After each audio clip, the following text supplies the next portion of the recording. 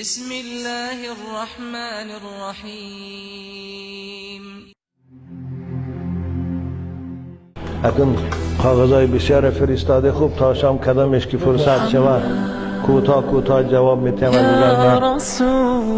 السلام علیکم و رحمت الله و برکاته. روز جمعه به نماز آمده نتوانستیم، پیشین را با جماعت خوانده میتوانیم یا نه؟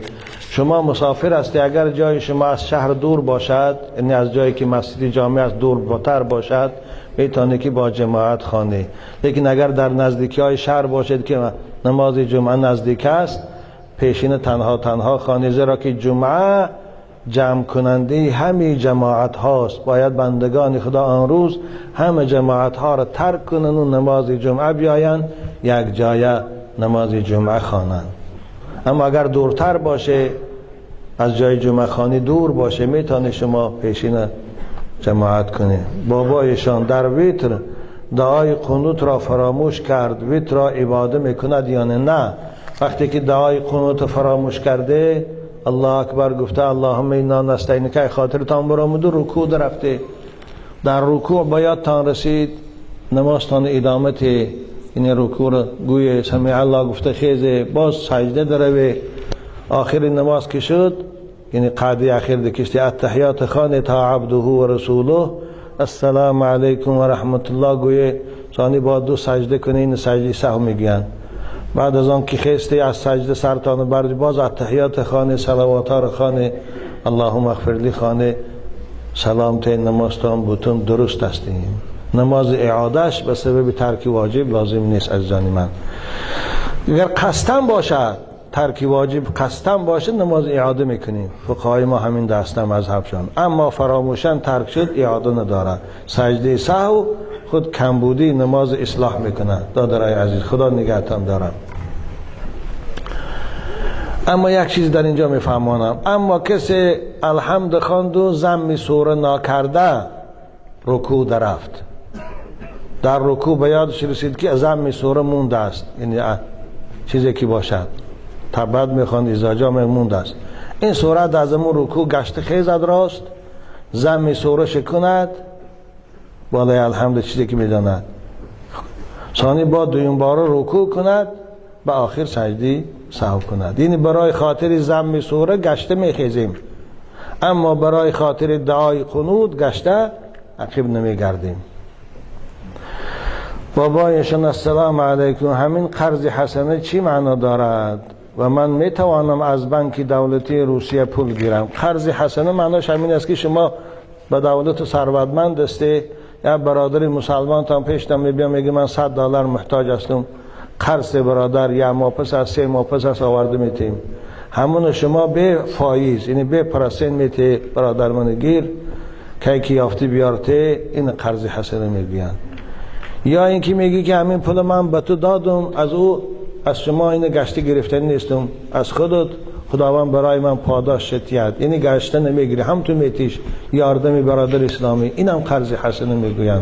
این خیلی ثواب است، زیرا یک سوم قرض 18 ثواب دارد، یک سوم صدقه 10 ثواب دارد. در اسلام قرض ثوابش خیلی زیاد است، زیرا که آدمی که قرضدار میشود پیش شما پول ده بیاد، وای بیچاره یک بار روش رنگ روش میکند، یک بار خجالت میشود، تاجیکی کردگون یک بار به مردن راضی میشود و پیش یک کس میره میگه برادر من $100 قرض ده، هم تا هست خیلی زورش میبیاد.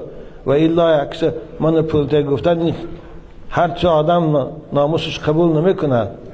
انا به خاطر ان همین که خیلی حقارت دارد، کسانی که جوان مردی کرده باز او را ناامید نمیکنن و او را یک بار شکست خاطر نمیکنن، با داشتگیشان برآورده میتین، خدا به هر سومش 18 ثواب میتین. قرض دادن بسیار ثواب است، لیکن مع الاسف، بازم میگم مع الاسف، امروز بسیاری آدم ها قرض میگیرن و در فکری دادنشان نیست، قرض میگیرن و دیگر نمیتین. بنابراین امروز دیگه آدم ها از قرض دادن هراس دارن، زیرا بسیار آدم ها رو من میدانم که 10 ها و 100 ها هزار پولشان قرض گرفتن، آدم های خوب قرض گرفتن تا امروز نمیتین. یا دادن نمیخواهند یا داده نمیتانند و همین دیگه از قرض دادن بیچاره قیماوش دیگه هستند. اینا یه روایت دم و فی القرض اتلاف، قرض دادن مال این تلف کردن مال است. خوب به هر حال ثواب است، لیکن دادنش حرکت کنی اگر امکانیت داشته باشه، آدم دلپر باشد، باوری داشته باشد، نمازخوان باشد، قرض شما را گردانده میتید. اما به نماز باشد قرض نتید، زیرا به نماز و قرض خدا را که ادا نمی کند او به طریق اولا قرض تو را نمیتید. صاحب چارکتا سعدی بزرگوارم میگه که وامش بده آنکه به نماز است، گرچه دهنش زفاقه باز است. وام گفته قرض میگن، وقتی که نماز نمیخوانه و این قرض نته، اگرچه محتاج زیاد هم باشه، زیرا که او از قرض بندگی خودش در پیشگاه خدا پروا ندارد. او قرض بندگی که هیچی کاری نیست، طهارت کرد و رکعت نماز خواندن است، همونو نمیخواد کند و با او قرض تو رو گردانده میتید. او نمیتید، او فرصت یافت میگریزه مختی برفت. اما دیده که آدم خوب است، نمازاش میخوانه، صالح است، محتاج شده است، تیبش ثواب میگیره. زیرا که برآوردن حاجت مسلمان این هم صدقه است. دادرای عزیز، بابایشان خداوند شما را نگه دارد. پدری من روزه می دارد، زکات می دهد، ولی یگان سواد روسی یا عربی ندارد که نماز خواند. هیچی نداند، همین طهارت کنه بالای جای نماز بیاد، الله اکبر گوید، همین سبحان الله و الحمد لله الله اکبر، همین قضا نشد. اگر همین هم ندانه، الله اکبر گوید، سبحان الله سبحان الله سبحان الله گوید، از رکوع دروه، میشه نمازش درست است.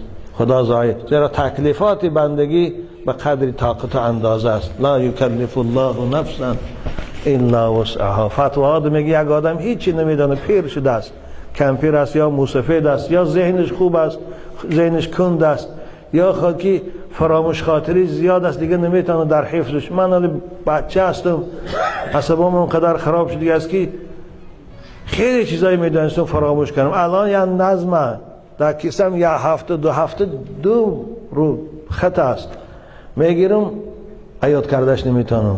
او فراموش خاطری اکا عصبا و وظیفهشان دیگه سوس شده بوده، تمام شده بوده. بنابراین البته موسفیدا آدمایی که فراموش خاطرن و کلانسال هستن، اونا دیگه نمیتونن عیاد کنن. بنابراین اسلام اونها را اجازت میده که طهارت کنن، بالای جای نماز بیاین، الله اکبر گوین، سبحان الله سبحان الله سبحان الله گوین، الله اکبر گفت رکوع دروند.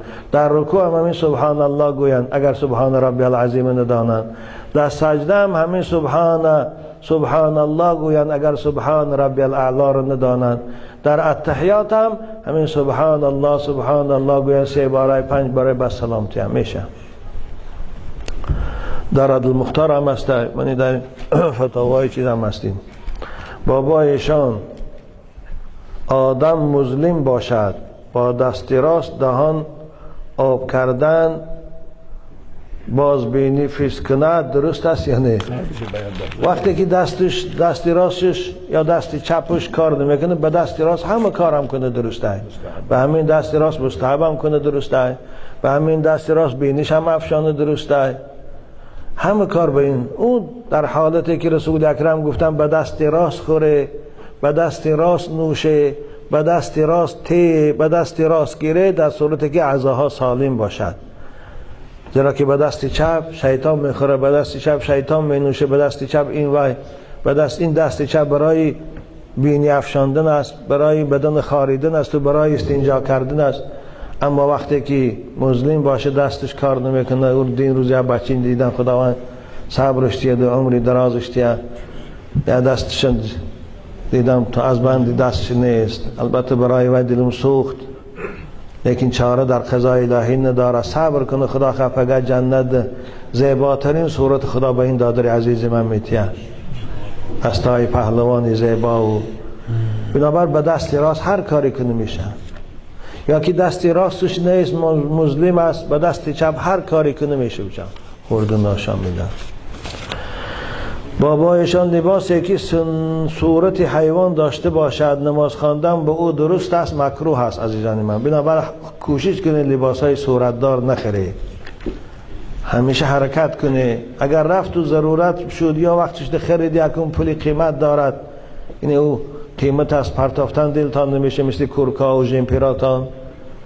امکانیت باشه اگر صورتش آستاست سرش یک نجدکای یک چرخی داره تازه کنش باقی موندهش میشه. لیکن اگر وی هم نمیشه ای بالاش با یک جامعه یا جلکه یا یک کورکای دیگه پوشه بعد نمازخانه که در تیگه وی مونه. دیروز یک بچه رو دیدم مایکه دار در پیش الله نوشته است.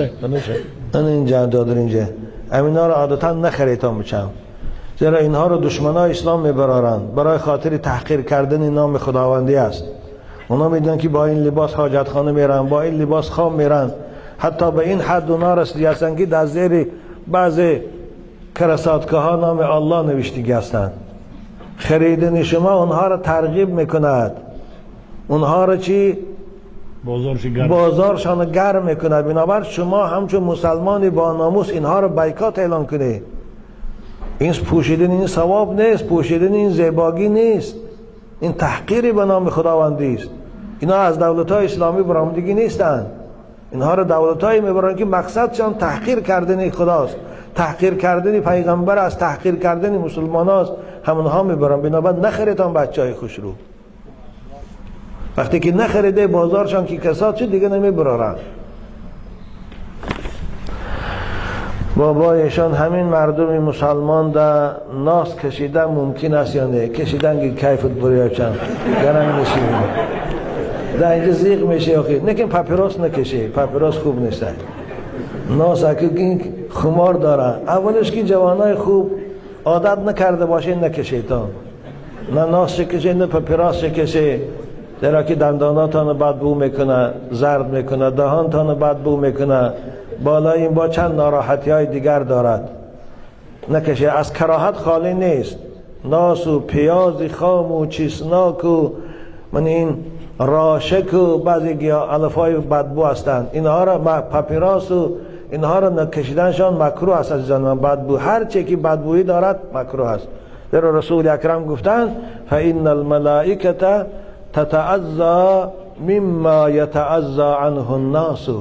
هر چیزی که مردم از بوی ناخوشش نفرت داشته باشد ملائکه های خدا از او نفرت دارند.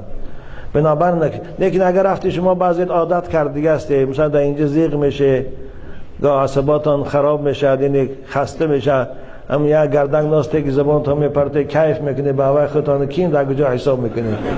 به همین قدر قناعت کنه ما هیچ تان نمیگیم. دیگه ایوای بالاهاش خودتان نگه داری بچهای خوش رو. من از شما راضی هستم که همیش هم نکشید. اگر من دوست می‌داره از من پیروی میکنه، حرکت کنه، همیشه هم بس کنه، خدا خواه فایده میکنه بچم. بابایشان سوال من چنین است: پدرم در سال جنگ 92 کشته شد و یگان حکم شهیدی دارد، چون که یک دهقان بود در حق پدر من و استادم ایشان سید اشرف داد. آره او شهید اعلی عزیزان من.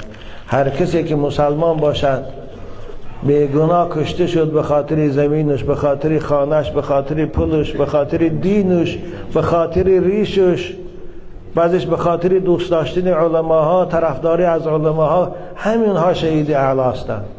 اونها شهید هستند که انشاءالله برابر شهدای زمان رسول اکرم محشور میشوند. افتخار کن که پدرت این درجه رو یافتگی است. خدا خواه پگه شفاعت تا میکنه. خدا رحمت کنه، ایشان سید اشرف هم جاش جنت کنه، فرزنداشت عمر دراز و پیروی خودش نصیب کنه. بابایشان در حق من دعا کنید، به نزدیکی توی دارم، قشلاق اوچخون. خدا تویت مبارک کنه دادر عزیز و خوشبخت شوی، با عروس و زندگی خوش نصیبت کنه. و همین جوانایی که زن ندارن خدا اینها را به توی رسانه، به این شب خرسندی که بهترین شب عمر هر جوان پسر جوان دختر است، خدا اینا را رسان. من از شهر قرآن تیپه هستم، بابا مخلص شما. 3 سال شد آیله دار هستم. در حقم دعا کنید خداوند صاحب فرزند شوم و در دین اسلام مثل شما بارین خدمت کنه. خداوند دادر عزیز ما رو فرزندای صالح و اهل توفیق و خدمتگار دین و اهل علم خدایا نصیب شکن. آمین یا رب العالمین. وقتی عصر انشاءالله وقتی اجابت دعای خدا دادر عزیز به مقصود رسانده. و دیگر دادرها و خواهرایی که در انتظار فرزندن یا در انتظار پسرن، خدای اونها را هم فرزندای صالح، پسرای اهل قرآن نصیبشان کن. همیشه دعای حضرت ابراهیم کن دادر عزیز. حضرت ابراهیم خدا قرآن دو به ما حکایه میکن، رنگ شما بے فرزند بود، همین دعا رو میکن: رب هب لی من الصالحین، رب هب لی من الصالحین، خدایا به من فرزند صالح نصیب کن. نماز میخوانی وقتی که 3 بار سبحان ربی الاعلی میگی یا 5 بار، بعد او همین دعا رو کن: رب هب لی من الصالحین، رب هب لی من الصالحین. 3 بار گو، گاه آب دیدت بیاد، انشاءالله او دعا اجابت میشه. چگونه حضرت ابراهیم خدا اجابت کرد. حضرت زکریا هم خدا حکایه میکنه، او هم مسافر شده بود، فرزند نداشت، در محراب عبادت آمد و در بالای جای نماز دعا کرد: هنالک دعا زکریا ربه قال رب هب لی من الصالح. آیت کریمه است، اگر من فراموش خاطرش نمیشم، ان دعا کن خدا خواهد انشاءالله فرزنددار بشیم. بابایشان سوال من همین است: 3 برادر در یک خانه زندگی میکنید، یک برادری مسلمان و دختری مسلمان در یک خانه به نکاح مسلمانی زندگی میکنن. ما گناهگار میشویم در حالتی که از سرمان ساقط کرده باشیم. آره، شما وقتی که از سر ساقط کرده، نصیحتش کرده، فهم مانده، او قبول که نکرد، شما گناهگار نمیشوی. او گناه در گردن خودش است، او لعنتی رو خدا پگه عذاب شه میکند اگر توبه نکند و به همون راه رود. لیکن شما 1 بار و 2 بار 3 بار گوی دادر عزیز به جان جور نکن، یا خواهر مسلمان تا اگر مسلمان باشی به جان جور نکن. خدا در تیپی سرت زن گوبا نشید با رنگ من. وقتی که دیدی قبول نمیکنه، خفه میشه، به جنگ میپیچید، و این صورت گناه در گردن خودشان میشه. به اونها رابطه نکنید دیگر. خب بابای حاجی میخواستم در حق جیانم دعا کنید که 7 سال است تا حال زبان گویا ندارد، اما همین سال در همین شهر سن پتربورگ جراحی کردیم. خداوند دادر عزیز شما را پروردگار به مقصدتان رسانه، این نبیره را عمری دراز زبان گویا و زبان شیرین براش نصیب کنه. خب در آخر در حق دانشجویان شهر پیتر دعا کنید، خداوند همتان موفقیت نصیب کنه، درساتان با بهای اعلا، امتحاناتان با موفقیت سپارای متخصص خوب شوی، چی در اینجا کار کنه، چی در وطن ما روی وطن ما آباد کنه و خدمت وطن و مردم ما کنه. خداوند نگهتان داره. بابایشان خدا شما را نگه دارد. درباره ریشگیری و سنت ریش کمتر فهمانید. ریش سنت رسول اکرم است، تراشیدنش به عذر حرام است. تمام فقها به این قائل هستند و کمترین حکمی که فقها بازش دادگی هستند مکروه تحریمی میگه و الا حرام است. خوب تراشیدنش درست نیست. اگر رفت و امکانیت داشته باشه، من بعضی دادرها ریش مونده خوشرو مونتان خوب است، در سنت اسلام است. این شعار رسول اکرم از ریش پیغمبر خدا هم خوشم موندن، هم امر کردن ما و شما را به موندن ریش و از تراشیدنش نهی کردگی هستند. بنابر همین ثواب ایمون یک قبضش سنتش یک قبضه است، از یک قبضه دراز شه کوتاه کنیتان عزیزان. این حدیث های زیاد در این باب. همه فقهای ما از یک قبضه تو میقفی پایانش کوتاه کردنش رخصت دادن، از برش و از درازیش و از پهلوش. دیرا درازی بودشن با بیکار قبیحی بد میتاو میشن. حالی علامه زمخشری میگه حلوفتون حاملها مائقون و قلب هارون لها لائقون. حلوف گفت آدمای ریشش ها بالای نافشان میبیا که دراز هوی میگن. این کسانی که ریششان درازی بدای اونها احمق هم میگن. برای اونها رو نوری رو استفاده بردن گفتن لایقه گفتن اونها نوری شکن که همش ریزن. این خلاصه ریش باید زیبا باشد، یک اندازه معین داشته باشد. خوب و زمانهایی که رسول اکرم روش دراز مونه گفتن حضرت ها را ریشاش هم میشه این روزه باره عادتا عرب ها ریشاش هم کوتاه میشه، درازی بد نمیشید. نبا صاحب هدایه صاحب رد المختار هم اینها روایت حضرت عبدالله ابن عمر میبیارن. خوب شاید امروز بعضی محدثا او را ضعیف میگویند، حضرت از درازیش از برش میگرفتن ریشانه. بنابر همین ریش عزیزان ممنونتان، خصوصا کسانی که از 40 و 50 بالا رفته دیگر که شما را هیچ کس نمیخنده. شاید این بچه های یا آزارشان تیان، بعضی مثلا در راه ها ملیسا ها، یا که مثلا در مکتب در دانشگاه ها معلماشان، خوب اینا یک عذر شاید معذور با. اما شما که باز میگه از 40 و 50 بالا رفته عزیزان من، کسانی که ریشاشان سفید شده ریشاتان دیگه نتراشه، زیرا تراشیدن ریش گناه است، گناه است. تراشیدن ریش خجالت و شرمندگی است، فقط در پیشگاه پیغمبر خدا شفاعت نمیکنن. آن حکایه میکنن در کتاب احکام ریش در اسلام، یک شاعر فارسی زبان بود، میگه از هندوها، فارسی های هند، خیلی اشعار عارفانه داشت، عاشقانه داشت میگوید. مردم اشعار شده هر جا پراکنده کرده بودن، از خواندنش لذت میبردن. یک شخصی مثل بای ملا طاهر ما شعرهای او رو خوانده، خیلی عاشقش شد، غایبانه مخلصش شد، یعنی غایبانه مریدش شد. یگان دوست خداست، یگان عارفی خداست گفته. بس سراغ کرده رفت هندوستان، سراغش گرفت، خوب خانش یافت، زنگ خانش جقید، دخترش های پسرش های برآمد، گفت که فلانی مولوی هستن؟ گفت که آره هستن، خاندن.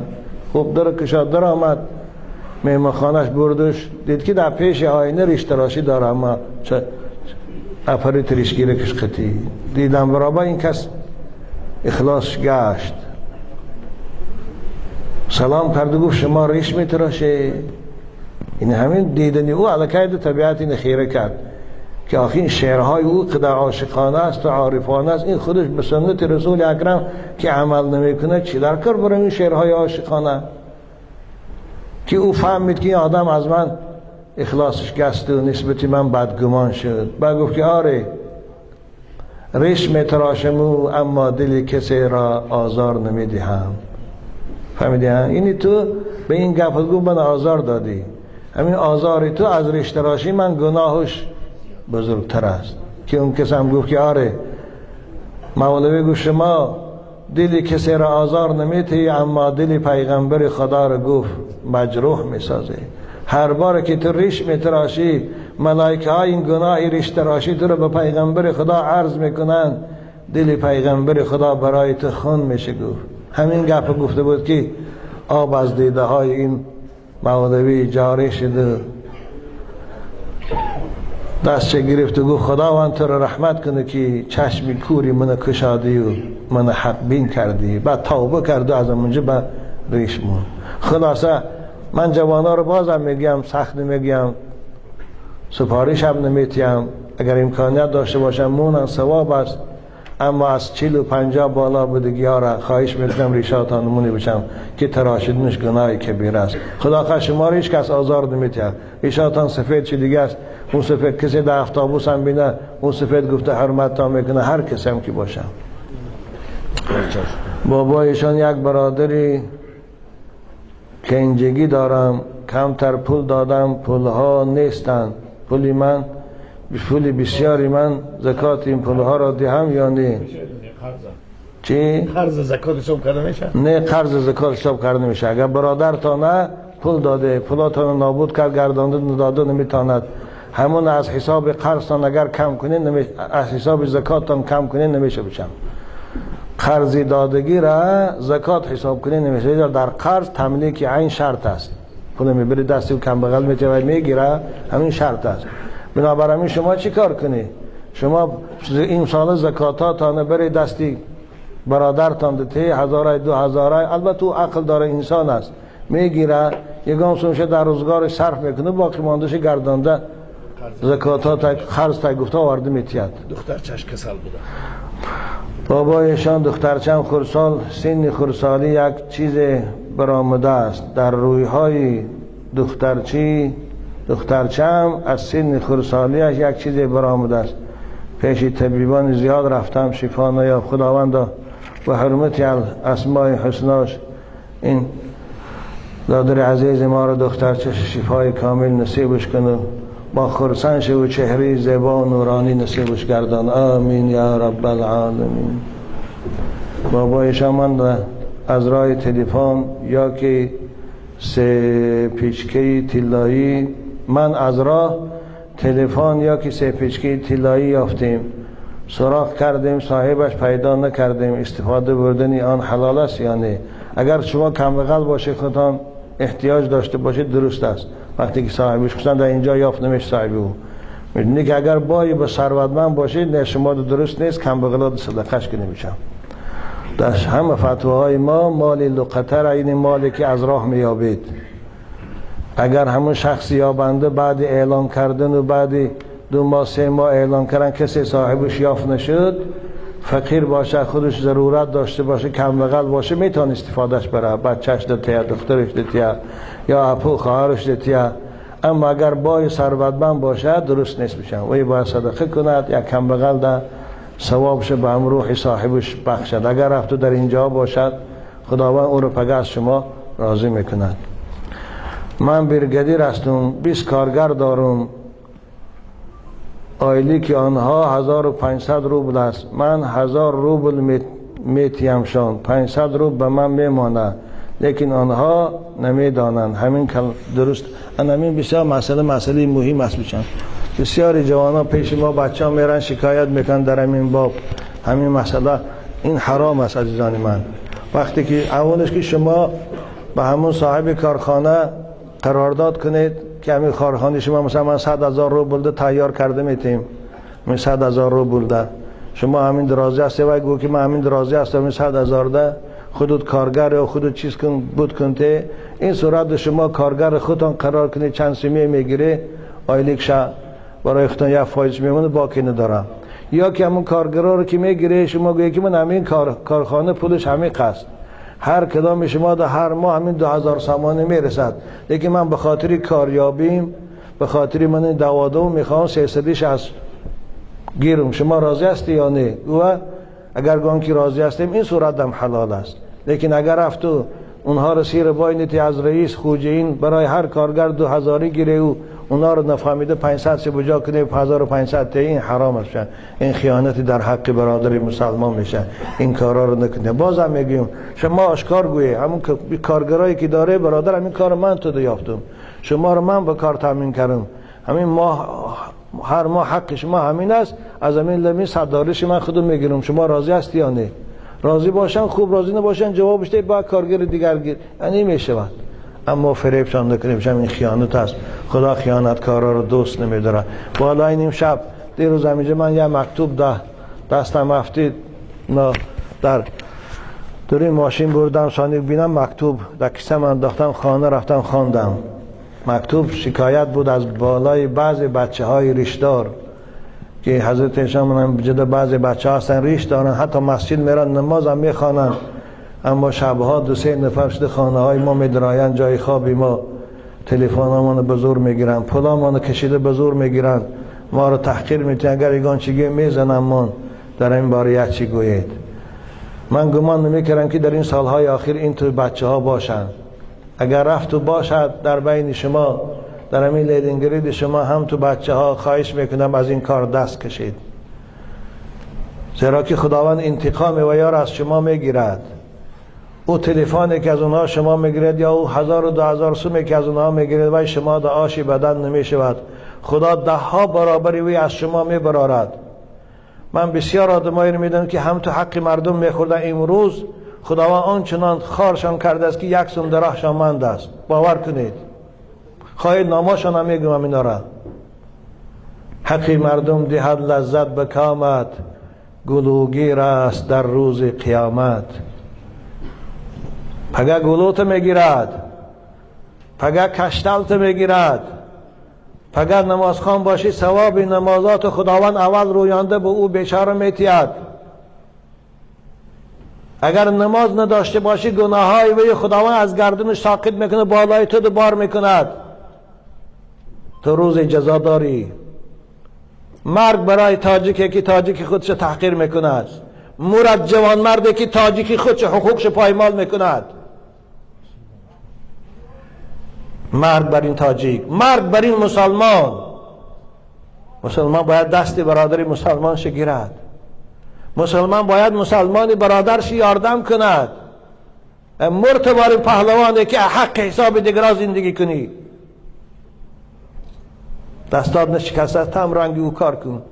او بیچاره از خانهش آمده است، کودکاش در اونجا محتاج، پدر و مادرش محتاج، همسرش چشم شار که شوهر دو سم کار میکنه روان میکنه، تو ایلایم جوان مرشی پولی وی بزور میگیری وی گجاره واد آهی مظلوم خواهی نخواهی میگیرد.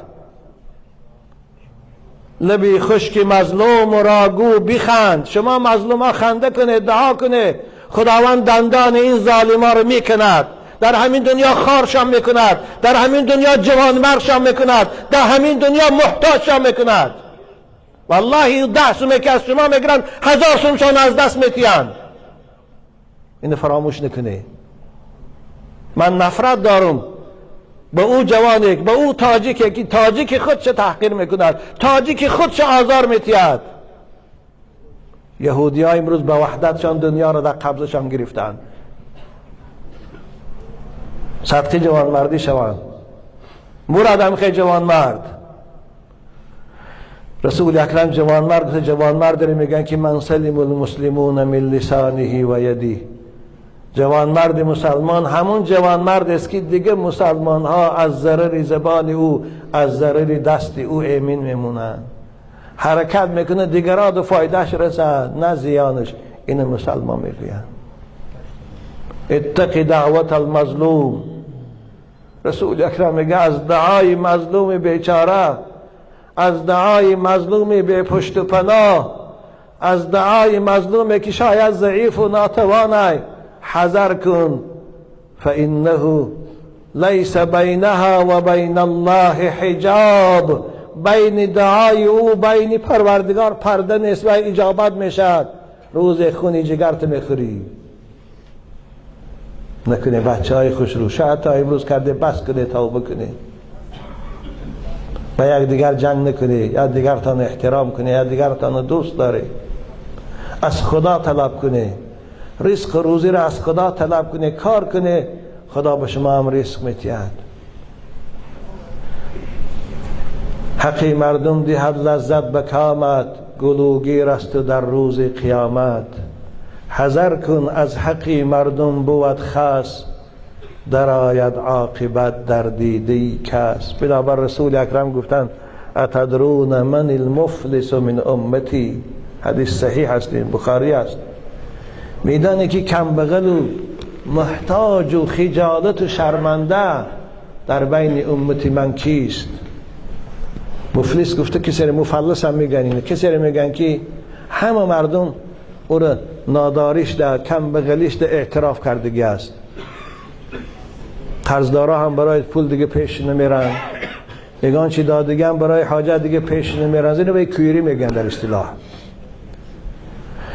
اصحاب گفتن یا رسول الله مفلس مفلس ما کسی رو میگیم مفلس، کسی رو میگیم که از کسی پول قرض گرفته است دیگه داده نمیتونه، جای کار ندارد، منبع درآمد ندارد، خوب عقلش کم شده است، دست و پاش کار نمیکنه، دیگه داده نمیتونه. قاضی او را کاغذ داده است که از این دیگه طلب نکنه حقتانه، خدا حق شما را از این رویانده پگم میتید. اصحاب اینو پوشتن. حضرت نه این من در نظر ندارم.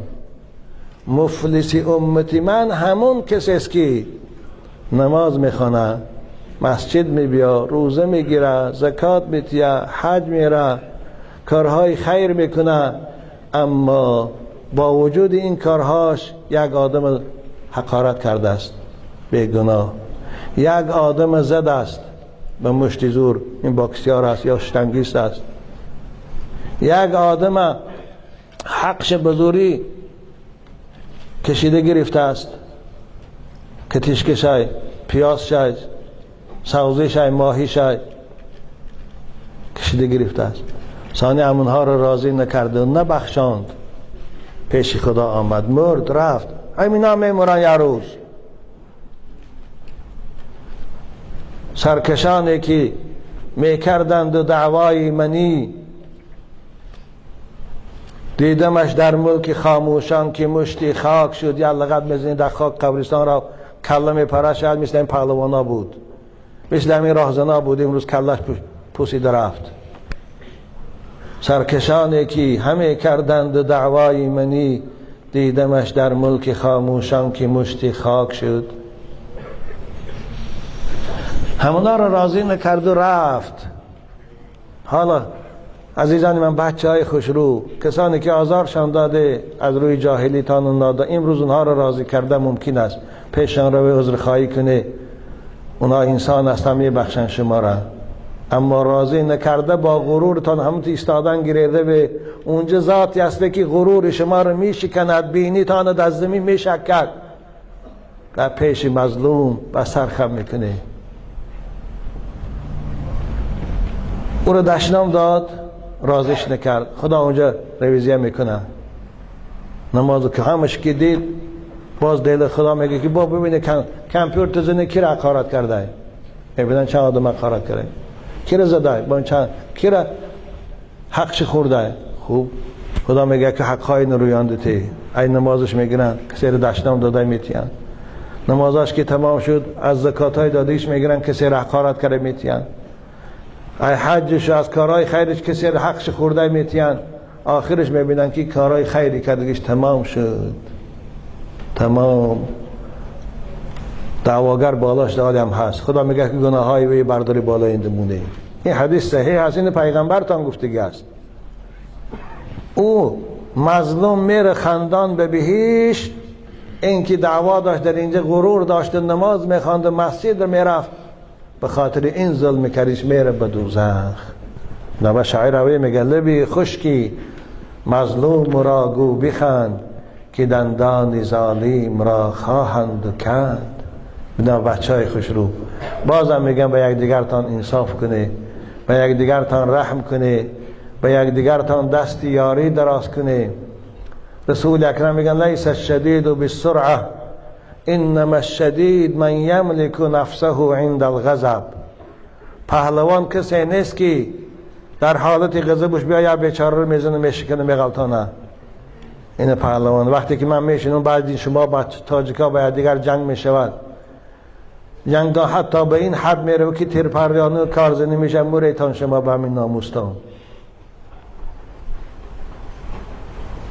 خیلی دلم برای شما میسوزد، خیلی هم دلم میسوزه به خاطر هم که شما ناموس تاجیکی نداره، حالا که ناموس اسلامی ایستادگی. باید مسلمان دست برادری مسلمان شگیرد. مسلمان باید برادری مسلمان محتاج یاردم کند. این مسلمان میگوید لیس الشدید بالسرعه و انما الشدید من یملک نفسه عند الغضب. وقتی که غضبش میبیاد یکم بیادبی کرد، میتونه یه مشت زنه اجا خسته نتانه، اما خوش به دست میگیره استغفر الله العظیم میگه. این پهلوان میگن هر کی خشم خود فرو خورد ای جوان، باشد او از رستگاران جهان. این تو جوان شوی عزیزان من، جوان شوی مثل حضرت علی بارین شوی، جوان شوی مثل خالد بارین چه تو پهلوان بود، با وجود یمین در پیش بیچاره ها خوش از اونها پستر میگریفت. این جوانا را، این تو پهلوانا را خدا دوست میداره، خدا نگهتان داره. خداوند انصافتان که بچه های خوش رو، خداوند بازم میگه رزقاتان فراخ کنه، اما از ظلم کردن در حق یکدیگر خداتان نگه داره. والله حق العبد آنچنان وزنین است که حتی اگر شهدا را خدا همه گناهشان میگذره، زنا کرده باشدن میگذره، عرق خورده باشدن میگذره، اما حق العبد، حقی کسی رو بزرگ گرفته باشه، شهید اعلا را هم خدا برای وی نمیبخشه. باور کنید این پیغمبر خدا را، حدیث صحیح شد. بنابر ما و شما طاقت رویزی پیشگاه خدا نداریم. نکنید این کارا رو. بچه های خوش رو خدا نگهتان داره. شام نشیده تقسیم ساعت بگیم بابا ایشان الحمدلله. السلام علیکم. پسرمان گم شده است، در حقش دعا کنید. خدایا این دادر عزیزه برای یافتن فرزندش یاردم کن. خدایا این فرزند عزیز او رو به تو امانت می سپاریم. تو ذاتی هستی که امانت خیانت نمی کنی. خدایا چشمای پدر و مادر با دیدن فرزندشان خود روشن کن، مثل که چشم یعقوب با دیدن یوسف بعد از جدایی ها روشن کردی. آمین یا رب العالمین. خیلی باید شد در روزی بعد نوشتی بچم، این کوتاه خلاصش نوشتی نمیشد. خیلی که اینش باید روز دیگه اما ملاکی گم میزنن. سلام در کرد بابایشان از بانک پول گرفتن ممکن است یا نه؟ 3 بار این بار گفتیم به خود کجا بود؟ در این پیشیمان اشتیمان تماشا داری چی گفته زمیشه نمیفهمی ها؟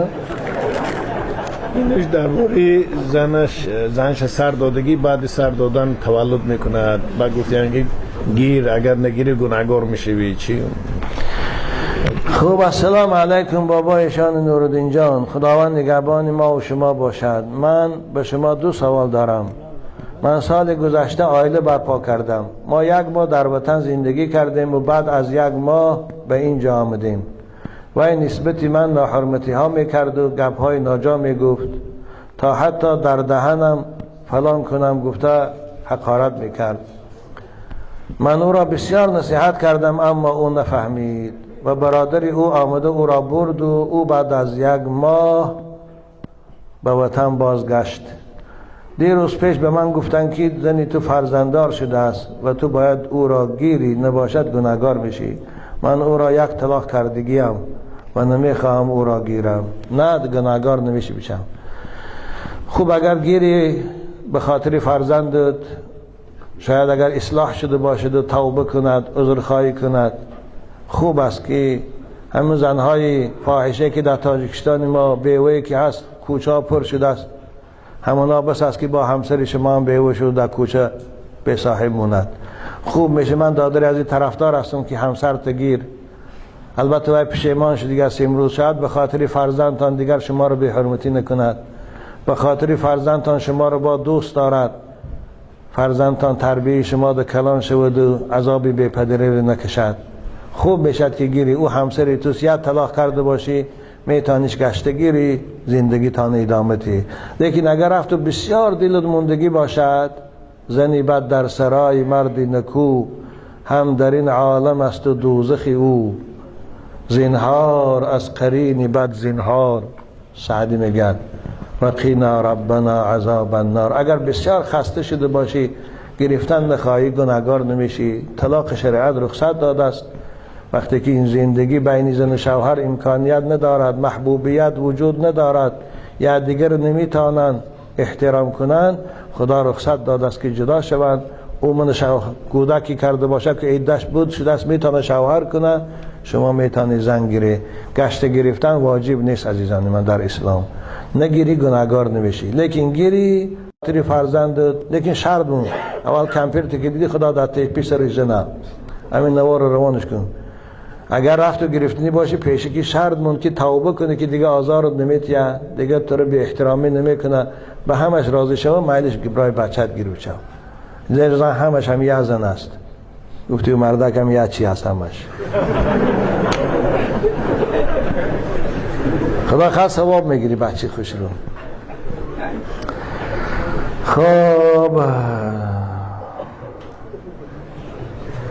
سوال من همین است، اگر او را نگیرن گناهگار میشه. من التماس جواب پرتید و من در حق این که زنها یگان چیز گوید. ما ساکن ناحیه خراسان با احترام عبدالسلام. اگر یگان خطا باشد ببخشید. بخشیدم دادر عزیز، خدا نگهدارم.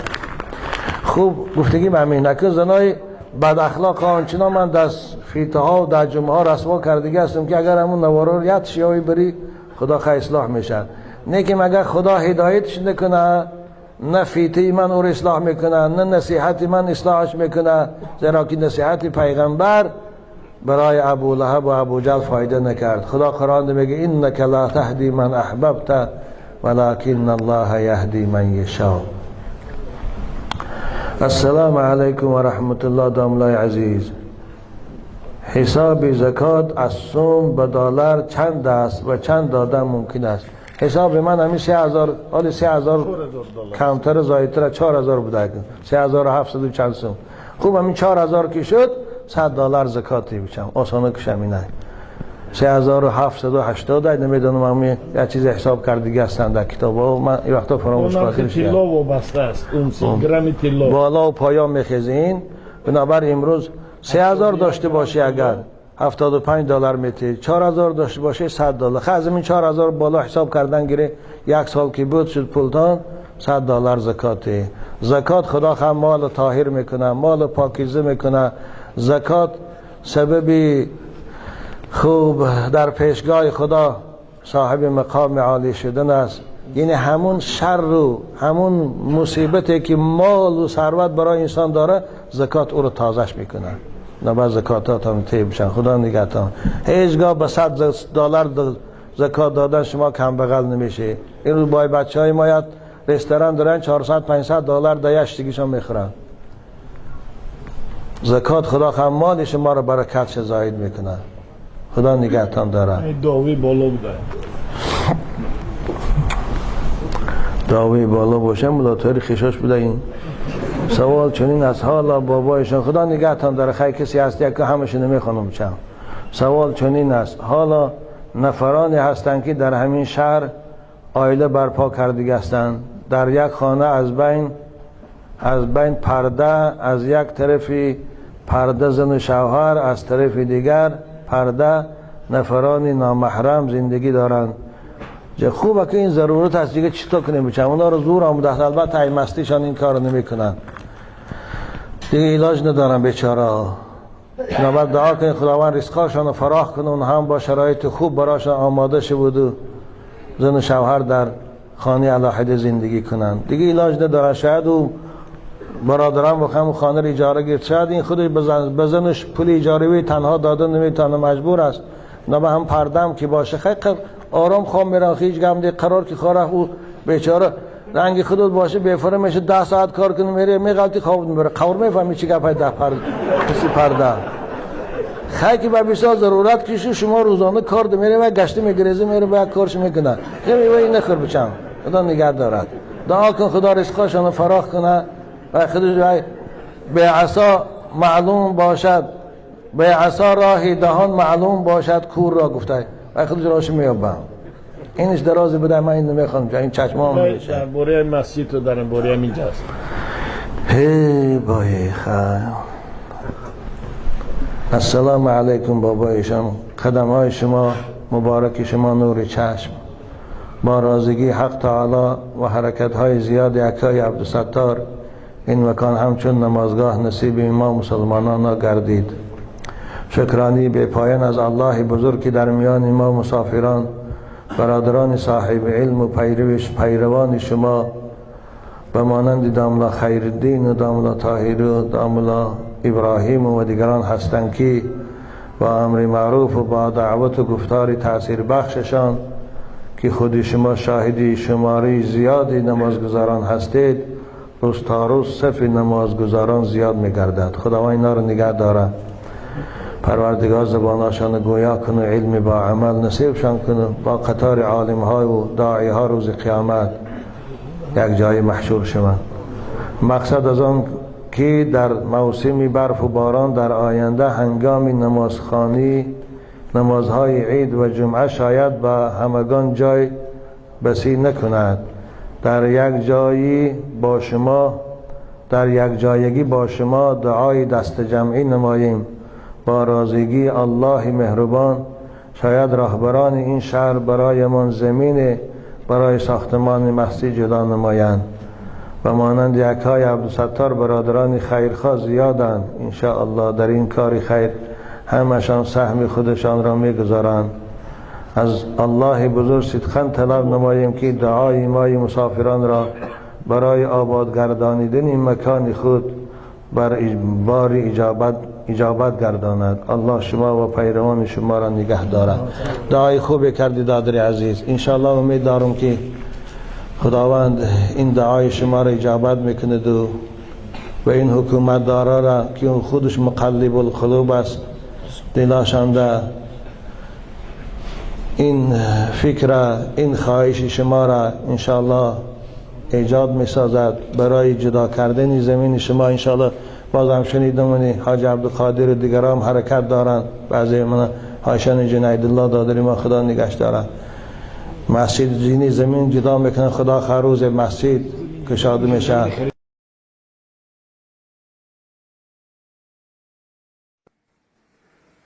الحمد لله رب العالمين، والصلاة والسلام على أشرف الأنبياء والمرسلين وعلى آله وأصحابه أجمعين. اللهم يا ولي الإسلام والمسلمين ثبتنا على الإسلام حتى نلقاك. اللهم لا تزغ قلوبنا بعد إذ هديتنا وهب لنا من لدنك رحمة إنك أنت الوهاب. پروردگارا صاحب اسلام تو هستی، پشتبان بندگان موحد و با ایمان تو هستی. خدایا عاجزانه دعا میکنیم ما را بر این دین اسلام تا لحظه های آخر حیات خود استوار بدار. خدایا هرگز بندگان موحده مبتلا با وسوسه های شیطانی مگردان و از اسلام عزیز اونها را جدا نگردان. اعوذ بالله من الشیطان الرجیم. بسم الله الرحمن الرحيم.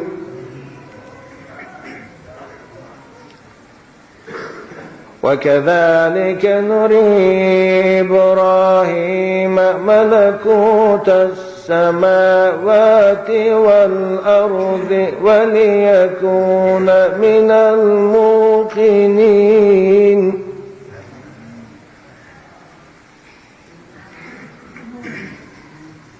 وكذلك نري إبراهيم ملكوت السماوات والأرض وليكون من الموقنين. فلما جن عليه الليل رأى كوكبا قال هذا ربي.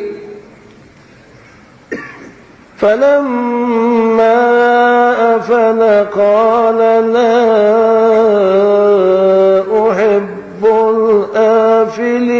الآفلين. فلما رأى القمر بازغا قال هذا ربي. فلما أفل قال لئن لم يهدني ربي لأكونن من القوم الضالين.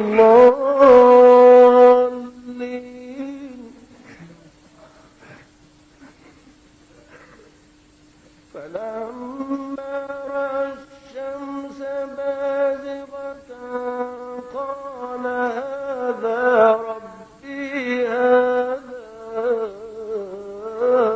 أكبر. فلما أفلت قال يا قوم إني بريء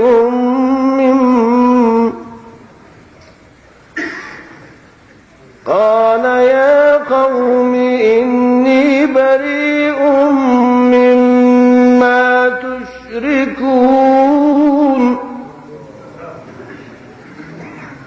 إني وجهت وجهي للذي فطر السماوات والأرض حنيفا وما أنا من المشركين. صدق الله العظيم.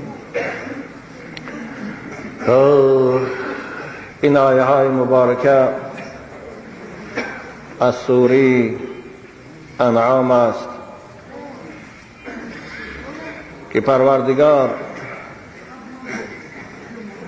کرامت و بزرگی که به خلیل خود ابراهیم علی نبینا و علیه السلام داد برای ما و شما بیان می سازد. ابراهیم کی بود و کی و در کجا تولد شد؟ مورخای قائل میکنند که در شهر بابل پادشاهی بود به نام نمرود که این عرب ها نمروز میگویند بذال، و این پادشاه در اول خیلی با عدالت بود، نسبت به خلق خود غمخوار بود و فریادرس بود. بعد از آنکه حکومت او طولانی شد، بعد از آنکه پادشاهی او دور و دراز شد، یک بار غرور و تکبر و نخوت در او پیدا گشت و در آخر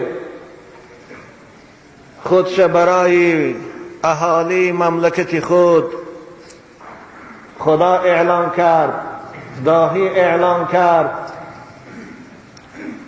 و سپارش داد که مجسمه او را بسازند، هیکل او را تیار کنند، در شهرهای کلان در میدانها گذارند و هیکلچه های خرد هم بسازند و هر یک شخص در خانه خود آن هیکلچه را گذارد و هر روز یک بار نزد این هیکل تعظیم کند و بر خدایی او بنده بودن خدا اظهار کند. خوب این عادت همه شاهان متکبر است که ما خود امروز هم شاهد این هستیم که میبینیم چگونه با غرور سلطنت و پادشاهی حتی خداشان ظاهر اعلان میکنند.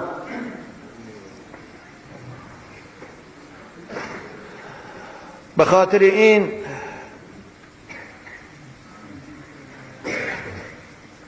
پدر ابراهیم که آذر نام داشت، با قول صحیح که بعضی مورخان او را عمکیش میگویند، از خدمتگاران و از بت تراشان، اگر به اصطلاح امروز گوییم از هیکل تراشان بود. این از جمله کسانی بود که هیکل می تراشید از سنگ و چوب. این مجسمه نمروز می تراشید، مجسمه معبودهای باطل خودش می تراشید و یک قسم او را می فروخت، از حساب او زندگانی می کرد و یک قسم او را در میدانها نصب می کرد برای عبادت. وقتی که نشانه های خداپرستی بالکلیه از بین رفت و بندگان خدا راهی به سوی خدا می بردگی راه ها را فراموش کردند، گم کردند، پروردگار در این وقت برای نجات بندگانش از دست این ظالم و برای خلاص کردن بندگانش از عبادتی بتها و هیکلها پیغمبر را باید فرستاد که این سنت الهی بود. انا در همین وقت قضای الهی برای به عالم آمدن یکی از پیغمبران مرسل خود ابراهیم صادر شد فرمان او. یکی از شبها نمرود در خواب دید بالای تخت ناز خواب بود، بالای تختی که چوبهاش از طلا زینت داده شدگی بود، با راحت خواب بود. یک خواب دهشتناک واهمناک دید. خواب چی بود؟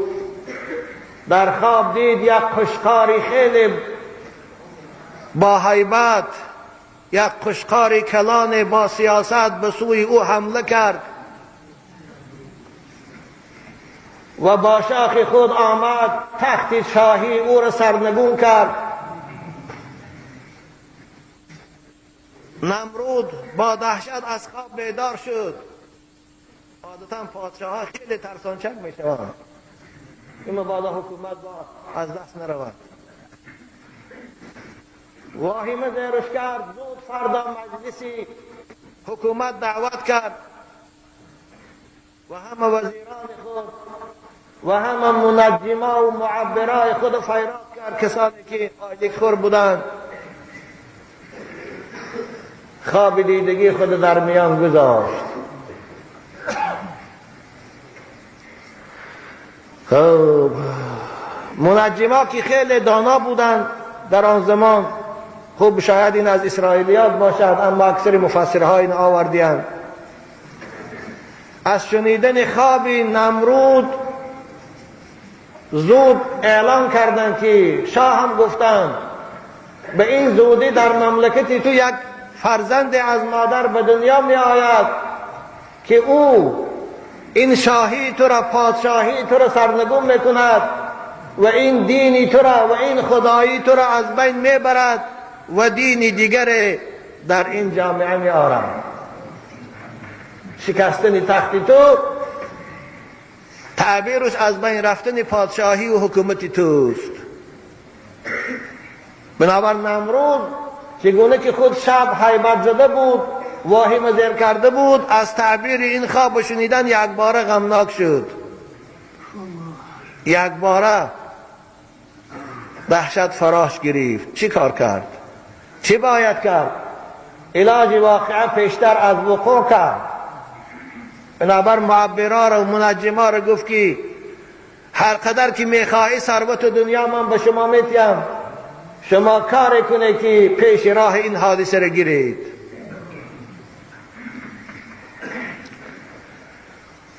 منجما گفتند علاج کار همین است که همین سال چقدر فرزندی پسر که از مادر تولد می شود، شما از همین روز سر کرده سپارش دید هر فرزندی پسر که تولد می شود کشد و هر مادر که حامل دار است روی خط گیرید. خوب پادشاه است برای دیگر چیز فرمان صادر کرد. فرمان در تلویزیون و رادیو و گزیته ها برآوردند. دیگر چی میتواند اعتراض کنند؟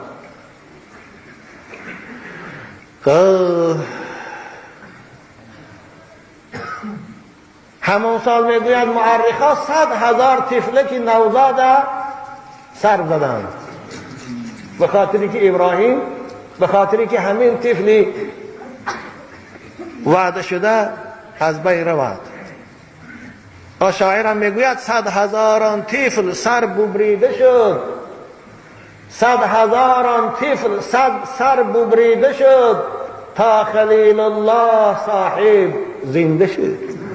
پروردگار میگه من برای خلیل خودم محافظت کردن 100,000 طفل از بحرش گذشته و اما خلیل خود در بین اونها زنده نگاه داشتم.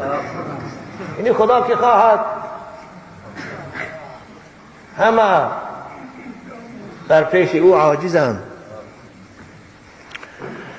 خوب اکنون واقعای زیادی در اینجا هست، شاید از اونها ما صرف نظر میکنیم به خاطر شاید از اسرائیلیاتن اکثر اونها. خلاصه کلام مادر حضرت ابراهیم خانم آذر که خود مصلحتچی پادشاه بود و خود هیکل تراش پادشاه بود نمروز. میگه حامله دار شد. به خاطر آنکه حملش آشکار نشود، مادر حضرت ابراهیم خیلی عیال بزبله بودند، با تن و توش بودند. از این سبب وقتی که لباس کشاد که می پوشیدن حامل دارش در نظر نمی تافت. آذر که خود مسئول پادشاه بود، وظیفه‌دار پادشاه بود، بنابر همین او کمیسیه هایی که پادشاه تشکیل کرده بود به خانه آذر نمی در آمدن، به خاطر آنکه خود این اعضای حکومت پادشاه بود. خوب مادر ابراهیم وقتی تولد کردنش فرا رسید با قضای الهی، رفت یک غار، بعضی مورخا میگن در همون حولی خود یک تهخانه کند و در وقت نبودن شوهرش بالای تهخانه رو پوشان محکم کرد و داخل او رو تولد کرد. بعضی میگن که از شهر بیرون رفت و یک کوه در یک غار فرزند خدا ابراهیم تولد کرد. خوب به هر حال خلیل خدا ابراهیم از مادر به دنیا آمدن. مادر ابراهیم او رو شستشو کرد، تازه کرد و لباساش پیچاند و در همون غار موند، سینش داد، دهن غار محکم کرد، به خانه آمد. در بین چند روز گذشت، دلش طاقت نمی کرد، مادر بود، می رفت برای خبر گرفتنی طفلک نوزاد خود. خیال میکرد که در این 3 روز شاید مرده است از گرسنگی، شاید او ریگان حیوانی درنده خورده است. اما می رفت ابراهیم با همون صورت زیبای خود، انگشت در دهان مکیدی ایستاده است، دید که از انگشت او چشمه شیر برآمده ایستاده است. مادر ابراهیم دانست که این فرزند او ضایع نمی شود. به هر حال مورخان میگن حضرت ابراهیم 3 سال در غار استاد که عادتا در این 3 سال مانندی بچه 7 ساله 8 ساله باری بزبله شد.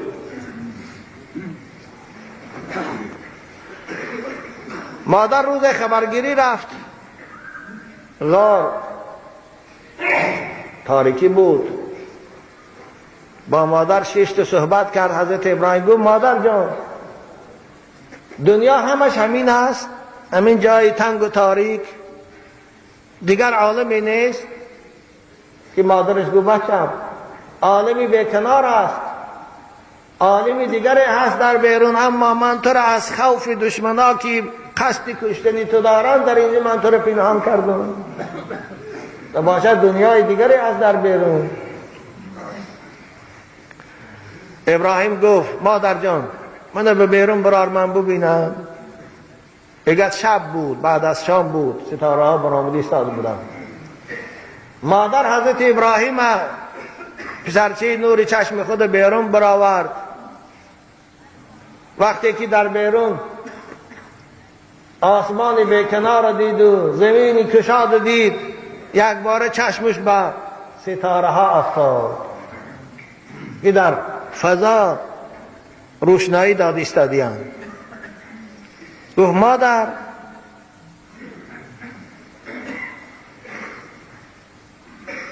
خدای من کیست؟ مادر گفت خدای تو رو من تولد کردم، من تربیت کردم. باز پرسید که خدای تو کیست؟ گفت خدای من پدری توست که منو تربیت میکند. باز پرسید خدای پدرم کیست؟ گفت خدای پدرت پادشاه بزرگ ما نمرود است که وی خدای بزرگ است، از وی بزرگتر دیگر کسی نیست.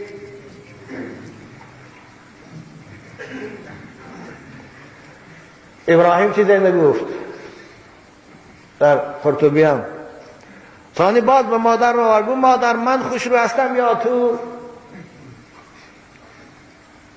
مادر گفت که تو جانی من خوشرو هستی. گفت مادر تو زیبا هستی یا پدرم؟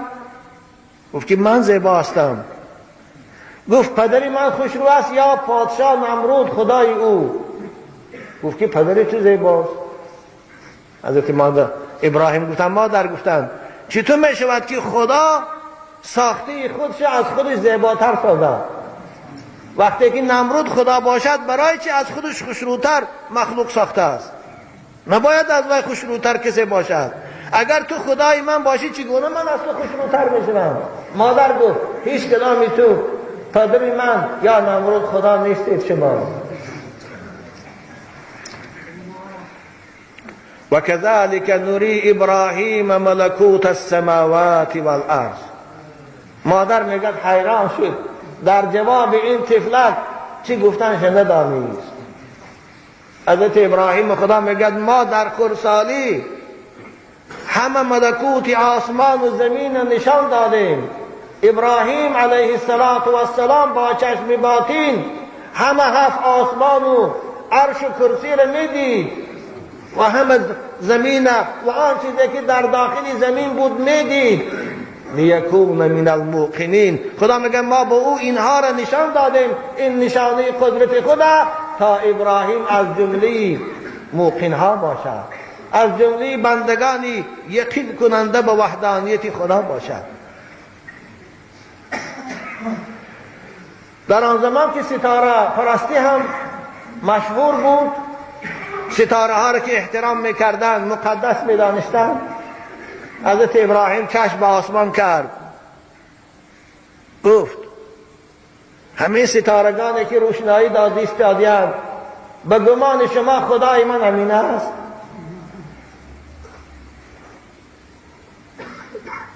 وقتی که اندک زمان صبح روشن شد ستاره ها رو دید که غایب می شود، گفت که نه، این ستاره که غایب می شود دستخوش فناست، وای خدا نیست.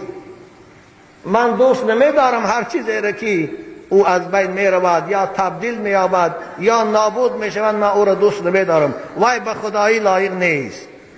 انی لا احب الآفلین. فلما رأى القمر بازغا، باز ماهتاب دید که روشن، شب 14 روشنایی او از روشنایی ستاره ها دیده زایدتر، شعله‌ورتر. گفت شاید خدا این باشد به گمان شما.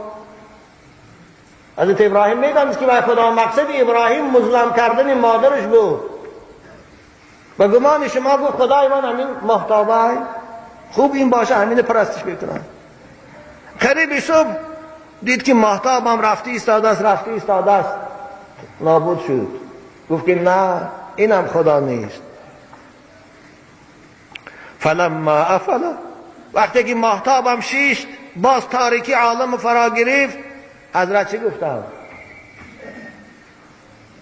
قال لئن لم يهدني ربي لأكونن من القوم الضالين. اگر پروردگار من هدایت نمی کرد، من هم مانند شما از جمله گمراهان بشدم. نخواد که آدمی با عقل چیزی که او فناپذیر است، چیزی که او تغییر پذیر است، او را برای خود معبود قرار دهد، او را برای خود اله قرار دهد. نه ستاره نه ماهتابش کدامش گفت خدا نیست. صبح روشن شد، یک باره از پس کوه آفتاب برآمد. روشنایی آفتاب آنچنان باز زایدتر که این ماه و ستاره همه در زیر روشنایی و نابود شده بود رفتند. فلما رأى الشمس بازغة قال هذا ربي هذا اکبر. آفتاب دید که بسیار روشناییش هم زاید، جرمش هم کلان، گرمیش هم زیاد. ابراهیم گفتن شاید به گمان شما خدای بزرگ همین آفتاب باشد، همین خدا باشد که اون آفتاب پرستش او میکنن. این خیلی خدای بزرگ است، گفت که گرمی دارد، عالم تاریک روشن ساخت. قریب غروب دید که آفتاب هم رفتی ایستاده است نابود شد. برای سرزنش آفتاب پرستا حضرت من گفتم آخر این خدا هم نابود شد کو، اینم سیاه شده رفت کو. حضرت اینی بری، من بیزار هستم از او معبودهای باطله که شما دارید، مانند ستاره و ماهتاب و آفتاب یا مانند نمرود. از این معبودهای باطل شما من بیزار هستم. من هرگز از جمله مشرک ها نیستم. من با همه هستی خود متوجه به سوی خدای هستم که آفریدگار آسمان و زمین است. انی وجهت وجهی للذی فطر السماوات والارض حنیفا. من از این معبودهای باطل شما بیزارم. من موحدم، خدا پرستم، آفریدگار آسمان و زمین پرستش میکنم. و انا اول المسلمین، اول کسی که در بین شما با وحدانیت خدا ایمان دارم این من هستم. مادر زار دست ابراهیم گرفت و به خانه آورد. در خانه آزار نشسته بود. وقتی که ابراهیم دید با آن زیبایی، با آن شیرینی، گفت که این کیست؟ مادرش گفت که آزار گفت این فرزند من است، فرزند توست. و این کجا بود؟ گفت که از ترس آن که او را نکشد من او را در غار تولد کردم و در آنجا نشأ و نما یافت، اکنون آوردم. وقتی که آزار زیبایی ابراهیم دید، پروردگار دیدی آزار در محبت حضرت ابراهیم پیدا کرد. او قصد بده که برای کشتن او داشت، چگونه که دیگر کودکان میکشتند، از دلش دور شد. محبت ابراهیم در دل آزر پیدا شد. آزر در پهلو شنان، در آغوشش گرفت، با ملایمی به او صحبت میکرد. همون سؤالات را که ابراهیم به مادر داده بود درباره وحدانیت خدا به پدرش داد. پدرش هم همون جوابی مادر گفت که حضرت ابراهیم گفت آخر که وقتی که خدای تو نمرود باشد، خدای نمرود کیست؟ اویا مخلوق از مانند تو گفتگی. پدرش طاقت نکرد، یک شباتی در روی حضرت ابراهیم زد که تو این گپ نزن، اگر نمرود فهمد همه مانو نابود میکند. حضرت ابراهیم سرزنش کرد و کاهش کرد. خب به هر حال گاها ابراهیم زاره میکرد، گاها هدیه ها میداد، گاها سیاستش میکرد که نسبت به خدایی نمرود چیزی نگوید. ابراهیم میگوید 17 ساله شد، بعض روایت 15 ساله شد. سرزنش کردن او بتها را در کوچه ها آوازه شد. در هر کجا بتها را سرزنش میکرد، هیکل نمرود بود میزد میشکست، آوازه شد. بعضی مورخان میگویند آزر که خود بت تراش بود، گاها بت میتراشید، بچه هاش میداد که بازار برده فروشه، از پولش زندگانی خود کنیتان. حضرت ابراهیم دو برادر دیگر هم داشتن، مورخان میگویند غیری خودشان. اما حضرت ابراهیم قبول نمیکرد. هر قدر هیکل زیبا پدرش میتراخت، او را تمسخر میکرد، او را تحقیر میکرد، اشنا میداد. خب آخر بسیار بار زارش کرد که تو یک بار بازار بر او را فروش، پولش بگیر، تو این کرسم میشی از این. به خاطر خوشنودی پدرش گفت که مایلش یک هیکل زیبایی نمرود ساخت و ثانی بعد دست ابراهیم داد که بازار بر فروش. حضرت ابراهیم از در خانه بیرون شدن و یک بنده که در گردن نمرود بستن و به زمین بکشال کنان، در کوچه ها گشتن گرفتن در الله شایدن. خبر به نمرود رفت که یک جوان برآمده است، بسیار هیکل شما را تحقیر کرد و این هیکل تراشا و این بتها را، این معبودهایی که پرستش میکنن اهالی مملکتی تو اونها را تحقیر دارد. نمیدونیم او چه جوان است. بنابر همین ابراهیم فرمان داد که روید، نمرود فرمان داد که روید ابراهیم گیرید بیارید. بعض روایات مورخان میگن که آذر خود پیشکی رفته پادشاه ده خبر داد که من یک پسر دارم، من خیال میکردم که او خدمتگار شما میشود، اما میبینم بسیار هیکل های شما رو به احترامی میکند، بتهای ما رو سرزنش و تحقیر میکند. من خیال میکنم که همون کودکی که ملک شما رو برهم بزنیم بچه من رو باشد. بنابر من شما رو پیشکی خبر میدیم مبادا پسان از من خفه نشوید. آذر خودش درگاه پادشاه رو نزدیک آدم بود. خب نمرود گفت بیارید ابراهیم. حضرت ابراهیم جوانه که هم وقت 17 ساله بود، شاید 15 ساله بود، خدا داناتر است، بردن دربار نمرود. نمرود با همون عظمت شاهانه بالای تخت نشستگی بود. مورخان میگن 400 سال نمرود پادشاهی کرد. در این 400 سال پادشاهی یک بار سردردم نشده بود. بالای تخت شاهانه نشستگی، هیبت و دبدبش، قصر هم طلاکاری. ابراهیم از در آمد، ماننده که دیگرها پیش نمرود تعظیم میکردن، زمین سجده میکردن پیش از واخری. حضرت ابراهیم راست رفت و قامت خودش خم نکرد، سلام کرد اما تعظیم نکرد، نظرش هم نگرفت که این کیست.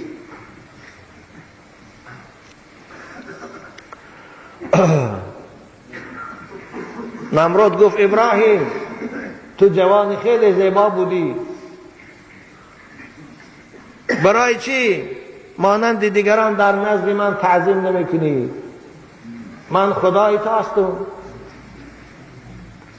حضرت ابراهیم در جواب گفتن نه تو خدا نیستی،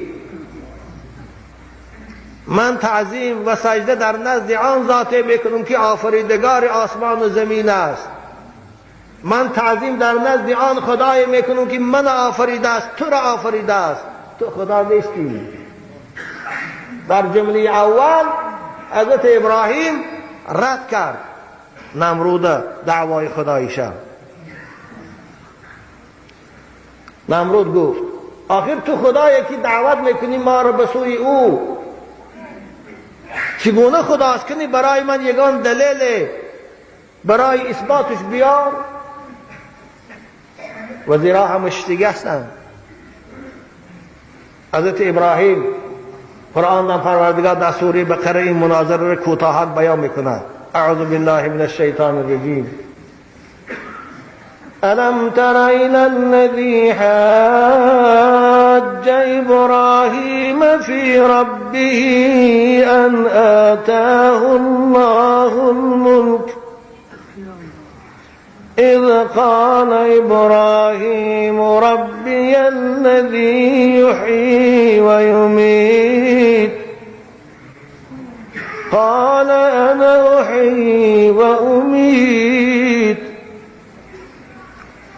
قال إبراهيم فإن الله يأتي بالشمس من المشرق فأت بها من المغرب فبهت الذي كفر والله لا يهدي القوم الظالمين. إبراهيم برای وجود خدا دلیل طلب کرد. حضرت ابراهیم گفت ای نمرود، خدای من همون ذات است که یحیی و یمیت، زنده میگرداند، در هیچ جا نبود پیدا کرد و حیات بخشید و باز میمیراند، باز نابود میگرداند. قال ربی الذی یحیی و یمیت. نمرود این شنید گفت همین قدر کار است؟ خدای تو همین هنر دارد؟ این کار من هم میتونم. گفت فرمان داد از حبسخانه 2 اسیر آوردن، یکی را سر برید، یکیش گفت آزاد برو خانه. گفت دیدی من اینش زنده کردم، سر دادم خانهش رفت، من اینش کشتم میراندم، همین زنده کردن و میراندن منم میدانم. حضرت ابراهیم فهمیدن که این احمق است. زنده گردانیدن این نیست. زنده گردانیدن چیزی رو میگن که در هیچ جا نبود، عدم بود، او رو به وجود آورد و روح بخشید. او خود زنده است، زنده رفته ایستاده است. این میرانیدن همون میگن که به یگان سبب، به یگان کار او رو خود از خود نمیرد. این میرانیدن میگن، نه اینکه کشتن. حضرت ابراهیم فهمید که احمق است. این حالا میرانیدن از زنده گردانیدن فرق نمیرد. بنابر همین نگفتش که این کاری تو زنده گردانیدن و میرانیدن نیست، زیرا که ابراهیم میدانست که اگر گویدم این از غرور و تکبر پادشاهی قبول نمیکند، بگوید همین است. گپی من توگریست، من دکیالی میگویم. حضرت ابراهیم برای ملزم کردنش دلیل دیگر آورد. چه گفت؟ خدای من همون ذات است که آفتاب هر روز از مشرق میبرارد و در مغرب طلوع غروب میکناند. که تو اگر خدا باشی آفتاب از مغرب گردانده عقیب بیار. حضرت ابراهیم گفت یعنی این فضا، این کائنات با همه ستارگاش، آفتاب و مهتابش مخلوق خدای من است. گفت پروردگار من است که اینها را در حرکت می درآورد، هر روز در یک خط در یک مدار حرکت میکند. کنی از دستت بیاد او را من کن. گفت فإن الله یأتی بالشمس من المشرق. هر روز خدای من آفتاب رو میبرارد، اون طرف برده میشناند. فأتی بها من المغرب. خوب که تام خدا باشی، تام کشتو زنده کرده تانی، کنی آفتاب از مغرب گردان عقب برار. حضرت ابراهیم این سخن گفته بود که یک بار هوشی نمرود از سرش کن. او دانست که عاجز است. فبهت الذی کفر. قرآن میگوید حیران شد این بدبخت کافر، حیران شد در جواب ابراهیم، دیگر نتانست چیزی گوید. مفسرین کرام میگن پروردگار جبرئیل امین گفت که ای جبرئیل رو به خلیل من ابراهیم گو اگر مباداد نمرود از او طلب کند که کنی خدا تو گو آفتاب از مغرب عقب گرداند. پروردگار میدانست به علم قدیم خود که این گپ نمیزند، اما رو به خلیل من گو که آفتاب من در اختیار او دادم، اگر نمرود طلب کند امر کند آفتاب از مغرب عقب میگردد. اما عقل او لعین به این نگرفت، رکو مخلوق بود، ضعیف بود.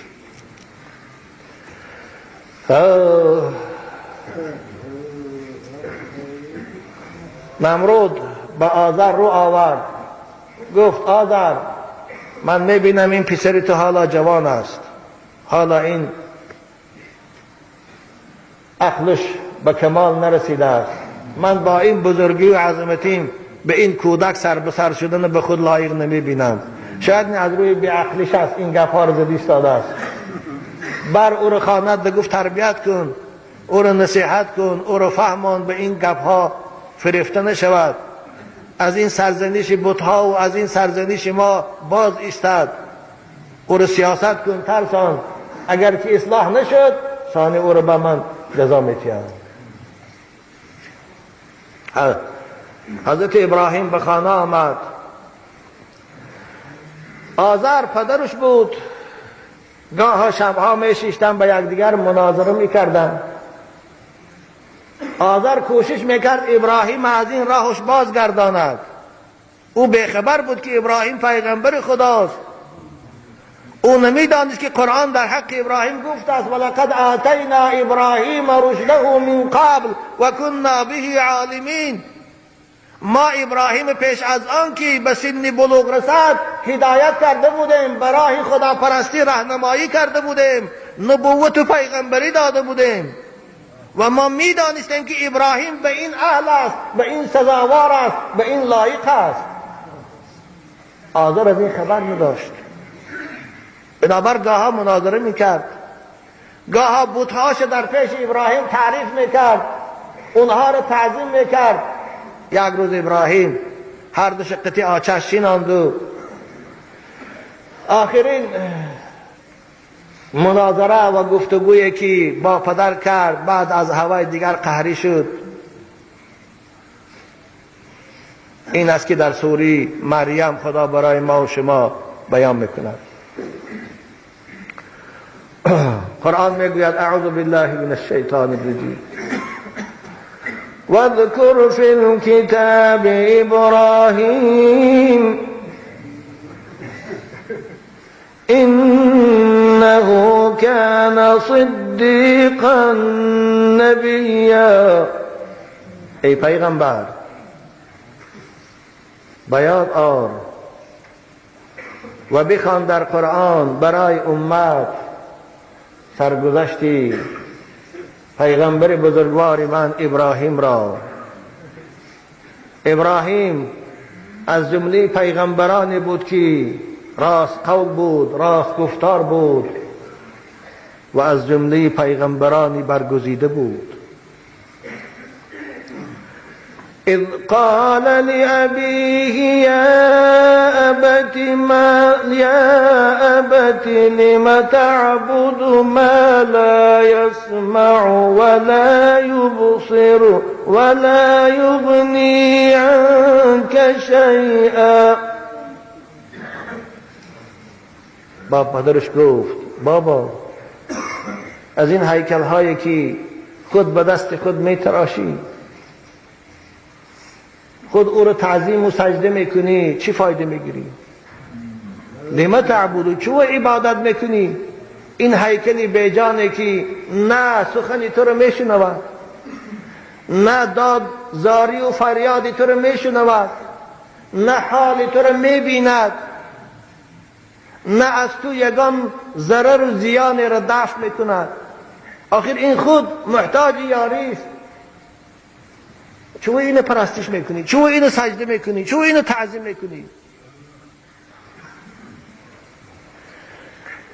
یا ابت لم تعبد ما لا يسمع ولا يبصر ولا يغني عنك شيئا.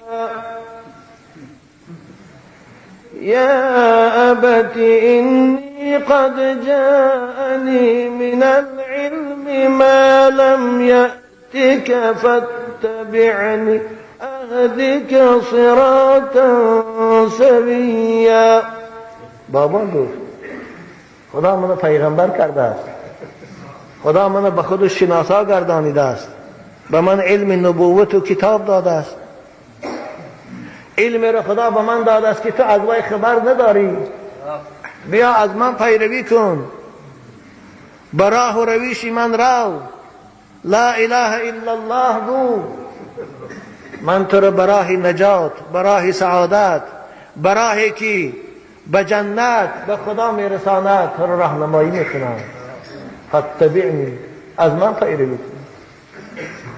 اهدیک صراطا سویا، راه نجات من به تو نشان بدهم، راه سعادت و خوشبختی را من به تو نشان بدهم. براه من رو، از گفته من عمل کن. و مفسرین کرام همین آیه کلمه را استدلال کرده میگویند فرزند وقتی که پدرش اگر راهی بد درود، وقتی که پدر گمراه باشد و فاسق باشد، میتواند پدر نصیحت کند، میتواند پدر امر معروف کند، میتواند پدر با واسطه زبان شیرین و ملایم حقیقت اسلام، حقیقت احکام خدا را بیان کند. شاید که او از اما راه زلالت خود گردد. بنابر کدام وقت از من یک جوان با آبی دیده سوال کرده بود که داملای عزیز پدری من بسیار عرقنوش است، من شرم دارم از رفتار پدرم، آیا من ممکن است که من او را نصیحت کنم، من او را فهمانم؟ از من پرسیده بود. همونجا من گفته بودم که ممکن است، اسلام به تو این حق داده است، یعنی با زبان ملایم، با زبان فارم آیسته آیسته نصیحت کن، او را ضرر عرق فهمان، گناه بودنش فهمان، انشاءالله شاید با نصیحتی تو او اصلاح شود. ماننده که حضرت ابراهیم پدرش نصیحت کرد. یا ابت لا تعبد الشیطان ان الشیطان كان للرحمن عصیا. بابا تو از شیطان پیروی نکن. این بت پرستی کردن، این فرمانی نمرود اطاعت کرده او را سجده کردن، این وسوسه شیطانی است. شیطان بدبخت است که نمرود شما را به این راه تیله کرده ایستاده است. گپ او را نگیر، اطاعت از شیطان نکن، زیرا که شیطان دشمن خداست. شیطان مخلوق است که پروردگار خود اول شده نافرمانی کرد، بنابر تو از قفای او نرو. ابراهیم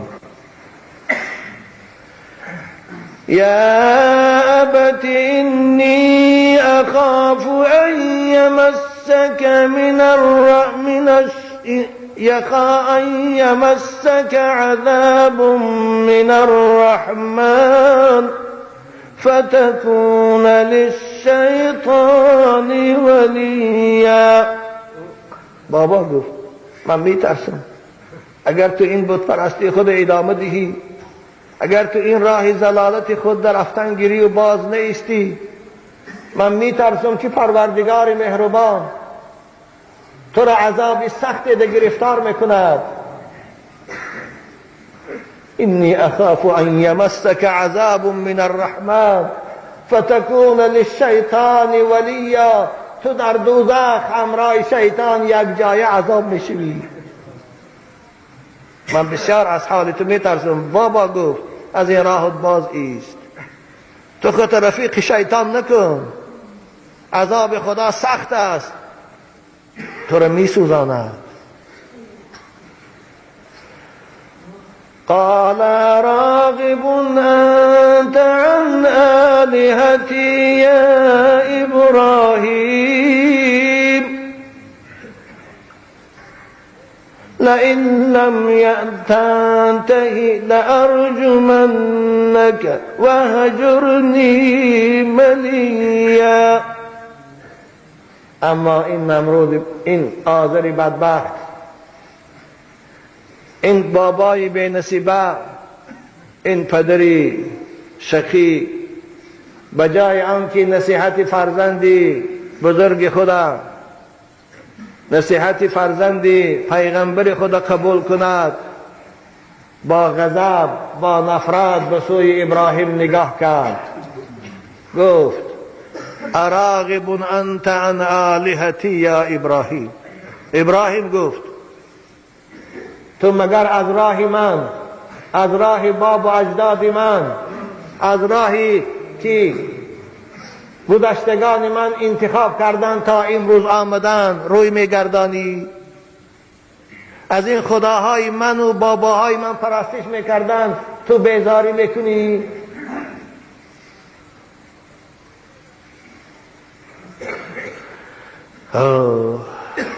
لئن لم تنتهی، اگر از این کارت باز نیستی، از این دشنام دادن و عیب جویی کردن خداهای من باز نیستی، من تو را حتما سنگسار میکنم، من تو را فرمان میتیم، دست و پات میبندن، سنگ شپود میکنن، در بین مردم تو را بدنام میکنم، تهمت ها میکنم، در بین آدم ها شرمندت میکنم. لئن لم تنتهی لارجمنک واهجرنی ملیا. تو از من دور شو، دیگر من هرگز تو را نبینم، دیگر هرگز من بچه ندارم.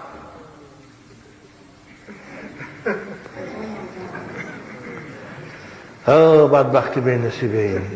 بنابر روز قیامت حدیث امام بخاری است، حضرت ابراهیم علیه السلام در عرصات قیامت می روند که از پیش باباشان ابراهیم می آید، روحاش سیاه شدگی، خاکستر در روش شدگی، یک حال خیلی دهشتناک پر عذاب. ابراهیم می بیند میگوید یا بنی الیوم لا اعصیک، ابراهیم جان من امروز من خلاص کن، من دیگر نافرمانی تو نمی کنم، هرچی گویی من اطاعت میکنم. اما روز دیر شده بود. با وجود این ابراهیم خلیل خدا و پدر بود، به حال او دلش سوخت، به پروردگارش متوجه شد. خدایا خود وعده کردی که لا تخزینی یوم یبعثون، من در روز قیامت شرمنده نمی کنی. خدایا از این شرمندگی هم باز می شود که پدری من با این حال. حدیث بخاری است.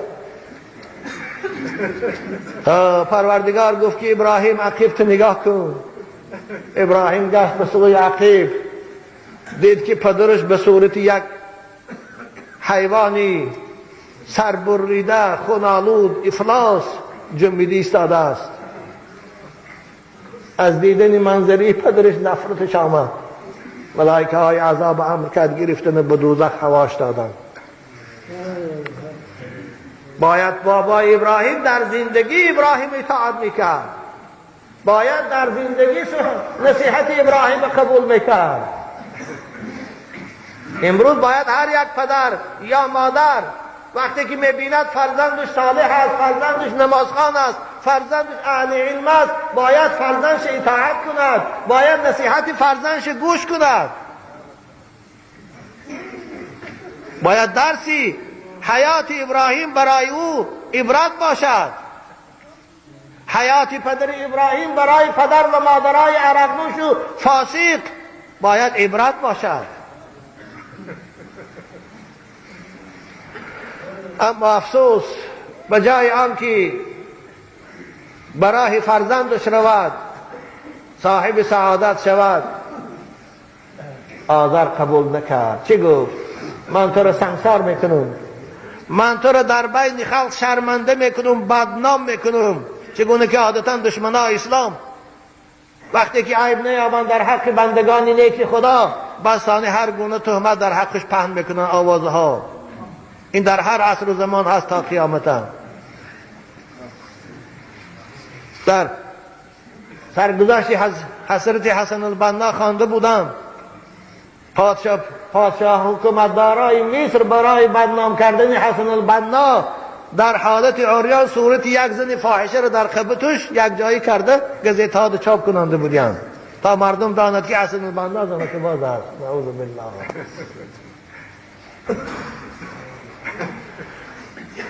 حضرت ابراهیم با وجود درست معاملگی پدرش، با وجود بیرحمی پدرش، حضرت در جواب پدر سخنی سخت نگفتند، درشتی نکردند، بلکه چی گفتند؟ سلام علیک. قال سلام علیک سأستغفر لك ربي إنه كان بي حفيا وأعتزلكم وما تدعون من دون الله وأدعو ربي عسى ألا أكون بدعاء ربي شقيا وأعتزلكم وما تدعون من دون الله وأدعو ربي عسى ألا أكون بدعاء ربي شقيا. حضرت ابراهیم گفتم بابا، با وجود بیرحمیت، با وجود بی‌سعادتیت، من به تو جواب درست نمیگردانم. سلام علیک، تو از جانب من ایمنی. بابا گو من تو زیان نمیرسانم، من تو رو درست نمیگویم، من نسبت به تو بی‌آدابی نمی کنم. با وجودی بدبختیت من از پروردگار خود برای تو تا هستم آمرزش گناه طلب میکنم. زیرا که خدای من مهربان است، شاید تو رو در لحظه آخرم باشد به ایمان مشرف کند و گناه تو گذرد. ساستغفر لک ربی انه کان بی حفیا. زیرا که خدای است که عالم است، مهربان است، او دعای من اجابت میکند. من از این بت‌های شما، از شما بارین پدر و مادر و برادر گو بیزار هستم. حضرت ابراهیم من از شما جدا شده اکنون میروم. خلاصی کلام باباش ایمان نآورد. حضرت ابراهیم علیه السلام سرزنش بت‌های خدا، بت‌هایی که باباش میتراشید، ادامه دادن گرفت. ندای لا اله الا الله وحده لا شریک را بلند کردن گرفت. روزی توی نمرودی ها نزدیک شدن گرفت. اونها هر سال یک روزی توی داشتند، مانند توی نوروز یا تویی که حکومتدارای امروز دارن کرنوال، همه با کوچه می برآمد. حضرت ابراهیم خواستن که با راه فریب به همان تویگاه خود، به همان عیدگاه خود برند و از دیدن منظره زیبای کرنوال که لچ و عریان و هر خونه که میگردند ببیند شاید به همونها فریفته شود و از این راه انتخاب کردهش بازگردد. ابراهیم به کرنوال دعوت کردند.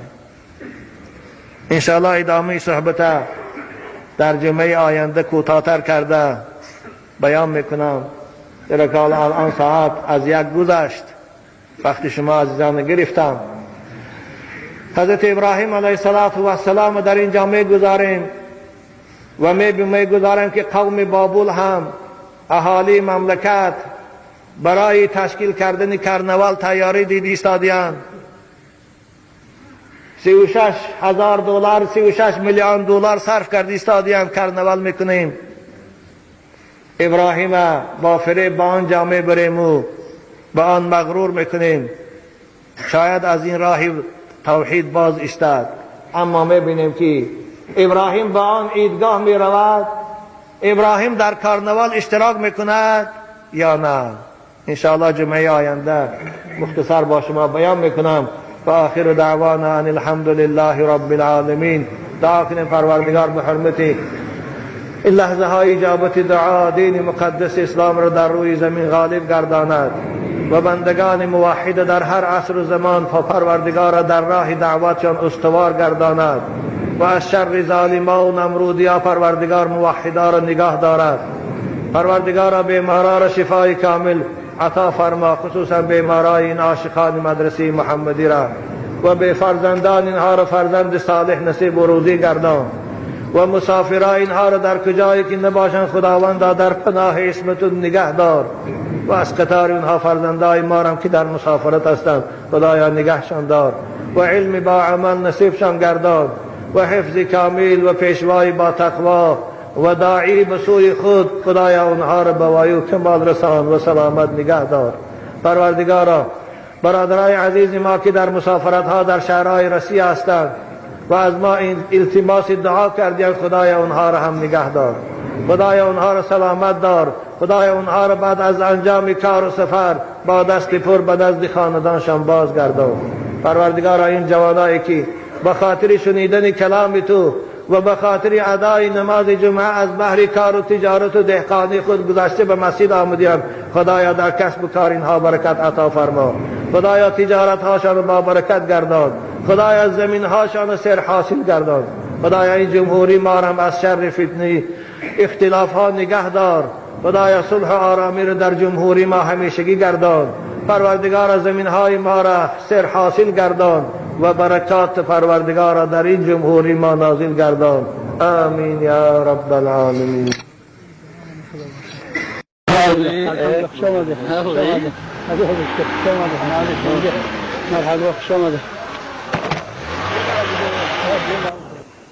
پروردگار یک کاری که شما را عمری دراز و تن صحت و زندگی خوش و پیروی قرآن و سنت نصیب گرداند و این روز را برای ما و شما روز دوری از معصیت و گناه، روز بازگشتی به سوی پروردگار بارگاهش، روز زیادتی و فراخی رزق گرداند. عزیزان من، شما آرامانه غذا خوردن گیرید، آش شود. ما به قدر گنجایش وقت کمی صحبت میکنیم و بعد از انتهای صحبت چند آیه از قرآن عظیم و شان خوانده می شود. بعد از آن خداخواه یک جایی دعا میکنیم، خیر خوش میکنیم، از پی کار و بار خود میشویم. لیکن در وقت صحبت کردن با دقت گوش اندازیم، زیرا صحبتی در اینجا می شود از قرآن و حدیث است، سخنان پروردگار و سخنان پیغمبر است. در حضور پروردگار و در حضور پیغمبر سخن بیان کردن این به آدابی است، بے پروایی کردن این گستاخی است. از این سبب عزیزان من، خداوند شما را نگه دارد. نیم ساعت خازایتر خاکمتر با خدا باشید. عزیزان میگویند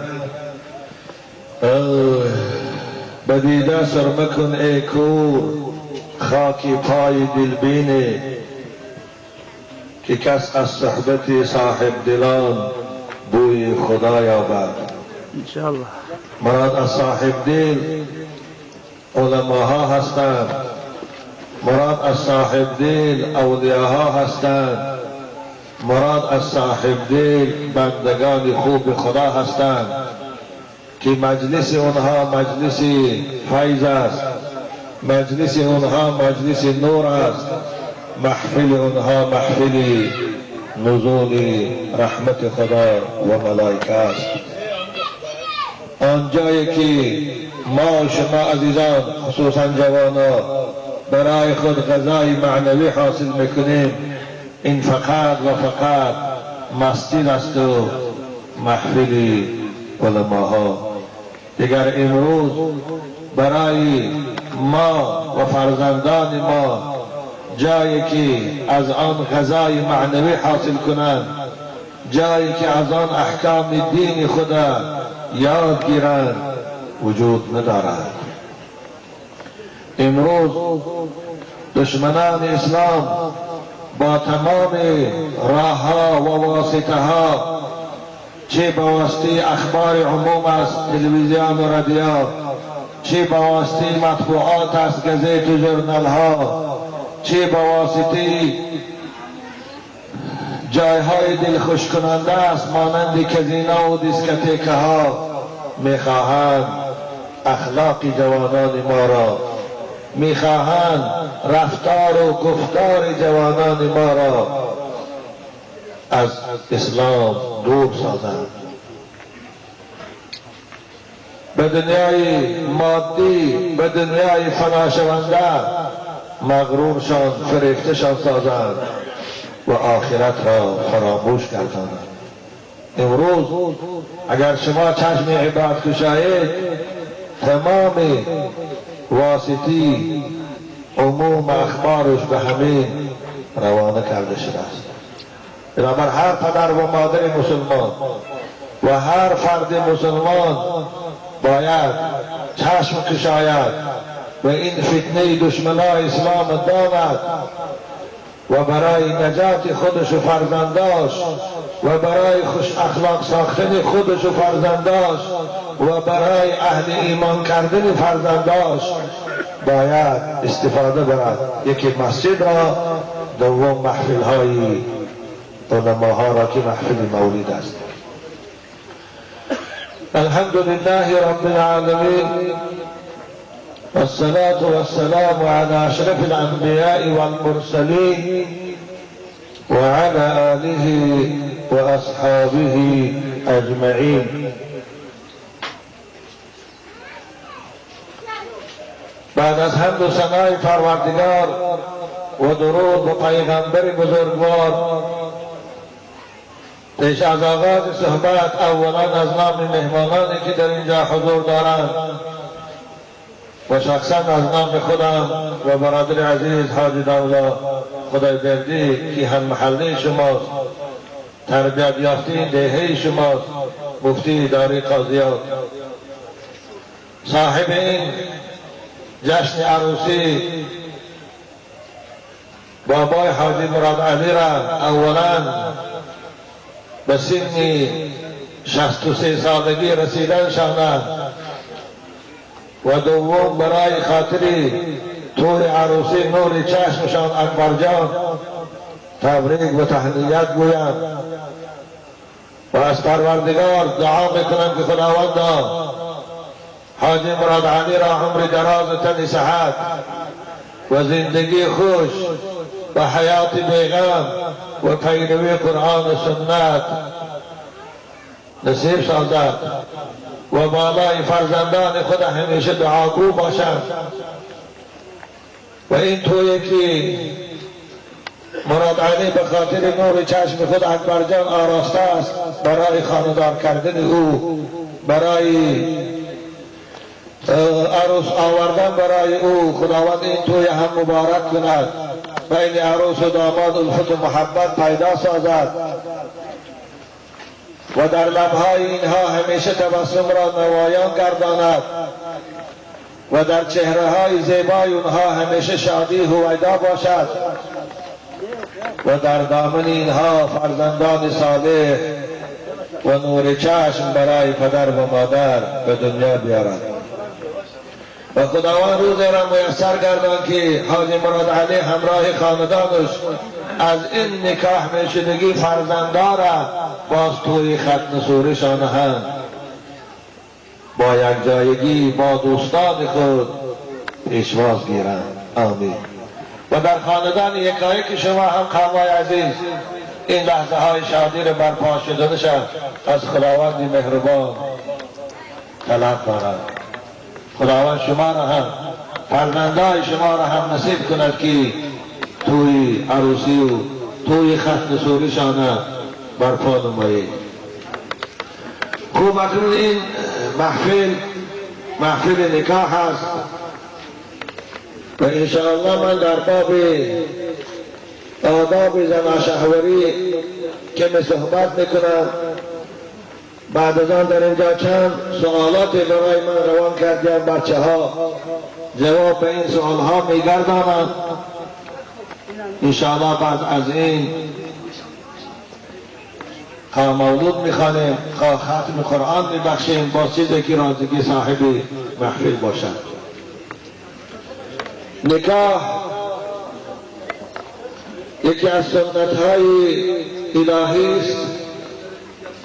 نکاح سبب پیدا شدن محبت بین زن و شوهر است. نکاح سبب به دنیا آمدن نسل سالم است. نکاح سبب آبادی آینه هاست و محله هاست و جامعه هاست و عالم است. از این سبب خداوند در قرآن نکاح را یکی از نعمتهای بی‌بهای خود برای بندگانش معرفی می‌سازد و در جای دیگر نکاح را یکی از نشانه‌های قدرت و خدایی خود بیان می‌سازد. نکاح که این فرمان خداست، همان روزی که خداوند حضرت آدم علیه السلام را آفرید، او را داخل جنت پرناز و نعمت کرد و تمام اشیا براش مهیا بود اسباب راحت و غذا و خوردن، اما وقتی که در جنت برای خود رفیق و مونس از جنس خود نیافت خوشحال نبود، غمگین بود، گویا چیزی به او نمیرسید.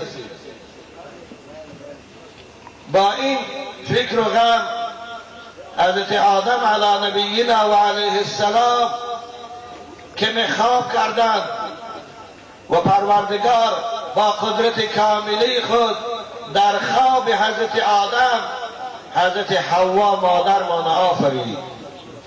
خوب در اینجا مفسران گپ‌های بسیاری دارند، تفصیل آن نیست. وقتی که آدم بیدار شد در پهلوی خود خانم خود مادرمان حوا را با آن زیبایی، با آن تراوت و لطافت و خوشبویی دید، آدم بی‌طاقت شد، خواست که دست به دست حضرت حوا دراز کند و او را با آغوشش کشد، اما پروردگار که آدم حد خود نگاه داشت. حالا برای حوا را با آغوش گرفتن تو باید اول مهر دهی. این مهر کلیم از حضرت آدم علیه السلام زمانشون دیگر و حق خانم است. حضرت آدم گفتن خدایا مهر او چیست؟ آخر من هیچی ندارم در اینجا.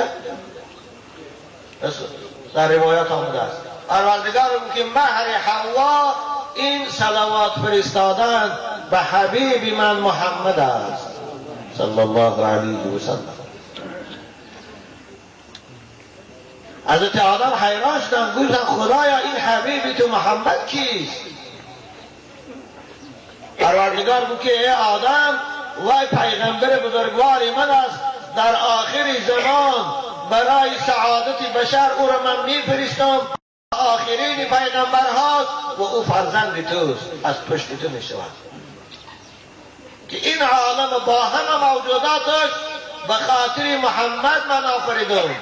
چگونه در بعض روایات آمده است، قاری هم این روایت از جهت معنا تقویت میکرد، لولاک لما خلقت الافلاک.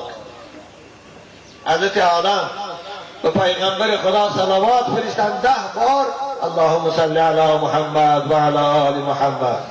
ثانی خداوند حضرت حوا را به نکاح آدم در آوردند، با همین حضرت آدم شادیشان کامل شد. از این واقعه هم برای ما معلوم می شود که نکاح این سبب چی بود است؟ آسایش و آرامش دل است. مرد به زن نمیتواند راحت داشته باشد، زن به شوهر نمیتواند راحت داشته باشد.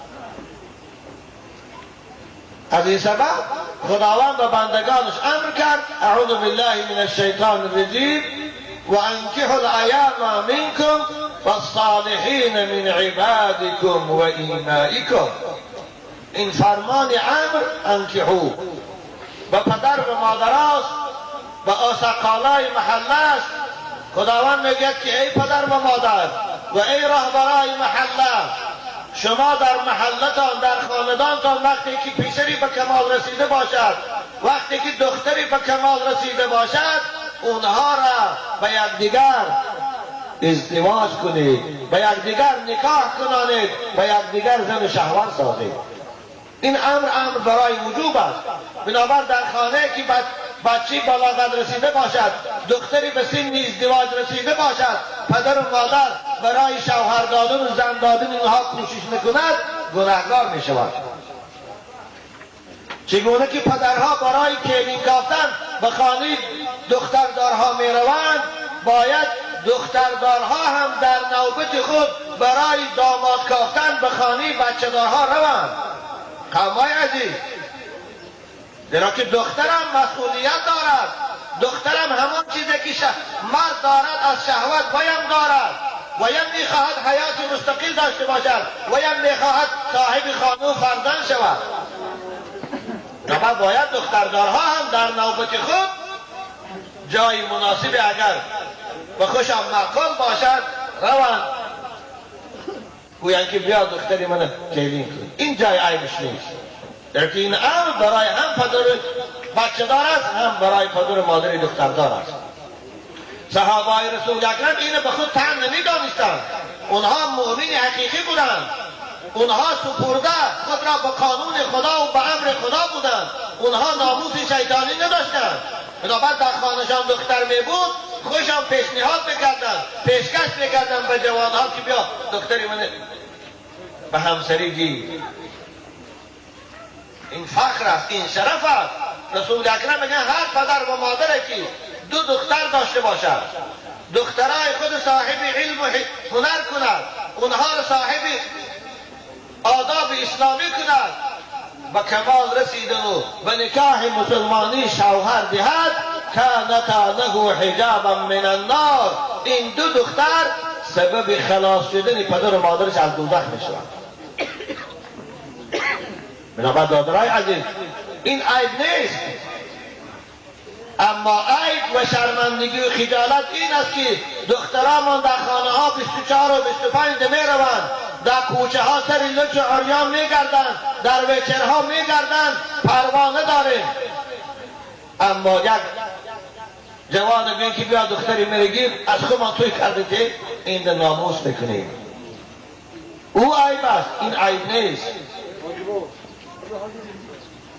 پدر و مادر باید همیشه خواهد که دخترش خوشبخت باشد، با نکاح اسلامی شوهر کند،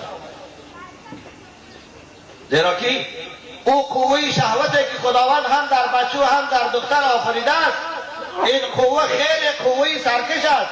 دادرای عزیز همت میدانه پدرای مهربان، هیچ کدام بیزن خداتان نگاه داشته نمیتونه، بیزن طاقت نداره. شما وقتی که خودتان طاقت نداره دانه که دختر و بچه هاتون هم طاقت ندارند. انا همان قوه میتواند دخترها را به حیا کند، میتواند دخترها را به آداب کند، میتواند دخترها را ناموسشان را خیانت بیارد، ناموسشان تن بیارد. به خاطر همین عیب نآید، به خاطر آنکه خجالت و شرمنده نشود، باید پدر و مادران این امر خدا را گیرند. خصوصا آسقالای محله، امامهای محله باید در این راه میان رو شوند.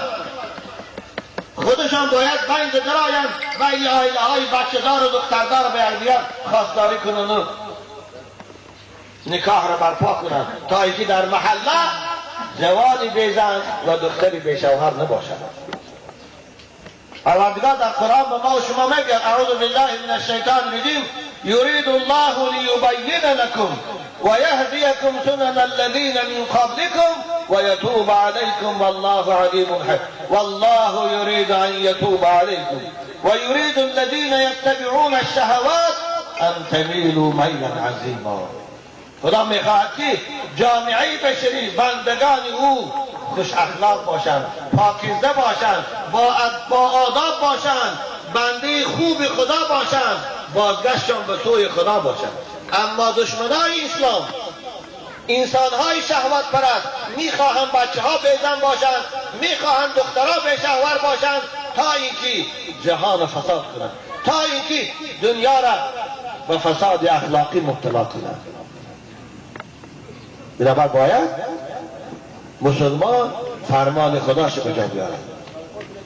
وقتی که نکاح امر خدا هست، وقتی که نکاح سنت پیغمبر بزرگوار است که رسول اکرم گفتند النکاح من سنتی و من لم یعمل بسنتی فلیس منی.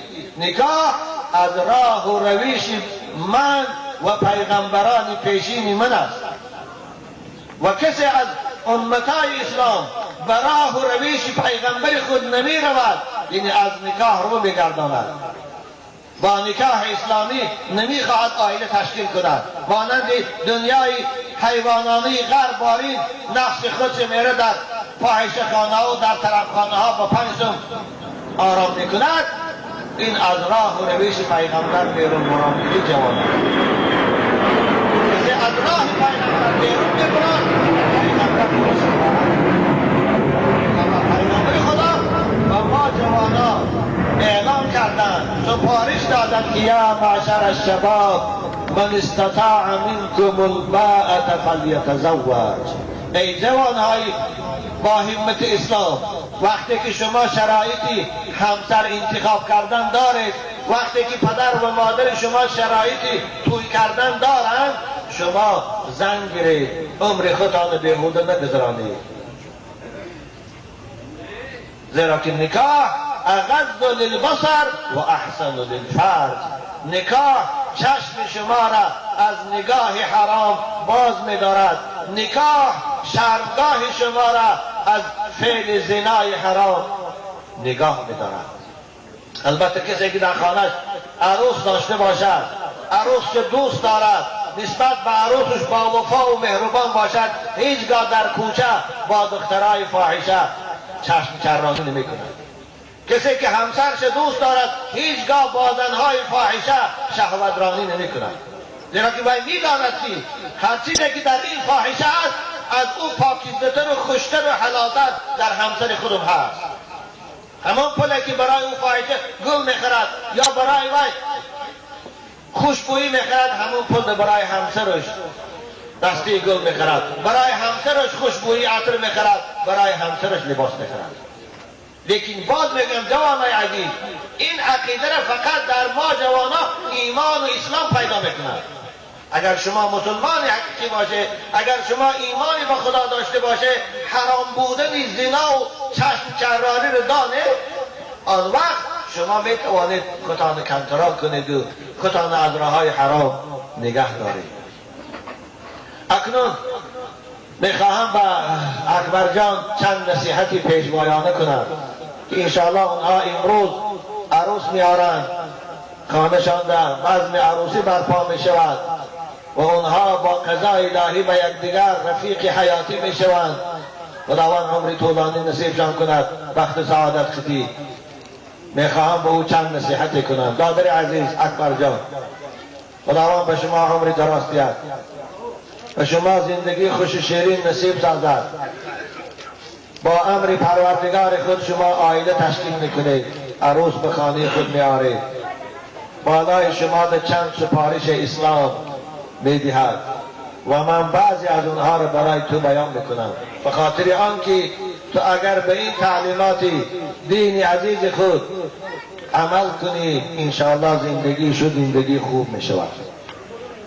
یکم سفارشی که اسلام به شما دادر عزیز میدهد این است که تو بنده خدا هستی، همون خدایی که شما را از قطره آب آفرید، همون خدایی که شما را جوانی و زیبایی داد، همون خدایی که شما را عنوان مردی و شوهری داد، همون خدایی که شما را عقل و استعداد داد، همون خدا را عوض این نیکی های کردگیش عبادت کنید. برادرای عزیز، به همین شما دخل دارد.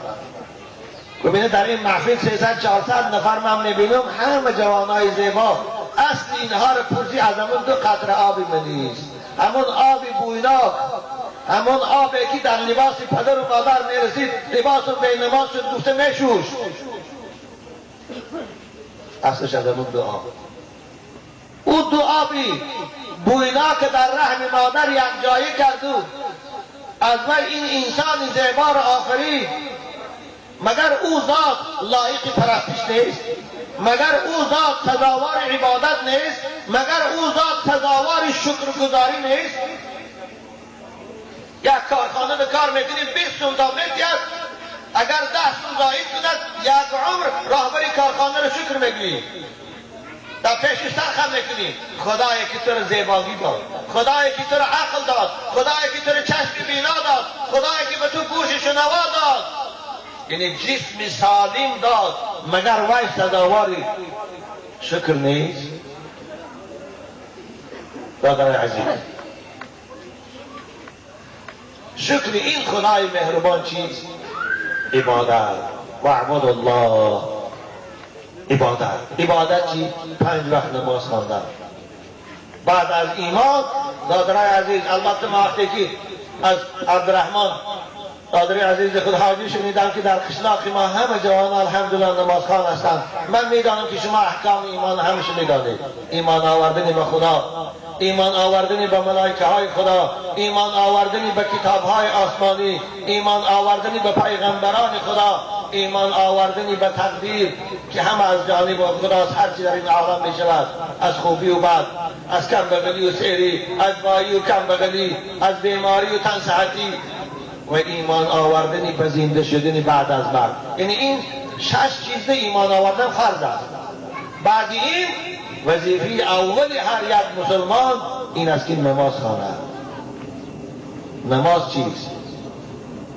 نماز اولین عبادت است که خداوند بعد از ایمان با بندگان خود امر کرد. نماز عبادت است که صدها آیه های قرآن فایده و فضیلت آن را برای ما و شما بیان می‌کند. نماز اساسی ترین وصیت است که پیغمبران خدا به فرزندان خود کردند. پیغمبر هیچگاه برای بچه‌اش وصیتی ساده نمی‌کند، وصیتی به قدر نمی‌کند. او وصیت در کار می‌کند که خیلی مهم است در حیات فرزندش. بنابر وقتی که شما تاریخی پیغمبران خدا را در قرآن خوانه، ابراهیمم، اسماعیلم، اسحاقم، یعقوبم، کدامش که نبینه بچه هاشان امری به نماز میکنند. و کان یأمر اهله بالصلاة.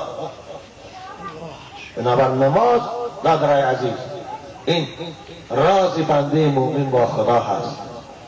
نماز کلید جنت است. نماز چراغ نور است. نماز بیرق اسلام است. نماز خوشنود کننده رحمان است. کسی نماز میخونه خدا از او راضی است. نماز شکننده قامت شیطان است. کسی نماز میخونه شیطان گردنش میشکنه. نماز زنده داشتن و زنده نگاه داشتن سیرت پیغمبران خداست. کسی نماز میخونه او راه پیغمبر طرف ایستاده است. نماز واسطه و علاقه بنده با خالقش است. ببینید ما مخلوقیم، خالق آفریدگار ما الله است. باید بین بنده و بین معبود، بین مخلوق و بین خالق واسطه باشد، علاقه باشد. علاقه تلفنی، علاقه سمیازی. این علاقه ما با خدا چی است؟ نماز است. وقتی که شما دست به گوش میبره الله اکبر میگویه، گویایی که گوشه که تلفن به گوش مونده و به خدای خود علاقه را پیوسته. الله اکبر. علاقه برقرار شد، شما به خدای خود راز میگویه سبحانك اللهم و بحمدك و تبارک اسمك و تعالی جدك و لا اله غیرك. ماننده که پیش یک پادشاهی دنیا درآید، اول پیش از آن که حاجتتان عرض کنید او را تعریف میکنید، شما این تسته شما اون تسته گفته، ثانیه به حاجتتان پیشنهاد میکنید. این سبحانک اللهم ثنا و پاکی پروردگار در پیشگاه او عرض کردن است. انا بعد از او بسانه اعوذ بالله بسم الله گفته به حاجتاتان به خدا پیشکش میکنید. اهدنا الصراط المستقیم صراط الذین انعمت علیهم. این است از جان من نماز. بنابر کسی نماز میخواند او با خدای خود علاقه تلفنی دارد. کسی نماز نمیخواند او با خدا هیچ کس رابطه ندارد، با خدا هیچ کس علاقه ندارد. خدا این بنده رو نمیشناسد. خلاصش همین. در که قرآن کسی به نماز با خدا علاقه نداشتن چه اعلام نکند اعوذ بالله من الشیطان الرجیم اقیموا الصلاة ولا تکونوا من المشرکین. خدا میگه بندگان من نماز خوانید. به سبب نماز نخواندن خدا تان از گروه کافران قرار ندهید. ببینید اینجا خداوند خودش نماز نمیخواندگی ها را از گروه کافران قرار داده. بنابر نماز برادرای عزیز فرق بین مؤمن و کافر است. نماز چراغ نور است. نماز پاسپورت مسلمان است. شناسنامه مانند که هر یک شهروندی هر حکومت دنیا تا تاجیکستان است تا ازبکستان اگر شناسنامه داشته باشد پاسپورت در هیچ جا او را همچون گرجدنی همچون شهروندی این حکومت اعتراف نمیکنند. هم ترس این چنین بنده مؤمن شناسنامهش مسلمان شناسنامهش این نماز است. نماز خواند او شناسنامه مسلمانی دارد، نماز نخواند او شناسنامه مسلمانی ندارد. بنابر دادر عزیز اکبر جان نمازات خواند. انشاءالله تو نماز خواندی خدا از تو راضی است، تو نمازات خواندی محله از تو راضی است، تو نمازات خواندی پدر و مادرت از تو راضی است، تو نماز خواندی حتی همسرت تو را دوست بدارد به خاطر پاکیزگی، به خاطر نماز خواندی. بنابر نمازات خواند. مکافات نماز که خداوند وعده کرده است بهشت پرناز و نعمت است. بهشتی که دادرای عزیز جوانیش پیری ندارد، بایگریش کمبغلی ندارد. این قرآن گویاست، نگوید که داملا از پیش خود نارفته به این شای بجا دیده میبید. قرآن با ما گفتی است از قرآن راستگوتر کتابی نیست. این کتاب آفریدگار آسمان و زمین است. این کتاب همون ذات است که جنت و دوزخ در آن دنیا برای بندگانش آماده کرده است.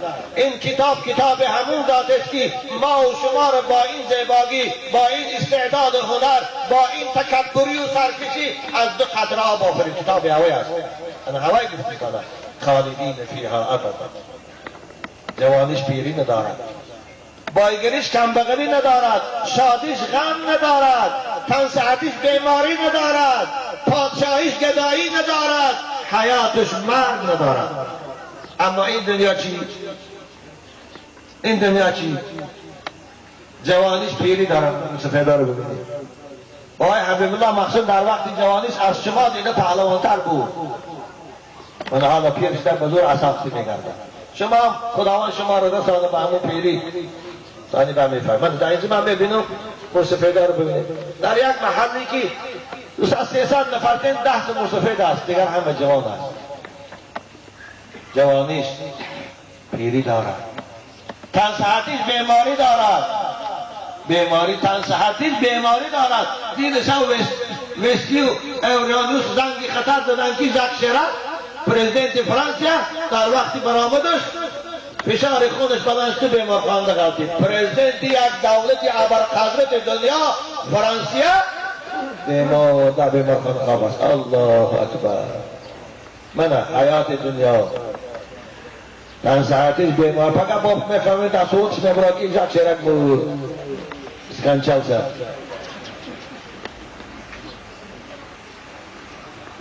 یادرای عزیز تنصحتیش بیماری دارد، شادیش غم دارد. پیغمبر خدا در حدیث صحیح اینو برکر میگن شادیش غم دارد.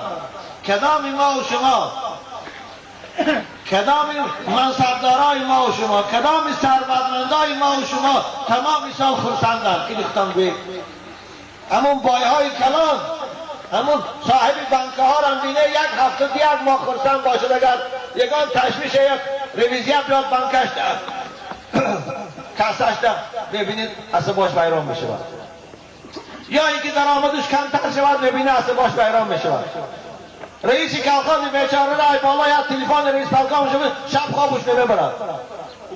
کنی شادیش کجا دنیا به کس جای سرور است، متاعی زندگانیش غرور است.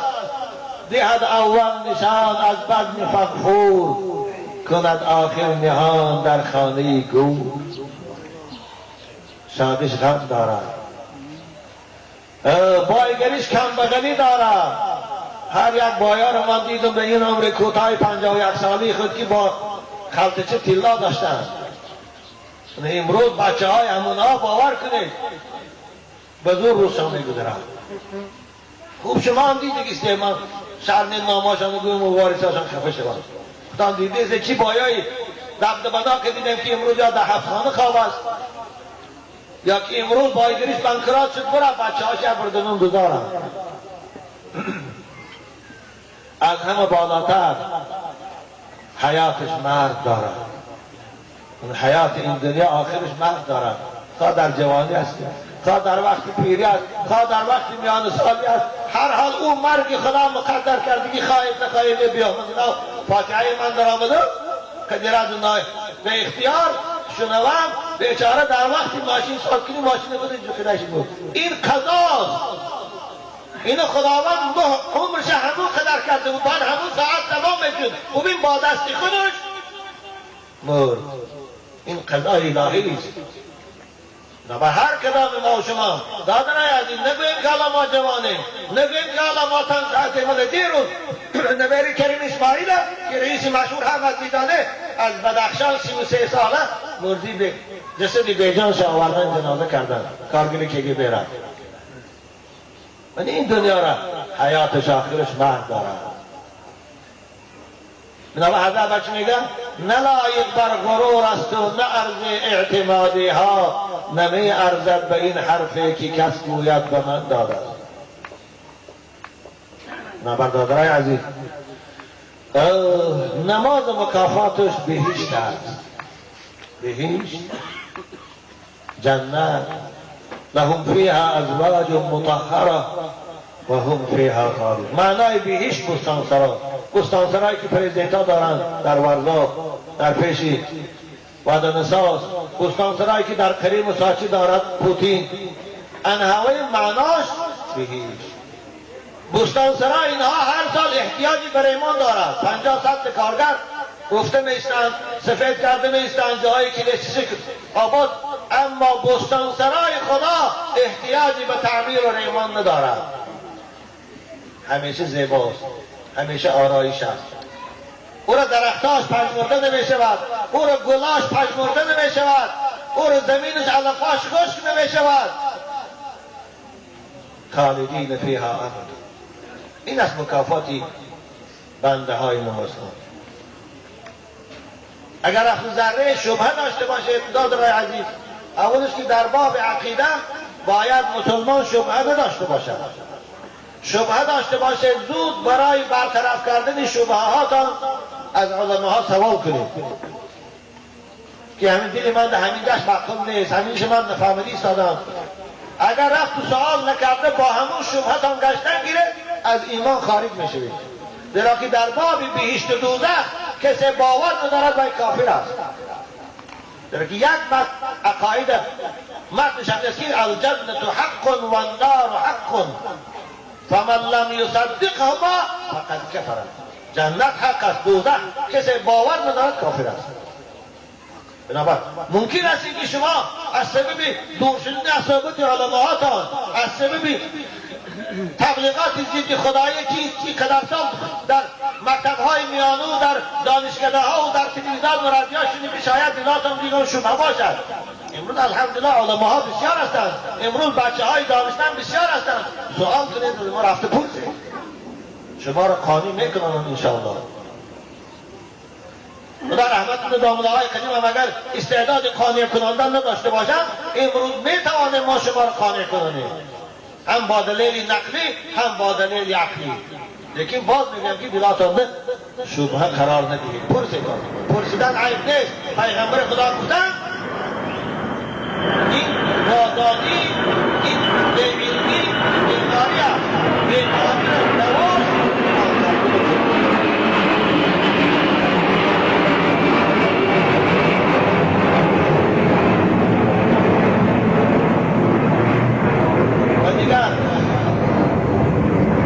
ناظرین عزیز، حقی که اسلام بادای شما دبار کرده است بعد از نماز این احترام کردن پدر و مادر است. خب در باب نماز کن می‌شود که ساعتها صحبت کنید، اما وقتی ما تنگ است.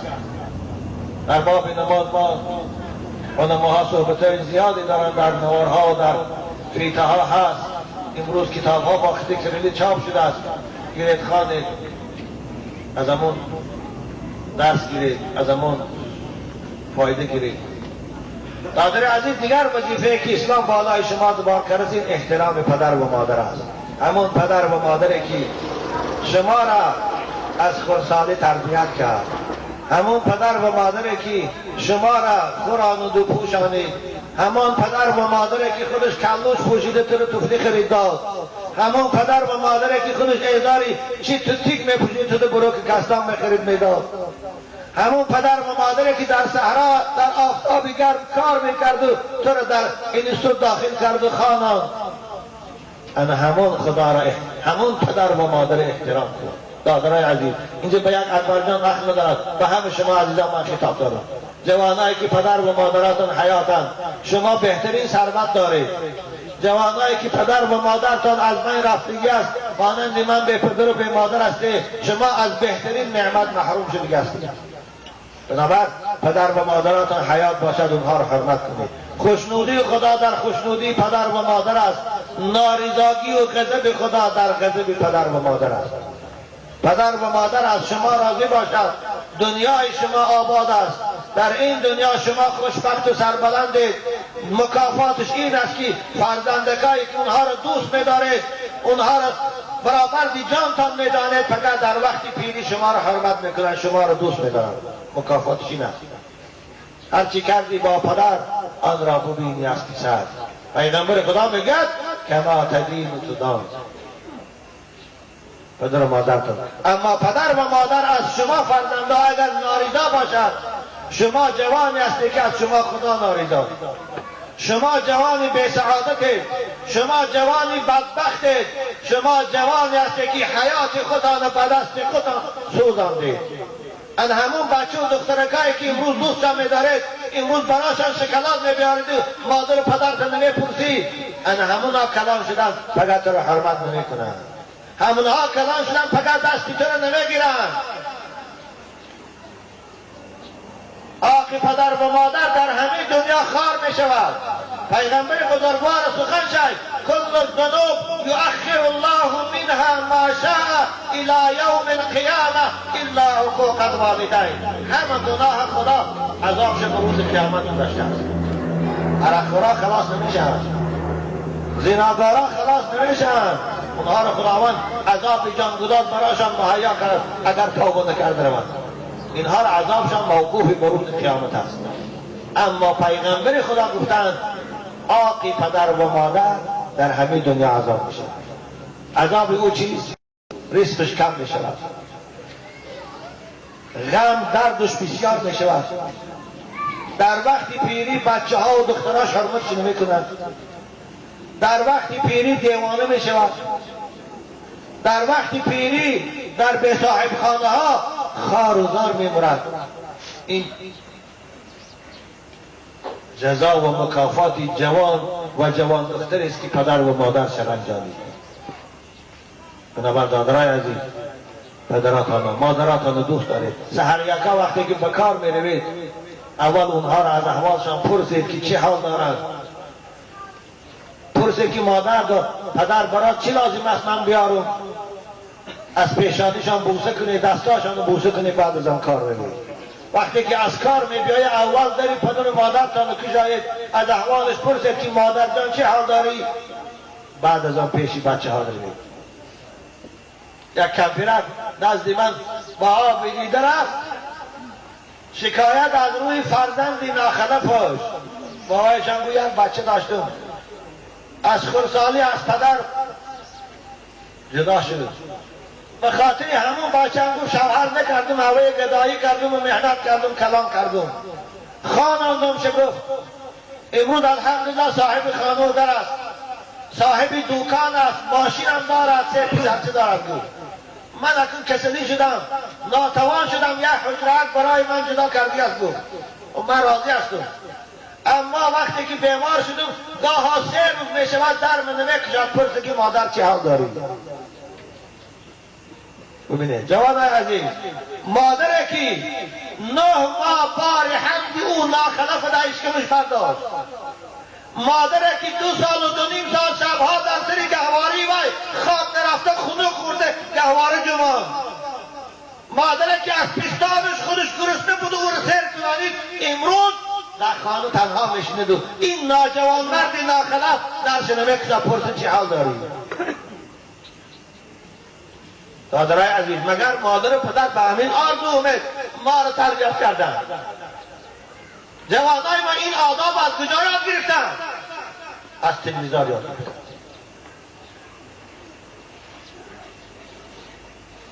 همون تلویزیون جوانای مسلمان ما را حیران کرد. خیال میکنن که وظیفه پدر تولد کردن است و مادر کتی خوراندن و پوشاندن. وقتی که پرونچه شد به 16 رسید دیگر پدر و مادر حق نداره بچه رو پرده کجا میگردن. همون تلویزیون کرد. برادرای عزیز، چقدر شما از اسلام دور شوید، چقدر از صحبت علماها دور شوید، شما مانند حیوان بشید. حالا هم نشانی اسلام است، حالا هم باقی مانده های تعلیمات دین مقدس اسلام است که ما و شما پدران در خانه نگه می‌داریم. خوب اگر چی نگاه کنیم که نکنیم کسلیش در خانه ما مرد میکنیم، مود از همونی جنازه میکنیم میبراریم شب. بعد از 10-20 سال همین رفتار رود رهبریت مسلمانان را از مسجد از محفل علماء من کردن گیرند. حالی اروپا بالای شما دو میبید. پدرای عزیز دانه کی پیر شوه کسلی نشوه میبرند در خانی کانسالا میپرسی هستان. حالا که حکومتدارا تیاره دیدن خانی کانسالا ساختی سنیتا دو تا سیتا کسان شوه میبرند در بیمارخانه میپرسان. در همون بیمارخانه میمورید، از همونجا میبرند مرگ، از همون مرگ تابوت میکنن میبرن قبرستان. دیگه زردت کنه خانه تو بگید. حالا هم اسلام است که بالای پدر ده بچه آبید گشت میبرن. حالا هم اسلام است که بالای پدر ده در دستش عصا گرفته و شما تمزه نشان میتید.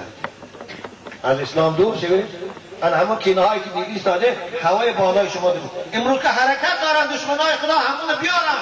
هوای برای شما مدنیت نشان ایستادیان، هوای پیشروی نشان ایستادیان. و پدرای عزیز خواهی که بچه ها و دختراتان شما را در وقتی پیریتان احترام کنند. باز میگم بچه دختراتان رو مسلمان کنید، بچه دختراتان از احکام ایمانشان خبردار کنید.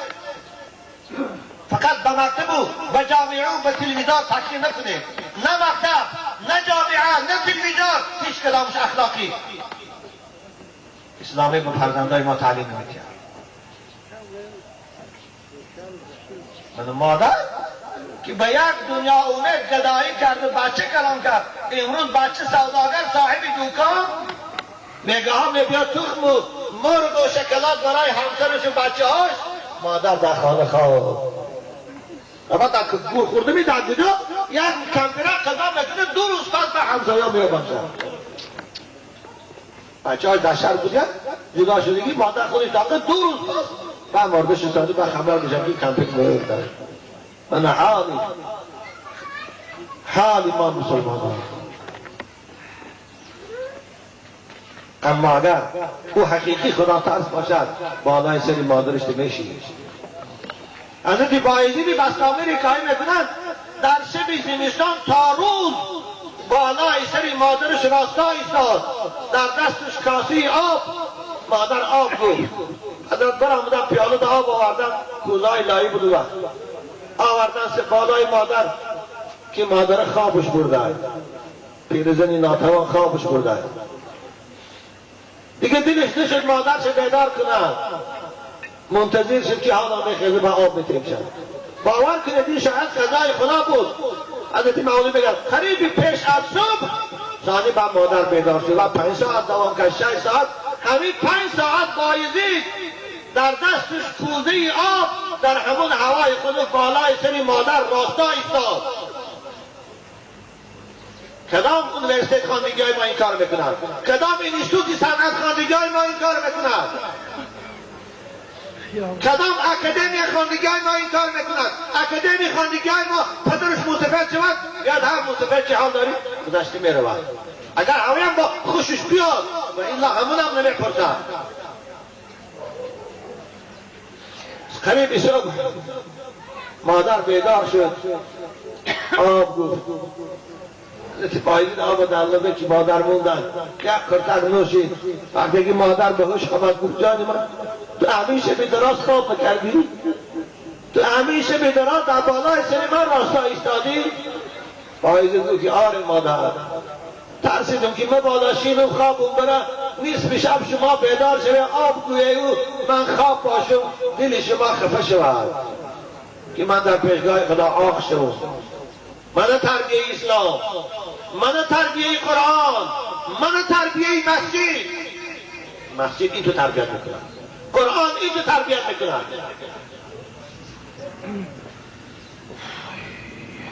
و برادر عزیز اکبر جان پدر مادر بفرمایید. و دیگر حقی که بالای شما هست، این موضوع صحبت ماست این است که عروس خود خانم خود دوست دار با عروس که او باید دنیا آرزو امید حیات خوش به شما می سپارد، تقدیر خودش به شما می سپارد، با امر خدا او را احترام کن. با عروس زبان شیرین داشته باشی، با عروس چهره کشاده داشته باشی، با عروس همیشه خوش معامله باشی. در که قرآن و پیروان خود سپارش می‌دهد و عاشروهن بالمعروف. ای مردها با همسراتان زندگی شیرین داشته باشید. این امر خدا است. مردای عزیز، شوهرای عزیز، هیچگاه قرآن اجازه نمی‌دهد که شوهر زنش تحقیر کند. هیچگاه قرآن اجازه نمی‌دهد که شوهر زنش حقارت کند. هیچگاه قرآن اجازه نمی‌دهد که شوهر نسبت به زنش به احترامی کند. باید با او معاملی همیشه زبان شیرین، همیشه خوش تبسم باید بود. هر چیزی که شوهرت میخواد براش آماده کن، خواه از لباسی باشد، خواه از خوشبویی باشد، خواه از خوراکی باشد، براش به قدر دارایی براش آماده کن. و هر چیزی که در بازار دوست میداری از خوراکی، رستوران داده خودت نخور، طرفخانه در آمده خودت تاقه نخور، زهر خور، بیار کتی همسرت یک جایی خور. اما مرغه که خر یا کتی همسرت یک جایی خور. اسلام هیچگاه اجازه نمیده شوهر در طرفخانه اوقاتی خالی خوردو همسر در خانه نونی قاقش شکران خورن. این حقش از آن شوهری نیست. پیغمبر خدا خیارکم لاهلی، بهترین مرد همان مردی است که با همسرش زندگی خوب دارد، با همسرش معامله خوب دارد، با همسرش زبان شیرین دارد. مسلمان باید برادر عزیز حقارتچی نباشد، مسلمان باید غیبتچی نباشد، مسلمان باید خیانت پیشه نباشد. خصوصا امروز جوانای ما دمود شده است، جوانای ماشیندار و ثروتدار ما دمود شده است برای زناشان خیانت کردن. زنش در خانه شیست است میبرا فسان کرد در کوچه ماشین، کدام عیال پیش آمد سوال میکنه بود نمیگه که من در خانم همسرم انتظار است. نبر خیانت کردن این صفت مؤمن نیست. رسول اکرم در مؤمن هر صفت میتواند صاحب باشد، اما خیانت نه. خیانت چی؟ به شوهر، زن با شوهرش خیانت کردن، مرد با همسرش خیانت کردن. بنابر برادر عزیز همسرت دوست دار، احترام کن، نگذار هیچگاه همسرت محتاج کسی شود، نگذار هیچگاه همسرت برای خاطر پول است یا لباس است یا خوشبویی هست دست دیگری دیگران شود. میخواهم به خواهر عزیزم دو نصیحت کوتاه میکنم، بعد از آن دعا میکنم. خواهر عزیز خداوند به شما هم بخت و زندگی خوش نصیب کند. شما با قضای الهی امروز به خانه می آیید، شاید این خانه را نمیشناختید و کسانی رو پرو می شوید، رفیق می شوید که به اونها نزدیک نبودید. جای نو، خانه نو. وظیفه شما این است که خواهر عزیز اول نمازات خود، چرا که نماز برای زنها فرض است. نماز این شکرانی همون زیبایی است که خدا به تو داده است، همان تراوت و لطافت و همان نزاکت زنانی که خدا به تو داده است، عوضی آن همون شکر کردن است. همان خدایی که به تو عنوان مادری رو داده است، همان خدایی که به تو عنوانی هم صاحب خانه‌زنی رو داده است، انا همون خدا را شکرانش این نماز است، نمازات خود. امروز معلاسا اکثر دخترای مسلمان، زن مسلمان نماز نمیخوانند. خیال میکنند که نماز برای زن نیست، برای کمپیره است و برای موسیقیدان. بسیاری پدر و مادر خودش نمازخوان است، دختراش نماز نمیخوانند. بسیار مردها خوشان نمازخوانند، همسراشان نماز نمیخوانند، حتی پروا هم. حالا که پیغمبر خدا میگه برای خاطر یک زن 4 مرد خدا عذاب میکنند. یکم پدرش، دویم برادرشه اکو دادرشه، سیوم شوهرشه، چهارم بچه‌شه. 4 مرد به خاطر یک زن فقط در پیشگاه خدا در کرسی جنایتی بشیند جواب میگوید. اگر جواب داده تاند که خوب، نتاند خداوند او را عذاب میکند. برای یک زن چون اینو نمازخوان میکردی، چون اینو با حیا میکردی، چون اینو با حجاب میکردی، چون اینو مسلمان میکردی. و به خواهر عزیز نمازات کنید. امروز بعض جنازه ها رو من میخوانم کلینچکای جواب خواهرای مسلمانه را تابوت میبیارند، لباسای قیمت بالای تابوت پرتافتگی. باور کنید در وقت خواندن جنازه من خودم دلم سیاه میشود. برای چی؟ به خاطر من میدانم که این کلین همین بیچاره زمین سجده نکرده تابوت رفت ایستاده است. که امروز اکثری زن مسلمان نماز نمیخوانند. نماز ناخوانده یک بار زمین سجده نکرده، یک بار سبحان ربی الاعلی نگفته خانه قبر رفت ایستاده است. آخه کسی که یک بار زمین سجده نکرد باشه وی چطور جنازه کنیم ما؟ امروز جنازه هم یک عنعنه ملی شده نباشه و الا جنازه این دعا و آمرزش گناه خواستن است برای مسلمان که میگیم نماز میخواند اما یک بار نماز نخوانده باشه او رو چگونه ما جنازه کنیم؟ اللهم اغفر لحینا گوییم. لیکن اکرام شده است خاطر خشتباری، خاطر هم محلگی میخوانی جنازه. بنابر باز میگم که کسی نماز نمیخواند تاکیه به این جنازه ها نکنه، جنازه فایده ندارد. جنازهش اگر حضرت پیغمبر بخوانه فایده ندارد. چه جایی که اشانهای کلام. بنابر خواهرای عزیز نمازات ها میخوانید. سر که سجده نبیند دوای کفن حیف است، دلی که درد ندارد دوای سخن حیف است. بنابر سجده نمیکردگی پیشانی ده حتی همون 3 قبط کفن حیف است. و بخواهری از اگر شما نمازات ها میخوانید باور کنید شما را پدر و مادرتان هم دوست میدارد، خسر خوشنامتان دوست میدارد، شوهرتان دوست میدارد. و بعد از نماز دیوم وظیفه که بالای شما دست این است که خسر خوشنامت حرمت کنید، زیرا که اونها برای تو پدر و مادر میشن. حتی حق خسر خوشنامت بالای تو خواهر عزیز از حق پدر و مادرت بالاتر است. بنابر وقتی که پدر و مادرت شما را به خانه شوهر روان کردن اکنون همه چیز برای تو دیگر خسر خوشنامت است. بنابر وقتی که اونها از در میدران پیشان خیز، وقتی که شما را پیراد میکنن لبیک گفته جواب ده، وقتی که یگان حاجت میپرسن زود براشان آماده کن، وقتی که تارت میخیدن آبی تارت شان گرم کرده پیشان برارته، وقتی که خان افتاده میشن کرپهاشان را پیشکی انداز. این است آداب زن مسلمان، این است آداب دختر مسلمان. و دیگر احترام شوهرت به جا بیار. این شوهرت دوست دار، شوهرت احترام کن. هیچگاه در پیش شوهرت سخنی به آدابانه نگو، هیچگاه در پیش شوهرت پدر و مادرش مذمت نکن، هیچگاه در پیش شوهرت بچه های بیگانه را تعریف نکن. امروز بسیاری جوانای ما آیله هاشان ویران میشه از سبب که زناشان نافهمیده در پیش بچه هاشان بچه های بیگانه را تعریف میکنند. زنی با آداب در پیش شوهر و هیچگاه نام مرد بیگانه را نمیگیرد. اسلام اجازه نمیده که زن در حضور شوهر یگان همسین شایمی یا رفیق شایمی او را تعریف کنند. امروز تو جوانای ما در ناموس هم موندگی نیست، پروا ندارد. زنش که میره بازار یا خانه آشناش توی چه قدم مرده که در مواجهه خوشم سلام میکنه، زنشان سلام میکنه. لیکن جوان مردی حقیقی رشت دارد. پروردگار میگه من غیورم، از بندگانم غیور رو دوست میدارم. غیور کسی با رشت است.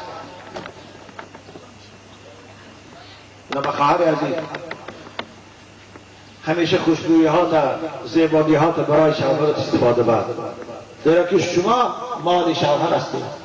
هرچی داری از آن شوهرت هست. زیبایی تا آداب تا خوشبویی ها تا لباسی زیبا تا برای شوهرت هست.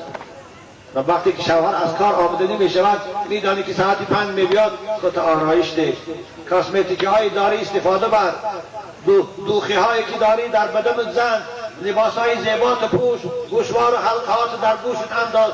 انتظار آمدن شوهرت شو که شوهر تو رو در زیباترین حالت بیند. وقتی که تو رو دید روش دیگه کشان زنهای بی آداب کوچه نشود. اما افسوس زنهای ما در خانه فقط با لباسی چی کاری یا خلط دارد. اگر با گاو و مال داشته باشه در قشناقی و از بوی آقا در نزدش ایستاده نمیشه. این بیچاره میبید زنش با این لباسی کنه روی ناششته بدنی عرق‌آلودی بعد بوی آقا ناراحت میشه. وقتی که کوچه بالا در ترلبوس و در مرشود که در قبولش میشینه اون زنه کای فسام کردگی بوی عطرش مستش میگنه خیال میکنه که یگان چی دیگه دارید در خفای هوای رو میشه بیچاره زنه در خانه تاقه و از خفای زنه دیگه میره. این بنابر کمبودی خواهرای خودی ماست. خواهرای از خواهی که شوهرات هست جای بیگانه نروند همه استعداد تا رو برای جلب کردن و سعید کردن شوهرات ها صرف کنید. این از چند نصیحتی که اگرچه کوتاه بود به شما خواهر عزیز و جوان خوب کردم و از پروردگار دعا میکنیم خدایا بین این دو جوان الفت و محبت پیدا کند و زندگی خوش و شیرین نصیبشان کند و احترام بین یکدیگر رو خداوند در بین اینها پیدا سازد و در دامن اینها فرزندان صالح پیرو قرآن به دنیا بیارد. خب چند سوال کوتاه جواب میدیم بعد از آن دعا میکنیم. نماز را به تاقی در بعضی حالت میخوانم درست است یا نه؟ درست است. در همه حالت به تاقی خوانی درست است. در بعضی حالت نه. در بعضی حالت ملاها به تاقی میخوانم. مثلا من سحریان نماز تهجد را به تاقی میخوانم سر دوچ پیشگاه پروردگار. اما پاشان شما جوانا همیشه هم که سر دوچ نماز خوانی درست است. همیشه هم کرتی هستین که نماز خوانی درست است. وظیفه شما دادرای عزیز مسجد رفتن و نماز خواندن. خواه با تاقی بره خواه به تاقی. خواه با کرتی آستیندار بره خواه به ایسته. خواه گلستوک میبنده خواه نمیبنده نماز خوانه. خدا از شما نماز خوانه را امر کرده. خدا در هیچ جای قرآن و حدیث های رسول اکرم شما را امری به تاقی پوش نکرده. خداوند دختر کار گفته بیمال بندن بچه کار نه. نمازات رو میخوانید. کدام مولای شما رو برای تاقی کاهش میکنه وای بیعلم است وای جاهل است وای نه از سیرت پیغمبر خبر دارد نه از کتابای فقهی خبر دارد غیر همین عبارت مختصر دیگه چی نمیداند. ایشان بابا دو سخن درباره آنهایی که در تعزیه در کارهای قشلاقداری اشتراک نمیکنند و در خوردن همیشه حاضرند التماس. خوب باید مؤمن برادری مسلمان باشد. رسول اکرم گفتند مسلمان بر بالای مسلمان 6 حق دارد. یعنی این واجب است این حق. یکی این است که بیمار شود خبرش میگیری وفات کند در بالای تعزیهش اشتراک میکنی تا او رو برده بخواد دفن کرده آمدن. این حق اسلامی است. کسی این حق رعایت نمیکنه وای گناهکار میشود. بنابر باید مسلمان برادری مسلمان شد در تویش در حالت شادیش تبریک گوید در حالت مصیبتش تسلیت عرض کند. قوت او در راستا دستا پیشی بر ایستد او را دلبرداری کند. حتی پیغمبر خدا امر کردن که در قشلاق تا مصیبت می شود از خانه تان قضا کرده برای اهل مصیبت بره تا خوشان قضا نکنند. نه که اونها شینه اونها را دلبرداری کنه اونها را به اوقات خوردن ترغیب کنه تا اینکه اونها کمی غمشان سبک شود. مسلمانی که در تعزیه مسلمان شرکت نمی کند در جنازه شده این مسلمان گناهکار است. این حق اسلامی را رعایت نکرده است. خداوند پدر او را جزا می‌دهد. در این با من صحبت‌های زیادی در قصه ها دارم. در سجده مرا خواب بود خسته نمازم را دوام دهم طهارت کنم یا نمازم باطل شد. در سجده در رکوع آدم خواب برد نماز طهارت نمیشه کند. 1 ساعت هم که خوابه در سجده وقتی که بیدار شد با الله اکبر بود تو خیجه دوام نماز خواندن گرفتم شد. یکی در قیام یکی در رکوع یکی در سجده 1 ساعت هم خوابه طهارت نمیشه کند.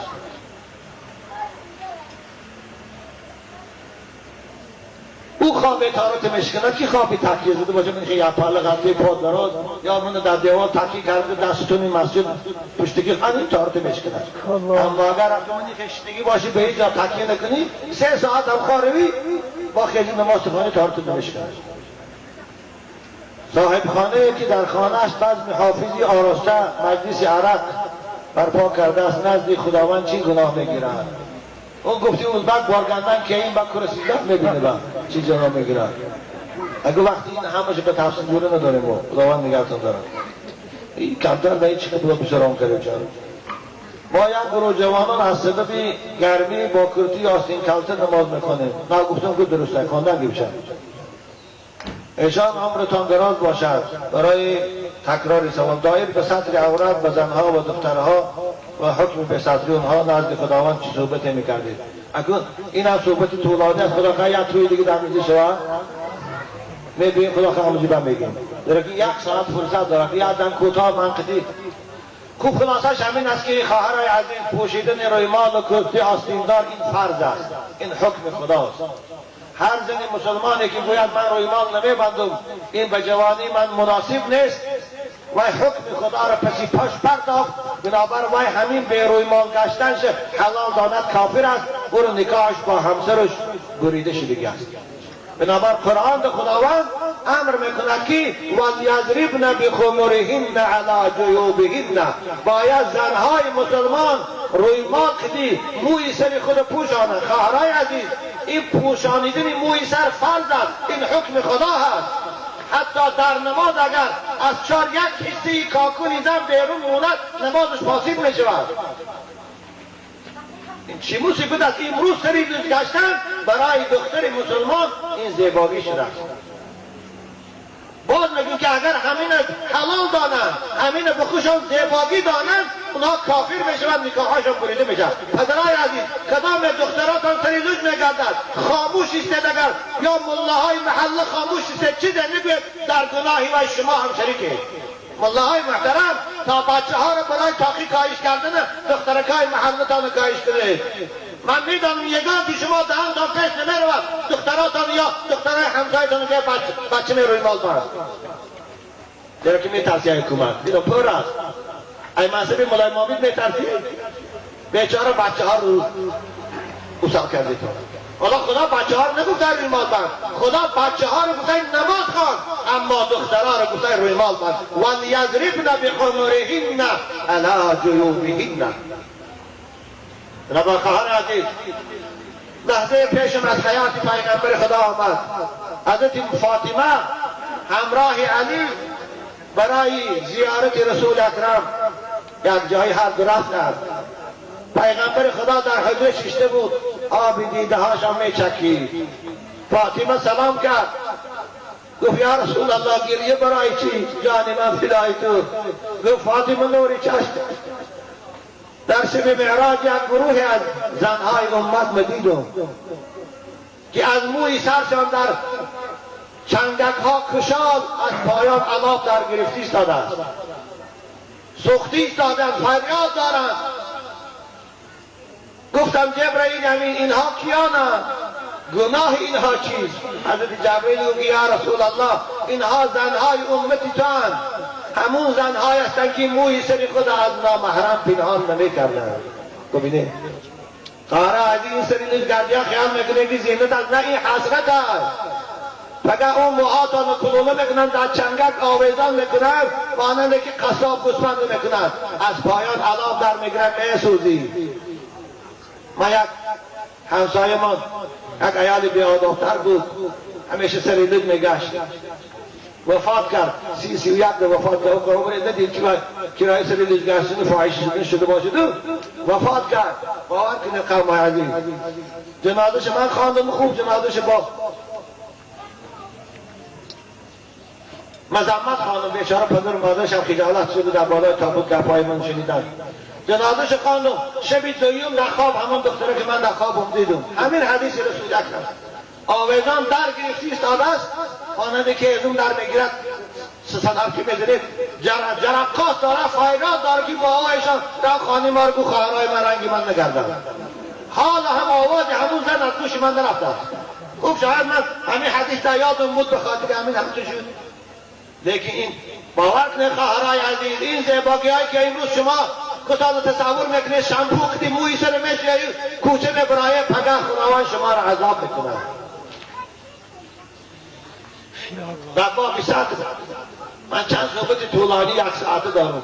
یه پدرای عزیز شما مسلمان هستید، خودتان هنری گپ زدن ندارید، خودتان بچه دختراتان فرمانده نمیده، لااقل همون نوارا رو بیاره امونه دخترها و کلیناتان رو مجبور کنه شینن گوش کنن. شاید یک تاثیر در دلشان حاصل شد، شاید یک خوف در دلشان پیدا شد.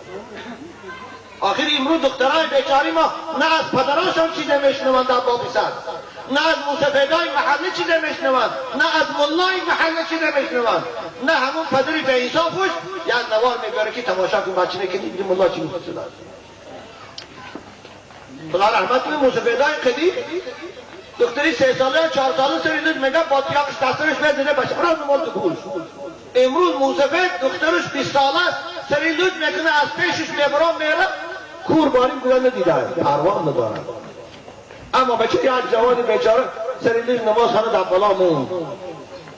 تو کافر شدی تو سریدش مسجد آمدی و حسن راسیهی مختصر مطلوب افتاد. واقعا مختصر شریعت نیست، مختصر صاحب پیغمبر نیست، مختصر صاحب امام اعظم نیست. حضرت امام اعظم خوشم نمازای نفل شام سریدش میخواندن دست ویرتش میگوید.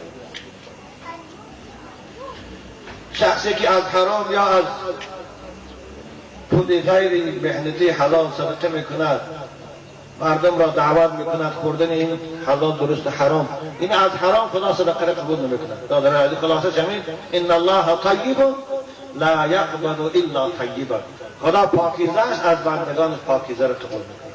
بنابر چیزی حرامه، پول عرق، پول گرایی، پول زنا را، فاحشگی را، پول فالبینی را کسی جمع کند و حج رود یا جمع کند و مولود و توی کند از همین امید ثواب کنه کافر میشن. این همه فتوا است، دیره که این مسخره بازی کردنی با خدا است.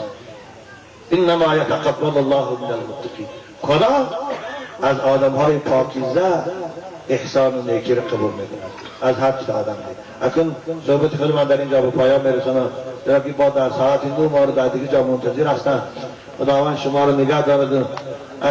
حاج مراد علی رو خداوند این سن 60 سالگی رسیدن شه پروردگار با برکت و با طاعت خدا با 80 و 90 به میرستگی گرداند دوش. خداوند در قضاش اگر رفتگی باشد در خاندانش فیض و برکات نازل کند و فرزندای او را هر کدامش که نباشند خواه پسر خواه دختر خداوند عمری دراز و تنی صحت و رزق فراخ و پیروی قرآن و سنت نصیب کند.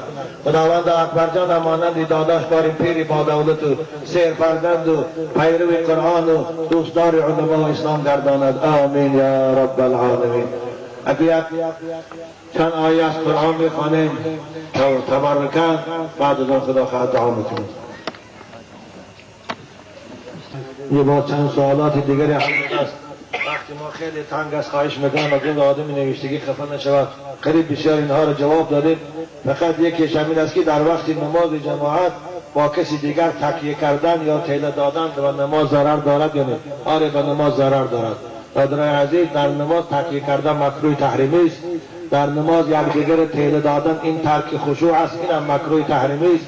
باید بنده مومن وقتی که در نماز می ایستد چنان تصور کند که روبروی پروردگار خود ایستاده است. چگونه که شما در پیش حاکم ناحیه یا در پیش یک آدم بلندپایه وقتی که می درآید پیش چگونه با آداب با احترام می ایستید حتی نمی جنبید، در پیشگاه پروردگار باید هم تو با احترام ایستاد. سالهای قدیم اگر دیده باشه در پیش موزنه لینین 4 سالده بیچاره راستا میدادن، دیده بودی قلاوری نامریه هم تو راست میستادن که نمی جنبیدن، حتی میزگشو میچزنیشان نمی در پیش یک کافیر. آخر شما در پیشگاه خدای میسته که او به تمام کار قدرت دارد. شما در پیشگاه خدای میسته که با یک سفارشی کن امریکا رو نیم شکلت کرد، 100 میلیارد دلار ضرورش آورد، 3 شتات چه بخواب یکدم کرد. شما در حضور خدای قرار داد که در یک لحظه میتواند نیمی بدن تا از کار برآرد. چگونه در حضور او شما بازی بکنید؟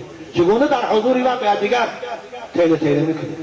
بنابر خدا در قرآن قد افلح المؤمنون الذین هم فی صلاتهم خاشعون، همون نماز را قبول میکنه که صاحبش در نماز تلاطم درونی داشته باشد، در دلش خوش در حضور خدا داند، حیبت خدا بدنش لرزاند، این نماز خدا قبول میکنه.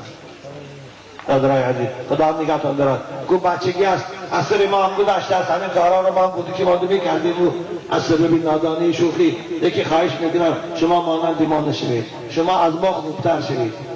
خدا نگهتان دارد.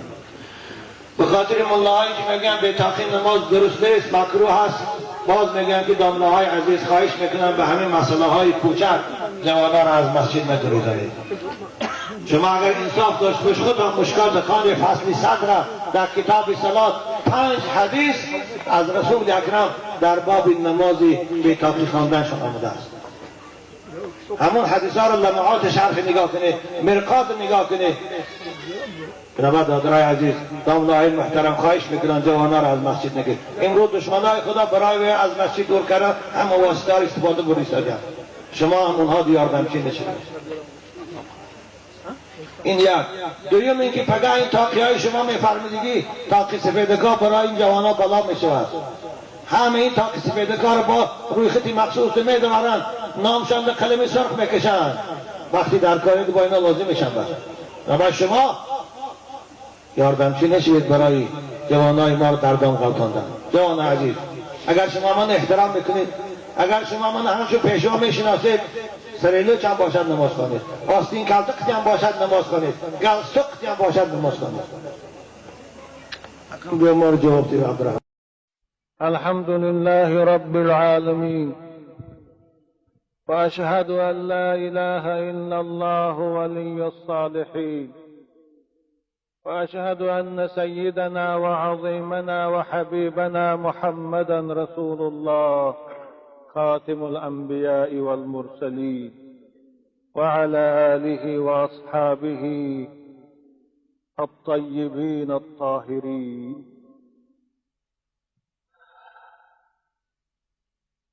أعوذ بالله من الشيطان الرجيم. ولا تقربوا الزنا إنه كان فاحشة وساء سبيلا.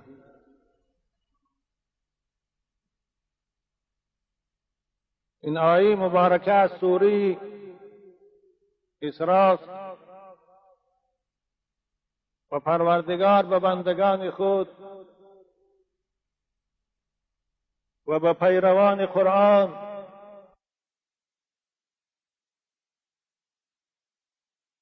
میفهماند و اونها را هوشیار میسازد که ای بندگان من، ای پیروان قرآن، ای امتان محمدی، شما نزدیک نشوید به زنا. ولا تقربوا الزنا انه کان فاحشه، زیرا که زنا بیشرمی است. زنا افلاسی است، زنا هلاکت است. وساء سبیلا، و خیلی بد راه است کسانی که در این راه قدم می نهند.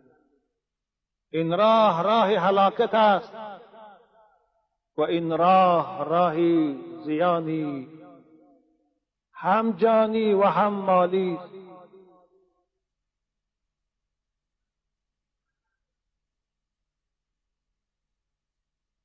پروردگار در سوره فرقان هم بندگان نیک خدا با چند صفت به ما و شما معرفی می سازد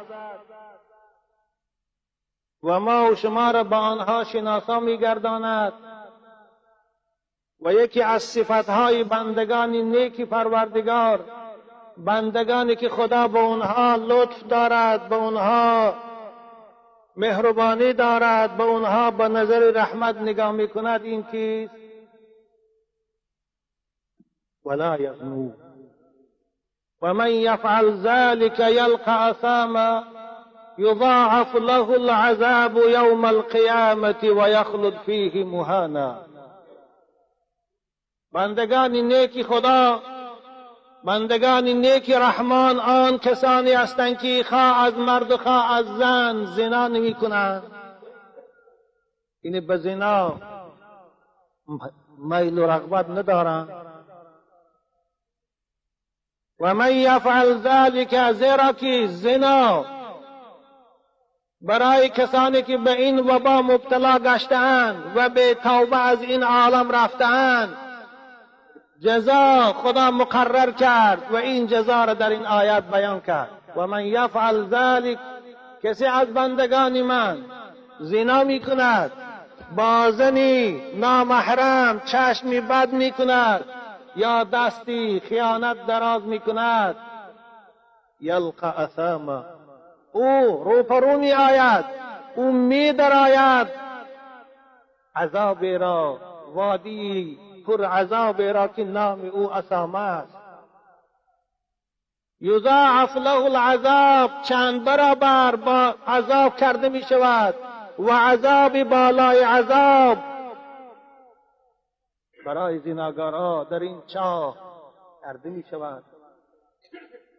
و یخلد فیه مهانا و جاوید، و همیشگی در این چاه پر عذاب خار و زار باقی می ماند. و یخلد فیه مهانا، مهان خار و ذلیل و بیقدر.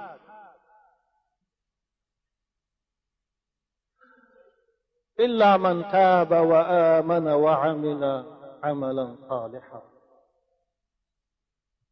انشاءالله ادامه آیه بزن صحبت. این دو آیات به ما و شما پیروان قرآن صراحتاً بیان می سازد که آن خدای بزرگواری که ما و شما را آفرید و برای هدایت ما پیغمبران و امامان را فرستاد و قرآن را فرستاد، از این وبا، از این مرض میخواهد ما را نگه دارد. این مرض زنا. عزیزان من، زنا این ویران کننده عائله هاست.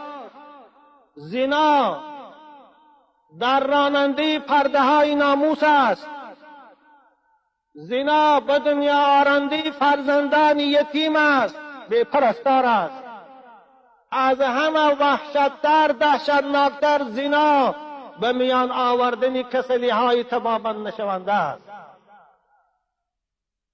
پیغمبر بزرگوار می‌فرمایند در حدیث صحیح که اذا ظهر في قوم الزنا او الربا احلوا بانفسهم غضب الله. هر قومی که، هر جامعه که در آن زنا رواج یابد، در آن رباخوری و سودخوری رواج یابد، این قوم، این جامعه، این اهالی به خود عذاب خدا را آورده. اینها خود عذاب خدا را به سوی خود جلب کردند.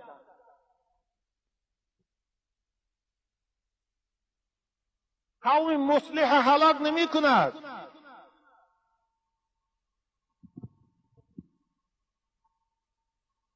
وما كان ربك ليهلك القرى بظلم واهلها مصلحون. جامعه که اصلاح شدگی باشد، جامعه که در وی زنا نباشد، رباخوری نباشد، شراب نوشی نباشد، آن جامعه را خدا هلاک نمی کند. این وعده قرآن است.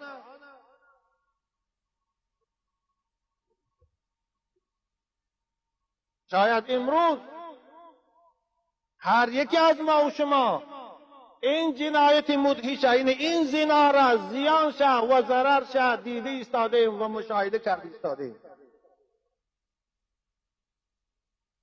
پیغمبر بزرگوار کسانی که زنا میکنن، خواه مرد و خواه زن، اونها را ایمان ندارن گفته اعلان داشتن. ابو هریره در حدیث صحیح از بخاری و مسلم روایت میکند لا یزنی الزانی حین یزنی و هو مؤمن. وقتی که شخص زنا میکند، خواه مرد و خواه زن، در حالت زنا ایمان ندارد، ایمان از بدن او جدا می شود.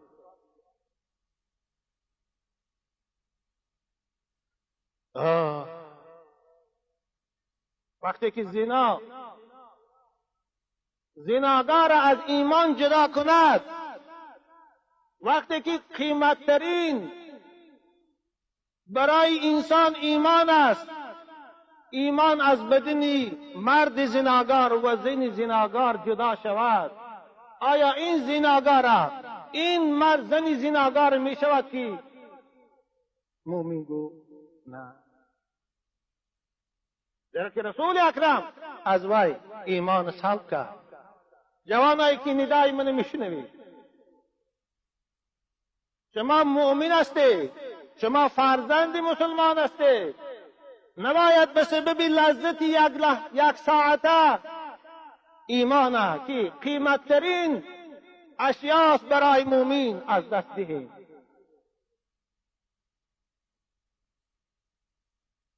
پیغمبر خدا تفصیلی خیلی روشن برای ما تصویر هم کردن.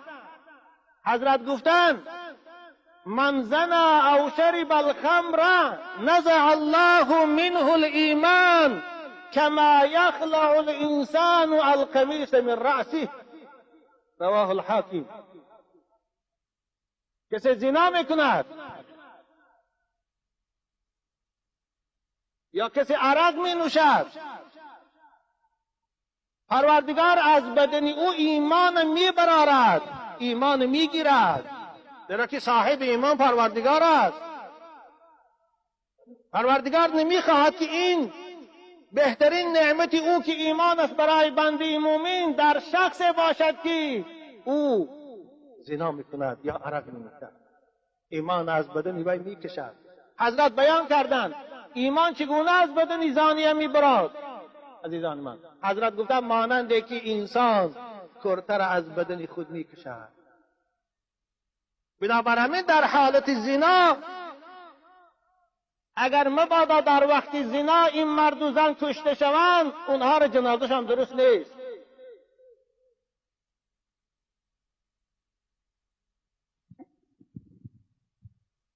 زنا این خیلی جنایتی وزنین است.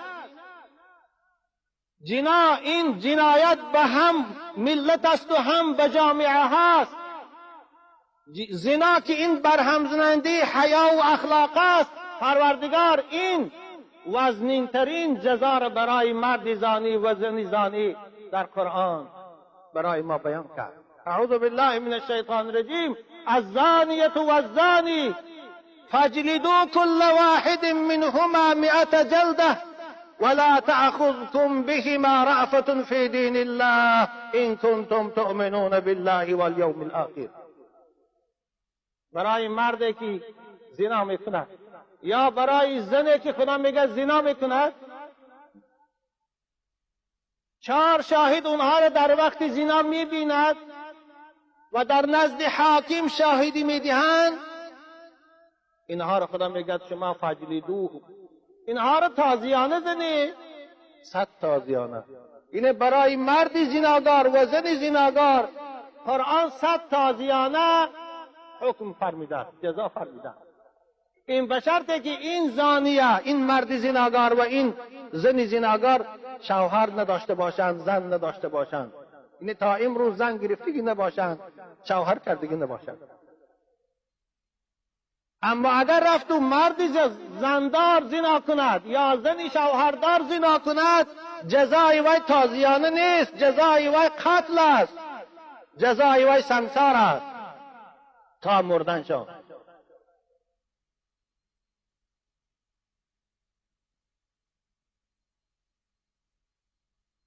پروردگار میگوید وقتی که اونها را سنگسار کرده می شود یا وقتی که این مرد زانی و زن زانیه را در زده می شود، تازیانه زده می شود، برای اونها شما غمخوری نکنید، دلتان نسوزد.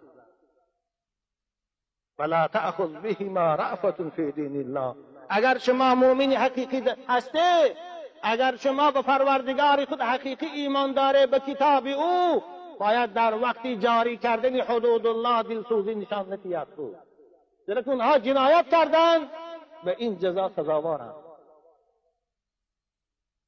اما افسوس که این حدود الله امروز جاری نیست. اما افسوس بسیار مردها و زنهای زناگار از جزا خلاص شد ایستادیان.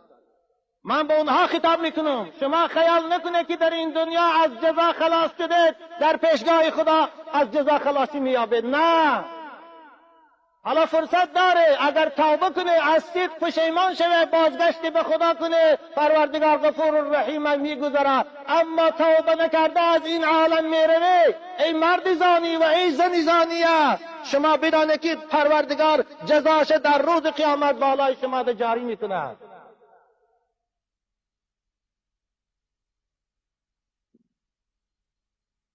در زبور آمده است در باب عذاب مردهای زانیه و مردهای زانی و زنهای زانیه، انهم یعذبون فی النار بفروجهم، انهم معلقون فی النار بفروجهم. مردها و زنهای فاحشه را پروردگار در دوزخ از شرمگاهاشان آویزان میکند. خواهرای عزیز، ای کسانی که دنیا شما را فریب داد برای اندک چیز حیای خودتان، ناموس خودتان فروخته ایستاده. ای جوانا، برای 5 لحظه 5 دقیقه فرصت و معیشت حیاتتان سوزانده ایستاده. شما را پروردگار از شرمگاهاتان در دوزخ آویزان میکند. و یضربون علیها باصوات من حدید، شما را به تازیانه های آهنین ملائکه های دهشتناک دوزخ جزا میدهند. این سخن پروردگار است در زبور. زبورم یکی از کتاب های الهی.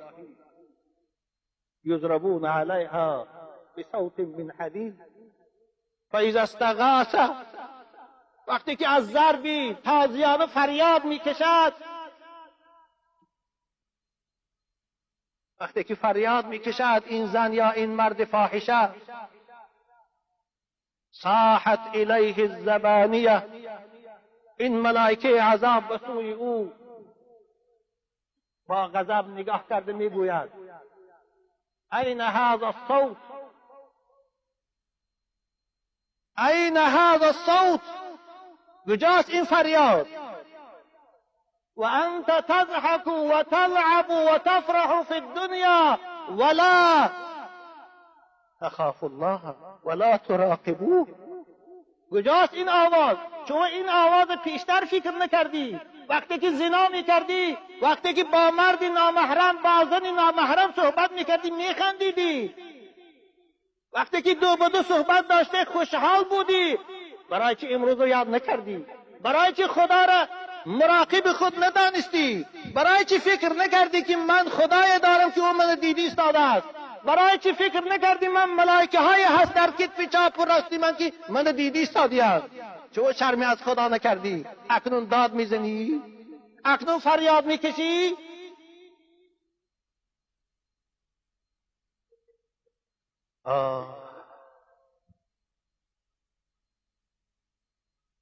امروز عزیزان من، کسلی سفلی، کسلی های سوزاک، کسلی از همه دهشتناک، خطرناک، سپید تمام عالم را مانندی ابر تیره پهن کردی ایستاده، فرا گرفتی ایستاده.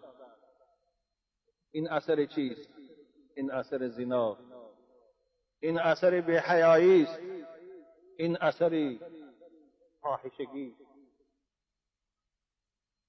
امروز تمام دنیا با همه بایگری‌هاش و با همه متخصصاش برای پیشگیری این وبا، این درد بی‌دوا کوشش دارد، اما نتیجه دلخواه نداده ایستاده.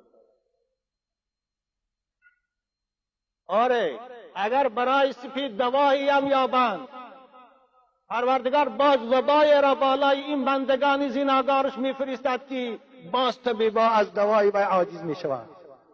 همون خدایی که بعد از سفلیس و سوزاک سپید پیدا کرد، باز بعد از سپید دوا باز درد میفرستد که او هم باز به دوا. برای چه عزیزان من؟ سوال وارد می شود چرا دولت های ابرقدرت دنیا پول خرج کرده ایستادی‌اند، داروها استحصال کردیم برای پیشگیری سپید تا اینکه این وبا را پیش گیرند، اما از همه دوای آسان، از همه داروی آسان داروی قرآن است، او را نمیخواهند جاری شود.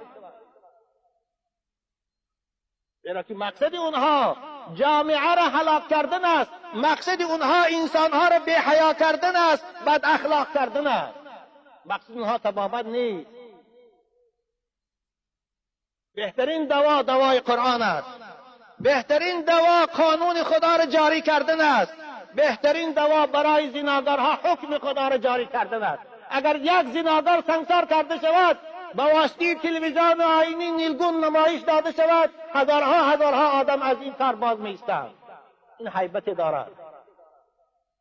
اما افسوس مقصد اینها این نیست که پیش زنا را گیرند، مقصد اونها پیش زنا را کشادن است، فقط پیشگیری بیماری است، اما این به اونها نمیرسد.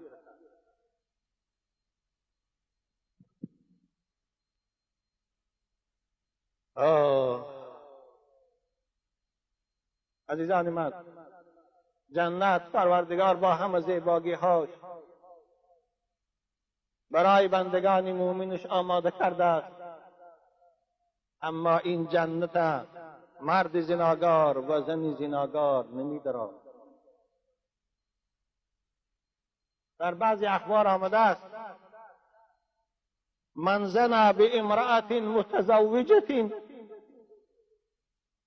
كان عليه وعليها نصف عذاب هذه الامه. جوانای عزیز، مادرای عزیز، خواهرایی که ندای من میشنوید،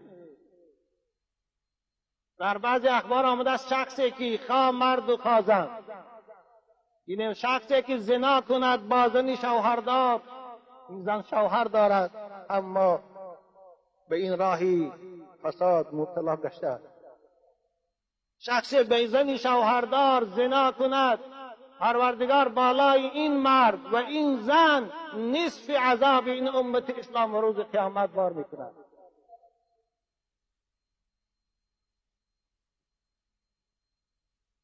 فإن الله سبحانه وتعالى يحكم زوجها على الزاني في حسناته. روز قیامت پروردگار شوهر این زن که از این کاری خانوش بیخبر بود، روز قیامت بالای این مرد زانده حاکم میگرداند. پروردگار میگه بنده من، این ناکس در خانم تو خیانت کرد، در ناموس تو خیانت کرد، الان همه ثوابهای او در اختیار تو. ثوابهای مرد زناگار او شوهر زن میگیرد و گناههای او را در بالای این گناهاش بار میکنند، اینو در دوزخ سرنگون میپرتایند، به شرطی که این شوهر از رفتار خانمش خبر نداشته باشد. اما اگر شوهر باشد که از رفتار خانمش خبردار است، میداند که زنش به همین راهی فساد رفته ایستاده است، میداند که دخترش به همین راهی فساد رفته ایستاده است. معل اساس امروز بسیاری از ما مسلمانان میدانیم که خانمهامان یا دخترامان یا خواهرامان به این راهی افلاس رفته ایستادند، اما سکوت کرده ایستادیم. شاید این سخن من با بعضی‌ها سخت رسد، اما این حقیقت است. حضرت چی گفتن؟ اما اذا علم و سکت، اما دانه که خانومش به همین راهی بد رفت ایستاده است و سکوت کند، چیزی نگوید، فقد حرم الله علیه الجنت. خدا برای این شوهر، برای این پدر جنت حرام گردانیده. برای چی؟ برای اینکه وقتی که پروردگار بهشت آفرید با همه زیبایی‌هاش، در پیشگاه طاق جنت نوشت یا جنت انت حرام علی الدیوث. ای جنت تو برای دیوس حرامی. دیوس کیست؟ الذی یقر سوء فی اهلی. شخصی که میدانه که خاندانش، خواه زنش، خواه دخترش، خواه خواهرش به همین راه افلاس میرود، اما سکوت میکنه، چیزی نمیگوید. یسکت ولا یغا، غیرت ندارد، ناموس ندارد. برای این تو مرد بیناموس عزیزان من جنت حرام است.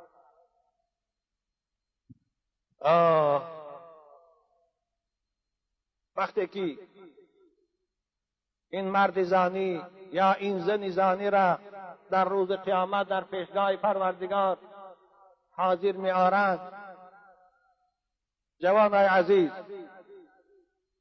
خیال نکنید که ما در شهرهای روسیه هستیم کسی از ما خبر ندارد. خیال نکنید که کسی این کاری ما را نمی داند. پروردگار همراه شما هست، ملائکه ها همراه شما هست، اعضاهای بدن شما بالای شما ده شاهد است، زمین در بالای شما شاهد است. روز قیامت روز است که الیوم نختم علی افواههم و تکلمنا ایدیهم و ارجلهم بما کانوا یعملون. خدا زبانها را مهر میزند، اما دستای شما، پاهای شما بالای شما ده شاهدی میتیند. شما خیال نکنید که این کردار ما پوشیده میمونه. در پیشگاه خدا که محاکمه مرد زناگار و زن زناگار می شود، جنایت او بالاشتی که اثبات شد، پروردگار امر میکرده است ملائکه های معکل به دوزخ خذوه، این گیرید در دست و پای او زولان معیشت، ایمان خدا از دسته.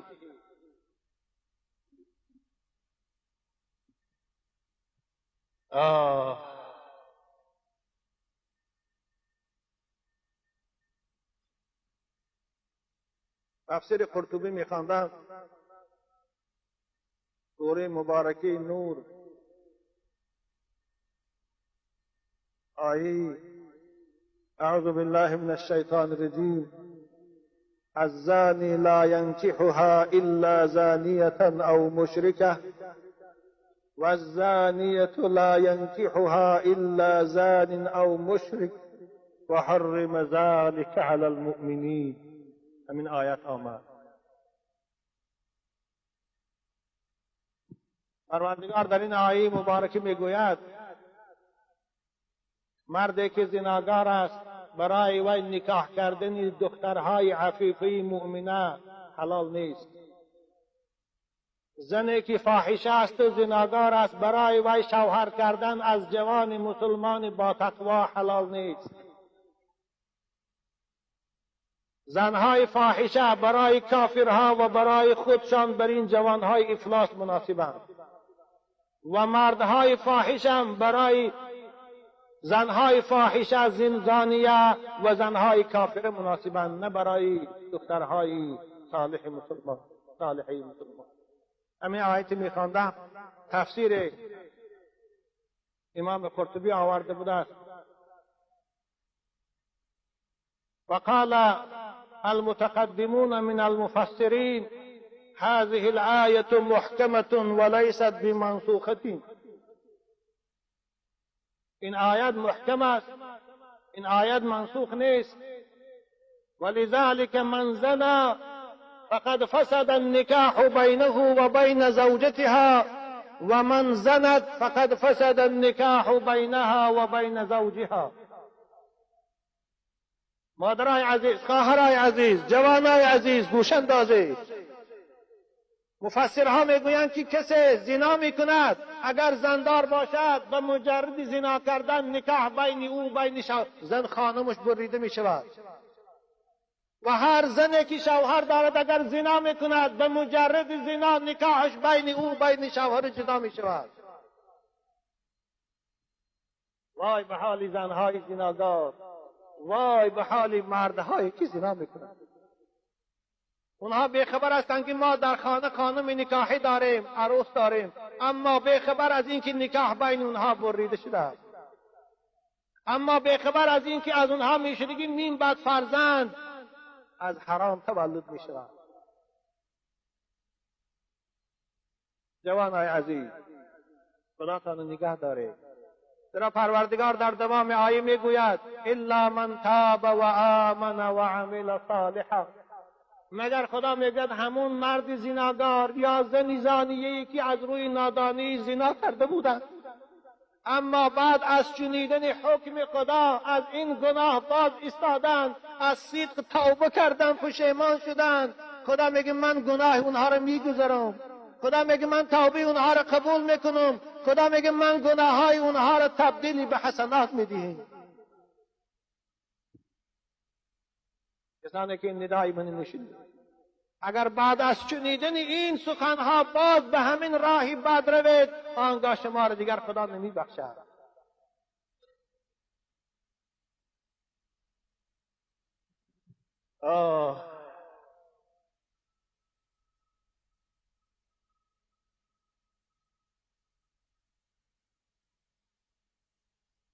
حضرت مولوی میگوید چه طفلان میروی سوی هلاکی، چه طفلان میروی سوی هلاکی، نمیدانم چگونه عقل ناکی. مانند گودکا در راه هلاکت رفتی استادی. عزیزان من، این زنا راه هلاکت است.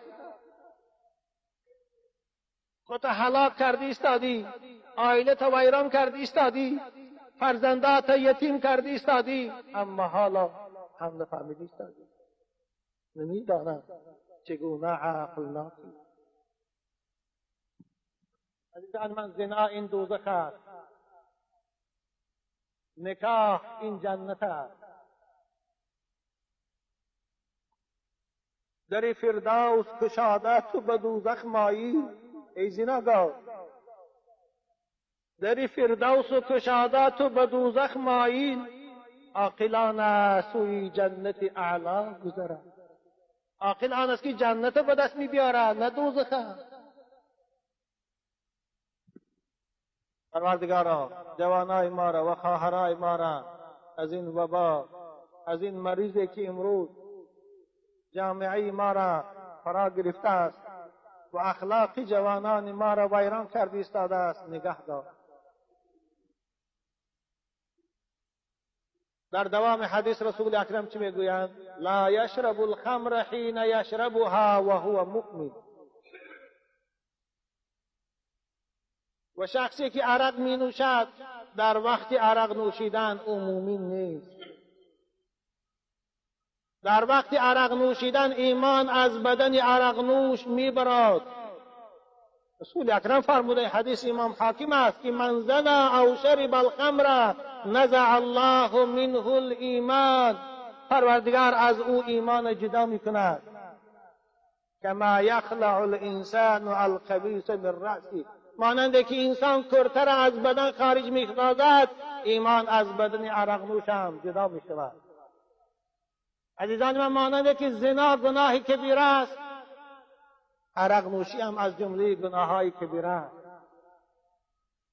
پروردگار در قرآن در سوره مبارکه مائده می فرماید: اعوذ بالله من الشیطان الرجیم، یا ایها الذین آمنوا انما الخمر والمیسر والانصاب والازلام رجس من عمل الشیطان فاجتنبوه لعلكم تفلحون. ای کسانی که ایمان دارید،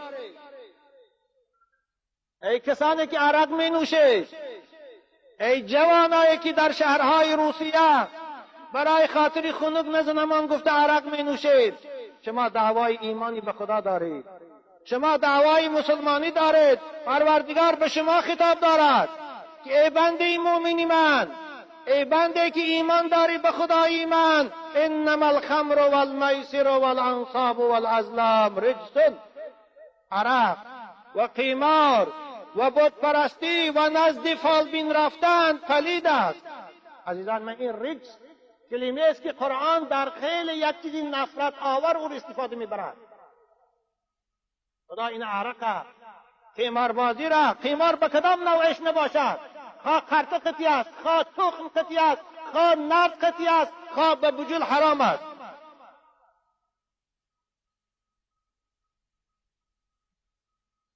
رجس فاجتنبوه لعلكم تفلحون. این پلید است، حرام است، افلاسی است، خانه ویرانی است. از این خداتان نگاه دارید. ای جوان مسلمان، خدا تو را امر کردی ایستاده است از عرق خود نگاه دار. اما شیطان ها و دشمنای خدا میگن عرق نوش، نوعهای به نوعی عرق روز در تلویزیونها رکلام میکنن تا اینکه تو نوشی. اما خدایی که از تو را آفرید، تو را امر کرد باز ایست، فاجتنبوه. کدامش قبول داری؟ خدایی که خالق توست، خدایی که رازق توست، خدایی که تو را عقل داد، خدایی که تو را تنی صحت داد، امر کردی ایستاده است از عرق باز ایست. ننو. اما شیطان ها، انسان های شیطان صورت تو را ترغیب به عرق می کنند، تو را ترغیب به نوعهای نوع به نوع عرق نوشیدن می کنند. کدامش می گیری؟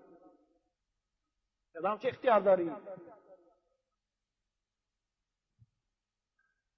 فاجتنبوه لعلکم تفلحون.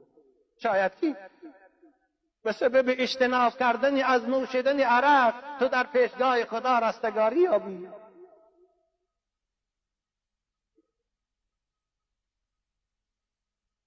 امروز جامعه بشری اگر از روی انصاف تحقیق کند، هیچ وبای، هیچ بیماری مانند عرق دنیا در ضرر آوردگیش نیست. ضرری که دنیا از روی عرق کشیده ایستاده است و می کشد و می بعد هم به هیچ چیز برابر شد نمیتواند. خودکشی ها، دیوانگی ها، بیماری ها، ویران شدن عائله ها، همه این از چی عزیزان من؟ اثر عرق، اثر خمر، آدم کشی ها. از این سبب رسول اکرم فانها ام الخبائث، عرق مادری تمام افلاسی ها. آدم کشی هم سرچشمش عرق است، دزدی هم سرچشمش عرق است، زناگاری هم سرچشمش عرق است، خودکشی ها هم سرچشمش عرق است، و خانه ویرانی ها هم سرچشمی اساسش عرق است. اکثر جوانایی که نزد ما برای سوال می آیند طلاق میپرسم در حالت مستی بودم در مستی طلاق کردم. کودک های تین از همه بالاتر، پولی که عرق میخری میتوانی به او پول برای فرزند و یا لباس خری یا که قند خری یا حلوا خری که از دیدن وقت خرسند میشود.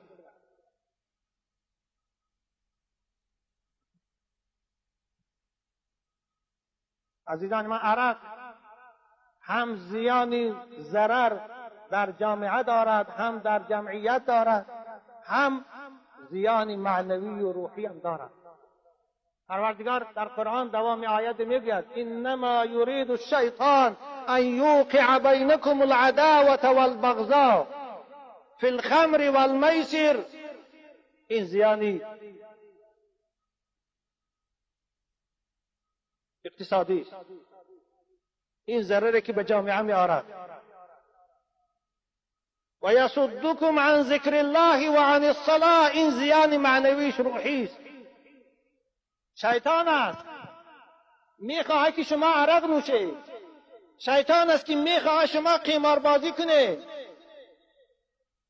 به سبب این دو گناه، به سبب این دو رفتار ناجا در بین شما عداوت و دشمنی پیدا کند. عزیزان من شما را به خدا سوگند میدیم، در کدام جایی که مجلسی که عرق نوشی می شود حتما بین دوستها در اونجا جنگ هست، دست گریبان هست، حتما در اونجا آدم کشی می شود، حتما در اونجا بین دوستها عداوت پیدا می شود.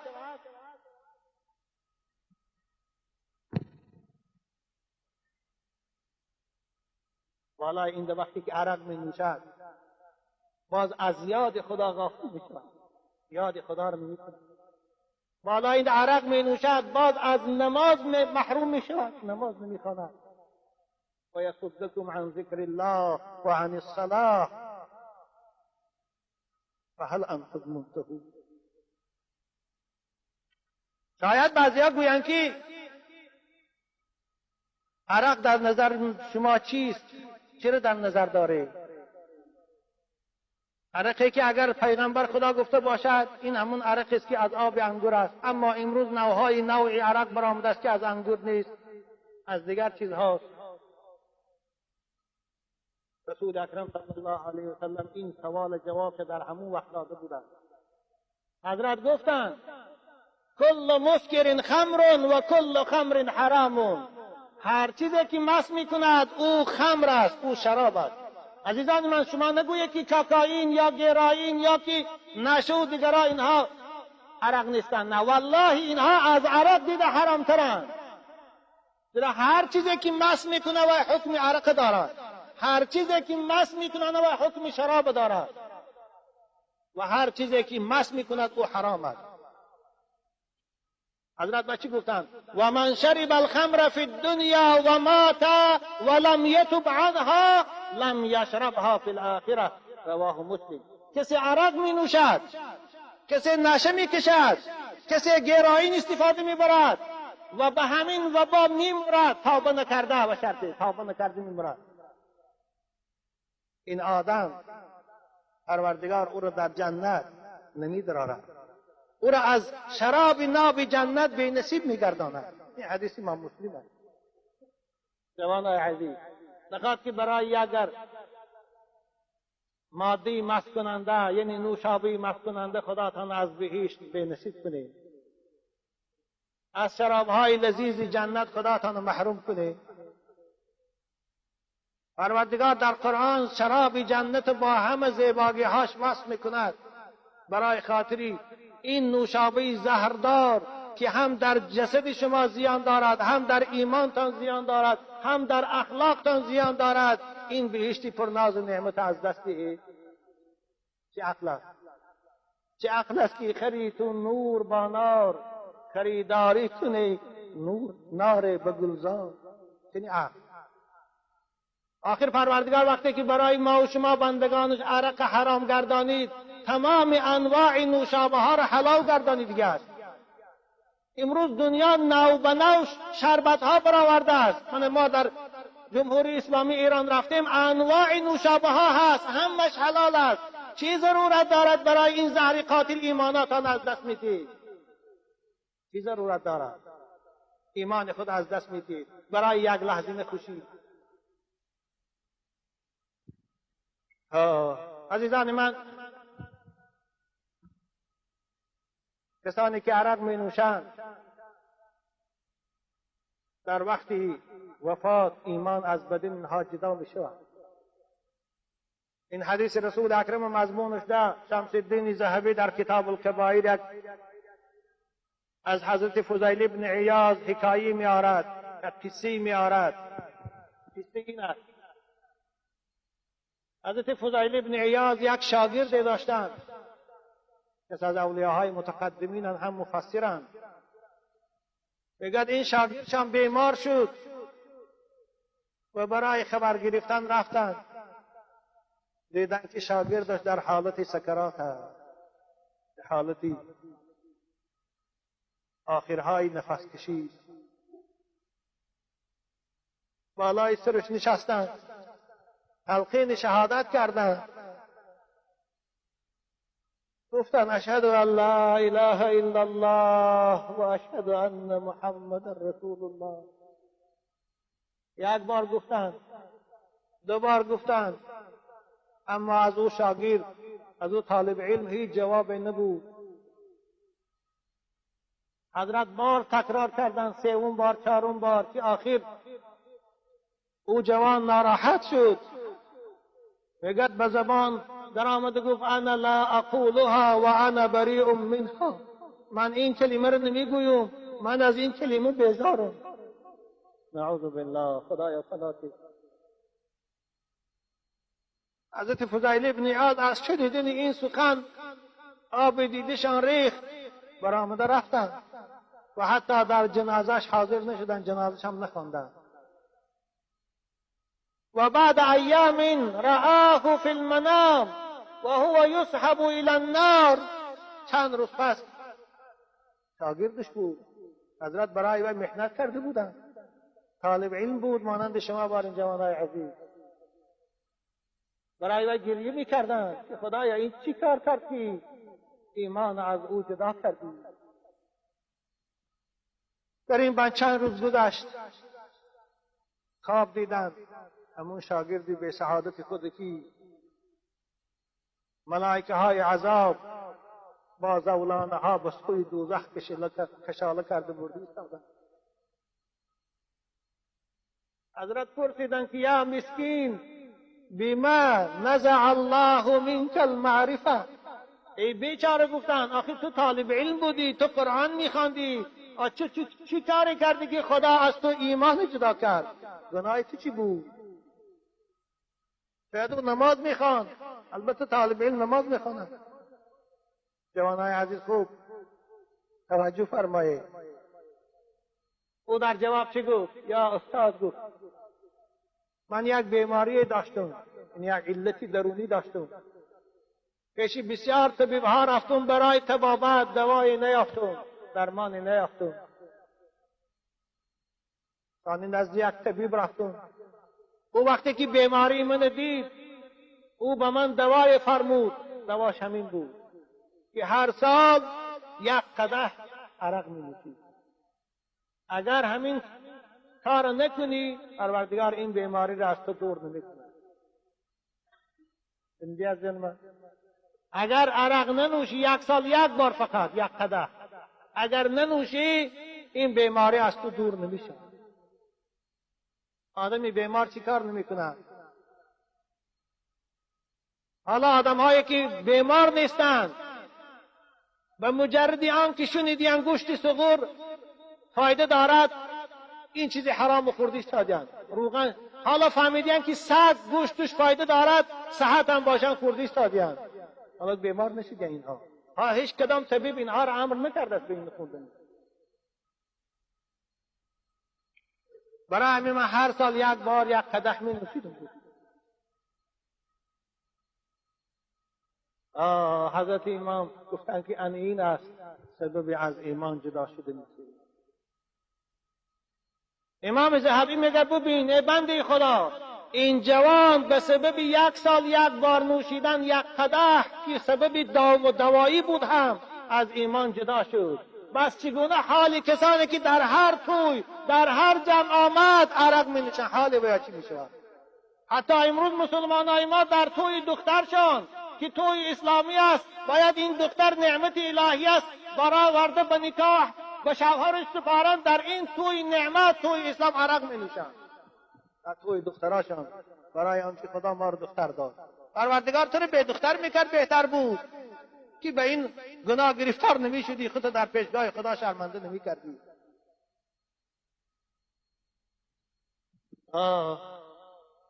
ایمان به سبب این از من جدا شد. ببینید یک نوشیدنی قدح در یک سال یک بار ایمان از بدن این جوان جدا کرد. بس چگونه است حال کسانی که همیشه به این مبتلا هستند. لا یشرب الخمر حین یشربها وهو مؤمن. این حدیث بخاری و مسلم رسول اکرم گفتند کسی عرق می نوشه و ایمان ندارد. عزیزان من، عرق گناه کبیره است. عرق، زنا که موضوع صحبت ماست از جمله گناه‌هایی است که پروردگار بندگان خود چه تأکید به تأکید امر از باز ایستادن کرده است.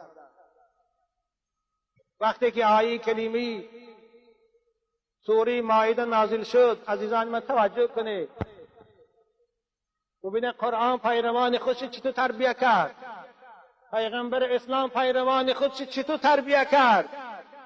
وقتی که همین آیت در مدینه منوره نازل شد، حالا که عرب ها مانند روسهای ما بارین عرق مانند چای می نوشیدند، وقتی که همین آیه که الان من خواندم نازل شد، فهل انتم منتهون، خدا گفت ای بندگان من آیا از عرق نوشیدن باز می ایستید؟ شنیدم برابر چه گفتند؟ انتهینا یا ربنا، انتهینا یا ربنا، باز می ایستیم خدایا، باز می ایستیم. حدیث امام مسلم رسول اکرم گفتند ان الله حرم الخیر خمرا فمن ادركته هذه الآية وعنده شيء منها فلا يشرب ولا يبيع. پروردگار عرق حرام کرده است و هر کسی که همین آیت رسید و در نزد او اگر عرق باشد، خواه در خم خواه در شیشه های، او را ننوشد گفتند، او را نفروشد گفتند.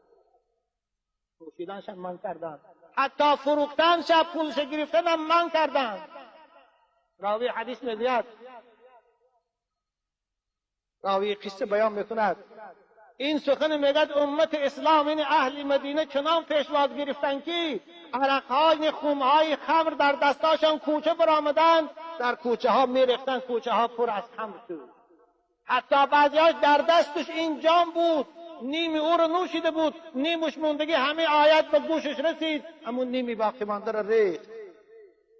ببینید قرآن چطور تربیه میکنه.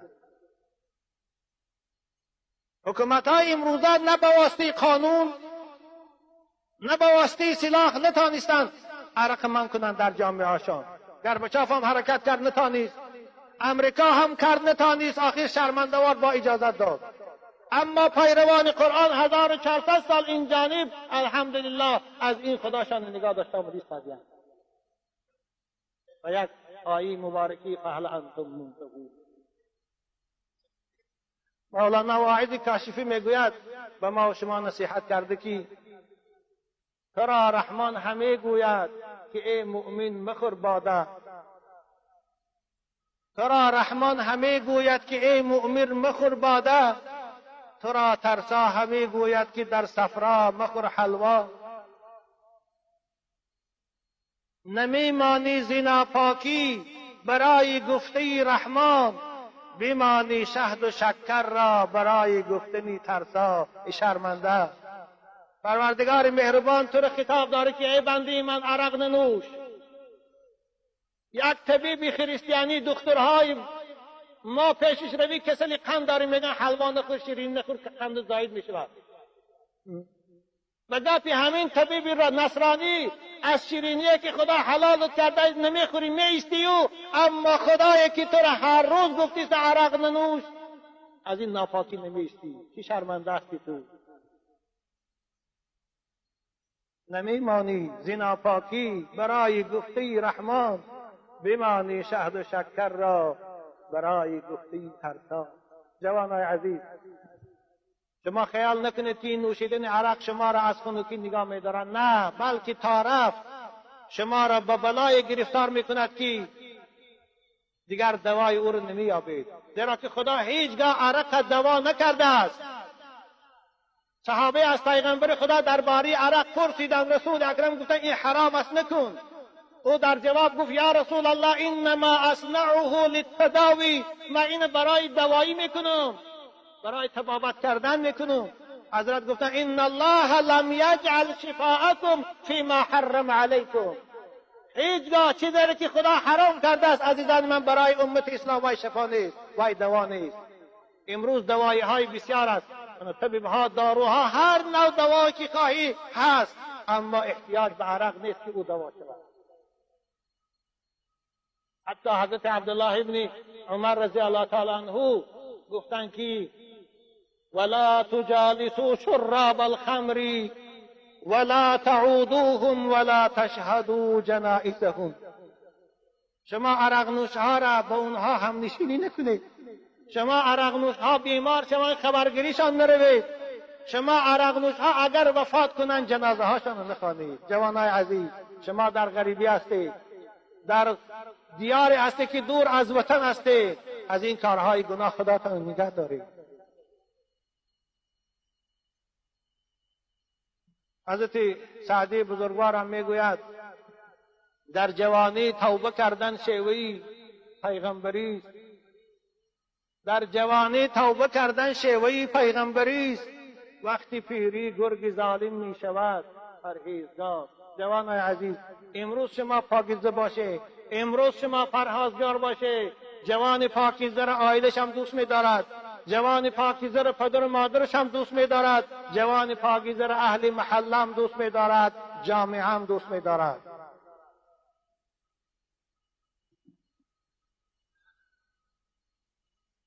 امروز شاید جوانای ما گویند که تمام دنیا رو به عرق نوشی، رو به زناگاری آوردیم، باز طرف پیش رفت ایستادیم، طرف باز ثروتمند شد ایستادیم، طرف خوشبختر شد ایستادیم. نه، این تو نیست. قرآن این تو نمیگوید. قرآن میگوید اعوذ بالله من الشیطان الرجیم قل لا یستوی الخبیث والطیب ولو اعجبک کثرة الخبیث.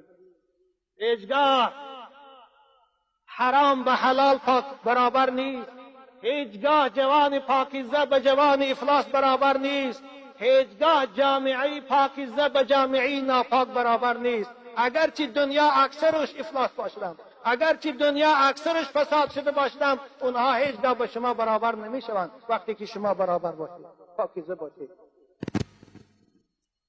گر از صف ناپاکان آیی به صف پاکان، فتح دو جهان این است غافل منشین ایجان. این است پاکیزگی، سعادت دنیا و آخرت است. پاکیزگی سعادتی هم عائله است، هم سعادتی خودت است، هم سبب دوست داشتن عائله است شما را.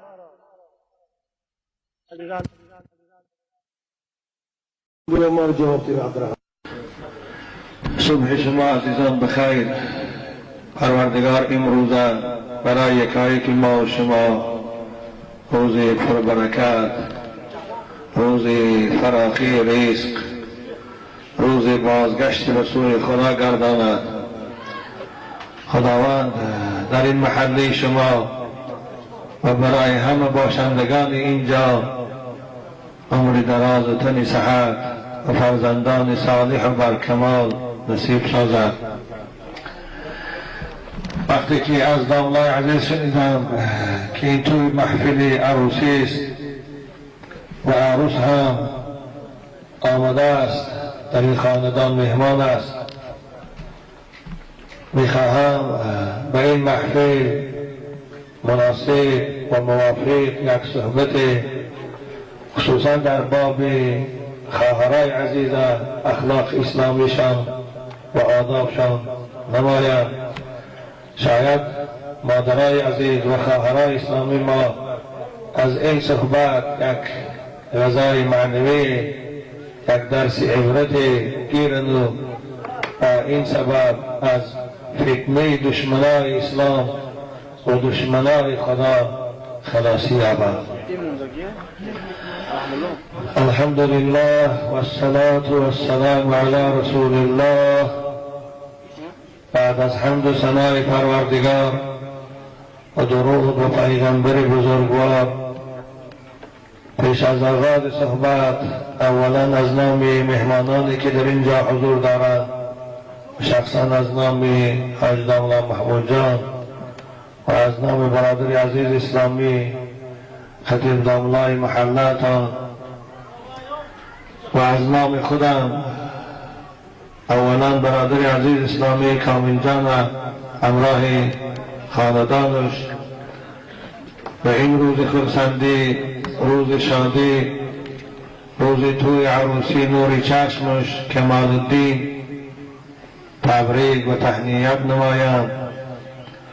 از خداوند مهربان دعا میکنم که کمال الدین همراه عروسش بخت سعادت و زندگی خوش نصیب سازد و در لمحهای این عروس و داماد زیبا همیشه تبسم را نمایان گرداند و در دامن اینها فرزندان صالح و برای پدر و مادر مهربان و دلسوز به دنیا بیارد و خداوند حیات عائلوی اونها را همیشه حیاتی پر از محبت، از عشق و وفا گرداند و برای جوانایی که در اینجا حضور دارند که اکثر اینها مخلصای ما هستند این دعا را هم میکنم خدایا این دادرای عزیز ما را هم روز نصیب گردان که لحظه های عروسی خود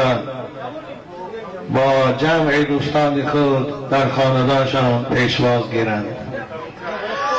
خوب عزیزان من، خداوند برای ما و شما بندگانش نکاح همچون عبادت، همچون راه و روش پیغمبران خود، همچون راه اساسی آبادی جامعه و محله و عائله و دنیا معرفی کرد، برای ما او را مشروع گردانید.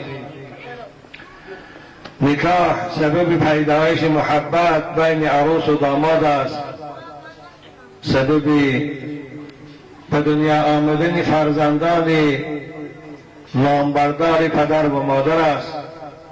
از همه بالاتر نکاح یکی از دلیل‌ها و آیه‌های خداشناسی است که بنده میتواند با این خدای بزرگوار خود شناسد. اگر این عالم یک خالق، یک معبود، به اصطلاح امروزه بگیم یک انجینیر نمی داشت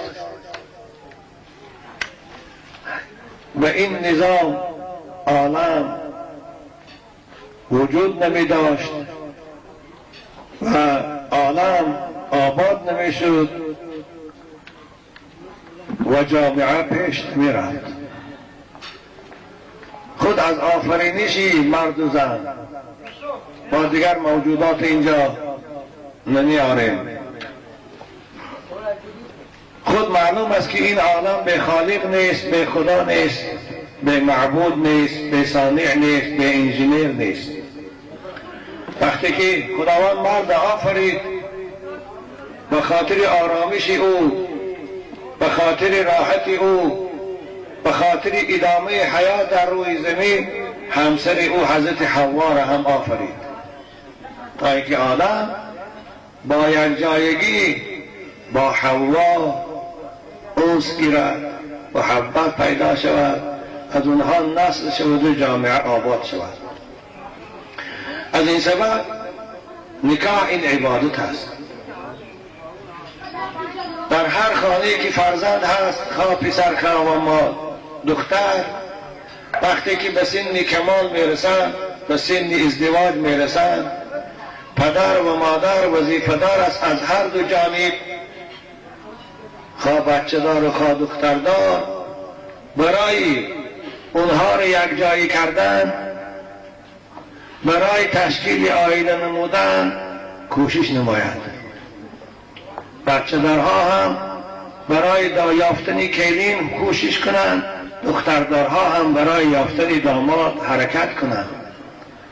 زیرا همون وظیفه‌ای که بالای بچه دارها هست باید بچه هاشان زن تیند تا اینکه بچه هاشان به گناه نروند، به زنا نروند. همین وظیفه بالای دختردارها هم هست، زیرا که دخترم شهوت دارد، دخترم خواهشات دارد، بنابر باید او را زود شوهر یابد، برای او شوهر دهد تا اینکه دخترش به زنا نرود. اما افسوس امروز ما میبینیم عادت شده است بچه دارها برای کافتن کیدین خانه به خانه میگردند، محله به محله میروند خواستگاری، اما دختردارها باشند برای یافتن داماد به جای نمیروند. دخترها در خانه هاشون به سن 25 30 حتی تا 40 رسیدگی دخترها هست. پدرش ننگ میداند که خانه یک بچه دار آورده گوید که بیا دختری من کیدین کن، هر دو جانب توی میکنیم، دختری من از این چی کم بودی ندارد، فقط به خاطر خدا، به خاطر اسلام که امر خدا هست بیا دختری من کیدین کن. نه، اینو به خودشان ننگ میدانند. خب من میدانم این دختردارا به خودشان تحقیر میدانند، اما به خبر اینکه دختر وقتی که به سن بلوغ رسید به حیا شد، به کوچه برآمد، و رستوران و طرفخانه و لب دریاها رفت، این است ننگ، این است گناه، این است شرمندگی. خانه یک جوان خوب روی، یک آدم خوب روی که دختری من کیدین کن، این ننگ نیست.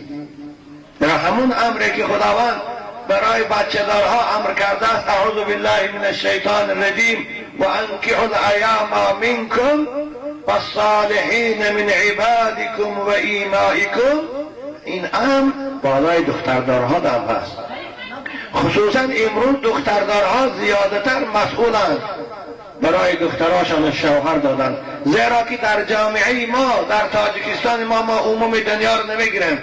امروز شماری زنها از مردها 3 برابر زاید است. این به حساب رسمی حکومت است، اما به حساب غیر رسمی 5 برابر، یعنی هر مرد 5 زن میتوره میبیاد.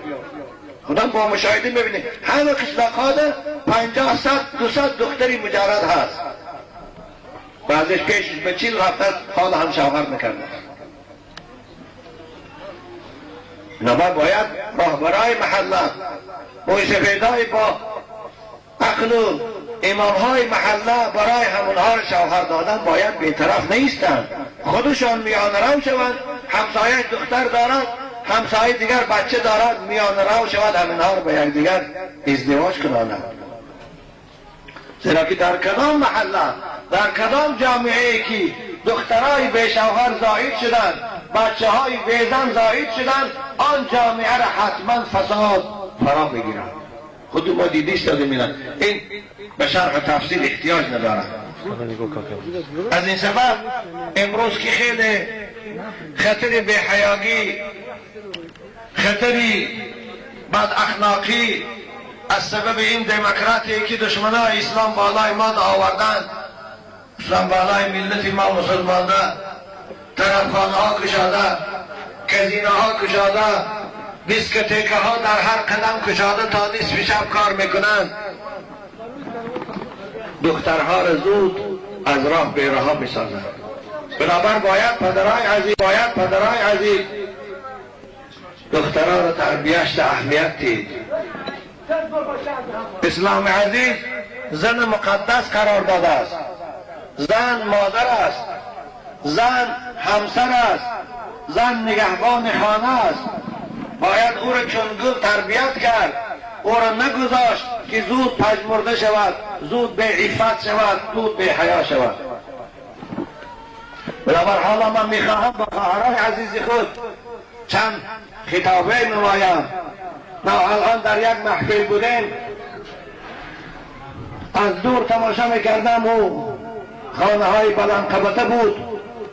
اکثر خواهرای مسلمان ما زنهای سینشان از 50-60 بالا هست، در کوچه گشتی ایستادیم با سری روج، با بدن بی‌ازار، هم سرش لچ است، کرتی آستین کرده خوب، این بخیر است، لازمی هم ندارد. در بین مردها شرم نکرده گشتی ایستادیم. خواهرای عزیز، کدام که صدای من میشنوید، شما را خداوند بخت دهد. دخترها از نظر دین مقدس اسلام از سن 9 سالگی بالاشان به تکلیف بندگی بار می شود. وقتی که دختر به سن 9 ساله رسید، باید پدر و مادر او، برادر او برای با حیا کردن و با حجاب کردن او مشغول شود. یعنی دختر از 9 سالگی باید رویمال بندد سرش. دختری مسلمان از 9 سالگی باید کرتی آستیندار پوشد. دختر مسلمان باید از 9 سالگی لازمی داشته باشد. تا آمدن مرد این امر خدا فرض است. امروز که مد شده سری لوج گشتن، کرتی به آستین پوشیدن برای دخترای ما تاجیکا، ما اینا رو مسلمان نمیگویم، برای که مسلمان هیچگاه سری لوج نمیگردد، مسلمان هیچگاه کرتی آستین کردن نمیپوشد. بنابراین ما آنها رو همچون تاجیکا خطاب میکنن، خواهرای تاجیکی خودن. خواهرای عزیز، این از اسلام نیست، این از عرف و عادتی اجدادان ما و شما نیست. اسلام موی سر زن عورت قرار داده است. حتی فقهای کرام میگویند که اگر زن در حالت نماز خواندن از کاکلهاش از 4 یک حصهش تا بعد نمازش فاسد می شود و کشف ربع العذر یمنع الصلاة. حتی در وقت نماز خواندن روی مالش کفاره وضو، موی پیش سرش مقدار 4 انگشت تا بعد نمازش فاسد می شود. با این حد اسلام برای زنها سطر تأکید میکند. حتی اسلام عزیز با آن حد تأکید میکند که اگر ایال وفات کند، او او را میشویند، کفن میکنند، بالای کفنش با یگان متاع میپرتایند تا جسدی وی در چشم آدمان تابند. حتی بالای قبر میبرند، در وقتی جسد عیال از تابوت گرفتن بالای قبر با چادر میپوشانند. جای شما در هم تو بدهی ساخیان و یسجا قبرها لا قبره، قبرستان اگر عیال وفات کرده باشد وقتی از تابوت گرفتن چمندک میکشند بالای لحد، بس آنی جسد از تابوت میگیرند. به خاطر چی؟ به خاطر آنکه جسد زن بدن زن عورت است، باید وی از چشم آدمی بیگانه پنهان باشد. حتی بعد از برآمدن جان هم شریعت اسلام نمیکرد که جسد زن مردهای در سر قبر بوده بینند، لبر بالاش چمنی میپوشند، وقتی که گرفتن در لحد موندن با چمنی خیانی میکنند. حتی اسلام تاکید میکنه که در وقتی در قبر گذاشتن عیال باید محرم او، خواه تقاییش است، خواه اکاش است، خواه امکیش است، خواه که شوهرش است، او باید در قبر موند، مردی بیگانه نیست. یعنی این همه تاکیدات اسلام برای خاطری آن میکند که زن باید از چشم مردم بدنش پنهان دارد. اما امروز چی؟ امروز ما میبینیم زنهای تاجیکه، دخترهای تاجیکه به سن 25 و 30 رفته است، حتی به سن 50 و 60 رفته است، پوشیدن رویمال به خودش ننگ میداند، عیب میداند، حالا که این فرض است. خداوند در قرآن پوشیدن رویمال برای بندگانش فرض گردانده است برای زنها. اعوذ بالله من الشیطان الرجیم ولیضربن بخمرهن علی جیوبهن. خواهرای عزیز گوش اندازه، خدا میگه باید زنی مسلمان، این صیغه امر است، بر سر خود رویمال پرتاید تا رویمال موی زیبای او را و پیش بری او را از چشم مردهای بیگانه پنهان دارد. این خدا به شما امر کرده است. همون خدایی که شما را عنوان مادری داد، همون خدایی که شما را لطافت و نزاکتی زنانه داد، همون خداوند شما را میگه که بر سرتان رویمال پرتایید وقتی که کوچه ببرایید. پیش بری خود که مال شوهرتان است باید محکم داره وقتی که کوچه ببرایید. معنای این آن نیست که زن از خانه باید نبراد. زن هم در اسلام برابر مرد آزادی دارد، میتواند کار کند، میتواند خواند، میتواند در دانشکده های عالی خواند، اما با آداب اسلامی. زن به طرز خود لباسی مخصوص دارد، مرد به طرز خود لباسی مخصوص دارد. همان خدایی که مرد و زن آفرید برای هر کدامش موافق باز امر کرد طرز لباس پوشی را هم. نما باید زن مسلمان نماد داشته باشد. اگر رفت و سری لج میگردد وی مسلمان نیست. حضرت اسما که رسول خدا را قیسیدل میشوند، حضرت عایشه مادرمان اپش میشود، پیش پیغمبر خدا در آمد، در بدنش یک لباس بود مانند پلندهای شاهی های ما بادشاهان، سرش لج. رسول اکرم از دیدن قیسیدلشان روشان نگرداندند، پشتشان و سر او کردند، گفتند به قیسیدلشان که یا اسما ان المرأة اذا بلغت المحیض لم يصلح ان یرى منها الا هذا و هذا، اشار بوجهه و کفیه. گفتند اسما وقتی که دختر 9 ساله شد، یعنی به سن بلوغ رسید، عادت ماهانه زنانه را دید، برای وی حلال نیست که بدن او را کسی دیگر بیند مگر روی او را و کف دست او را. بنابر رو از بند دست پایان پا این ضرر ندارد کشاده باشد، اما باقی مانده بدن او باید پوشیده باشد. اما امروز تمام زن مسلمان، حتی دخترای ملا ایشانا، حتی دخترای موی سفیدایی که نماز میخوانند، حتی زنهایی که شوهراشان نماز میخوانند، همونها را زنهاشان دختراشان کرتی آسته کرده سری لج میکردند. این با امروز این با حیاش است. او به حیایی که تگی پلاخو تگی لفچک میگن وای نه نخواد که زن مسلمان کرتی آستین کلته پوشن. مگر ماماهای ما کرتی آستین کلته داشتن؟ مگر زنای پیغمبر کرتی آستین کلته میپوشید؟ مگر زن امام اعظم که دعوا بکنه مذهب امام اعظم داریم کرتی آستین کلته میپوشید؟ مگر زنای ایشاناتون هم مطبختا یک ایشان و یک پیر داره، خواه حضرت ایشان عبدالرحمن خواه داملای حسارک خاکی دیگر است، دخترای هوا کرتی آستین کلته میپوشیدن. خواهرای عزیز شما این از کی یاد گرفته؟ از دشمنای اسلام، از دشمنای اخلاق، از دشمنای انسانیت، از یهودی ها، از تلویزیون. نباشد همون سری گشتن مادرای ما و شما میتونستن، همون کرتی آستین کلته را هوایی هم میتونستن، همون قیچی خطی آستین شما برید بشد آستین کلته. لیکن ویا خواهرای از حیا داشتن، ویا ایمان داشتن، ویا از خدا میترسیدن، و یا از عذاب قبر میترسیدن، و یا از روپرو شدن در پیشگاه خدا میترسیدن. باشه همون به آستینه را همون هم میتو پیش از اسلام جامعه بشری از امروزه اروپا بدتر بود. مفسرات در تفسیرها میگویند این اسلام بود که ایالا صاحب عفت کرد، صاحب لباس کرد. اکنون دشمنای اخلاق اسلام از بین برده ایستادند، میخواهند خواهرای ما باز مثل پیشتره بارین تنی لج گردن. و با خواهری مسلمان وقتی که تو ایمانی به خدا داری سری لج گشتن برای تو حرام است. من با تمام مسئولیتون پدرای عزیز جوانای خوب اعلام میکنم این حکم خدا است، حکم پیغمبر است. هر دختری تازگی که سری لج میگردد کرتی آستین کلته میپوشد، همین اگر حلال داند وای مسلمان نیست، وای نکاحش نکاح نیست، وای جنازش والله جنازه نیست. زیرا که یک فرض خدا را قبول ندارد. یک فرض خدا این سطر است، سطر عورت.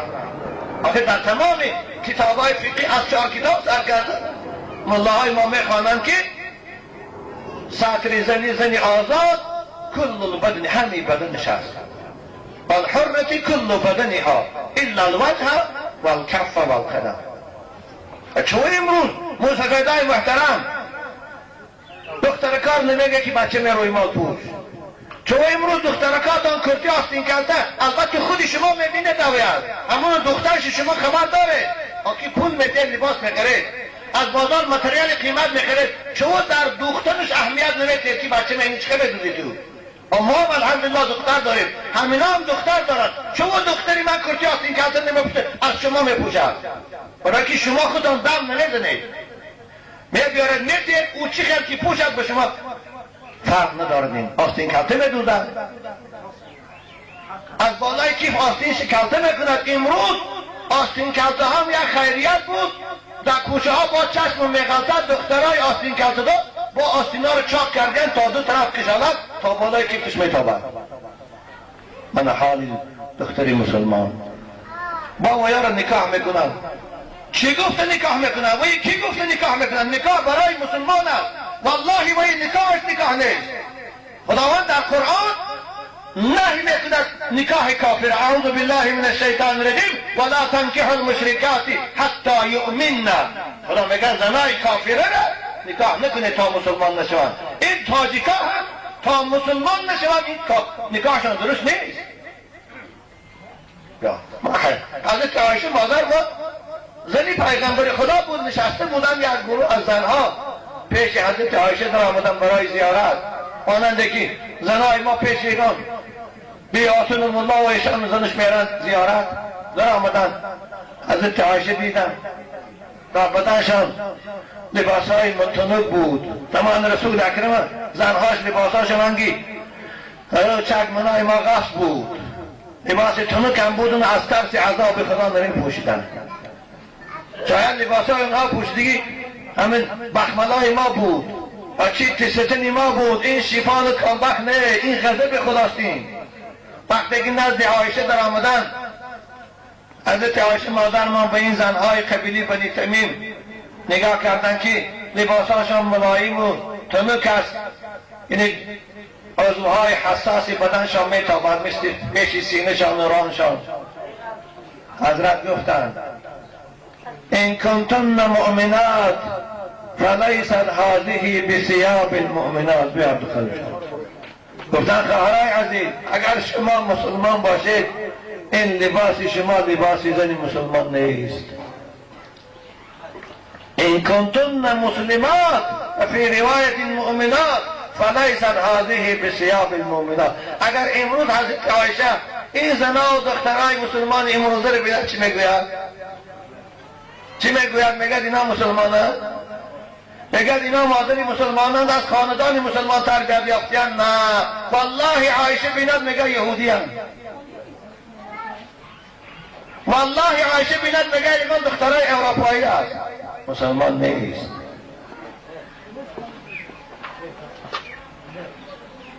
این چی مصیبت است؟ خواهرای عزیز باور کنید این تقلید کورکورانه شما را به هلاکت بردی ایستاده است. 10 سال پیشتر در قشلاق جایها دختر تاجیک لااقل روی مال داشت، روی مالچه های مایدکی یه پانسکی بود در سرش بود، اگرچه کاکلاش هم که میتافت. امروز نه در قشلاق و نه در شهر دیگر دختر روی مالدار هم نمیبینی مگر کدام خدا خودش هدایت نکرده باشد. نیست. دختر تاجیک از سن 3 سالگی سری لج گشتن عادت میکند تا 70 سالگی شد. فقط کی دخترای تاجیک ما کی روی مال میپوشند کدام روزه که داداش مرد، داداش گاه خیشش مرد دگه باید روی مال سفید دسترش میپرتون. بخواهرای عزیز با روی مال خدا برای مصیبت دستر ناندازی نگفتند. روی مال این عفت است، روی مال این حجاب است. زن مسلمان باید کوچی از دروازه که بیرون براد دسترش باید روی مال باشد. مایلی در خانه پیش شوهر 2 سری لج باش، پیش اکو دادر مایلی سری لج باش، اما از دروازه که بیرون میبرای باید زن مسلمان روی مال داشته باشه. خداوند صراحتاً پیغمبر بزرگوارش امر میکند اعوذ بالله من الشیطان الرجیم یا ایها النبی قل لازواجك وبناتك ونساء المؤمنین یدنین علیهن من جلابیبهن. ای پیغمبر با زنهای خود بگو، با دخترای خود بگو و با زنهای امت تا روز قیامت بگو. هیچگاه زنی پیغمبر سر لج نمیگشت، هیچگاه دختری پیغمبر کرتی آستین کمتر نداشت. فاطمه نور چشم پیغمبر خدا عیاله بود که تا روز وفاتش غیر علی دیگر کسی وی ندیده بود. از خانه شوهر راست قبرستان رفت جسدش. لیکن خداوند به خاطر آن پیغمبر امر کرد که زنات و دخترات گو تا یکی زنهای مسلمان دیناشان نرود که خداوند این باری وزین بالای ما فرمود. این حجاب است. مفسرین کرام میگن به زنهای مسلمان امر کن، به دخترهای مسلمان سفارش ده ان یدنین بر بدن خود لباس پوشن که بدن اونها را از چشمی نامحرم پنهان دارد. یدنین علیهن من جلابیبهن. باید لباسی زن مسلمان کشاد باشد، لباسی زن مسلمان باید بدن نما نباشد. لباسی تنوکه که امروز به نام شیفان کامبخت است، والله اگر از زیرش اثر نداشته باشد پوشیدنش حرام است. زن مسلمان اگر او را حلال داند کافر می شود. کدام روز من بازار رفته بودم، سال گذشته بود، در بازار 82 یک زنی تاجیک دیدم در بدنش یک کرتی چنان شفاف است باور کنید اگر همون سینه بنده که سبیلیش نمیشد همه اعضای بدنش تافتی ایستاده در بین بسیاری. هوای زنم شاید شوهر دارد، هوای زنم شاید بچه دارد، اکو دادر دارد.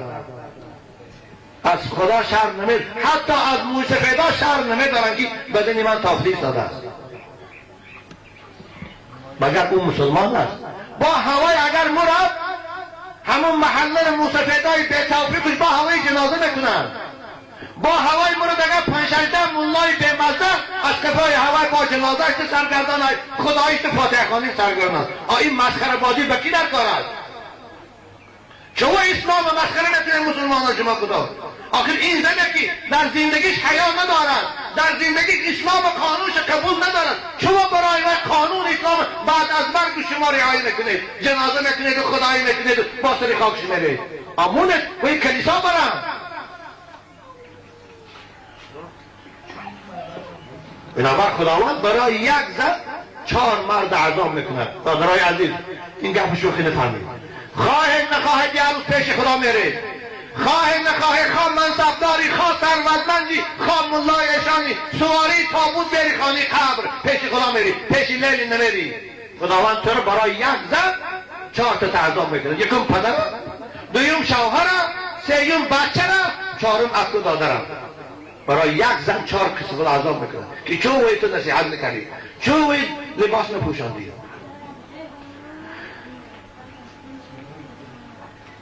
خدا میگه باید زن مسلمان حیا داشته باشه. با گفت شاعر حیا باید که دارد آدمیزاد که لعنت بر وجودی به حیا باد. رسول اکرم در حدیث صحیح میفرمایند صنفان من امتی من اهل النار لم ارهما بعد. 2 گروه از امتی من گفتن دوزخی است، حالا که من ندیدم، اونها در زمان من نیست گفتن، اونها بعد میبرایند دوزخی است گفتن. یکی آنها کیست؟ قوم معهم سیاد، انسان ها است در دستشان دوبینکه دارند، اشاره به مفتشا و به منیسا دارند رسول اکرم، که با دوبینکه خود آدم های بیگناه هم میزنند. قوم معهم سیاد یضربون الناس، مردم میزنند. بیگناه خوب گناه جنایت داشته باشند میدهش، اما بیگناه با تهمت میزنن، بزدن بالاش بار میکنن، یا نکردگی گناه رو میگن بکم نگیر. اینا رو خدا میگه دوزخی هست. دویم کیست؟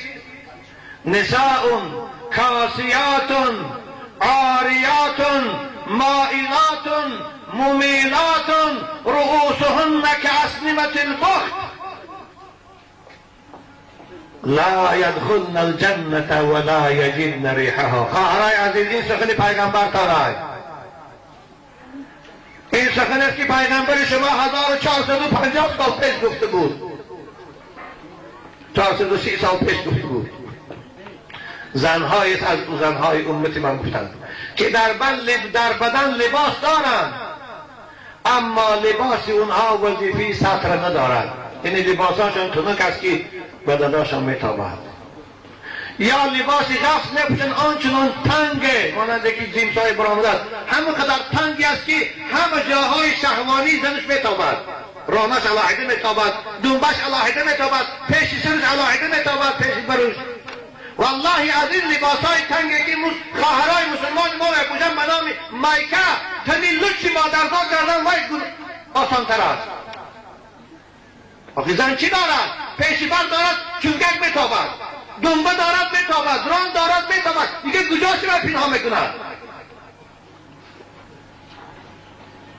حضرت گفتن لباس دارند، کاسیاتون در بدنشان لباس دارند، لیکن عاریاتون حکمی بدنی عریان ندارند. یعنی لباس بدنش نمیپوشاند، لباس جایهای حساس شهوت انگیزی بدنش برای آدمان نشان میدهد. من با حیران همه زنها که با شوهراشون در کوچه میگردن دست به دست کردن، همه جای در کاری زنش نمایان در چشم آدمو پروانه داره گشتستر. باور کنید یک حکمت حرام کردن خداوند گوشت خوک همین است. مفسرین کرام میگن خدا برای چی گوشت خوک حرام کرد؟ به خاطر آنکه همین غذا در طبیعت انسان تاثیر دارد. شاید آدم‌ها سوال میکنن که چون گوشت خوک حرام است؟ آیا گوسفند بود نکنه؟ به خاطر آن است که در بین حیوان‌ها خوک حیوان است که رشت ندارد. همین هم خدا آفریده است. وای رشت ندارد، مادرش بیند با یک حیوان دیگه در قوتش علاقه جنسی کرده پروانه میکرده از نروش. بنابر خداوند دانست به علم قدیم گفته خوردن گوشت خوک در بدن انسان غذا میشود، غذا همون طبیعت خوگانه رو در صاحبش پیدا میسازد. من بینه امروز دنیای غرب زنش در قوت شوهرش است، آشناش نمیاره خودش آرگوش میاره در رستوران پروان گذاشته تماشا کردن. در خانهش در تلویزیون یک منظره من تماشا کردم. تو خواهید زیش یک پروگرام است. خب من بعضی چیزا رو به خاطری عبرت تماشا میکنم. نگوید که ایشان تلویزیون تماشا میکنند. من به خاطر عبرت، به خاطر شما تو گفتن تماشا میکنم. شما به خاطر وقت گذرانی تماشا میکنید. عبرت نمیگیرید از اون صحنه‌های تلویزیون. یک زن خودش معلمه 4 شوهر داشته است. دیگه شوهر پروفسور است، همون خانه حجری 3 خانه داره. میگه در یک خانه اختیار او خواب است، من در یک خانه خیلی شما میکنم. هر شب یک کس میبینم خیلی زندگی میکنم. او دست من میگم ببینید رشت دیگه نمونده. خوردن گوشت حرام انسان بی رشت میکند، بی غیرت میکند. بنابراین امروز هم ببینید اکثری حرامخورای ما دیگه رشت ندارند. زن شریلو چند باشه پروا ندارد، تکی پلافکم باشه پروا ندارد. حالا آیسته آیسته رنگی دنیای غرباری با بدن عریان میگردن. نوچ مادرزاد. و باید مسلمان حیا داشته باشه. رسول اکرم چی گفتن؟ نساء کاسیاتون عاریاتون. لباس دارن، لباساشون تنک است. لباس دارن، لباساشون تنگ است، جپیدگی بدنشان دارن. مائلاتون، اینها از شریعت دور شدگی هستند. ممیلاتون، دیگر دخترای پاکیزه هم اینها از راه میبرارن مانند خوشان. موی سرشان در گردی سرشان پیچاندگی، کنونه کردگی، به روی مال در چشم آدم ها میتابند. این پیغمبر خدا معجزه بود. نباشه در اون زمان رسول اکرم نمیدانست که زن موی سرش در گردی سر میپیچاند. این 70 سال زود پیدا شد. اما برای رسول اکرم معجزه آینه بود. آینده رو میبیدن اون کس. حضرت بچه گفتن لا یدخلن الجنة ولا یجدن ریحها. این تو زنهای امتی من گفتن جنت نمیدراین، حتی بوی جنت نمیابند. اما خواهران عزیز، شما طاقت عذاب خدا ندارید. پدرای عزیز، شما دختراتان چون گل تربیت میکنید، به تعبیر خودتان اونها رو نازپرور بکنید، هر چی خواهد میتیزن، هر چی خواهد میپوشانید. اما وقتی که اونها رو به حیا کرده، به حجاب کرده، شما پدری مهربان نیستید، شما پدری به رحمت به دست خودتان وای هلاک کردی سادید، او رو دوزخی کردی سادید. حضرت فاطمه رضی الله تعالی عنها همراه علی پیغمبر خدا رو زیارت رفتن، پدرشان رو زیارت رفتن. در آمدن حجره که رسول خدا آب دیدهشان رو ریخته ایستادن، تنها گریه داره. فاطمه دیدن گریه عشق پدرشان، گریه پدرشان بی‌طاقت شدن. رسول اکرم بوسه کردن فاطمه را. فاطمه پیغمبر خدا را بوسه کرد. فاطمه گفتن جان من بابا گریه برای چیست؟ رسول اکرم گفتن فاطمه گفتن یک گروهی از زنهای امت من در عذاب دیدم. همراه جبرئیل امین رسول اکرم دوزخ مشاهده کردن. از موی سراشان آویزان، از پایان علاق در گرفتی ایستاده است، فریاد دارند، داد بزنند. جبرئیل پرسیدم که اینها کیانند؟ جبرئیل گفت یا رسول الله این زنهای امتیتان. شمس الدین ذهبی در کتاب الکبائر اینو میارد.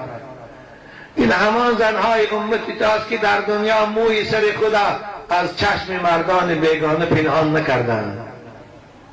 موی سر شامپون کردن و تماشا برآمدن. از موی سراشان آویزان در چنگک های دوزخ علاوه از پایان در گرفتی ایستاده است. این اصحاب زنی که موی سرش لوچ در کوچه میگردن. بنابراین خواهرای عزیز، خداوند این سطر به خاطر عفت شما، به خاطر آبروی شما فرض کرده است. شما اگر با حیا باشید، شما اگر با عفت باشید، شما اگر لباسی زیبای اسلامی در بر داشته باشید، وقتی که در کوچه هم میگردید باور کنید مانند ماه شما حسن دارید.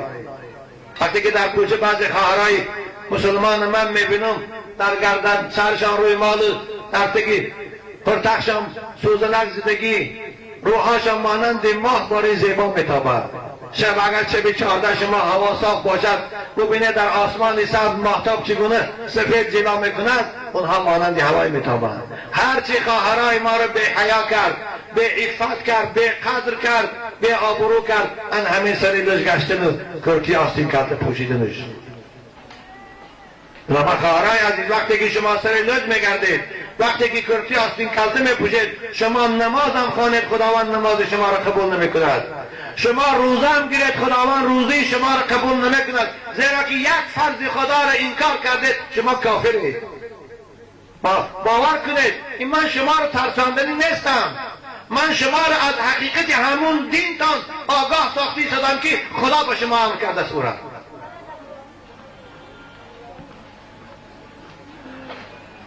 او دستایی که حالا از آرین پایان لچ است، خداوند وی فقط در آتش دوزخ میسوزاند. نداری بر کفی پا طاقتی خار، دلیری چون کنی بر گلخنی نار.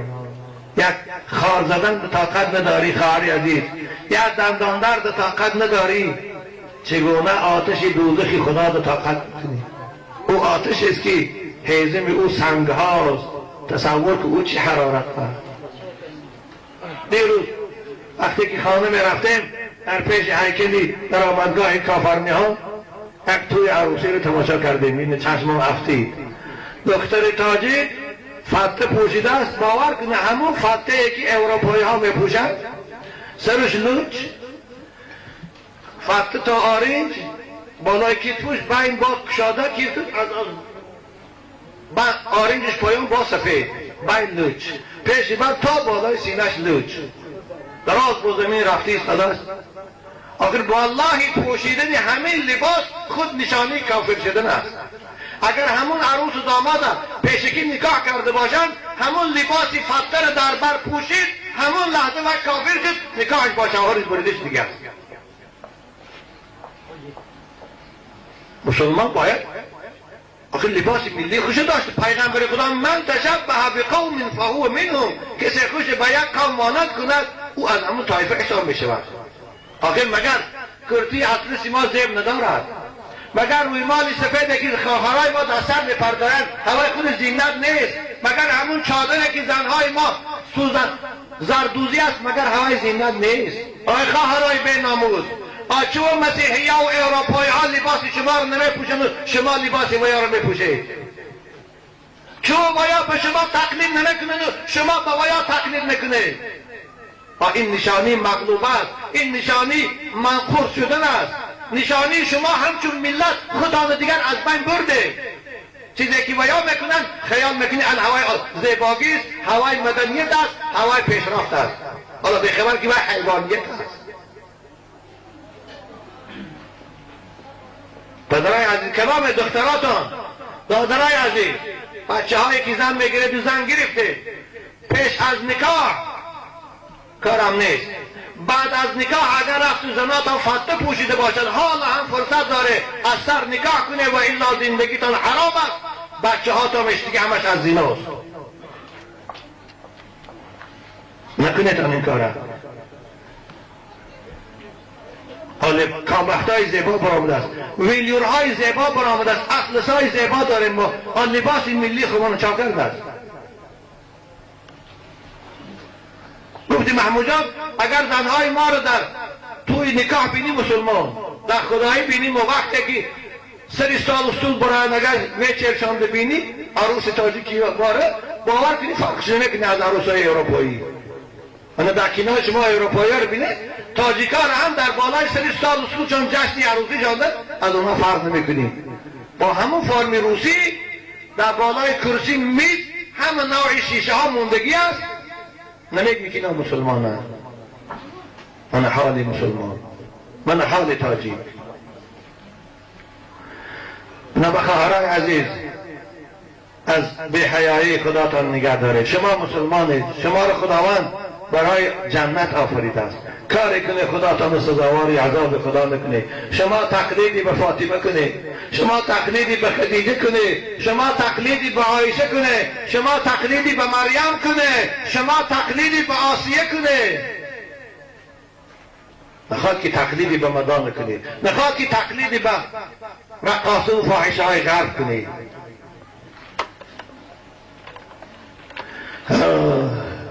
حضرت علامه اقبال میگوید مادران را اسوه کامل بطول، مزرعی تسلیم را حاصل بطول، مادران را اسوه کامل بطول. باید زنی مسلمان، دختری مسلمان به فاطمه تقلید کند، به فاطمه پیروی کند، تاریخ فاطمه را خواند، صفت فاطمه را خواند که باید چی اخلاق داشت، باید چگونه معامله داشت، باید چگونه ششت و خیز داشت، باید چگونه لباس پوشی داشت، باید این یاد گیرد اگر خواه حقیقتی فاطمه باشد. اما افسوس امروز مادر تاجیک فاطمه را نمیشناسد، امروز مادر تاجیک مدانه را میداند، یا جنتمل را میداند، خانه و گوگوش میداند، اما فاطمه و عایشه را نمیداند که کی است. باور کنید. برای چی؟ برای که از پدر و مادرش یک بار نشنیده است که فاطمه کی است، یک بار نشنیده است که خدیجه کی است، یک بار نشنیده است که رابعه کی است. چشمش در تلویزیون گوگوش دید، چشمش در تلویزیون سریا قاسم دید، چشمش در تلویزیون کمری قادر دید. خیال بکنی که همین است مادر، همین است زن. آن ادب پروردی صبر و رضا، آسیا گردان لبش قرآن سرا. فاطمه مادر بود، فاطمه زن بود، ما فاطمه صاحب خانه زن بود، هم خانهش میدید، هم شوهرش حرمت میکرد، هم بچکاش بانی میکرد، هم به دست خودش با خانهش در خمیر میکرد و آرد میکرد و نون میپود، با عبادت میکرد.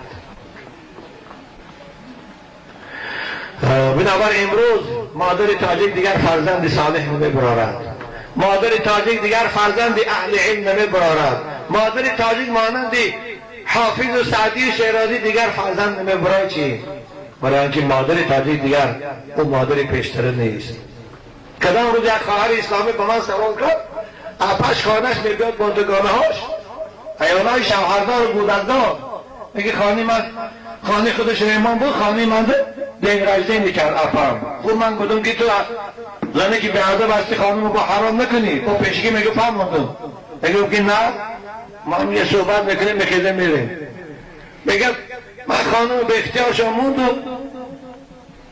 سالی بعدی رفتنشان بیان بالا استالشان شیشی شمپانز که موندگی 4 عیال آمدین، وظیفهشان عرق نوشی، وظیفهشان به حیایی. این خدا زنی مسلمان مادری تاجیک وقتی که شمپانز که نوشد دیگه باید میتاند مادر شود، دیگه باید میتاند فرزندی با آداب و با حیا کلام کند. مادر وقتی که عرق نوشد باید میتاند دیگه دختری پاکیزه برارد، میتاند دختری باید دیگه مادر شود، باید نسل سالم کرد. نه خواهرای عزیز، بار دیگر از خداوند میخواهم که شما را حیا و عفت نصیب کند. باور کنید شما اگر روی مال داشته باشید، کرتی آستین کرده پوشید، شما را حسنتان باز ظاهرتر می شود، شما را محبوبیتتان در نزد شوهراتان ظاهرتر می شود، شما را پدر مادرتان ظاهرتر دوست می دارند، شما را محل احترام می کند برای حیاتان، برای عفتان، برای پاکیزگیتان. اکنون دادرای عزیز در پیش رمضان مبارک آمده ایستاده است. برای پسرچه ها از 12 سال بالا روزه گرفتن فرض کرده است و شبها تراویح خواندن در شبهای او سنت قرار داده است. این ماهی است که رسول اکرم گفتند من تقرب فیه بخصلة من الخیر کان کمن ادى فریضة فیما سواه. کسی در ماه رمضان یک کاری خوب انجام دهد، یک بیمار خبر گیرد، یا یک یتیم و محتاج دستیاری دراز کند، یا 2 قهری را آشتی دهد، یا اینکه مسجد نماز جماعت رود، یا برادری مسلمان جنازه به خاطر ثواب رود، گویا اینکه یک فرض دیگر ماها را ادا کرده باشد. بنابر همه عبادت در ماه رمضان ثوابش مضاعف است. خصوصا ثروتمندها باید زکاتاشون در ماه رمضان بیارن، زیرا که یک فرض رمضان برابر 70 فرض دیگر ماها ثواب دارد. من عدى فریضة فیه کان کمن عدى 70 فریضة فیما سواه و هو شهر الصبر و الصبر ثوابه الجنه. رمضان ماه صبر است. آره بنده فقط با صبر، با کنترل کردن نفس میتواند روزه گیرد. صبر مکافات جنت است. بنابر رسول اکرم از پروردگار نقل میکنه که خداوند گفته است که کل عمل ابن آدم له الا الصوم فانه لی و انا اجزی به. این مقدارش حدیث قدسی است. الا الصوم، خدا میگه بنده من وقتی که روزه میگیرد به خاطر من میگیرد، به خاطر اجرای فرمان من میگیرد، مکافات روزه را من خودم میدیم. ثواب روزه را غیر خداوند کسی نمیداند، نه ملائکه ها میدانند نه پیغمبر ها میدانند. یا که روزه عبادت است که خاص برای خدا میگیریم ما، نه مکافاتش هم خدا میدیم. از این سبب کسی در ماه رمضان با وجود آنکه بیمار نیست، با وجود آنکه مسافر نیست، با وجود آنکه کاری وزنین نکند، اگر روزه نگیرد و روزه را افطار کند، او نزد اهل ایمان از ایمان جدا میشود. فقد اجمع المسلمون على من افطر یوما من رمضان من غیر عذر ولا رخصه فهو شر من مدمن الخمر و شر من المجوس حتی یظن فیه از زندیقتون میگن شمس الدین زوی. کسی رمضان با وجود بینگان عذر داشتن، اگر خورد او از آتش پرستا هم بدتر است. حتی خوف از ایمان جدا شد نشست. نما بچه ها تان دخترات هم یک ماه است. این خدا برای امتحان به ما و شما فرض کرده است. 11 ماه خوردیم، 11 ماه نوشیدیم، 11 ماه راحت کردیم. یک ماه خداوند ما و شما را سنجیدی ساده که همین بنده من فرمان من به جا میبرد یا نه، همین بنده من امتحان من گذشته میتاند یا نه. نما ما باید روزه گیریم. اگر پیش یک طبیب رویم گوید که شما 6 ماه پرهیز کنید، حتی یک فالبین هم باشد گپش میگیرین 6 ماه پرهیز میکنیم. آخه خدایی که خالق توست، آفریدگار توست، خدایی که تو را زیبایی داد، انسانی داد، عقلی رسا داد و عضو سالم داد، تو را امر که یک ماه روزه گیر. اگر گپ او رو نمیگیری گفتی مولانا کاشفی ترا رحمان همه گوید که ای مؤمن مخور باده، ترا رحمان همه گوید که ای مؤمن مخور باده، ترا ترسا همه گوید که در صفرا مخور حلوا. نمیمانی زنا پاکی برای گفته رحمان، بیمانی شهد و شکر را برای گفته ترسا. پیش یک گروس را یک پروفیسوری جهود آلی پر آمده اینجا در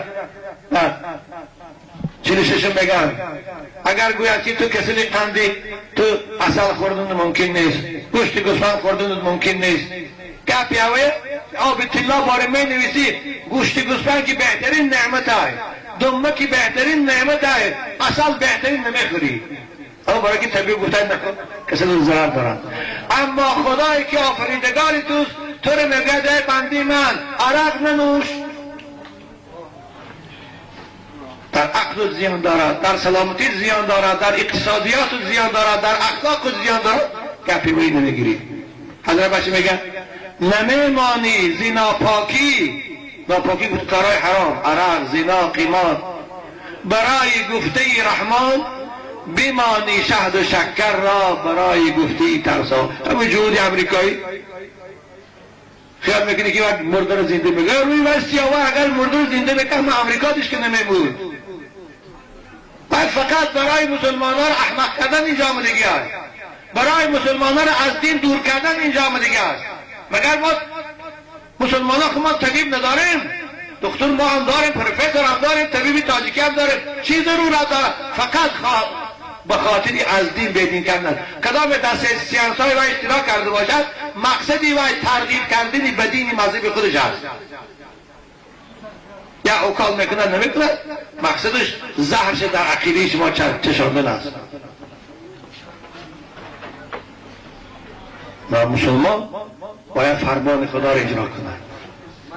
نباید دادرای عزیز، پدرای عزیز، اگر در خانهاتان بچه دختراتان روزه خورن و شما خاموش استه چیزی نگویید، روزه های شما را خدا قبول نمیکنه.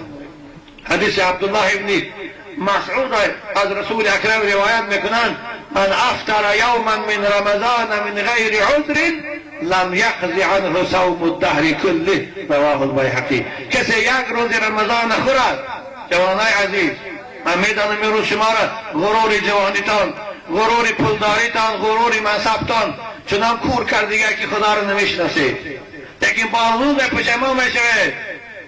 روز خداوند شما را به پیری رساند، همون روز با افسوس بخورد، پشیمان میشه، با مسجدی هم میشوید، با نمازخوان هم میشه، با روزگیر هم میشوید، اما خاک در او پشیمانی دیگر. و با رسول اکرم کسی یک روز رمضان قصدن خورد تمام عمر پسان پشیمان شود، قضایی دارد اگر ثواب یک روز رمضان نمیآورد. این سخن پیغمبرتان است. و حالا فرصت داری، رمضان مبارک شما را از کار من نمی کند، رمضان مبارک شما را از خواندن من نمی کند. روزهای کوتاه هست، هر ساعتی 4:30 خیلی تا 5 اوقات خوره، 5 روزه نیت کنید، بگاه که شام اذان گفتن افطار کنید. همگی 8 ساعت 9 ساعت هست این وقت روزها. کاری کنید که رمضان مبارک از شما ناریزان را. باور کنید رمضان سپسته دارد، روی خط دارد. روز آخری رمضان این ماه مبارک سپسکی روزدارها را، روی خط روزدارها را به پیشگاه پروردگار پیشنهاد میکند. آنها که حکومتدارا هر روز پیشنهاد میکنن بالا ده. رمضان مبارک هم مجسم به صورتی هست، روی خط روزدارها را در پیشگاه خدا پیشکش میکند. کسانی که روزه گرفتن فایده کردن، کسانی که روزه نگرفتن والله زیان اینها کردگی هستند. همون روزه که چشم پوشیدن من میفهمم زیان در چیز. بنابراین روز قیامت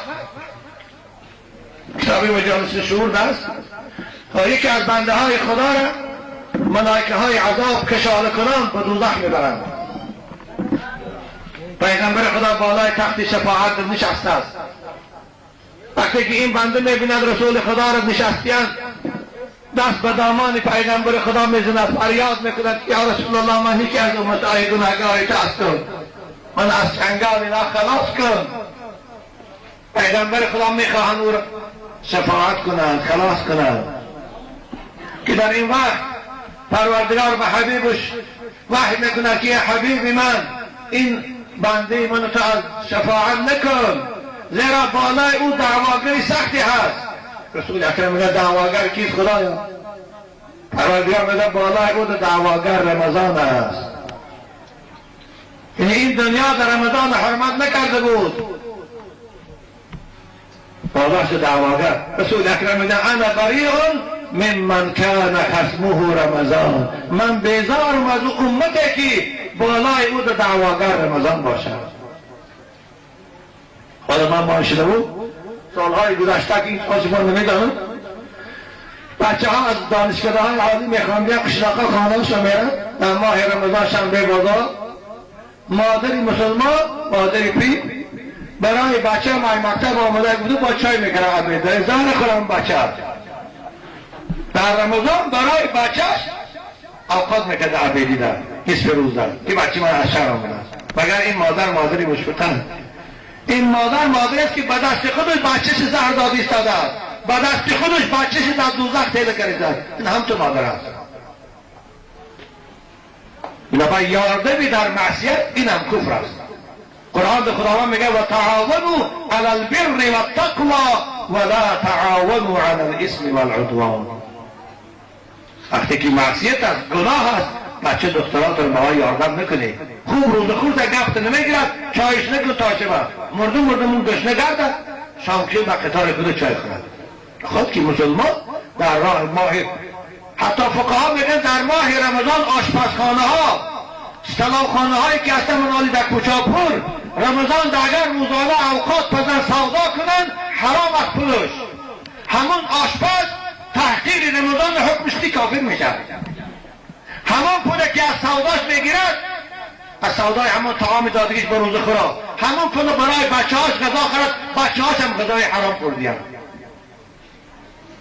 مسلمان باید در رمضان دکانهاش محکم کند، دکان غذاش نماز عصر اوقات تیار کند، قریب شام کشای دکانش هم افطار میشود، هم سودا میشود، هم نشانی مسلمانی این آدم است.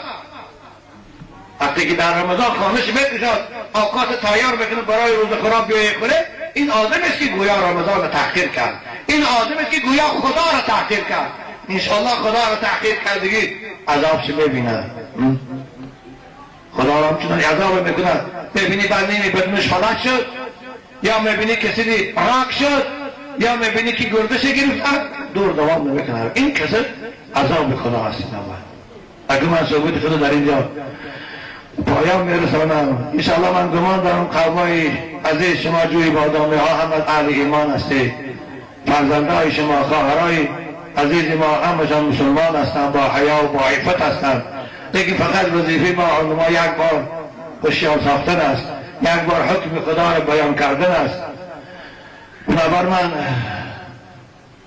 دعا میکنم که خداوندا در این محلی شما فیض و برکات نازل سازد.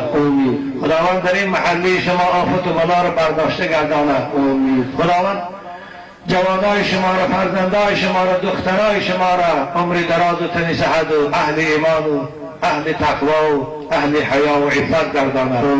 و این برادر عزیز اسلامی ما کامل جان که این توی عروسی را آراسته است و سبب صحبت شنیدن شما گشته است، خداوندا خاندانش به بخت و سعادت، خاندانش در فراخی ریزق، شادی و خرسندی را همیشگی نصیب گرداند. خدایا با روز را میسر کنه که از این فرزندش کمالدین و عروس 30 دیگه فرزنده را با توی خط سوریش آنها کامل جان پیشواز گیرد. ربنا هب لنا من ازواجنا و ذریاتنا قرة اعین واجعلنا للمتقین اماما. گراوان همه نگاه دارد ادرای عزیز.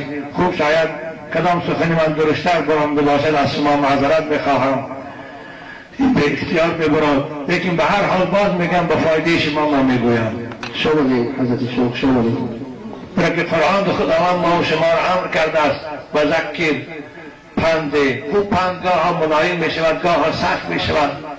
و گفتی حضرت مولانای روم زن کلامی تلخ میگویم تو را تاز تلخی ها فروش میم تو را. گاه ها سخنی من تلخ میتابد، اما مقصدی من تو را از تلخی خلاص کردن است. خداوند همه تو نگه دارد و عمر دراز دهد. تشکر از استاد در این قولهای خوبی پرگوهرش. اینجا یک سوال وارد شده است. من مدت 1 سال می شود که در نزد دکتران طبابت می گیرم. بعد از هر یک طبابتم من مدت 10 یا 14 روز بیماریم شفا می یابد. بعد از مدت آن باز همان بیماری اوج می گیرد. دچار می شوم. دکتر می گوید که شاید به جادو گرفتار کرده باشد. پس من چیکار کنم؟ خواهر عزیز، دادر عزیز چی نباشید، اولش که به جادو باور میکنید، این دروغ هستیم. انشاءالله بیماری شما شفا دارد. خوب به این دکتر مراجعت کرده شفا نیافته، باز دکترهای دیگر از اونها خوبتر به مراجعت کنه، به طبیبای خلقی مراجعت کنه. اما باز میگم به این جادو، به این گرم خنک باور میکنید، این دروغ است. امروز هم تو جادوگرم نیست و هم تو گرم خنک میکردگی هم وجود ندارد. اینا همه دروغگر هستند، فریبگر هستند، شما رو فریب میتن. اگر این جادوگرها جادو رو تانن، اینا میلیونرها رو میکنن که از روی چه کلانتر پول میگیرن، جادوش هم میکنن، من میبرن تا $20,000 از تو چی میگیره خواهر عزیز؟ عزیز نه باور نکنید، دروغ هستیم. طبابت که خدا شفات میدن. خوب نمازاتتان بعد از نماز رو به قبله کن، دستات بردار، آب دیده کن، از خداوند شفا طلب کن، خدا شفا میدن. و این یمسسک الله بالضر فلا کاشف له الا هو. دیگه این گفت باور نکن. کسانی که با فالبین‌هایی که میگویند تو را این خوراندن باور میکنند، حالش چی میشود؟ آیا در مسلمانیش ضرر دارد یا نه؟ خوب ضرر دارد. هر کسی که به فالبین باور میکند که اول راست میگوید و من این تو کردیم اون تو کردیم، از ایمان جدا میشود. پیغمبر خدا میگه من اتی کاهنا فصدقه بما یقول فقد کفر بما انزل علی محمد. اگر پیش فالبین بود و گفته های او رو باور کنه که راست میگه همین من هم خیر کردیم، این آدم از دین میمرد. بنابراین خواهرای عزیز، برادرای نهایت گرامی اسلامی، فالبینا دروغ میگویند. فالبینا هیچ کار به خود را اونا هیچ چیز هم نمیدانند. اگر باید یک چیز دانند اول خوشم کم بغل نمیگردند، دویم خوشم کسل نمیشن، سوم بچه های خوشم کسل نمیشن. همون فالبینا رو بینه از مایا قشاقتر، از مایا خارتر، از مایا رو بچه هاشون علتی و کسی تر دیگر کسی نیست. خودشم کسی و علتی روش سیاه میکنن، فقط کم بغل روزش نمیگذارن. همین دروغگویی رو عادت کرده به همین زندگیش بودی ساله. در راست و دروغ بیچاره یک کسی دید محتاج میگه از وقت دستش میگیره به همین زندگی. نباشه و هیچ چیز نمیدانه. علم غیب غیر خداوند نه پیغمبر میدانه، نه ملائکه میدانه، نه اولیاء میدانه، نه عالما میدانه. این فالبینا روش نصیحت کردیم. خب میگم پیش نمیروید. بابایشان طبیب مرا برای بیماری هم به خوردن روغن خرس یا سغور رهبری بکنه چیکار کنم؟ خوب خواهر عزیز، برادر عزیز، اگر رفت شما به دکتر مراجعت کردید، داروهای دکتر به شما فایده نکرده، اوکالش از خواه، قرصش از خواه دیگر است، بیماری شما به نشد با طبابت دکتری، آن وقت اگر طبیب مسلمان، یعنی طبیبی که شما او را میدانه که مسلمان است، از خدا میترسد، با تجربه داند که همین روغن خرس یا روغن سغور در بیماری شما فایده دارد، آن وقت توصیه شما مباح می شود به قدر ضرورت همون استفاده برید. به شرطی دیگر داروی حلال نباشد. اما وقتی که غیر این داروی حلال باشد، این صورت روغن صغیر و خرس سغور هم حرام است، استفادهش برای مسلمان درست نیست. لیکن باز میگم دیگر داروها فایده نکرد، به قدر ضرورت شما می توانید با توصیه همون طبیب، گناه در گردن همون طبیب است اگر ناتوری گفته باشد، شما از همون استفاده برید، انشاءالله امید دارم خداوند شفا میدهد. لیکن باید هر بیمار حرکت کند. رسول اکرم میگه ان الله جعل لكل داء دواء، در روایت ان الله انزل لكل داء، همه دردی که خدا آفریده است وای دوا دارد و آهسته آهسته دواش و داروش معلوم می شود. وقتی که ما طبابت کردیم، دوایی کردیم، همون دوای خودش یافتیم، انشاءالله این بیماری برطرف می شود. غیر مرگ و پیری دیگر همه چیز دوا دارد. انشاءالله نزد می شود. دادرای عزیز، خدا نگهدار.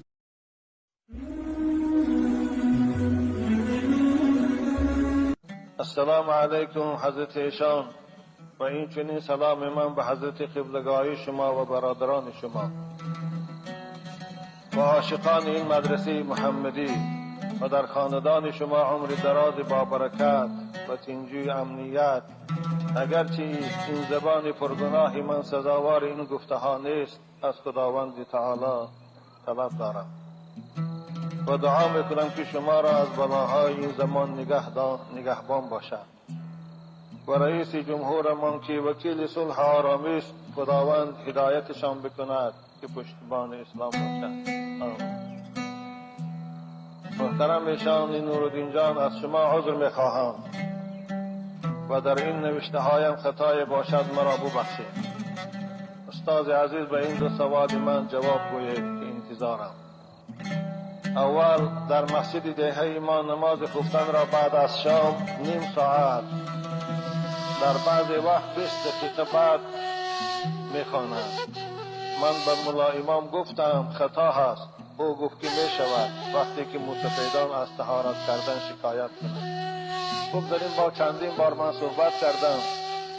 دادر عزیز، نماز خفتن هم وقت دارد، اولی وقت دارد، آخری وقت دارد که این هر یک حتی طالب علم مختصر هم میداند. اولی وقت نماز خفتن از فرو رفتن آغاز، یعنی از غایب شدن شفق هر می شود اولی، آخر او تا نصف اولی شب است، یعنی 2 حصه شب می گذرد، 1 حصهش میموند. بعد از او اگرچه تا دمیدن صبح نماز خفتن خوانده می شود، اما فقها او را مکروه تحریمی می گویند. به هر حال نماز خفتن وقتش بعد از غایب شدن شفق و می تواند الله محترم پیش از آن که این گپ گوید، پیش از آن که موسفیدا تارتشان نمیستد گوید، دنغره جای بلندی است، دشت است. بعد از شام خواندن پس همون سرخی آفتاب و برآمده از بالای بامش نگاه کند که تا چی قدر وقت او بالکلیه نابود می شود. ساعت دارد، به ساعتش تجربه کند. اگر رفت و در دنغره یعنی سرخی آفتاب بعد از شام 20 دقیقه پس غایب شود، بالکلیه تاریک شود، می تواند گفتن شخواند گپی مولا درست است. لیکن اگر غایب نشود شو سرخی را اثرش موندن گیرد، نماز شام از وقتش حالا خفتن ندر آمده است. بنابر من به آن داملای محترم میگم نماز خفتن وقت دارد. هر نماز به خودش وقت دارد. اگر پیش از وقت خوانده شود اون نماز حساب نمی شود. ان الصلاة كانت على المؤمنین کتابا موقوتا. خدا میگه نماز برای بندگان مؤمن در وقت معین فرض گردانیده شده. پیش از او وقتش نماز نمی شود. و برادران عزیز، داملایی که محترمی که صدای من شاید روزی شنوی، از خدا ترس. تو وقتی که شما مختصر خان نیستی، وقتی که فقیه نیستی، باید به صحبت علماء گوش اندازید. شاید شما توصیه علماء را گیره و الا همون قدر آدمی که از قفای شما نماز خفتن میخواند اونها را نمازشان نماز نیست، اگر در پیشگاه تو برای اونها جوابگر هستی. بنا با آنچه که ما با تجربه خود دیدیم، بعد از غایب شد فرو رفتن آفتاب 1 ساعتی پره، حتی از 1 ساعت هم زایدتر میگذرد، بعد از آن شفق همون سرخی نابود میشود. همون سرخی بعد از آن غایب. شما مختصر میگد که وقتی نماز شام از غایب چنی از غروب آفتاب است الی غیبت شفق. شفق همون سرخی رو میگن که بعد آفتاب شیشتن نابود میشود. بنابر رسول اکرم حالا این وقتی اولی وقتش است. جناب پیغمبر خفتن همیشه بعد از شام 3 ساعت 4 ساعت پس میخواندن. حتی حضرت حدیثای بسیار در مرحمت کردن که لولا ان اشق علی امتی لامرتهم بتاخیر العشاء الى ثلث الليل. اگر برای امت من واجب نمی بود، من نماز خفتن ما تا 3 شب تأخیر میگه، تا ساعت 11 و 12 تأخیر میکنه. جناب عزیزان من، به جاناتان جبر نکنید. موسفیدای محترم میتوانند بعد از شام در مسجد تسبیح گفته شینند، میتوانند در چایخانه یعنی علاخانی مسجد چای کنند. 1 ساعت که بود شد، بعد از آن اذان گوید، بعد از 1 ساعت 10 منوت پس بعد از آن ثانی تکبیر گفته خوانید. و الا باور کنید نماز خواندگیشان نماز نیست، فقط در پیشگاه خدا این ملاهای ناترس، این ملاهای به توفیق جوابگویی سخت. مسواک را غیر از طهارت باز در کدام وقت میتوان کرد؟ و درازی چوب مسواک چند قدر است؟ با احترام یک نفر مخلص شما از دنگره. مسواک این سنت است در طهارت که در همه کتاب ها این هست. مسواک باید از چوب تلخ باشد، به خاطر آنکه چوب تلخ حرارت دهان پاکیزه میکند، دندانا را یعنی حرارتی که پیدا می شود از بسیار گرد زدن یا از بسیار خاموش ایستادن، همین حرارت چوب تلخ می برد. و غفصی او 1 انگشت است، باید غفصی 1 انگشت بارین باشد، این باریکک. و درازیش 1 وجه است. این است که فقها در کتاب‌های فقه عالمگیری و دیگرها گفتند و در حدیث رسول اکرم مسواک کردن برای امتشان سنت قرار دادند. لولا ان اشق على امتی لامرتهم بالسواک عند كل صلاه.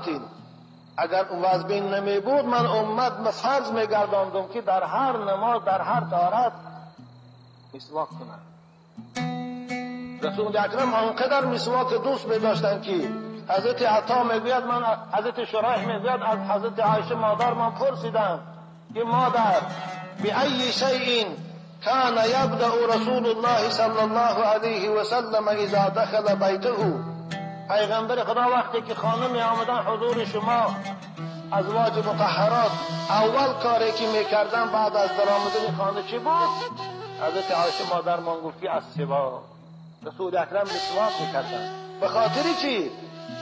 اینم برای ما و شما امت اسلام درس است در پاکیزگی، در خوشبویی کردن دهان.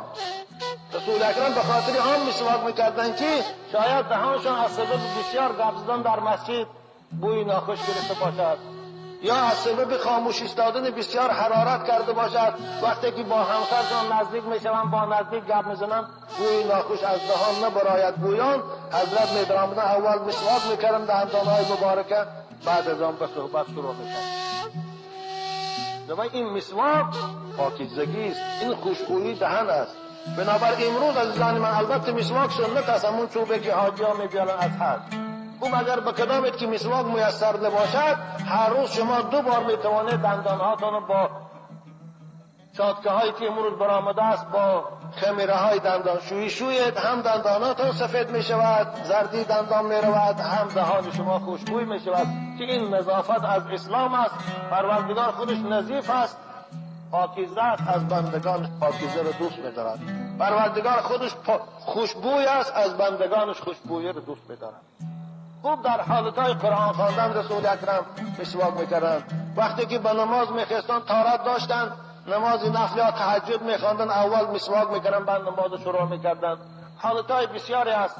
یا اینکه یگان معرکه رفتنی میشدن، پیش از رفتن معرکه دنداناشون مسواک می‌کردند. اینم برای ما و شما درس است. جوانای عزیز، وقتی که شما را به یگان محفل دعوت میکنن، اول دنداناتان شوی حمام کنه، سر روتان تازه کنه، دنداناتان تازه کنه تان، بعد از آن محفل برید. این سنت پیغمبر شما هست. خب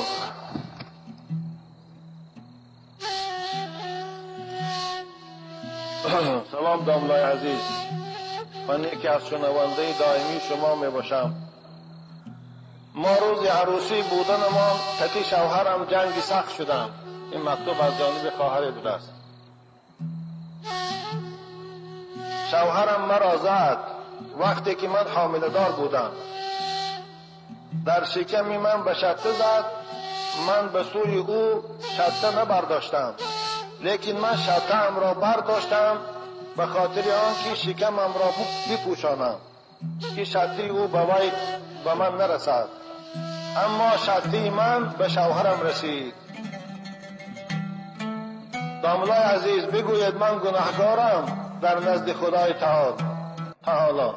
من از شوهرم بخشش پرسیدم، وای مرا بخشید، لیکن من از خدای خود میترسم. به هر حال خدا منو بخشیده باشد، یعنی خواهش میکنم جواب منو گوید. خواهر عزیز، خدا شما رو به این انصاف و توفیقتان، به این خدا ترسیتان عمر دراز دهد.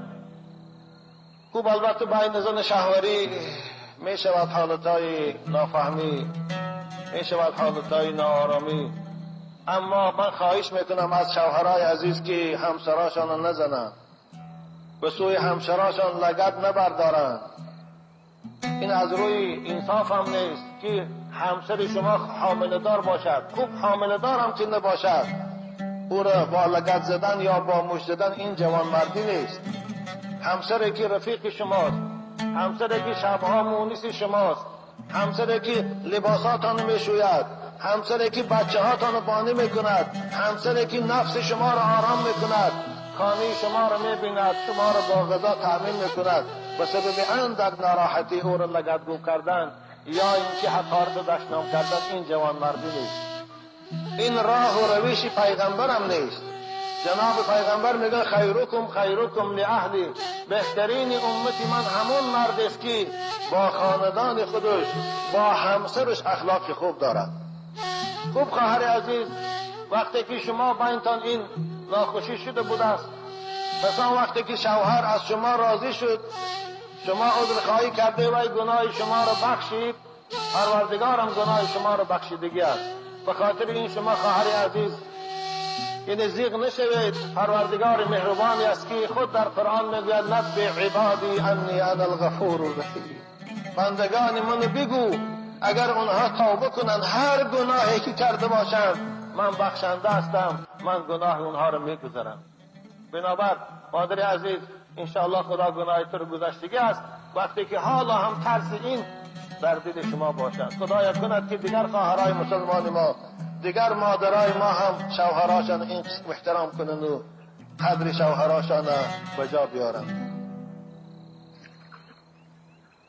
السلام علیکم حضرت داملا.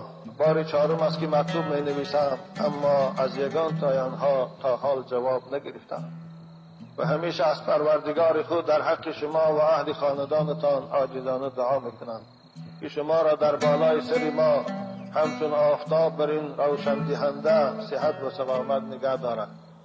مادر عزیز شما را خدا نگه دارد و از قطار ما دیگر عالم ها و طالب علم ها و داعی ها را پروردگار نگه دارد.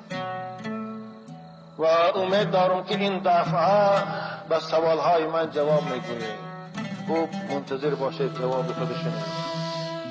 من نمازهای قضایی گذشته‌ام را 4 رکعتی قضای گذشته گفته بعد هر یک نماز میخوانم.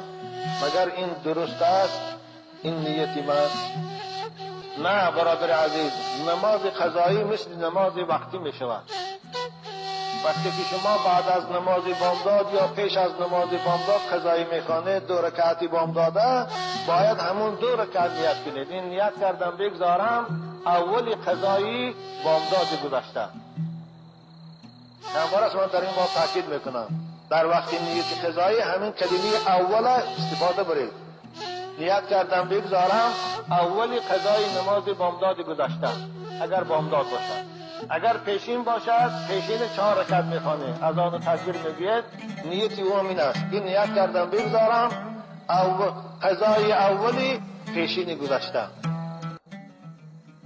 خوب 4 رکعت گفتن شرط نیست. وقتی که شما قضای اولی پیشین گذشته گفتید، خود پروردگار کامپیوترهاش میدانند که این کدام نماز است و چند رکعت است. کامپیوترهای این انسانهای ضعیف به سبب پاسپورت موندن هم اسرارش میبرند و خیال میکنه که کامپیوترهای خدا نمیدانه. شما اخلاقتون نکن کشای عصر 21 شده است، دیگر ترسانچگی و بزدلی را از خودتان دور کنید. و نماز شام باشد شام 3 رکعت نیت کنید. نیت کردم بگذارم قضای شام گذشته، اولی قضای شام گذشته گفته نیت کنید 2 رکعت به سوره، 1 رکعت به سوره خوانید. نمازی که 4 رکعته باشد مثل پیشین و عصر خفتن، اینها رو قضایش دانه 2 تاش به سوره خوانید، 2 تاش به سوره خوانید. آداب نماز قضایی خواندن این است برادر عزیز. و با تاکید میکنم که نماز وتر هم قضاییش خوانید بعد از خفتن خواندن خفتن. اما هر کدام که 4 رکعتی اگر خوانید این خطاست. و من یک بیماری هم دارم، در قرصقم زاب است و بسیار دکترها مراجعت کردم، اما با من یک دکتر گفت که خوردن داروهای بسیار اگر به جای فایده کند به جایهای دیگر ضرر دارد. بهترش قورباغه را در آب جوشانیده و آب او را بنوش، شاید که خداوند به تو شفا دهد. و شما در این باره چی گفتنید؟ آیا این کار را من کنم؟ من گمان نمی کنم که جوشانیدن قورباغه و خوردن خون او برای یعنی آب او برای زاغ فایده داشته باشد. نظامش به اصطلاح تاجیکای ما جاغور است. امروز الحمدلله طب خوب ترقی کرده است. امروز داروهای نوبرا برآمده است. شما می توانید داروها را استفاده برید. امروز طبیبای خلقی شکر بسیار هم هست. ملا خدایار است، خیلی طبیب خوبان یا دیگرها هست. شما به اونها مراجعت کنید، شاید داروی برای شما یافته دهند. برادر عزیز، این دارویی که آن دکتر یعنی آن طبیب به شما توصیه کرده است یعنی آب قورباغه، اگر من نمیدانم که اکنون او فایده دارد این خدا میداند، لیکن رسول اکرم در حدیث صحیح فرمودند ان الله لم یجعل شفاء امتی فيما حرمه علیهم. پروردگار هیچگاه شفای امت من در چیز حرام قرار نداده است. یعنی چیز حرام هرگز شفا نمی شود. به خاطر این من شما را توصیه نمیتیم خوردن او را، لیکن اگر همون طبیبی که شما را توصیه داده است با تجربه خود چندی دیگر را تبابت کرده باشد که با خوردن آب قرباقه آب جوشاندی او نقص شده باشند و آن طبیب مسلمان باشد، شما به قدر ضرورت می توانید از توصیه استفاده برید. چرا که این الضرورات تبیح المحظورات. در حالت نهایت ضروری اسلام اجازت می‌دهد چیزهای حرام مباح شود. مانند که من در حالت گرسنگی سخت که چیز حلال نباشد خوردن چیز حرام مباح می‌گردد، قرآن خدا میگوید فمن اضطر غیر باغ ولا عاد فلا اثم علیه. بنابراین برادر عزیز توصیه من به شما همین است، دعا میکنم پروردگار شما را و دیگر برادرانی که مبتلا این بیماری هستند با داروهای حلال استفاده برده شفاشان دهد و احتیاج به این داروهایی که طبیعت سالم خود نمیکشد خوردن اونها را گرفتار نکند. و آن وعده هایی که در کتاب نورنامه و گنج العرش هستند مگر آنها وعده های قرآنی هستند؟ خواهش میکنم جواب گویید. امیدوارم که این مکتوب مرا میخوانید. برادر عزیز، اولش که من همون کتاب نورنامه و گنج العرش نخوندم و من نمیدونم که هر دو چی کتاب هستند. اگر رفت و وعده های بالا خاندار باشد دروغ است. مثلا گوید که همین ردنامه در تنت باشه دایره دروی غرق نمیشوی، در آب سوزی علاو افتی نمیشه. اگر همین گپا باشه دروغ هستیم. در اگر همون ردنامه نویس کسی بره در تنش بنده علاو کنه چی میسوزد. لیکن اگر دعاهایی که موافق به حدیث های رسول اکرم باشد، وعده هایی که موافق به حدیث های پیغمبر خدا باشد، اینهاش راستند، اینهاش پیشوت باور کرد. اما باز تاکید میکنم که وعده های بالا خاندار باشد دروغ هستی.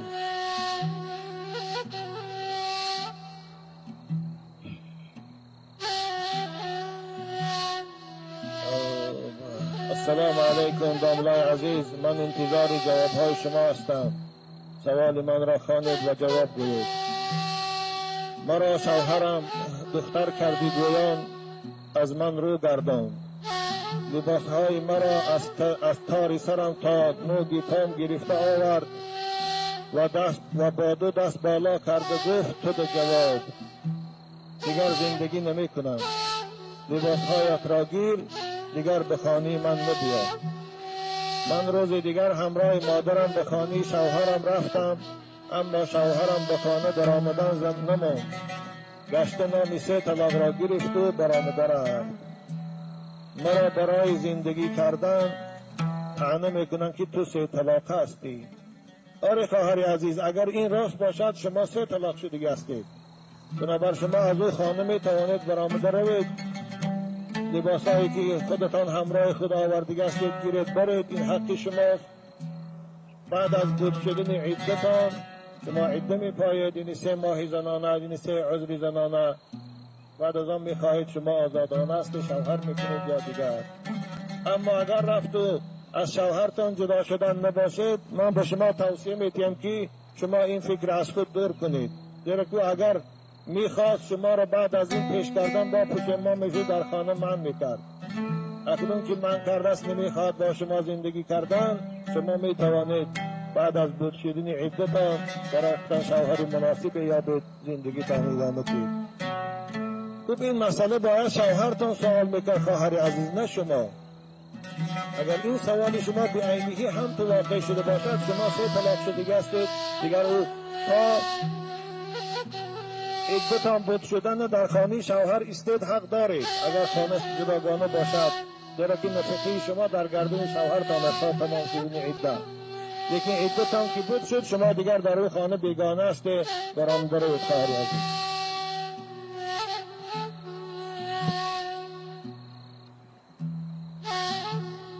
من یک زنی هستم که همیشه با مصلحت و نصیحت های شما کار میکنم. 4 سال میشود شوهرم در روسیه میباشد. من یک زنی خانشین و دوزنده هستم روزی 3 فرزندم را با دوزندگی پیش میبرم. اکنون فهمیدم که پارگر برای آستین کلته و پیشهای کرتی هر خیله دوختن در عذاب بود است. من چیکار کنم؟ دیگر دوختن نمیخواهم. اگر شما و پدر و مادرم مرا اجازت دهید و دعا دهید به نزد شوهرم روم، و اگر نه به فکرم از 4 سال زیاد دیگر انتظاری شده نمیتوانم. دعا دهید. داملای عزیز اطمینان. خواهر عزیز، افسوس است برای شوهرایی که مانند شوهر شما 4 سال و 3 سال و 2 سال می شود که از فرزندان خود، از خانم خود خبر نمیگیرند. این مصیبت است. امروز اکثر جوانهای ما مبتلا به این فحشا شدند. میرن در آن جاها به فسق و فساد مشغول میشوند و پول یافتگی خود به فساد و به قماربازی صرف میکنند. بیچاره عیالهای اینها، خانمهای اینها در اینجا در عذاب. خواهر عزیز، اولا برای پیش شوهرتان رفتن، خواهش من این است که شما از او اجازت پرسید که آیا بعد از رفتن او شما را قبول میکند. شاید که اون ناکس، اون نامر که 4 سال شما را سراغ نکرد و باری هم به شما چیزی نفرستاد، بعد از رفتن شما را نگاه نکند، آن وقت شما در اونجا حیف میشوید. ماننده که بسیار خواهرای تاجیک ما در اونجا بیکاره شدن، فاحشه شدن. من میترسم شما هم در دام کدام پلید نیافتید و حیف میشوید. بنابر به خاطر این شما را شریعت رخصت داده است. بعد از بود شدن 4 سال میتوانید به اداره قاضیات مراجعت کنید، یا میتوانید به اداره سود مراجعت کنید. سود شما را جدا میکند و اداره قاضیات هم خوب. اگر قاضیات نتیان، من فتوا میتیم شما را، اگر با شاهد حجت بیایید که در این 4 سال شما را خبر نگرفته است، نفقه نداده است، من شما را طلاق دادم، من اجازت میتیم. لیکن پیشتر از همه شما به سود مراجعت کنید، سود هم شما را جدا میکند. و دیگر اینکه اگر رفت غیر از این هنری دوزندگی دیگر کسب نداشته باشید، شما می توانید کرت دوزی خود ادامه دهید. لیکن در وقتی که همون دخترها کرته می بیارن، شما به اونها یک بار نصیحت کنید که خواهر عزیز، همین خیل دختنی کرته یا همین خیل پوشیدنش گناه است، یا همین هر شما نپوشید. گفته یک بار فهمانید وقتی گناه نمیگویند، شما دخته تید حق کاریتان گیره ضرر نداردید، زیرا که ضرورت به شما این رخصت میکنه خواهر عزیز. اما من دلم باور نمیکند که شما بعد از آنجا رفتن شوهر شما را قبول کند یا نه. شوهر نامردی. خدایا این جوانای ما را ناموس که یادی از خانمهای خود کنند، یادی از پدر و مادر خود کنند. باور کنید موسفید 86 ساله 3 بار است به من خط نمی‌نویسد. 86 است. شاید در این جمعه باشد. باید سوز و گداز با آب دیده نیست که بابایشان گفته است یک بچه دارم 6 سال باز رفته است، حتی به همین پوری کافته رفتم رسیه نیافتم. من آمدن مفهمید گریخت. من خالی گشت آمدم. دعا کنه که همین یک بار او رو به نزد من گردانده بیارد. چشم من به دیدار او افتاد. بعد از آن آرزو ندارم دیگر برم هم. یک بچه، اما خدا که او رو توفیق چگیری بونه. یک بچه نمیتواند پدرش نگاه کنه. خدایا توفیق کرد این جوانه که از این راه ضلالتش گردید و بیاد و پدر و مادرش احترام کنه، پدرش خدمت کنه. السلام علیکم داملای عزیز. سوال من این است که بعضی آدمان میگویند که لباس سرخ پوشیدن ممکن نیست. آیا این لباس سرخ پوشیدن از نظر اسلام درست هست یا نه؟ با احترام یک مخلص دائمی شما. نه عزیزان، این که نیست. لباس چی سرخ است، چی سبز، چی کبود، همش درست است پوشیدن. آره اگرچه بعضی فقها سرخی بلند پوشیدنش مکروه گفتی‌اند، اما این قول صحیح نیست. شما می توانید در رد المختار در عالمگیری در فصل لباس در این باب نگاه کنید که در رد المختار عبارتی هست که می گوید یجوز للرجال والنساء لبس الثوب الاحمر والاخضر، و جایز است برای مردها پوشیدن لباس سرخ و پوشیدن لباس کبود. هیچی باقی نداردیم. حتی بعض امام شرمبلانی خدا رحمت کنه در این باب رساله مخصوص نوشته با دلیل‌های زیاد حتی پوشیدن لباس سرخ مستحب گفتند. هیچ خیل در پوشیدن و کراهت نیست. بنابر دامله ها می توانند به کتاب کراهت در فصل لباس نگاه کنند برای که در این باب جوابشان می‌یابند. خلاصه این است که اسلام هر چیزی که زینت است برای شما منع نکرده است. قرآن میگه اعوذ بالله من الشیطان الرجیم قل من حرم زینت الله التي اخرج لعباده. کی است که برای بندگان من هر چیزی که مایه زینت و سبب آرایش بدن اونهاست یا هر چیزی که حلال است پاکیزه است او را خوردنش یا پوشیدنش من کرده است. کی؟ هیچ کس من نکرده. السلام علیکم عزیز داملای عزیز، من یک جوان 24 ساله هستم. از نافهمی دندانهای طلا گذاشتم. امروز فهمیدم از دایره اسلام حرام است. چی کار کنم؟ نمیدانم. مصلحت شما را انتظارم. برادر عزیز، وقتی که دندانها را پیشتر گذاشته باشی، اگر برای زینت برای فسانی بود چگونه که پیشتر این عادت بود، این حرام است. چرا که اسلام طلا را همچون زینت استفاده بردنش برای مردها حرام کرده است. چه دندان باشد، چه چله باشد، چه ساعت باشد، چه گردنبند باشد، چه یعنی رشته باشد. اما اگر افت شما دندان به خاطر ضرورت کرده باشید که دندانات ویران شده بود یا افتیده بود یا سیاه شده بود، به خاطر این کرده باشید، اگر این باکی ندارد، این یعنی جایز است. و درباره دندان اونقدر بحث دارد. مولانا خدا نظر با آن مراجعت کنند، در آن دلیل های خودی می‌آورند. بنابر من این قدر به شما میگم که هیچ باکی ندارد اگر شما برای خاطر ضرورت کرده باشید. و آدم ها میگویند که تو از جنابت پاک نمیشوی، باید در وقت گذاشتن دندان طهارت کرده باشی. نه، این بیکار گپ است. برای دندان ماندن نه طهارت شرط است نه غسل. دندان گذاشتن حکمش حکم جبیره رو دارد. مانند که من یک آدم دستای پاش میشکند، برای بستن طهارت شرط نیست، میبندد، مثلا وقتی نمازی بالاش مست کشیدن میگیرد.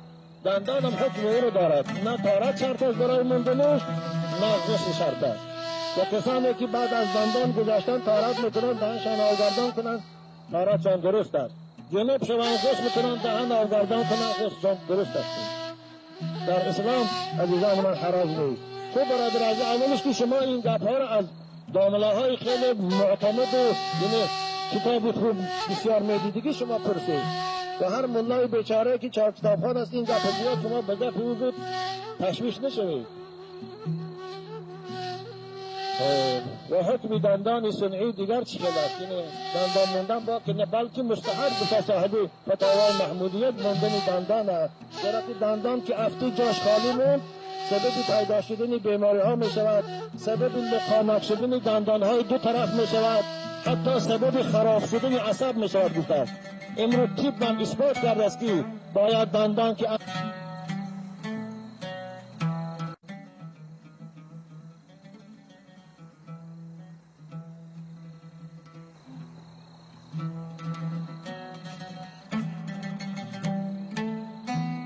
اکثر دندان های که شکاف هستند داخل شده ببینه خب معده های خوراک باقی میمونه و بو میکند، همچون نیست.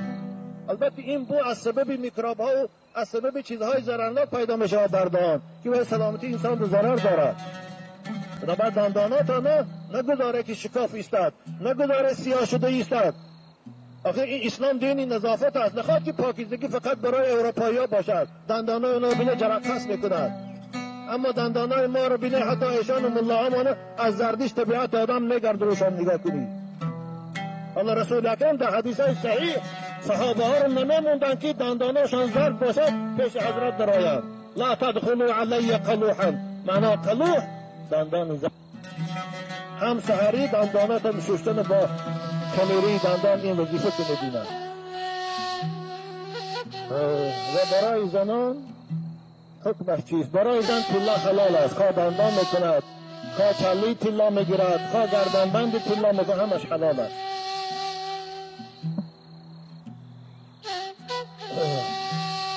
در خانه با زن خود و محرم خود نمازی با جماعت خواندیم، در یک صف درست است یا نه؟ در یک صف درست نیست.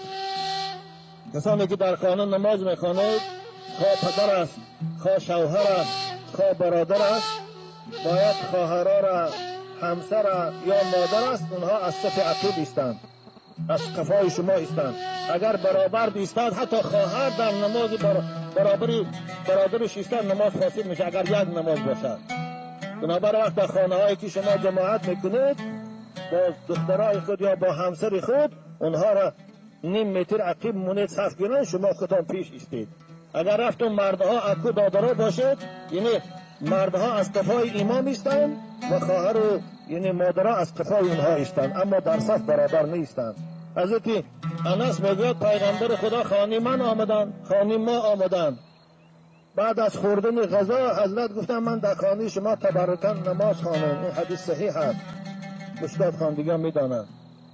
اگر یک گلیمچه داشتیم چرکین شده بود، زود من خستم، میگه با آب تر کردم، شوشتم، آورده پرتافتم، رسول اکرم پیش ایستادن، من همراه یک برادرم در کفای رسول اکرم ایستادم، مادرم ام سلیم کفای من ایستاد. ببینید مادر عقل که بچه ایستاد. از همین سبب باید زنها یک صف عقیب ایستند، خواه برادرش از خواه شوهرش از فرق دارد. داملای محترم، شخصی میتواند در بیرون نماز پاچه که بروکش دراز باشد یا اینکه ته کرده گردد؟ خواهش میکنم جواب. جوانای عزیز، راست گویم نزد جمهور فقها بروک اگر پاچش دراز از بجلک باشد حرام است. نزد جمهور اهل حدیث حرام است. اما در مذهب ما خدا رحمت کنه فقهای ما مکروه تحریمی گفتیان. حالا نبلحی همینه در نفع المفتی سوال دارد، چرا که در این باب حدیثای صحیح آمدگی است که هیچ که تعویل و تبدیل قبول نمی کنند. رسول اکرم میگن ما اسفل من الکعبین فهو فی النار. هر چیزی که از بزرگی پا دراز است، خواه ازار است، خواه برک است، خواه کرته است، و صاحبش پگاه خدا در دوزخ پاهاش میسوزاند. بنابر رسول اکرم گفتن ازارت المؤمن الی نصف ساقیه، ازار بندی مومن تا نصف ساقش است. ولا حرج، با که نیست گفتن اگر از وی دراستر کند تا بالای بجلک، اما از بجلک پایان به زمین رسد این حرام است. حتی رسول اکرم در یک حدیث که این حدیث خیلی مسلم روایت کرده از حضرت ابوذر راوی حدیث میگویند ثلاثه لا ينظر الله الیهم یوم القیامه ولا یکلمهم ولا یزکیهم. سه طایفه است که خدا به اونها روز قیامت نگاه نمی کند. خدا اونها را از گناه پاک نمی کند، حتی خدا به اونها به نظر رحمت نگاه نمی کند، صحبت نمی کند. این سه طایفه به سعادت کیست؟ حضرت گفتند این حدیث مسلم است. یکم المسبل، شخصی که ازار شه یا برک شه یا کرتش دراز میکنه که به زمین کشیده میگردد. دوم المنان، شخصی که به یک کس نیکی میکند، بعد این نیکی کردنش منت میکند که من به تو این کار اون کار کردم تو نمک زده. منتی هم یعنی که قرآن به صراحتا خدا منت نکرده، حرام کرده. سومش المنفق سلعته بالحلف الکاذب، تاجران جوانایی که سوداگر است. سومش شخصی که تاجر است با دروغ تجارت رواج میتید.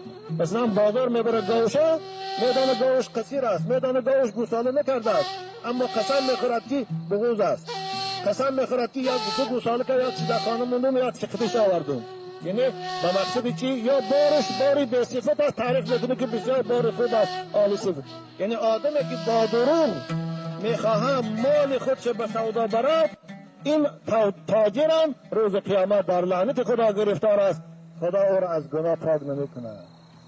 جناب عزیزان من، جوانای عزیز باور کنید، امروز من در قزاقستان سال گذشته رفتم، اکثر جوانای قزاق شارتیک دارن. البته در دوشنبه هم بعضی ها رو دیدم، بعضی بچه ها رو. شارتیک چی؟ بروکی که از دانه یک 3 انگوش پایانتر است. در کوچه ها هم در کار هم هوایی میپوشند.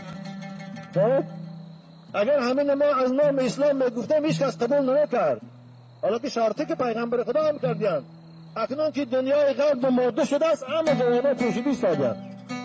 حالا همه جوانای نمازخوان ما هم شرمنده ها، اگر در اروپا ما بشود بروکی کلتا همونو میپوشند، اما امروز به خاطر پیغمبرشان، به خاطر سند پیغمبر، یعنی حدیث پیغمبرشان نمیپوشند. و با جوانای مسلمان شما باید به پیغمبر تقلید کنید، شما باید ناموس داشته باشید، نه از اروپایی ها تقلید کنید. آن روز من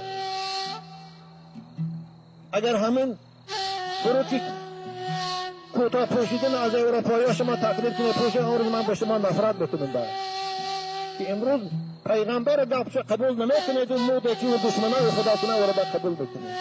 بنابر شما عزیزان من عیبش نیست. ببینم من از سعودیه مهمان میگه خواست جوان خاپیر اما بروکاشم بالای کلتاش بالای پتنگشان به هیچ کس اونها را معرکه داره نمیکند که، هیچ کس اونها را وصل نمیکند که.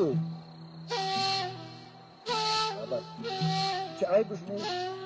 به هر حال اگر مذهب ما اگر مکروه هم گفته باشه مکروه تحریمی است. عزیزان خب لااقل در نماز پاچهاتان بالا کنید در نماز خانید. عزیزان من خدا نگهتان دارد.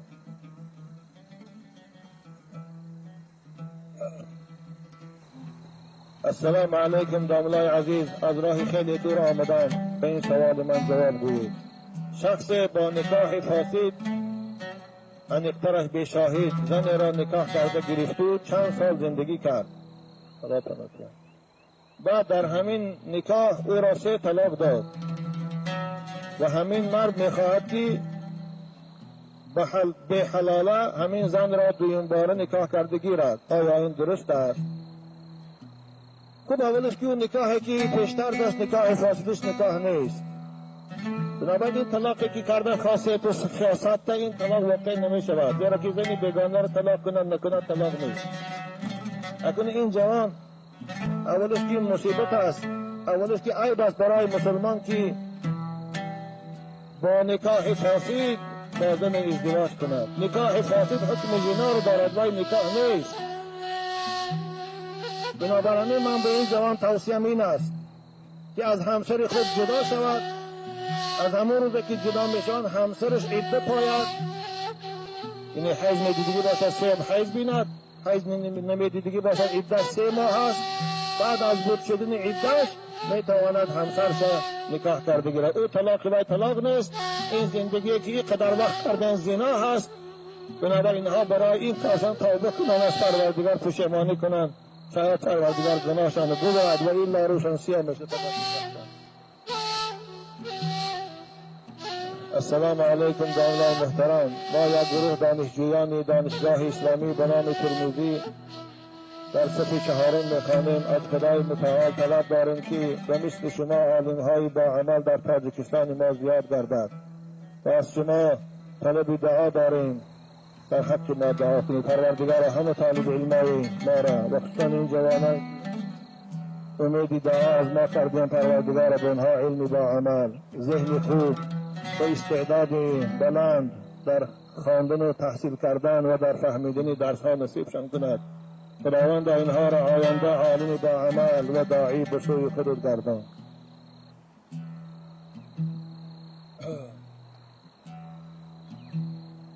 تو برادری عزیز گفت‌های بسیاری در باری با گمان نیکی کرده پروردگار نگهشان دارد. بعدا از شما چنین سوال دارم. شما در یکی از برآمداتان گفتید که حضرت جبرئیل بکن در آمده اولی وقت نماز را به پیامبرمان تعلیم دادند و دویم باره آمده آخری وقت نماز را تعلیم دادند. از شما خواهش میکنم که روزی جوابدهیتان به ساعت وقت اول و آخری نمازها را بامداد و پیشین عصر و شام و خفتن را به من میگفتید. تو به خاطر آن به ساعت میگفتم که آخر روزها کوتاه میشوند دراز میشوند برادر عزیز. بنابر همین اگر شما به ساعت خواهید، من امروز از ساعت 20 دقیقه پیشین دراز تا ساعت 4 و 15 خوانید می شود، اما وقتی که با روز کوتاه شدن گرفت دیگه 4 عصر می شود، با 3 نیم می شود. بنابر وقتهای نماز که فقها در کتاب‌ها گفتند این وقتی نماز بامداد از صبح صادق است، این سفیدی که پیدا شد تا پیدا شدن آفتاب، تا زمستان باشه تا تابستان، تا روز کوتاه باشه تا روز دراز، وقت همین است. وقتی نماز پیشین باشد از زوال سر می شود تا رسیدن سایه هر شی 2 برابر خود. یعنی در تابستان شما می توانید از ساعتی 15 تکم 10 تکم یک پیشین شود تا ساعتی 6 و 7 وقت نمیدونم عصر چند می شود. هر نماز هم تو به خودش وقت دارد. شما می توانید امروز با خط کلیدی هم 4 کتاب و هم دیگرها چاپ شده هستند. از روی در 4 کتاب هم وقتهای نماز خشوع گفتگی است. از روی وقتهای دکتان تجربه کنید از هوا از آسمان خدا قوت میگیرید. همه دادر عزیز خدا شما رو نگه دارد. یا خیلی مستفیدان میگویند که ملاهای پیشین اگر ضرور میشد نماز خفتن را 20 دقیقه پس از نمازشان میخواندند. آخر برای ما ملاهای پیشین حجت نیست. برای ما قرآن و حدیث حجت است. برای ما قول فقها حجت است. نه او بیچاره ملاهایی که خدا رحمتشان کنه گذشته رفتیان. سوال دیگر، اگر در نماز فرض صف خالی باشد جوان نابالغ در بر کلاسال ایستاده میتواند یا نه؟ میتواند، ضرر ندارد. سوال سیوم، نانی سری تخته یعنی مالی که روزی موت کشته می شود درست است یا نه؟ بسیار مستفیدان وصیت میکنن که حتمی نانی سری تخته را کنید. نه نانی سری تخته است. نه وصیت، این وصیت اول از نظر شرع باطل است. وصیت اعتبار ندارد. دیگر اینکه نان سری تخته که اگر از خانه مرددار کنند نزد همه فقها و مکروه تحریمی است، خوردنش درست نیست. خصوصا با وقتی که صاحبی یعنی این میت کودک خردسالی صغیره داشته باشد، این معده حرام است. از گوشت خوگم سری تخته رو خوردنش حرام است. بنابراین بهتر میشد که موسفیدا رهبرای محله رئیسای محله یک مقدار پول جمع کنند، 5 از هر سری خاندان در مسجد مونند در محله. وقتی که کسی وفات میکنه از همه پولی جمع کردگیشان میتوانند اونها غذا آماده کنند برای مسافرهای آمدگی، اوقات کنند اونها اوقاتشان کنند. ثانی از این پولی که جمع میشود یار دوستا بالای و برای یاردن میبیارند. اگر چی میگن که حق صغیر میشود اگر برای خاطر همون میتی هم از به همون مقدار پول گرفته مونند با ثانی تعزیه دیگر در از استفاده بردنگی. راهی بهترش خوبتر اگر ضرورت باشد همین است. و الا باز من تکرار میکنم که هیچ چیز ضرورت ندارد کردن سرتخته، هیچ چیز ضرورت ندارد کردن اوقات به خاطر یعنی میت. صحابه پیغمبر خدا نه سرتخته داشتند، نه هفته، نه 40، نه سال داشتند. حالا یک برادر از ما در مکتوب در اینجا هم هست، در کنز العباد صحیفه 18 گفته است همین گپ هست که گویا پیغمبر خدا برای حضرت امیر حمزه سری تخته کرده بودن 40 سال تا. والله این دروغ است. اولش که در کنز العباد این گپ نیست، کنز العباد منم دارم. اگر من بایدان کنز العباد دیگر باشد این دروغ است، به حق پیغمبر خدا تهمت است. این 40 سال در اسلام نیست. اگر به جای 40 سال بچه هاش نماز خوانند این بهتر است. من در یک محفل هم سختر گفته بودم امروز فرزند مسلمان نماز نمیخواند، روزه نمیگیرد، اما خدایی 40 سال رنگی فرض باری قرض میکند و میکند.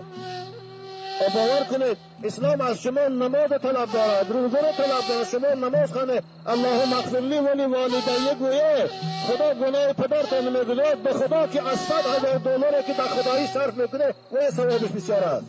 از ما پدرتان خرسند میشود. شخصی به نماز چیز حس کنید و چی فایده دارد؟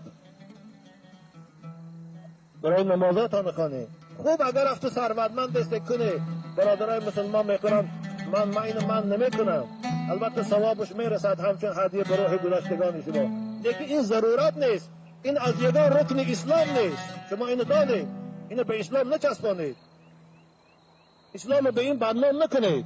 اسلام میخواد نماز کن، اسلام میخواد روزه گیر، اسلام میخواد زکات، اسلام میخواد پدر و مادر احترام کن. بنابر رازگی پدر و مادر بعد از مرگ این نماز خوانده اللهم اغفر لی ولی والدی گفته است. بنابر اون وصیتی که مستفیدا میکنن اون وصیت هم باطل است از نظر شرع. اگر مبادا بچه نکند برای این گناهگار نمیشود، برای پیش پدر و مادر در پدر قیامت خجالت نمیشود. لیکن با جوانمردی کرده کنه قرار ندارد. به خاطری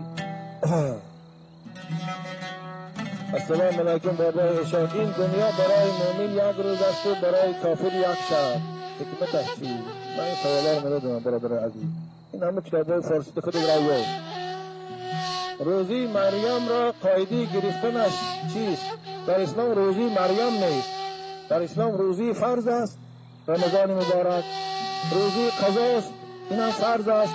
روزی نظر است، روزی نفل. هر روزه که شما میگیرید خواه در ماه رجب و شعبان این نفل گفته گیرید. حضرت مریم برای ما روزه امر نکرد است گیری گفته. در یک حدیث نامد است که مریم فلان روز روزه میگیرد یا فلان ماه روزه میگیرد تو کسی گیرد روزی مریم گفته گیرد. این دروغ است. این از اسلام نیست.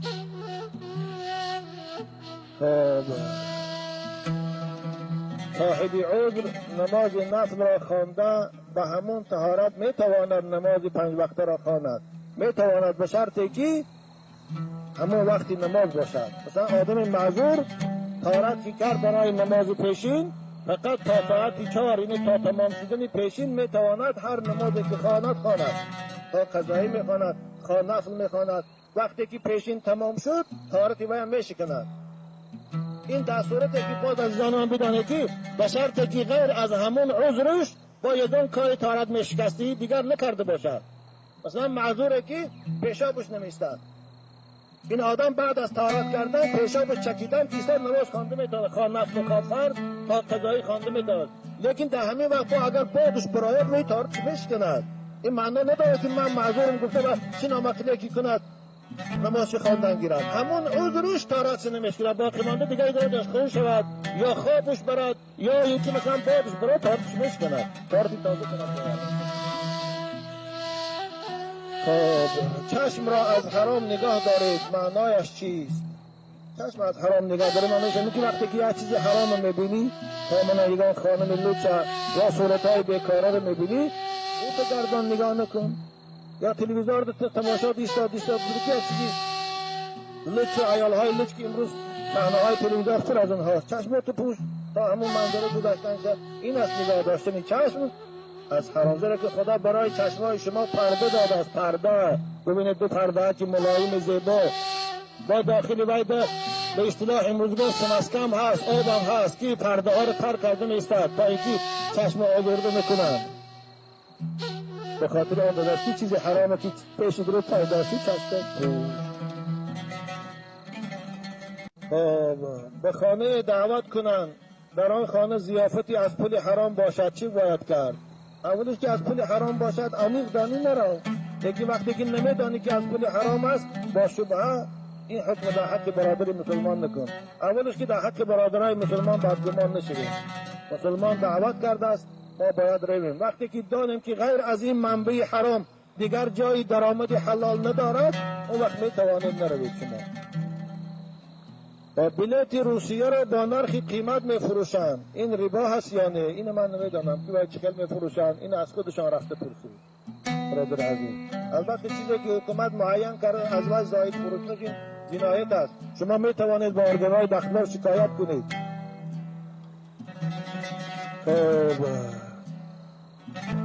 تجارت طلا روا هست یا نه؟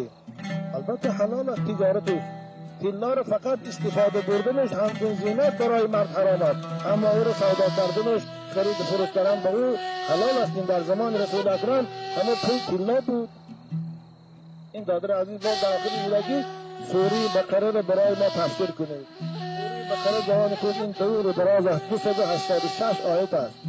اگر ما این تفسیر کنیم مگرم 1 سال پره در همین بافقه صحبت کنیم. حضرت عمر رضی الله تعالی عنه فقط سوره بقره را در 8 سال از پیغمبر خدا هم حفظ کردن و هم معناش با پره از خود کردن. 8 سال ده.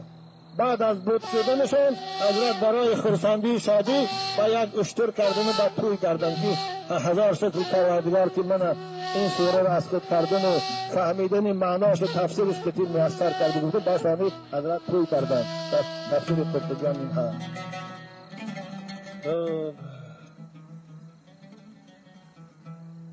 السلام علیکم داملای عزیز. من برای شما افسوس میخورم که اینقدر در حق رئیس جمهور دعا میکنید، همون قدر برای ما نمازخوانان فشار میارند، حتی موسفیدان را تحقیر میکنند و گپهای ناسزا میگویند. همین است آزادی اونها برای خلق. من حیرانم که شما در پیش خدا برای این دعاهایتان چی جواب میگویید. یکی از مخلصان شما برادر عزیز، شاید من در پیشگاه خدا خطا باشم، یعنی که بنده به خطا نمیشود، اما چگونه که الان شنیدیم کمبودی هایی که بعضی رهبران میکنن، بعضی کرسی نشینان پایانی میکنن، همه این ما با رئیس جمهور نسبت به این انصاف نیست. رئیس جمهور یک نفر است، از کجا خبر داره که در ساعت 11 در این ناحیه ما این کار میشود؟ بنابر شما از اون کس بدگمان نشوید. شما همون کسانی که شما را آزار میتیند، شما همچون گرجدنین از اونها حق خود طلب کنید. شما از اونها پرسید که با کدام قانون شما را منع میکنند. شما میتوانید با نوشتن مانند که به من نوشتی، میتوانید همین عرضه را به رئیس جمهور نوشتی، میتوانید به پروکراتور نوشتی، میتوانید به تلویزیون و به گزیت نوشتی. و من چی می نویسی؟ اما یک نفر است و وظیفه من شما را نصیحت کردن است. خب من به خاطر آن دعا میکنم در حق رئیس جمهور که من به اون کس اعتماد دارم، من به اون کس باوری دارم که انشاءالله جمهوری ما را چگونه که اول خدا دوم کس با کوشش آن با رهبریتی یعنی برادران اسلامی آرامیشان آوردن، این آرامی را ادامه دادن میگیرند و این جمهوری ما را انشاءالله یعنی پیش میبرند، چه اذیتی اقتصادیاتی چه اذیتی دیگر. و دیگر برآمدشان که من در نزدیکی در تلویزیون شنیدم پشتیبانی از اسلام کردن، از مسلمانان کردن، این خود گواهی آن است که اون کس طرفدار اسلامند، اون کس طرفدار مسجد ها هستند، اون کس طرفدار آرامی و طرفدار نیک احوالی خلق هستند. بنابر ما شما با یک جای در حق اون کس دعا کنید. برادر عزیز بدگمان نشوید، بدگمانی آخرش به ویرانی میارد. یک بار دعا کنیم، یک جای دعا کنیم خدا اون کس عمری دراز دهد، تنی صحت دهد، فرزندش خدا عمری تن صحت و عمری دراز و توان با توفیق بندگی دهد. خدا دعا کنیم همتشان برای رواج اسلام و برای رواج مسجدها زایدتر گرداند.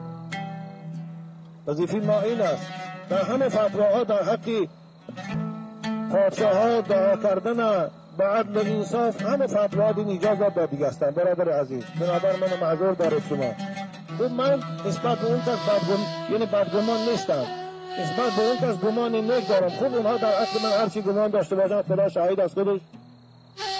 اما این کاره که شما رو در این راه آزار میتیند، آخه شما از اینها نفرت کنید، نسبت به اینها شما عدالت کنید، نه اینکه به رئیس جمهوری که باید در اونجا بشود چه خبر دارم.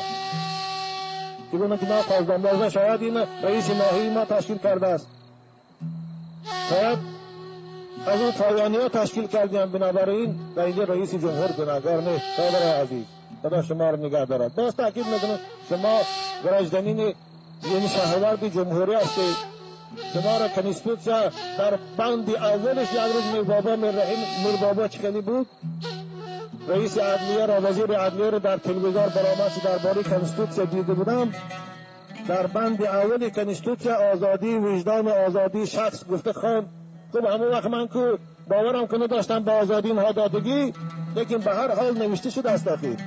اگر اینها این آزادی میدونن شما را اینقدر نه یک مادر پیش من به گریه کرد که وزیر رئیس معارف ناحیه ما من همینجا در سر اصلاح استاد بود است، بیچاره کمپر از گریبانش کشیده است که تو برای چه نماز خانه میبری تختشین نمیری؟ تو مگر از خدا شر نمیداری و به تو مادر میشود؟ من این ناخلف ها رئیس جمهور هم در نظر خلق بد میکنن، حکومت هم در نظر خلق بد میکنن. بعد کمپر پیش من به گریه کرد، من با مادر نمیشناسم. مادر گفتم انشاءالله سعیتون ثواب بگیرید. اولش که شما مادر بوده یک سنگ بگیرید دسترش بجدی، تو مادر بودی حق داشتی زدنده و فرزندی تو میشود. این است. بنابراین در این باب رئیس جمهور گناه ندارد. جوان عزیز شما ما را احترام میکنید، رئیس جمهور احترام کنید. شما ما را احترام میکنید، از سیاست رئیس جمهور دستگیری کنید. اما ما انشاءالله در اطراف رئیس جمهور ما جمع شویم، این جمهوری کوچک ما آباد میشود، زندگی ما انشاءالله خوب میشود، انشاءالله باز مسجد و مدرسه های ما باز بهتر پیشاته میشود.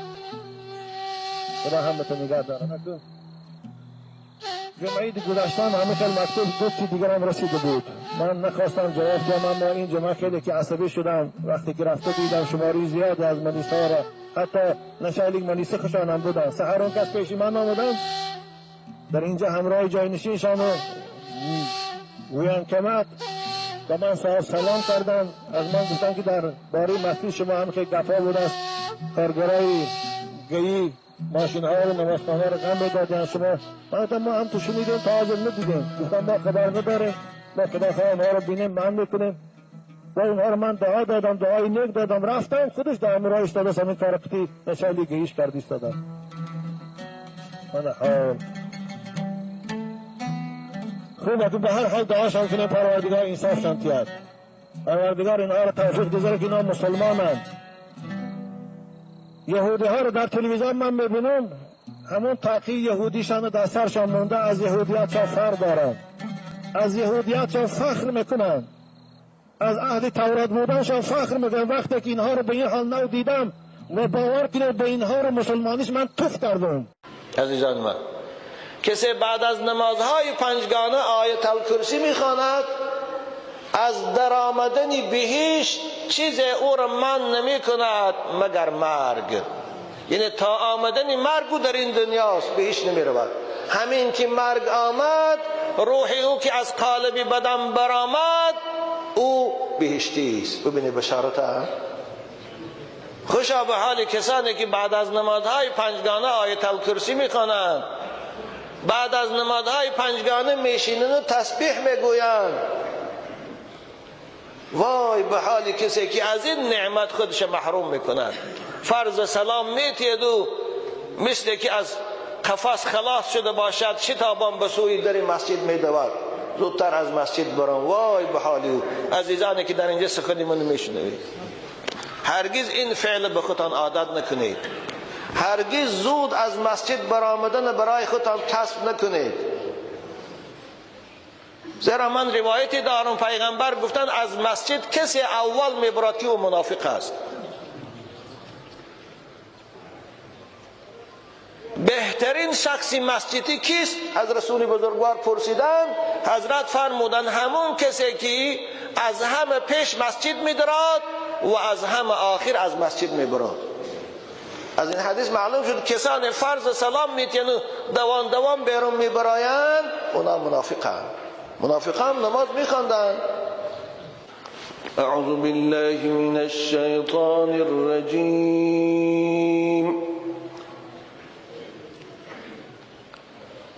الله لا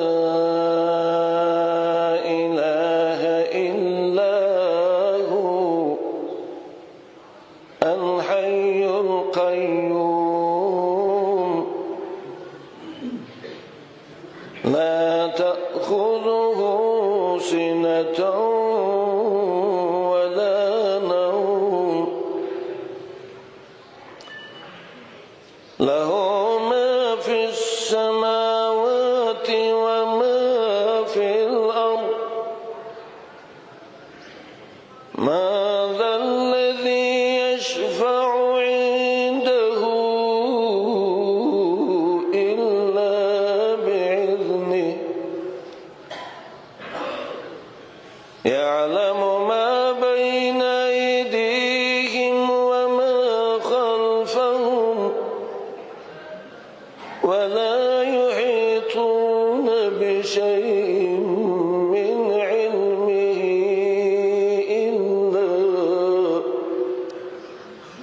إلا بما شاء وسع كرسيه السماوات والأرض ولا يؤوده حفظهما وهو العلي العظيم.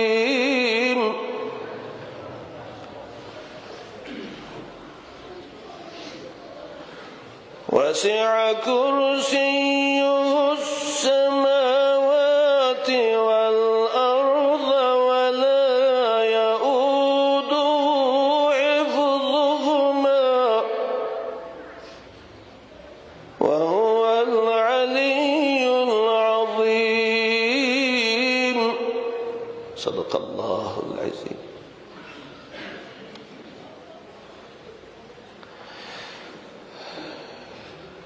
چگونه در آغاز گفتم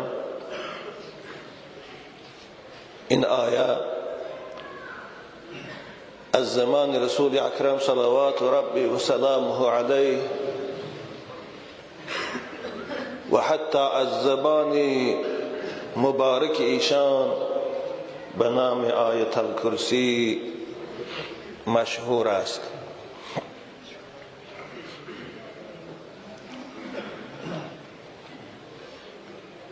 این یک آیه است از اول تا آخر که تلاوت کردیم و از 10 جمله عبارت است که هر جمله او کامل کننده معناهای یکدیگرند. هر جمله او صفات و عظمتی پروردگار بیان میکند. وقتی که این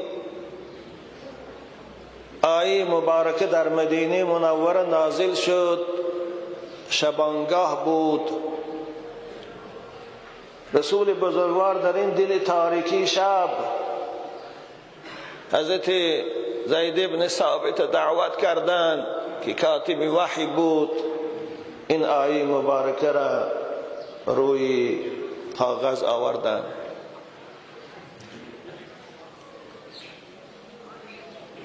در وقت نزول این آیات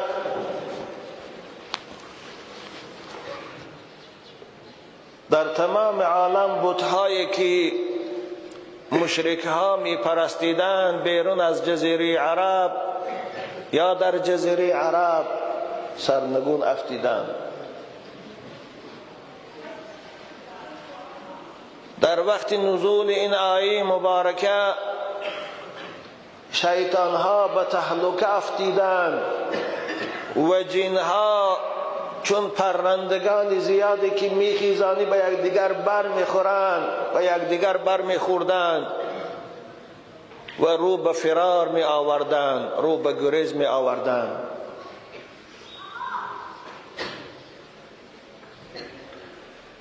این آیه بزرگترین و مهمترین آیه های قرآن است.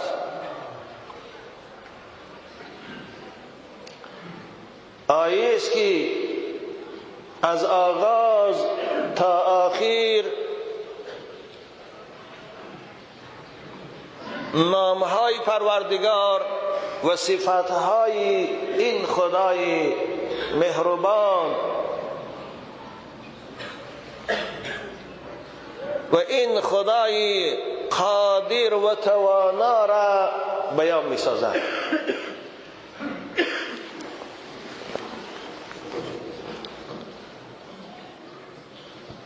پیش از آن که ترجمه و تفسیر کنم با شما عزیزان اول فضیلت این آیه را میخواهم بیان کنم که این آیه خواندنش چی فضیلت دارد، هم برای خواننده هم برای شنونده.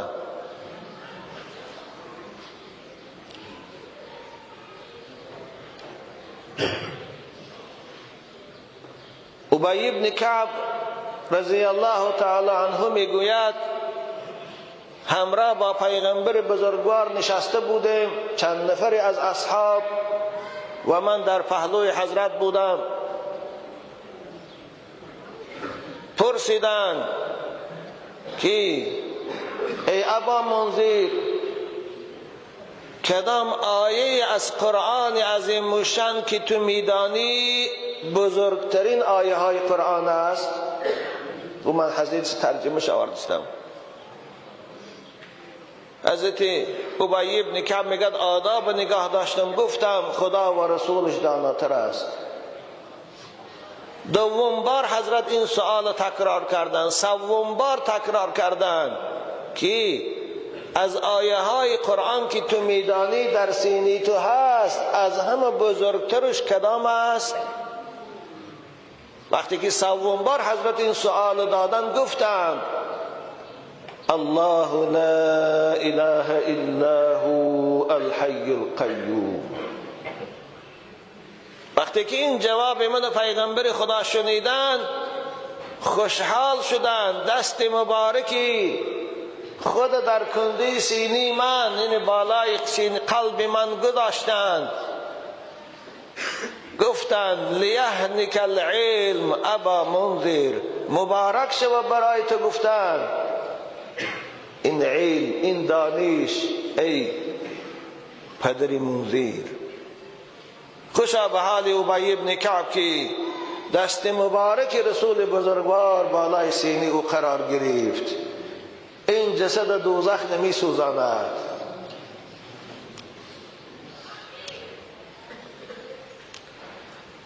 رسول بزرگوار در فضیلت این سوره می فرمایند، چگونه ابو هریره روایت میکنند، این حدیث ترمذی و بیهقی و حاکم هم آوردیان، حضرت فرمودند قال رسول الله صلی الله علیه و سلم سورة البقرة فيها آية هي سيدة آي القرآن لا تقرأ في بيت فيه شيطان إلا خرج منه. پیغمبر خدا تا سوره بقره او آیه دارد، این آیه 255 او، و این آیه سردار و بهترین آیه های قرآن است. آیه است که در کدام خانه که خوانده شود، در کدام جایی که تلاوت شود، در آن خانه اگر شیطان باشد یا جن باشد، او از او خانه برآمده می رود. این شیطان و این جن از این خانه برآمده می رود. عزیزان من شنیده؟ این هم یک نوع طبابت است، یک نوع دوا هست که پیغمبر برای بیماری های ما و شما تقدیم کردند. از داروخانه محمدی من برای شما این دوا را پیشکش کردم. کدام شما میخوایی که از زیان جنها، از زیان شیطانها، از کسلی های روحیه که امروز جامعه مبتلا شده است خلاصی یابید؟ همیشه در خانه خود شب و سحر آیت الکرسی خوانید، کف کنید.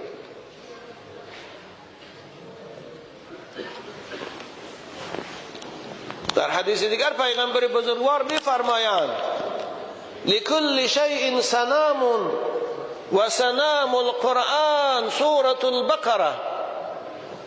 هر چیز به خود قله بلند دارد. من کوها قله بلند دارد. دوره ما مکتب می‌خواندیم نامش هیمالای دیگر. هر چیز برای خود قله بلند دارد. نقطه آخر. و قرآن هم قله بلند و برجسته دارد. این آیت الکرسی است. رسول اکرم و سنام القرآن آیت الکرسی هي سیدت آی القرآن.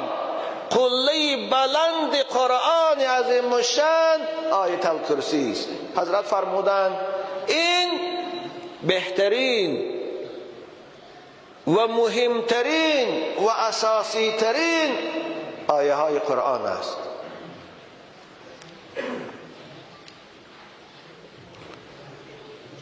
ابو ذر میگه پرسیدم یا رسول الله و من بگو از همه اساسی ترین و بهترین و کامل ترین آیه های قرآن که برای شما نازل شد از پروردگار کدام است؟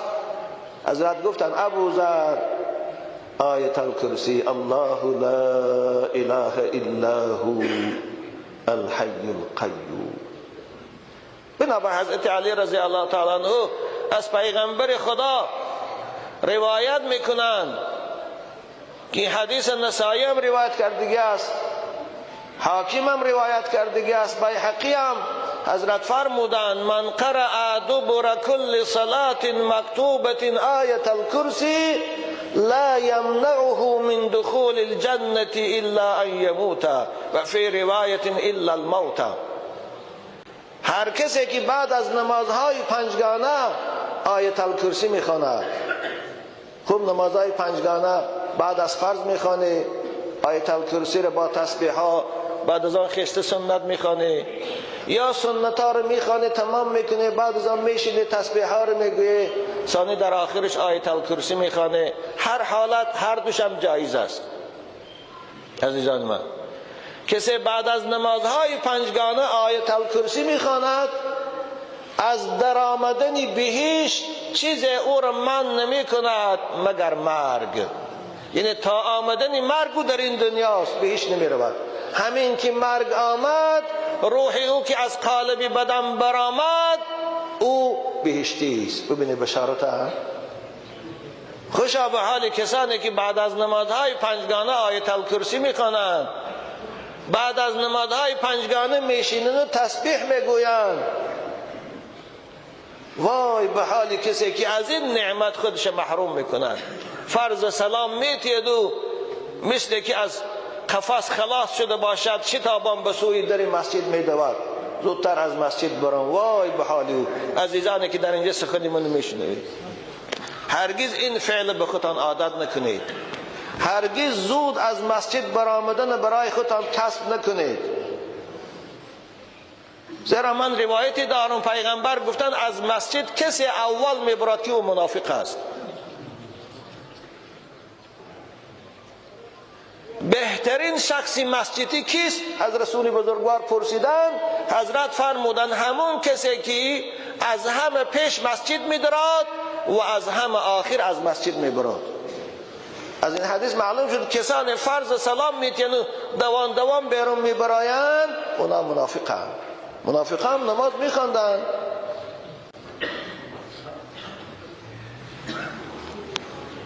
من هیچگاه باور ندارم به او کسانی که میگن ما برای سنت خواندن خانه میبراییم. اونا سنت هم نمیخوانند.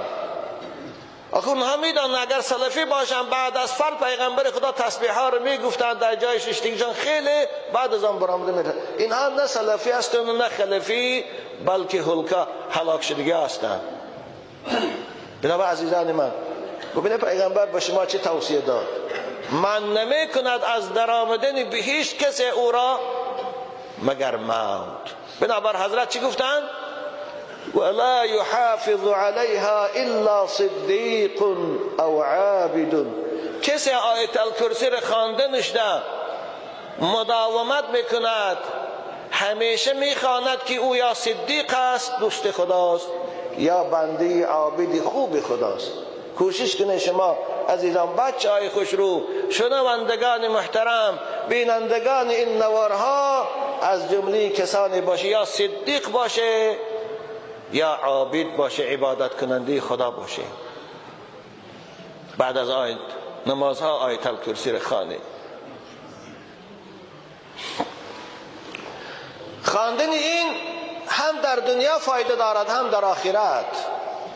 حضرت حکیم ترمذی رحمت الله علیه میفرمایند خواننده آیت الکرسی هم در این دنیا فایده میگیرد، این فایدهش تعجیلا در این دنیا هم هست، در آخرت هم فایدهش هست. حضرت پرسیدن که این دنیا تو تعجیلا فایدهش چیست؟ فرمودن ایشان که خوانندش این آیه از شر جنها شیطانها محافظت میکند. خوانندش، ببین کسی این نمیخواند جنها زیانش نمیرسانند، کسی این نمیخواند شیطانها فریبش کرده نمیتانند. البته خواندنی که با تدبر باشد، خواندنی که با عشق به قرآن باشد، خواندنی که با اخلاص باشد، نه او بنو که زبان خانه دل من در کجای دیگر باشد، فکر من در کجای دیگر باشد. فایدهش این است. از همین سبب حضرت عبدالرحمن ابن کعب رضی الله تعالی عنه هر وقتا که شب خانهشان می رفتن از مسجد، در 4 کنج خانه آیت الکرسی رو می خواندن، کف میکردن، صف میکردن برای پاسبانی خود و خاندان خود از شر جنها. بعد از آن کرپه میدونم نه خواب میرفتن. حتی ما روایتی هم داریم، حضرت علی روایت میکنند که کسی وقتی جاگه میدارد بالای کرپش میبرد برای خواب روی یا بالای دیوانش میبرد برای خواب روی. من اخذ مضجعه، حضرت فرمودند، اینم رسول اکرم حدیثی است. بعد از آن آیت الکرسی میخواند و ثانی خواب میرود، خداوند خاندان او را و همسایه های او را و همسایش از شر جن ها محافظت میکند. ببینید خواندنش چی فایده دارد عزیزان من آیت الکرسی را. واقعه بیاد و بیاد از ابن کثیر، خب این قرطبی هم هست، دیگه تفسیرات هم هست، علامه طباطبایی در میزان هم آوردگی است اینا، وهبه زحیلی در تفسیر المنیرش هم آوردگی است، خوب طبری هم آوردگی است در تفسیر خود. حضرت عبدالله پسر ابی بن کعب میگوید از پدرم شنیدم که ایشان به من گفتند، ما میگوید یک خیرمن داشتیم، خیرمن میدونی اما خیرمنی گندم کوبی داریم، مردم مدینه خیرمن دارن برای خرما خشککنی، اونا خرماهاشون خشک میکردن تا بعد سال دراز میخوردن. در همون خیرمن ما میگه خرماهامون بود برای خشک شدن، پدرم میگه پاسبانی میکرد، روز دید میگه که خرماها کم شده است، یعنی چند دانه خرما نیست.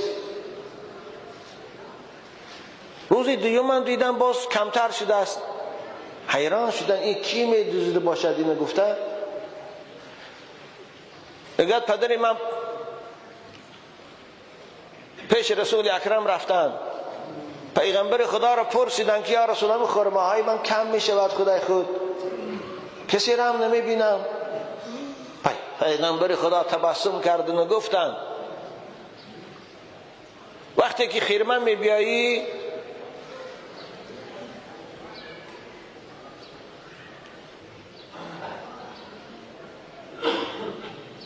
نمازات خان منتظر شو باش گفتن، یعنی منتظر شده پایده است گفتن. یه روایت دیگر هم دارد، این رفتی گفتن بگو به حرمت محمد خودت در چشم من ظاهر کن، همین سخنم گفتن. خیلی میگه رفتم، شب نیست به شب بود، میگه خیرمند نزدیک شدم، همین سخن پیغمبر خدا به یادم رسید که ای مخلوق خدا، ای مطیع محمد صلوات ربی، خودت چشم ظاهر کن.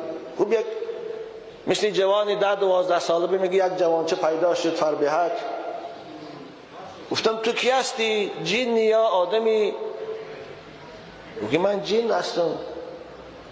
گفتم دست بده، دست میگه دراز کرد، دست قفیدم، دستش به عینی دستی سگ بود، میگوید پشمش هم مثل پشم سگ بود، دستش هم پنجه سگ بود.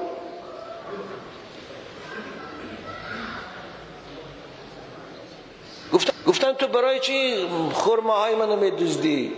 چه خیانت میکنی؟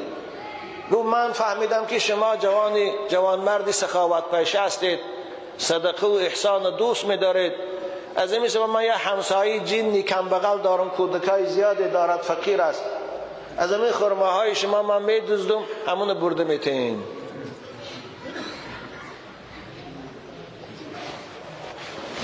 خوب حضرت ابی بن کعب میگه گفتم ما چی کار کنیم که از شر شما ایمن میمونیم؟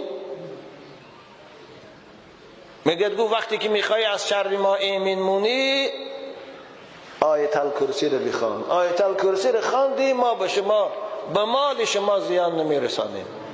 ببین عزیزان من، خوب این روایت چند طریق دیگر هم آمدگی است، وقتی ما کوتاهی کردی صد است این قدرش اکتفا میکنم. یعنی این در باب فضائل آیت الکرسی بود، چی در پیشگاه خدا پگاه ثواب دارد که هر حرفش حسنه است، و چی در این دنیا ما و شما را از زیان جنها و شیطانها محافظت میکنه. خوب اکنون ترجمین آیه را گوش اندازید.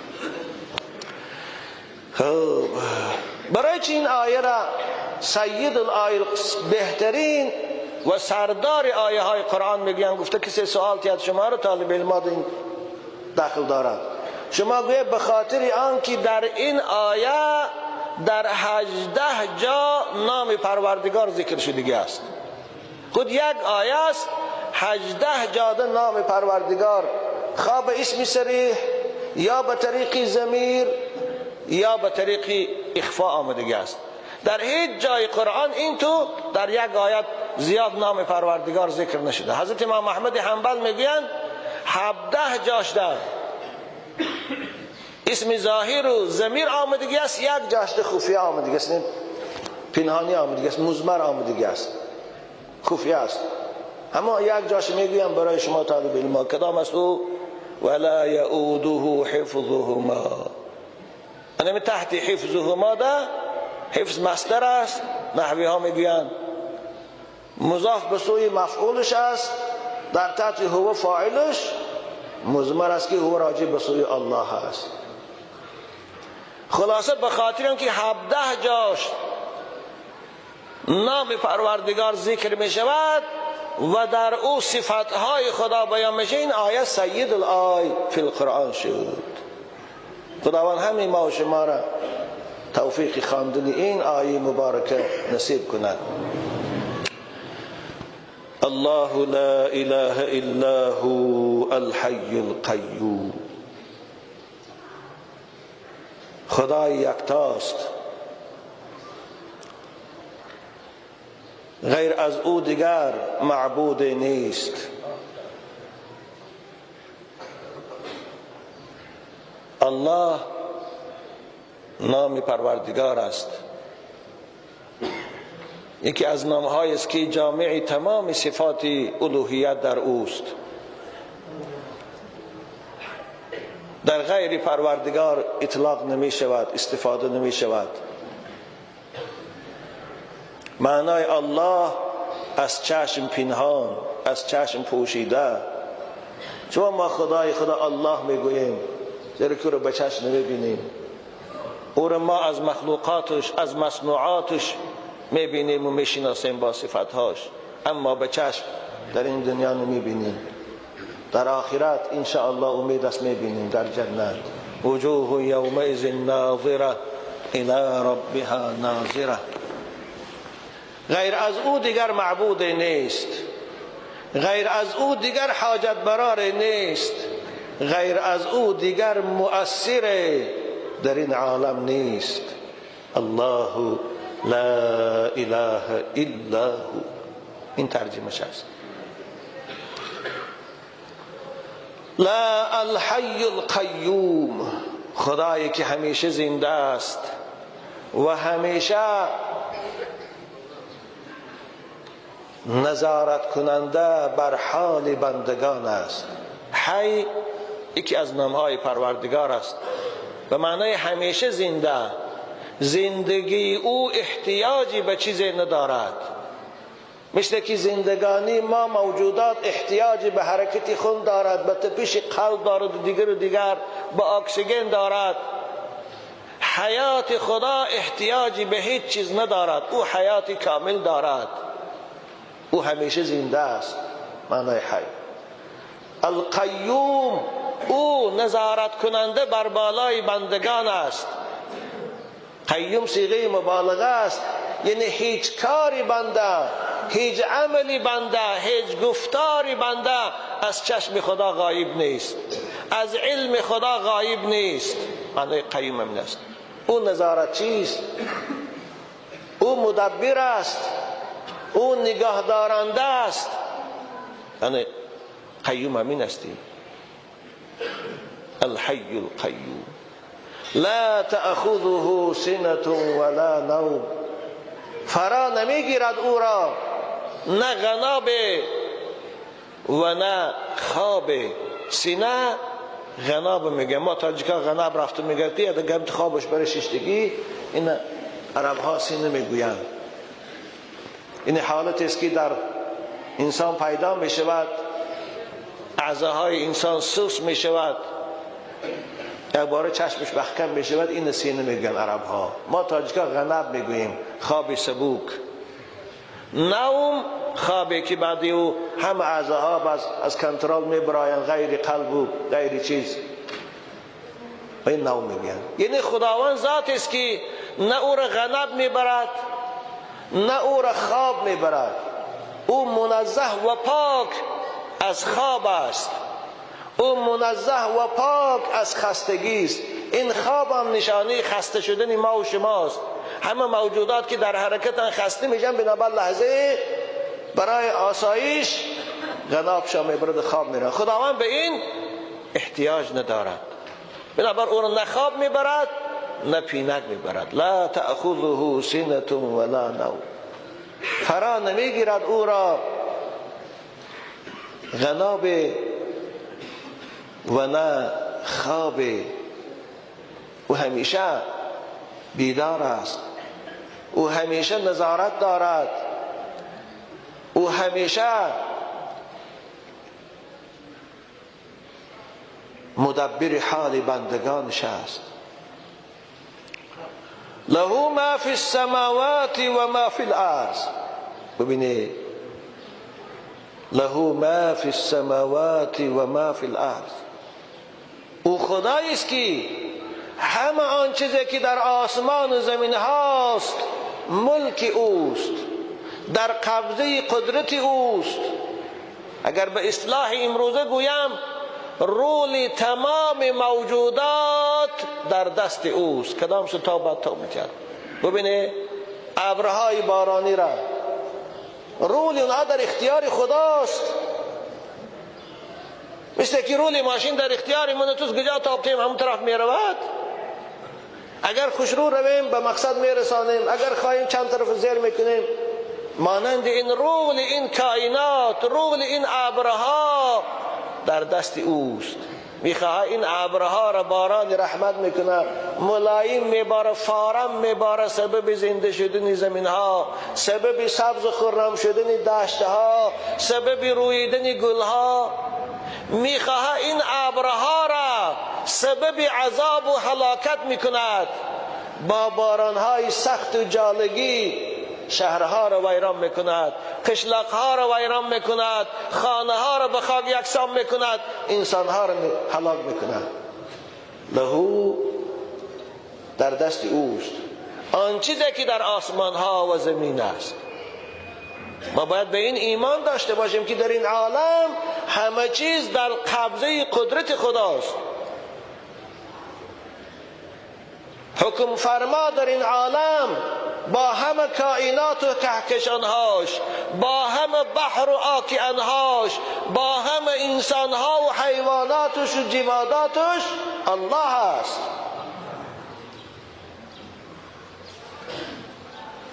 له ما فی السماوات و ما فی الارض. من ذا الذی یشفع عنده الا باذنه. او خدای با عظمت و با هیبت و با سیاست هستی که میتواند در پیشگاه این خدای با عظمت و با هیبت زبان به شفاعت کردن دیگران کشاید. ببینید خدا چی گفت ازای من ذا الذی، کیست؟ نه پیغمبر، نه ملائکه، نه اولیا، نه دیگر و نه دیگر. در پیشگاه این خدای با عظمت نمیتوانند کسی را شفاعت کنند مگر کسی را که خود اجازت دهد. من ذا الذی یشفع عنده الا باذنه. خودش اجازت دهد پیغمبران را شفاعت میکنند، اجازت دهد شهدا شفاعت میکنند، اجازت دهد علماها شفاعت میکنند، اجازت دهد اولیاها شفاعت میکنند، اجازت دهد صاحب خانه این سردار عائله همسر و بچه ها و دخترکاش شفاعت میکنند، اجازت دهد دوست هم شفاعت میکند. عزیزان من، روز قیامت دوستها دوستاشان شفاعت میکنند. فلیس له الیوم هاهنا حمیم. تفسیر این آیه مبارکه ده دوستی که برای خدا دوستی کردی روز قیامت دوست شفاعت میکنه. دوستت صاحب طاعت بود، دوست خدا بود، تو از سبب کمبودی گناهکار شدی، ان همان روز خداوند در پیشگاهش این دوستت با اجازه خدا تو رو شفاعت میکنه. بنابراین در این دنیا ببینه با کی دوستی میکنی، با کی رفت آمد میکنی، با کی محبت میکنی. من ذا الذی یشفع عنده الا باذنه. در این مضمون آیه های زیادی در قرآن هست. این آیه معنی آن نداره که شفاعت نیست، شفاعت هست، اما به اذن خدا، به اجازه خدا. ببینید در پیش همین پادشاه های ظاهری که هیچ قدرتی ندارند، حالت غضبشان و عصبانیتشان باشد، هیچ کس گپ زده نمیتونه از هیبتشان. همتا هست، نه وزیر و نه دیگر و نه دیگر، که اینها قدرتشان هم یک مملکت خودشان دست بیرون از او قدرت ندارند.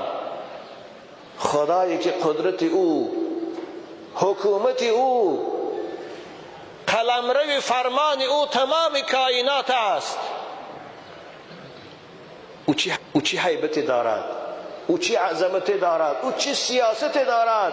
بیابر ما در تفسیر میخوانیم روز قیامت پروردگار پیغمبرها را می آورده، همشه آدم سر کرده تا رسول اکرم صلوات ربی و سلامه علیه، می پرسید ایشان که شما را من برای پیغمبری، برای دعوت به سوی خدا فرستاده بودم، مردم دعوت کرده یا نه؟ مردم در دعوت شما چی جواب گفت؟ از هیبت خداوند در لحظه اول زبان پیغمبران الهی لال می شود.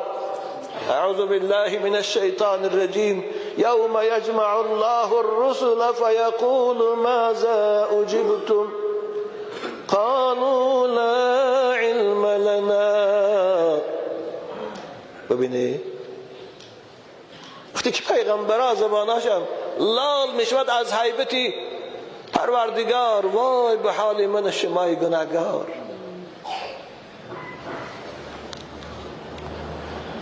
من ذا الذی یشفع عنده الا باذنه.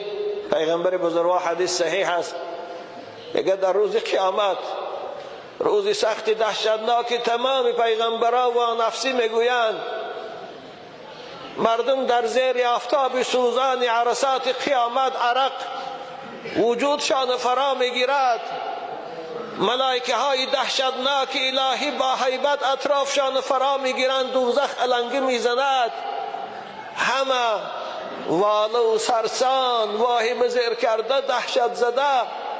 رسول بزرگوار من میرن زیر عرش خدا، سر به سجده میگذارم، یا الله، سر به سجده میگذارم. حدیث امام مسلم است. چند وقت خدا خواسته باشد در سجده میستم، خدای خود مناجات میکنم، به عظمتی و بزرگی و پاکی یاد میکنم. ناگهان پروردگار صدا میبرارد که ارفع رأسک حبیب من محمد، سری خود از سجده بردار، وسل تعطى واشفع تشفع. پرس حبیبی من، هر چی میخوای پرس، من به تو میدیم. حبیبی من، هر کسی رو میخوای شفاعت کنی گو، من به تو مقام شفاعت میدیم. ببینه با اذن خدا شد، خدا اجازت داد. پیش از اجازت خدا که نمیکرد.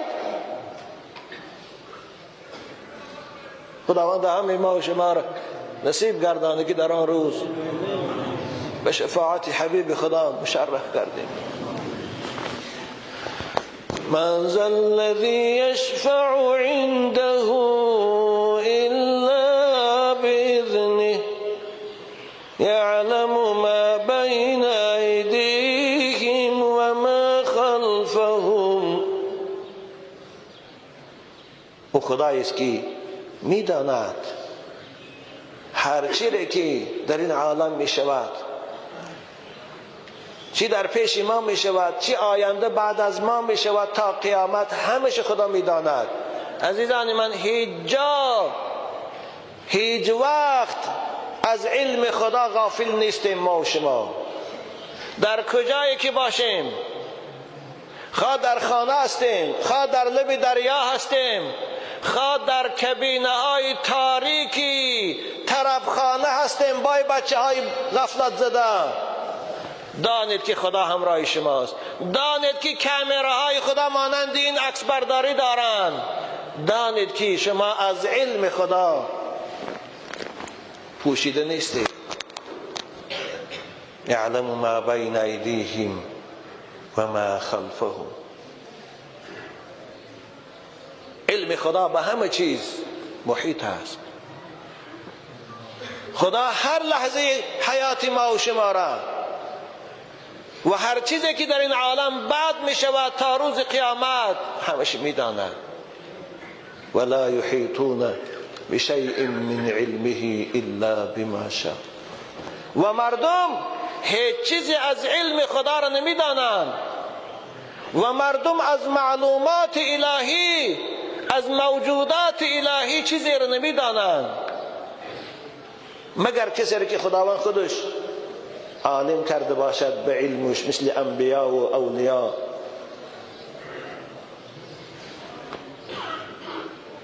ولا يحيطون بشيء من علمه الا بما شاء وسع كرسيه السماوات والارض. او خدایی است، علم او فراگیرنده آسمان ها و زمین است. مفسرین کرام درباره کرسی چند قول دارند و بعضی عزیزان مراد از کرسی علم خدا گرفتیان، چگونه وهبی زحیلی و صاحب تفسیر کبیر و ابن کثیر هم این آورده است. خوب معناش هم درست است. وسع کرسیه السماوات والارض.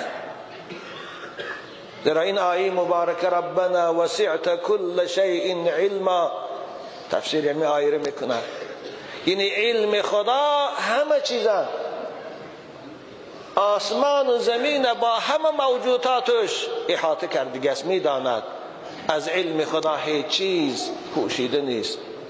بعضی مفسرها مراد از کرسی که رسول اکرم هم فرمودند همون مخلوق عظیم است که این 7 آسمان و زمین اگر ما جمع کنیم پهن کنیم نسبت به کرسی الهی مثل تنگی 10 تینه است که در یک بیابان می پرتایید.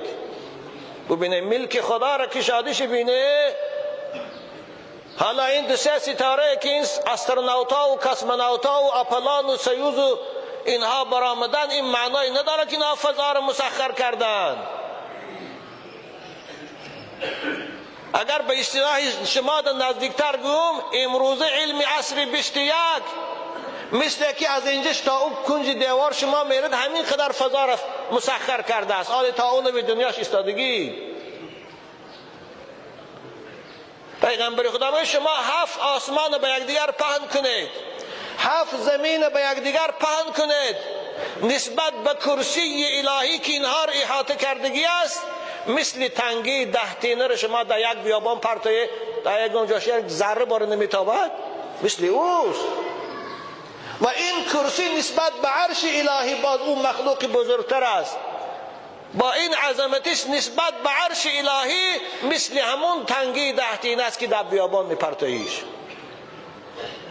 خیال میکنن که اینا فضا را مسخر کردن، خیال میکنن که اینا آنچه میخواستن یافتن. نه. حالا که عصر 21 عصر 121 شود هم اینها به اون مخلوقاتی که خدا در فضا آفریده است حتی یک قسمی خردش هم از خود کرده نمیتونن. ما ایمان داریم که کرسی هست، عرش هست، لیکن او نمونهش چگونه است، کیفیتش چگونه است، ما به او بحث نمیکنیم. ما به این ایمان داریم. ما به این ایمان داریم که قدرت خدا کاملتر هم از این است که اینها را همیشه میگنجاند، همیشه آفریده است. وسع کرسیه السماوات والارض ولا یؤوده حفظهما. ببینید این آیت، این جمله نهمش از چی میگوید؟ ولا یعوده حفظهما. این عرش و کرسی، این آسمان و زمین با همه عظمتی و بزرگیش برای خداوندی قادر و توانا وزنینی ندارد. این برداشتن اینها، نگاه داشتن اینها، کنترل کردن اینها، نظارت کردن اینها برای خدا مشکلی ندارد. خدا را خسته نمی کند، خدا را بیفره نمی کند. معنای عود خسته کردن، مشکل شدن. ولا یعوده حفظهما، نگاه داشتن این آسمان و زمین با همه موجوداتش، این عرش و کرسی خدا را خسته نمی کند. او خدا قادر و توانایی است که همیشه کنترل دارد و نظارت دارد. او چی خداست؟ می شود به کنه او رسید، می شود حقیقت او را دریافت.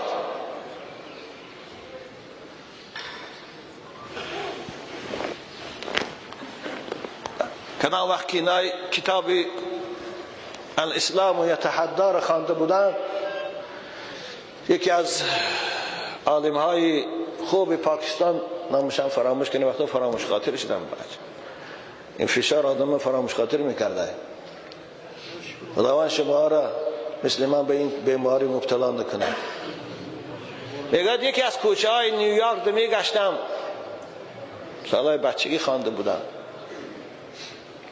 باران باردی ایستاده بود. میگوید راه میرفتم در کوچه، نگاه از نزدم یک شخصی گذشت که ستارش به من شناس بود. او را خوب میشناختم که یک عالم استرونوتی مشهور امریکا بود. دستش سایبان بارانی تیز تیز قدم در رفتی ایستاده است. میگه حرکت کردم، قدم هام کلان موندم و به ایشان برابر شدم، سلام کردم با زبان انگلیسی. سلام من علیه گرفت و نگاه کرد، من شناخت. کنفرانسیاتی که وا خورده بودیم. گفتم استاد در این زیر باران، در این وقت قدر شتابان کجا رفتی ایستادی؟ گفت الان از رصدخانه آمدم. رصدخانه رو میدونید، یعنی جایی که ستاره ها رو تحلیل میکنن، تماشا میکنن.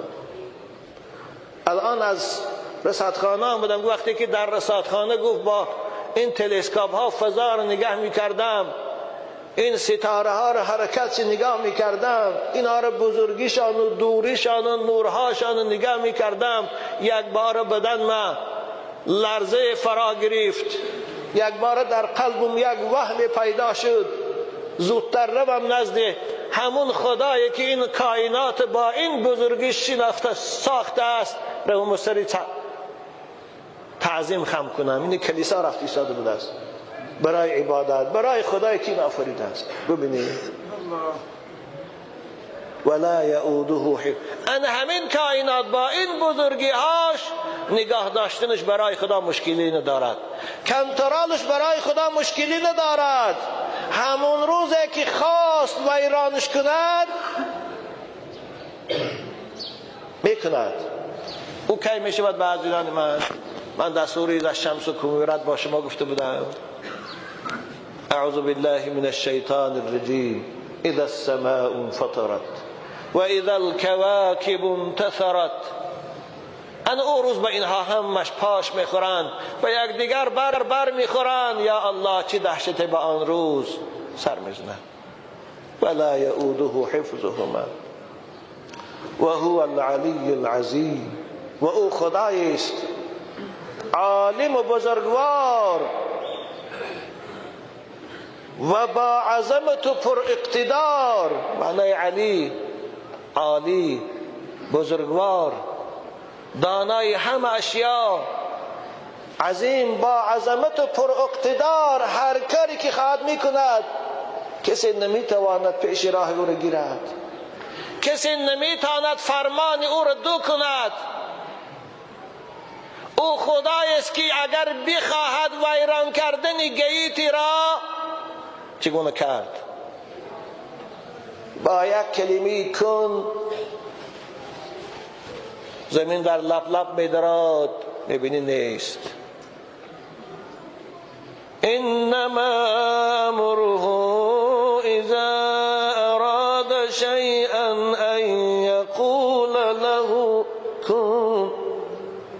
فيكون فسبحان الذي بيده ملكوت كل شيء وإليه ترجعون وهو العلی العظیم. و او خدایست دانا و بزرگوار و با عظمت پر اقتدار. صدق الله العظیم. این بود ترجمه و تفسیر این آیه مبارکی آیت الکرسی. امیدیان ترجمه کردم که شما عزیزان خواندن این آیه را به خودتان ورد کنید و معنای او را حفظ کنید در یادتان.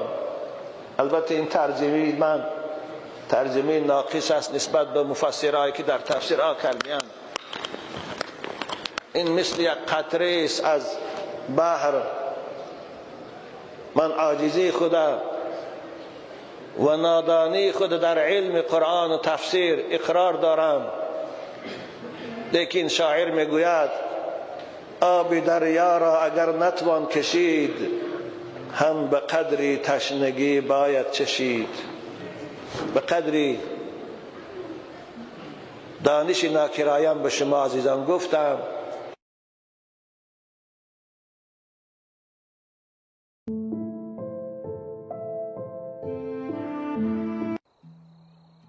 در وقتی که من دیشب و امشب بعضی از مکتوبها را خواندم، بعضی برادران اسلامی از من گیله هم کردند که من چند مکتوب نوشتم شما جواب نگفتید. من نمیدانم که در این چی باشد، چی سر باشد. حتی یک برادر گیله هم کرده است که شاید من کم بغل هستم و نمیتونم شما را یاردم کنم، برای خاطر همین مکتوب من ده جواب نگفتید. خوب برادران عزیز، خدا شاهد است من این برادر خوش نمیشناسم، خدا رحمت کند کی است. اون شاید خیال میکند که مکتوب هایی که من جواب میگویم اونها را صاحباش به من چیز هدیه میدهند یا چیز پیشکی پول میدهند. نبر مکتوب اونها را میخوانم و برادر مکتوبش مونده بوده. و کدام روز در یک محفل هم بودم، یک طالب علم از من سوال کرد که تفسیر در شهر در طرف راه حصار میرفتگی میکرارایان همونجا یک گروه از طالب علما بودند، جوانا بودند، درباره شما صحبت رفت. الحمدلله که امروزها نام ما در هر محفل هست، بعضیا با محبت، بعضیا با حسد صحبت میکنند. اگر اونها قسم خوردن که کدام مکتوبی که داخلش پول داشته باشد داملا جوابش میگویند، پول نداشته باشد جواب نمیگویند. خدا رحمت کنه این برادری بدگمانه. من مکتوب های شما را دو روز سه روز در نماز محراب میگذارم بیسته.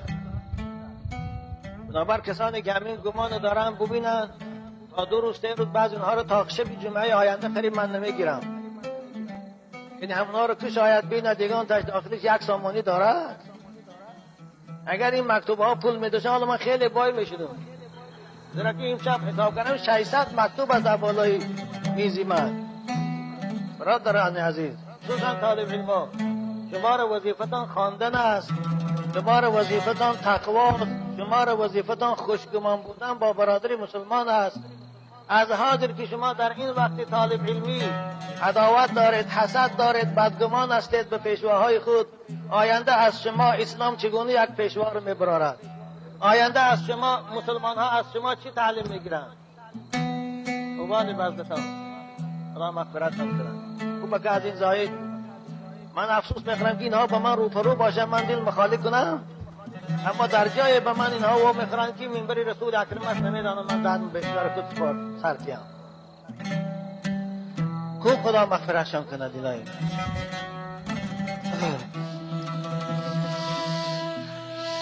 باز خواهش میکنم از جان من مکتوب ها رو کوتاه‌تر کنید، خلاصه کرده سوال تید این بهتر است. اکنون یک خواهر اسلامی بسیار از من التجای بسیاری کرد مکتوبی من خواهم.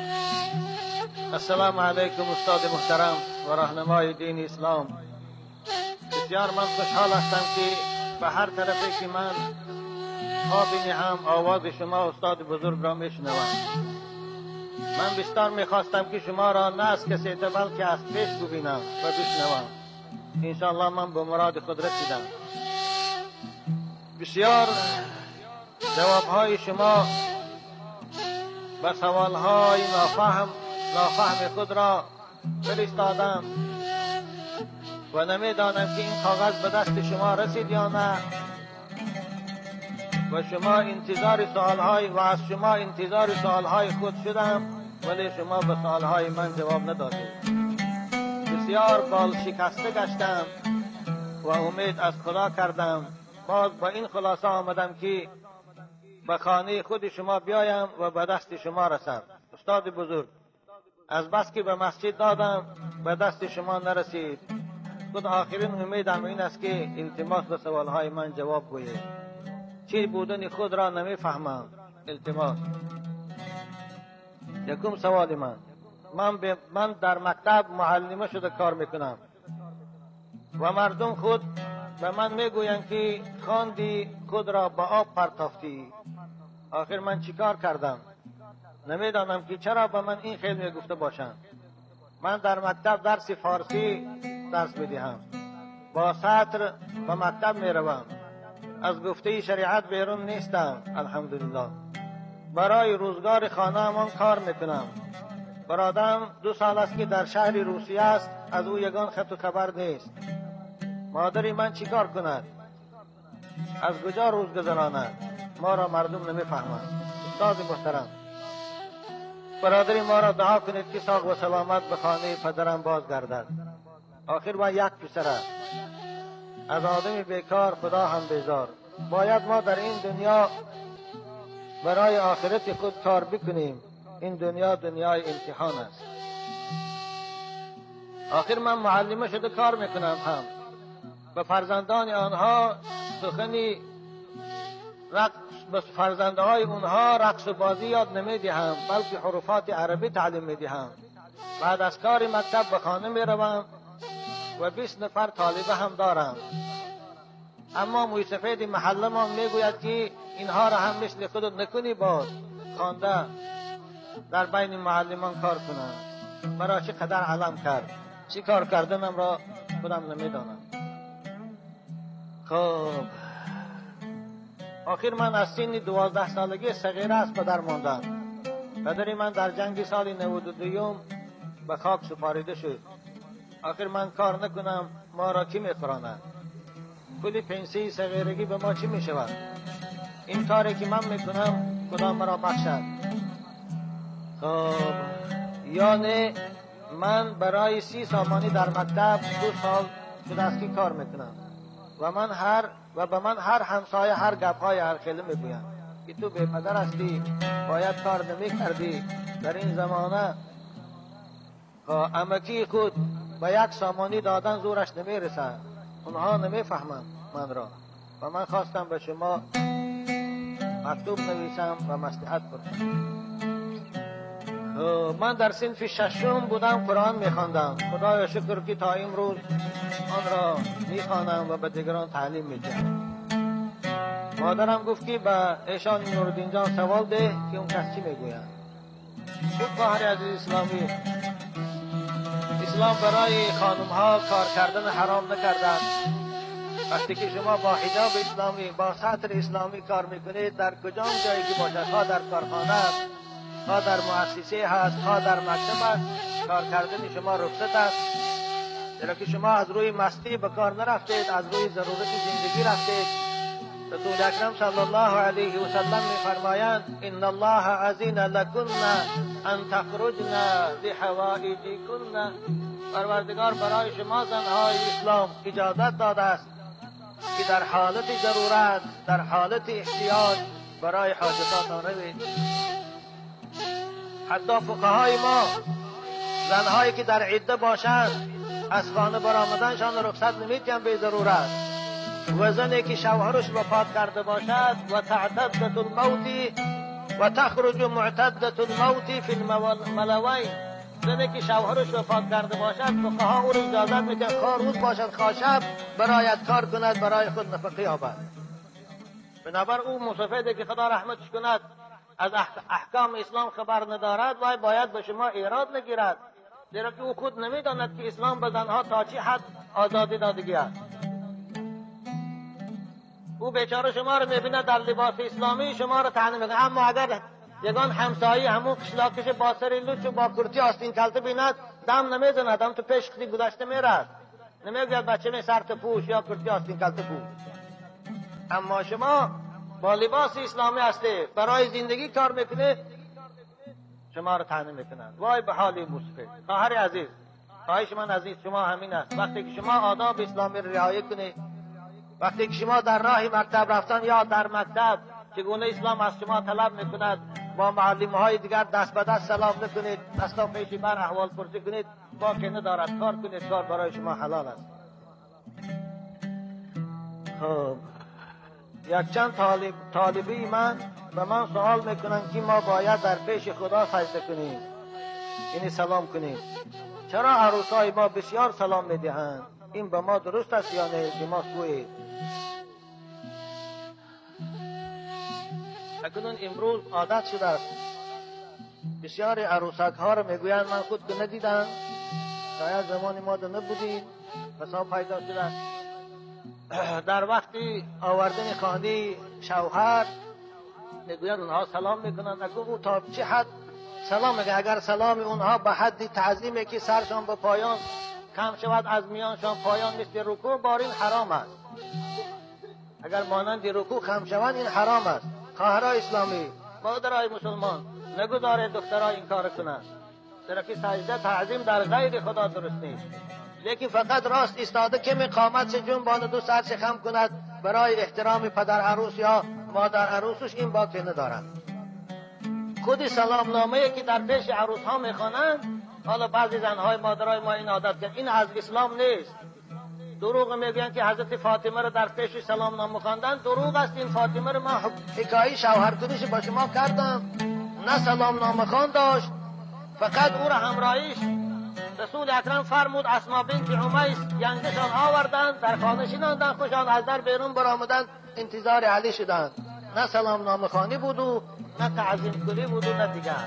بنابر خواهرای عزیز، مادرایی که صدای من میشنوی امکانیت داشته باشه همین سلام های به مضمون من کنیتان، از او سلامی خمراست شدن 10 بار و 20 بار شما مادرها عروس نصیحت کنید که پدر و مادرش احترام کند، شوهرش احترام کند. وقتی که شوهرش از در میدرد پیشی وای خیزد، وقتی که پدر و مادرش به طهارت میرد برای وای آب تیار کند، این نصیحت ها رو کنید. او سلام خوانی بیفایده چی در کارد؟ وای از اسلام نیست. ما در قیامتی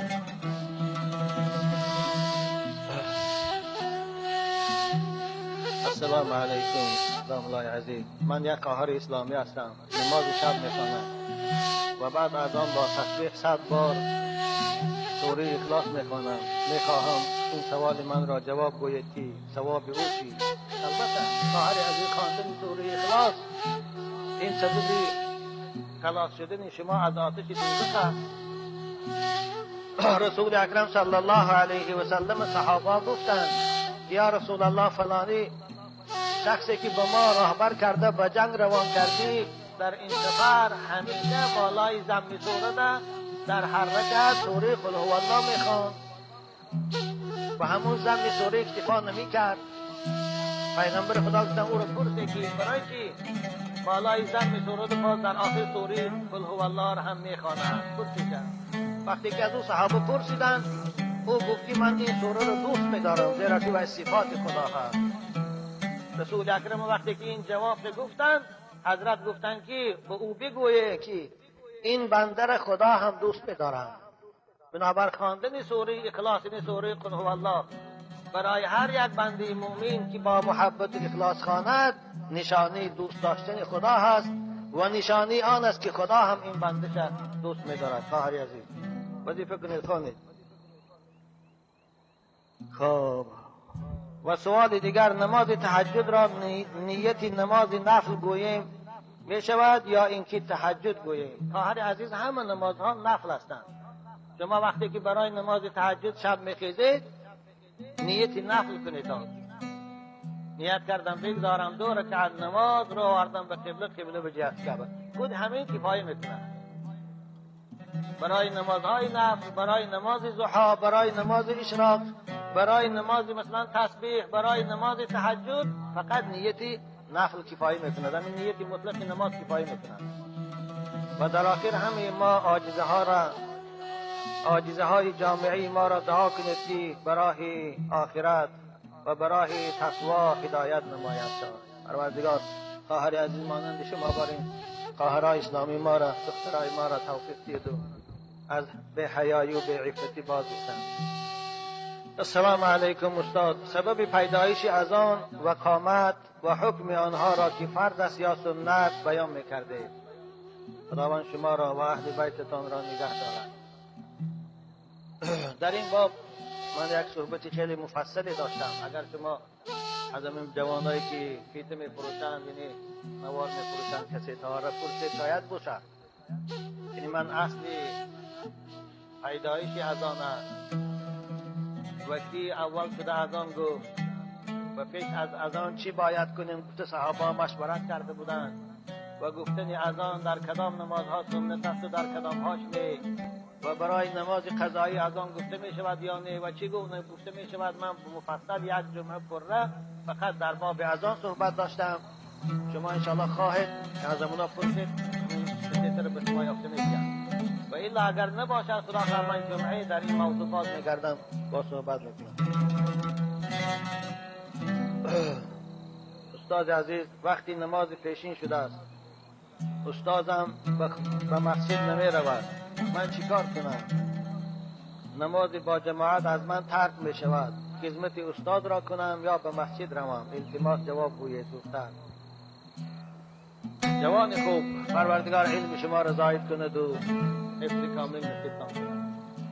وقتی که استاد این داملا در خانه شما مهمان می شوند و وقتی نماز می شود آواز مسجد محله برای نماز بلند می شود، اگر استاد شما حقیقی عالم می بود، حقیقی تقوادار می بود، باید این ندای الهی را اجابت می کرد، مسجد می رفت. وقتی که استاد و مسجد نمی رود بگوید که نه در همین خانه می خانه تو استاد افتفاش نرو، خود رو مسجد نماز جماعت کن بیا بعد از آن او را ضیافت کن. برای استاد خلاف سنت رسول اکرم صلی الله علیه و سلم کار کرد. جناب پیغمبر میگه من سمع النداء الجفاء لمن سمع النداء ثم لا یجیب. و خودش جفا کرده است کسی که آواز اذان کنه و مسجد نرود.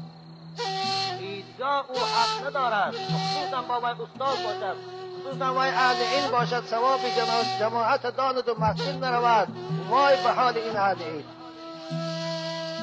من خیلی افسوس میکنم اکثر مسجدهای ما مسلمان ها را، اکثر مسجدهای محله ها را ملاها خراب کرده هستند. وقتی که اهلای علم مسجد نمیروند برای نماز جنازه، از همین سبب خلق عوام الناس دیگه نمیروند. با همه مسئولیت از این منبر رسول اکرم میگویم همون عذرهایی که بعض فقها در نماز جماعت نرفتن در فتواها گفتیان، چی در مختار باشد، چی در عالمگیری باشد، چی در خلاصون، اون عذرها همش بیکار هستند، بی اصل هستند، دروغ هستند. اگر نماز جماعت مهم نمی بود از ابن مکتوم دیدم معذورتر کسی نبود. حضرت عبدالله ابن مکتوم پیش پیغمبر خدا آمدند گفتن یا رسول الله من اعما هستم، هر دو چشمم کور است، مدینه تاریک است، شبهاش کوچه هاش لای است، حیوانهای وحشی بسیارند، من ندارم عصا کشی که من مسجد برد، به من رخصت میتی من در خانه خانم؟ حضرت گفتن نه مسجد بیام. داملای تو الحمدلله کور نبودگی لیکن باید کور دل است، بنابر اختفا این داملا نراکی گمران بشید. الله مغفرتش کنم. باز تکرار بکنم داملا ها خیال نکنن که داملا دیدگی نیست، عذرهای ساخت کننده جماعت. من دیدگی هستم، علامگیری دم دیدم، فتح الرحمن دم دیدگی هستم، خلاصه دم دیدگی هستم، لیکن همه دروغ هستن اونها. انا همون فتواها امت اسلام پراکنده کردند، انا همون فتواها امت اسلام از مسجد دور کردند.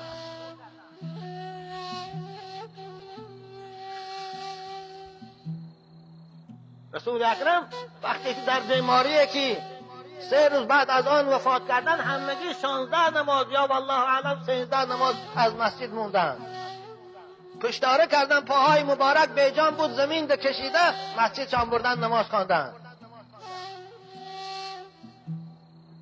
ایشانای ما، ملاهای ما خدای باشد اگر خود تا آب گرم و تا کمسنگیر میرن، اما مسجد در پیش خانهش است، از آن براد نمیرد. دروغ یک مهمانخانه دارد، در مهمانخانهش نماز میخواند. همین علماها مسجدها را خراب کردن. اینها یاردمچی های استالین لنینن.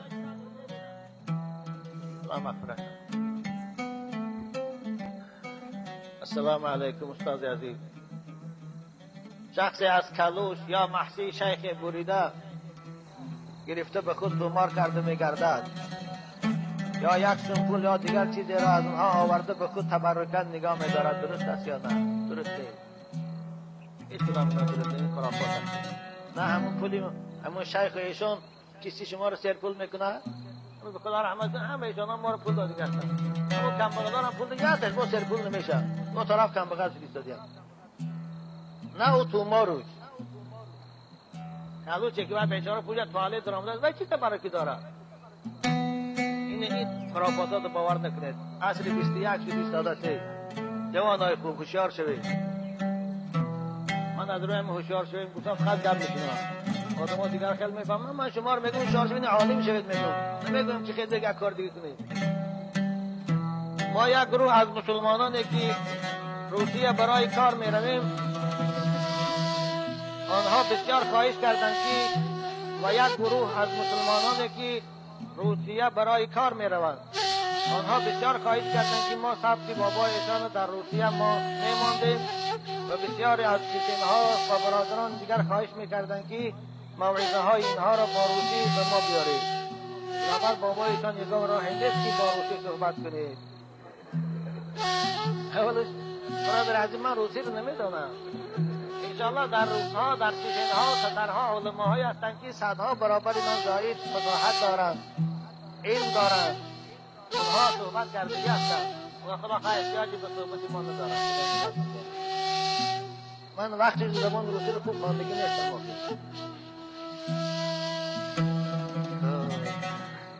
السلام علیکم بابایشان.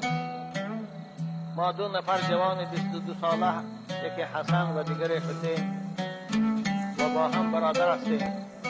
خواهش میکنیم که به این سوال ما جواب دهید، زیرا که ما تشنیع سخنهای خدا و رسول و عاشق سخنرانی شما هستیم. متاسفانه با تقدیر خداوند از بخشید و از نمازهای جماعت محروم هستیم و خدا را شکر میگوییم که ما به این قضای الهی راضی هستیم. ما مظلم هستیم، هر دو هم از پا ناروا هستیم. دائما کسیدهای شما را گوش میکنیم و به کتابخوانی و عبادت خدا مشغولیم. نمازهای من را دائم میخوانیم و ما در مگزین نشسته تجارت بکنیم. داملا از ما میتوانیم که با یک طهارت در ساعت 2 نماز پیشین و عصر را یک جای خوانیم. راه آسانش را به ما گویید بابا جان. جوان خوب، وقتی که شما معذور باشید، اسلام برای شما اجازت داده است که 2 نماز در یک وقت جمع کرده خوانید. نماز پیشین با همراهی پیشین خوانید در وقت پیشین یا در وقت عصر، کدامش به شما انسانیت نمید. نماز شام و خفتن اگر خوانده باشید، هر کدام در وقتش خوانید، و الا اگر همون هفته به شما طهارت کردن مشکل باشد، می توانید هر دوش جمع کرده خوانید. زیرا که اکثر فقهای عالم اسلام جمع کردن بین 2 نماز برای معذورها اجازت داده هستند. در فقه سنت هم هست، آب که باشد در دیگر کتاب‌های فقهی هم این هست. رسول اکرم صلی الله علیه و سلم در حدیث صحیح مسلم است، بخاری است، که بین 2 نماز جمع کرده هستند. و ما در مگزین پاپیراس میفروشیم. آیا درست است یا نه؟ نه جوان خوب، اگر امکانیت باشد پاپیراس نفروشید، زیرا که پاپیراس حرام است و پول او هم حرام است. امکان داشته باشید جای او چیزی دیگری فروش، خدا خواه پروردگار برکت او را از پاپیراس فروشی زایدتر برای شما میکند. و دیگر اینکه در رادیوها و گزیته‌ها هر هفته ما طالع نامه می نویسند، مانند پیشگویی که یک هفته است برای تو این خوب است یا بد گفته؟ آیا این طالع نامه های گزید راست است؟ نه، این دروغ است. زیرا که غیر از پروردگار کسی فردا چی می شود نمیداند. اگر این طالع نامه دانه ها می دانستند کجا نمی مردند، کجا کسل نمیشدند، کجا تشویش نمیشدند. اعوذ بالله من الشیطان الرجیم و ما تدری نفس ماذا تکسب غدا. هیچ کس نمیداند که فردا چی میکند چی میشه. به اینها باور نکنید. سوال دیگر، در حق یک کس گمانی بد کردن یا تهمت کردن یا با یگان دوست خدا و عالم ها نفرت داشتن و حقارت کردن چه گناه است؟ البته گمانی بد کردن در حق یک برادر مسلمان این گناه کبیر است و دشنام دادن عالم ها هم این گناه کبیر است. بنابراین هر مسلمان کوشش کند که از نفرت داشتن نسبت به علماها و دشنام دادن علماها نگه دارد که و الا هلاک بشود. فقهای کرام در کتاب حدود حتی یک عالم باسخن به آدابانه اگر چیزی گوید اون در شریعت تعذیر واجب میشود. از این سبب باید هر یک فرد مسلمان احتیاط کند که نسبت به پیشواهای اسلام به آدابی نکند و الا باز تاکید میکنم که در گناه می‌افتد، فردا در پیشگاه خدا شرمنده است. عجیب است، افسوس است. امشب در تلویزیون نگاه کردم، در وقتی در اسپانیا جنازه کردن بعضی مرده ها کرال اسپانیا، پادشاه اسپانیا دست پاپش بوسه کرد. اما امروز علماهای اسلام در نظر ما مسلمان ها چنان به قدر هستند که یک آدم قداری باید قدر ندارند. در نظر مسلمان عادی حالا او منصبدار و پرقرار و دیگر حساب نیست. این نشانی بدبختی است، نشانی بے فرهنگی است، نشانی بے ناموسی ملت مسلمان است. حتی یک عروس الکش در کوچه بینی، اگر یکم ملای مسجد شو بینی سویت آتش گفته داشت بوسه میکنند.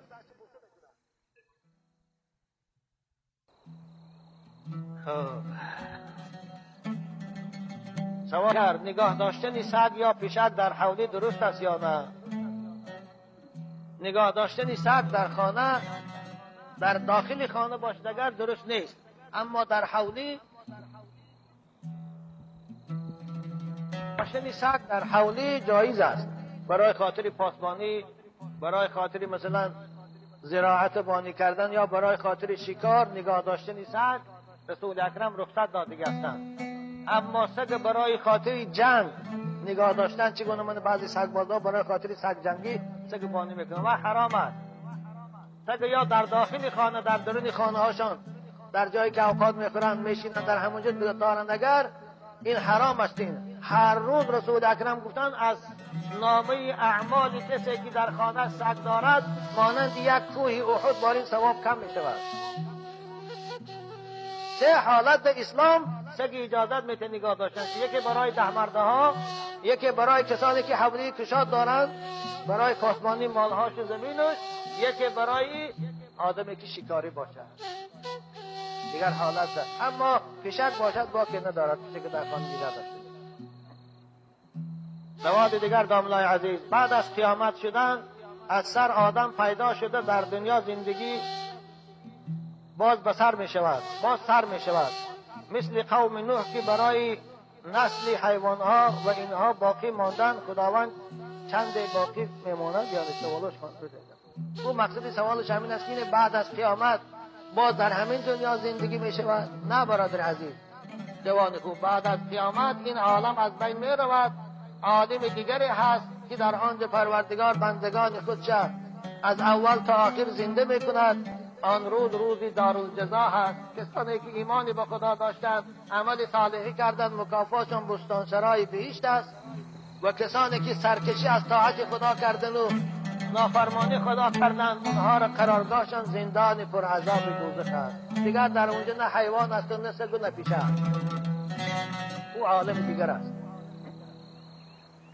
سوال دیگر، اشاره سبابه برای زنها هم سنت هست؟ اشاره سبابه چی برای مرد چی برای زن همه برابر سنت است. این سنت رسول اکرم است، سنت مؤکده است، ترک کردنش سبب گناهکاری است. کسی بعد از دانستن شنیدنی احکام اشاره سبابه باز هم از قفای فقه کیدانی رود و اقدام فقه کیدانی یک جای حج میشود. کسی که اشاره سبابه میکند او انشاءالله روز قیامت همراه رسول اکرم است. با احترام ما برادران اسلامی شما از ناحیه حصار قشلاق تاشقلاب، از سبب که یک برادر ما به مسجد شما می رود، او گفتی هفته آینده سوال جواب است، بنابر ما به سوالهای زودتر به سوالهای ما جواب دهید التماس کردیم.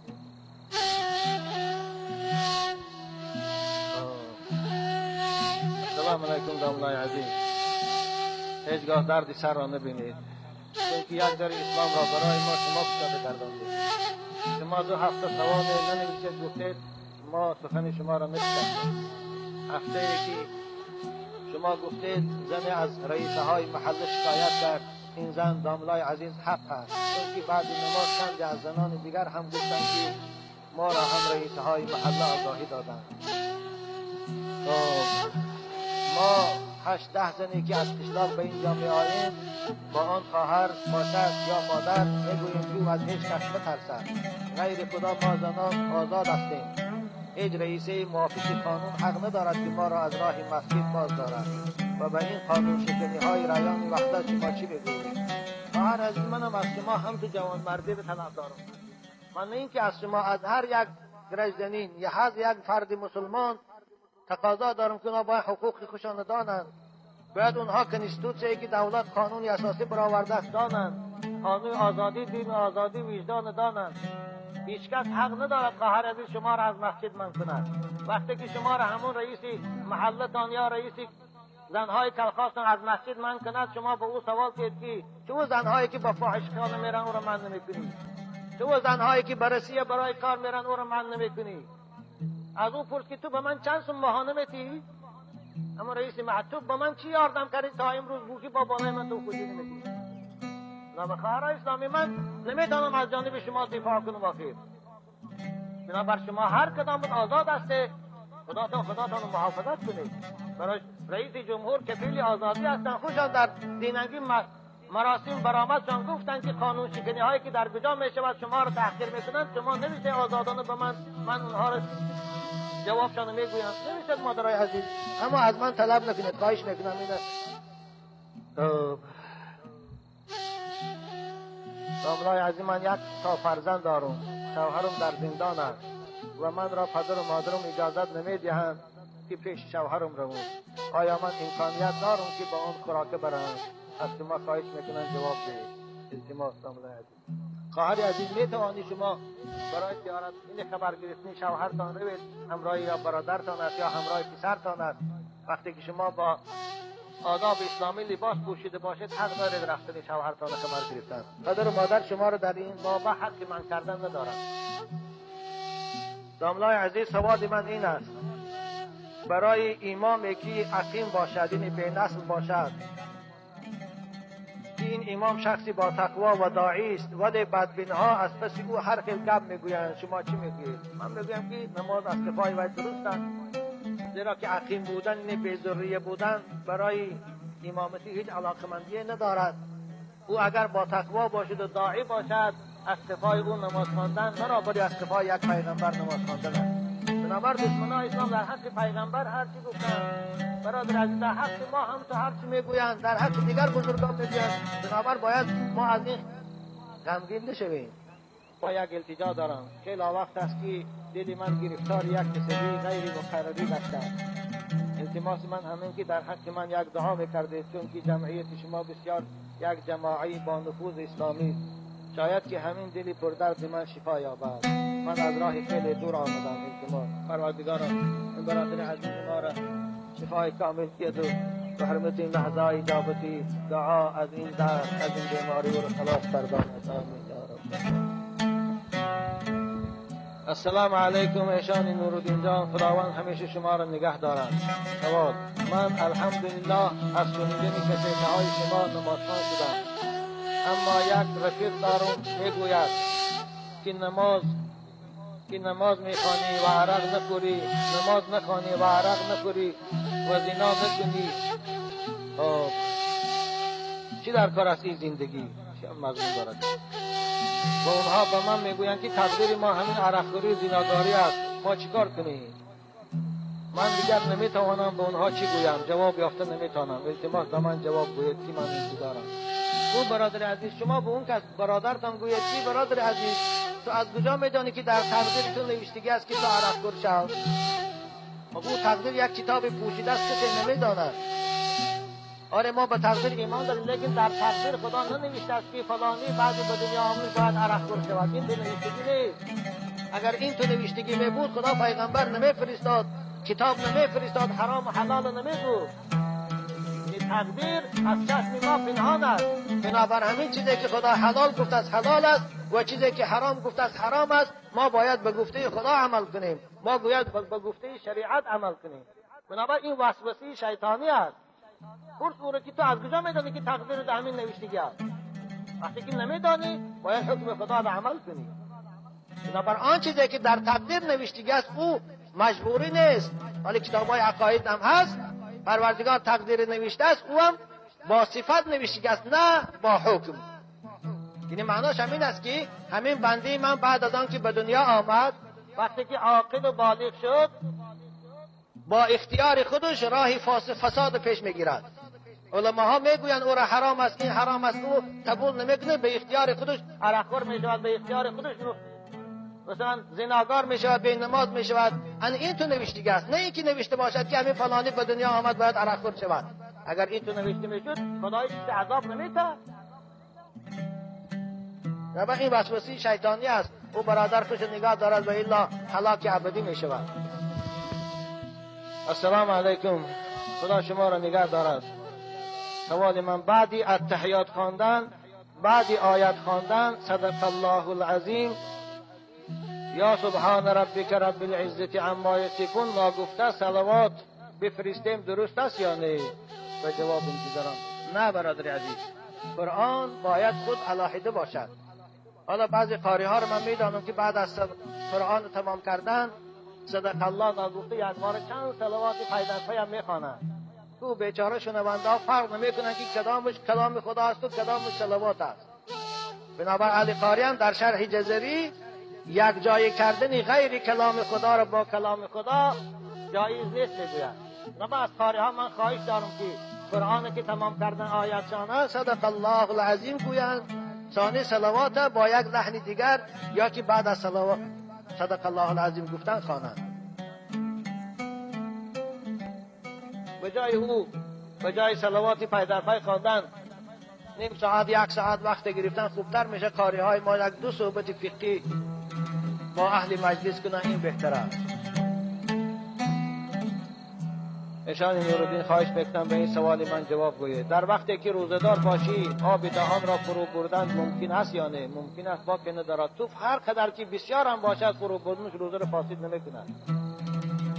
سوال این که ضرورت میشود با دکتر دندان رفته دندان را میکنی در رمضان درست است یا نه؟ درست است، به شرطی که در حلقت خون نرود یا آب نرود. پروردگار عملتان را از این علمتان را از این زاید گرداند. زنهایی که فاحشه هستند روزه میگیرند، روزهشان ثواب دارد یا نه؟ بعد از روزه باز فاحشگی میکنند. البته شنیدن خود این سوال آدم ناراحت میکند. زنهایی که فاحشه هستند اگر فاحشگی را حلال دانند، یک منبع درآمد دانند، اونها کافر هستند، نه روزشان درست است نه نمازشان هیچ کدامش درست نیست. لیکن اگر اون گناه بودنش نمیدانند، خیال میکنند که مدنیت امروزه ترقیات همین است، باید ما این کار کنیم، هم زناگاری میکند و هم با نماز میخواند. من برای این شخص ها میگویم که پروردگار انما یتقبل الله من المتقین در قرآن میگه من عبادت از بندگان با تقوا قبول میکنم.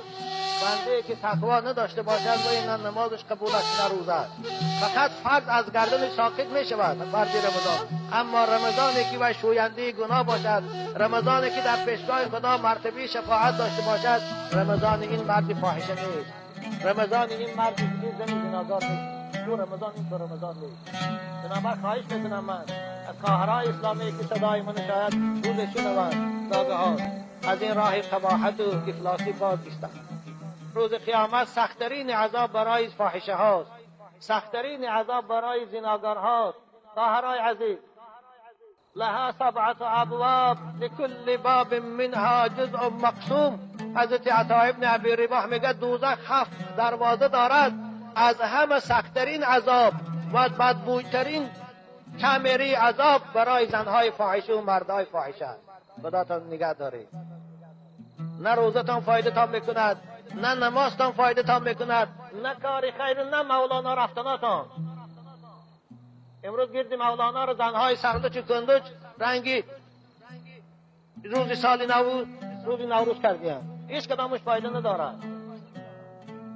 شخصی که روزه دار است ناس میکشد چه حکم دارد؟ روزش میشکند، ناس روزه رو میشکند.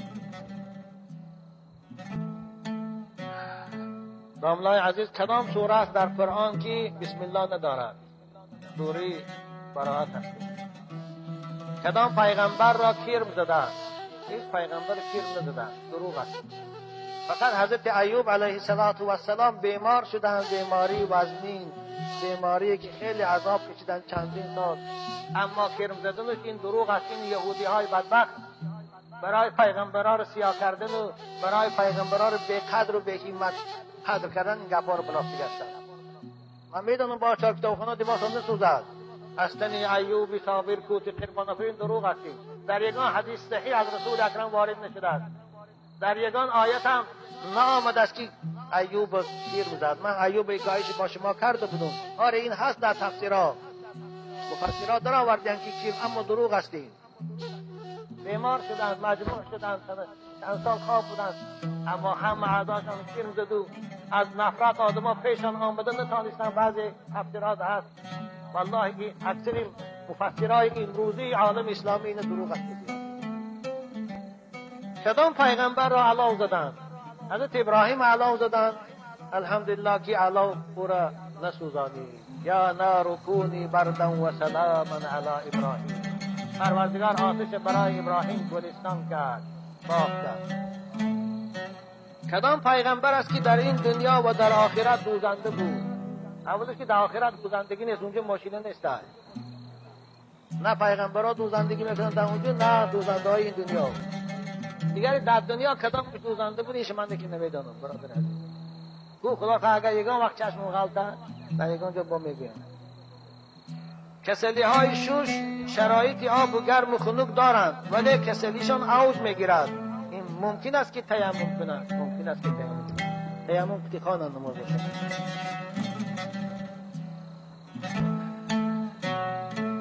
السلام علیکم، خدا شما را نگه دارد.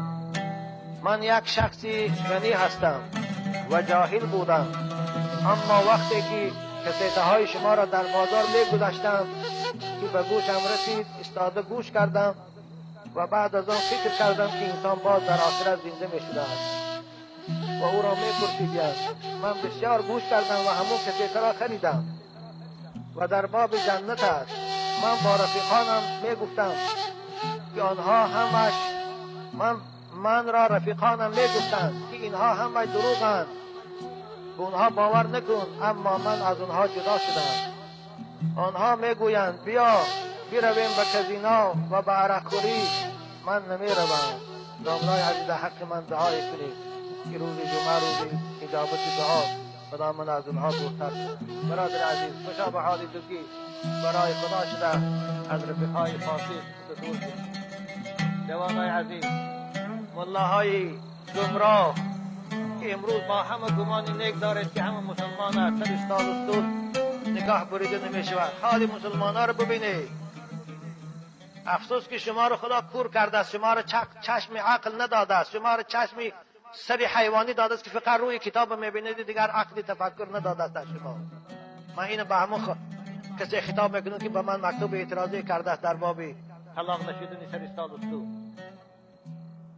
امروز اکثر جوانهایی که در دوشنبه هستند، در رایان ها هستند، نه به قیامت باور دارند، نه به جنت و دوزخ باور. تو نامسلمان خودت عوض از اونها را پرس، از اما عروس و داماد که سر سال رسول میکنند در رستوران را پرس و نه جنت باور دارند نه دوزخ دارند.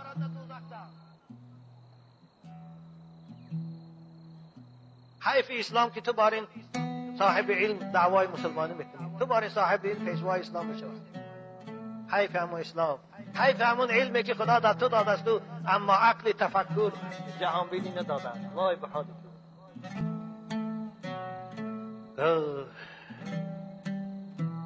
برای من با ملایی کرده است اشارت الناس و دلالت الناس ایسرت موند.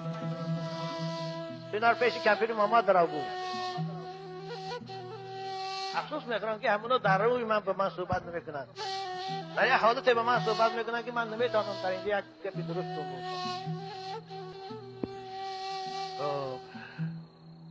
داملای عزیز در رکعت آخر التحیات خواندی و فراموش کردی بالای او سوره فاتحه بخواند، نمازش تمام میشود یا نه؟ بعد از خواندن التحیات در رکعت آخر کسی اگر الحمد خواند ثانی همون وقتی سلام کرد نمازش تمام میشود، هیچی بر او واجب نیست، نمازش درست است.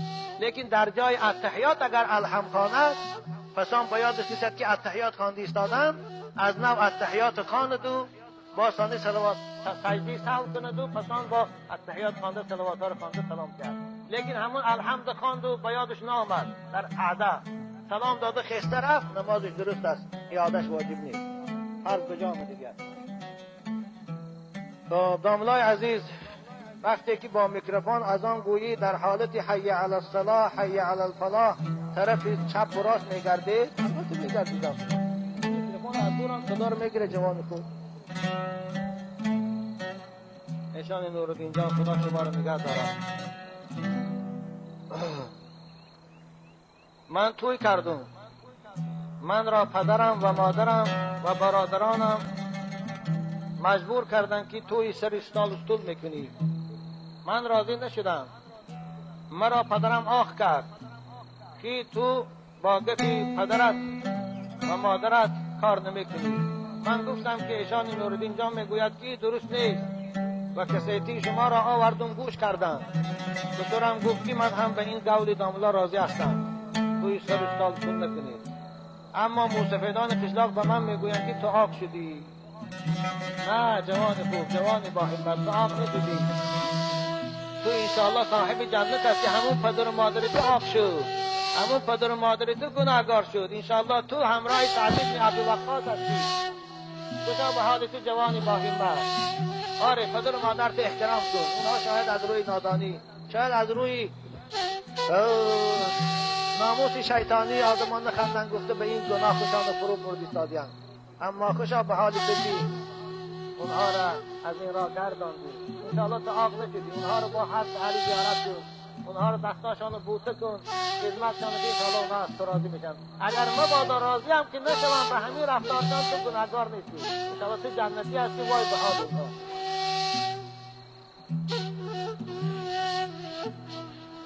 السلام علیکم داملای عزیز، خدا شما رو نگه داره. ما یک گروه جوانا 5 وقت نماز را الحمدلله میخوانیم و در یک هفته 2 بار به مشق میرویم. نماز را در جای مشق میخوانیم اما از جماعت مسجد میمونیم. گناه هست یا نه؟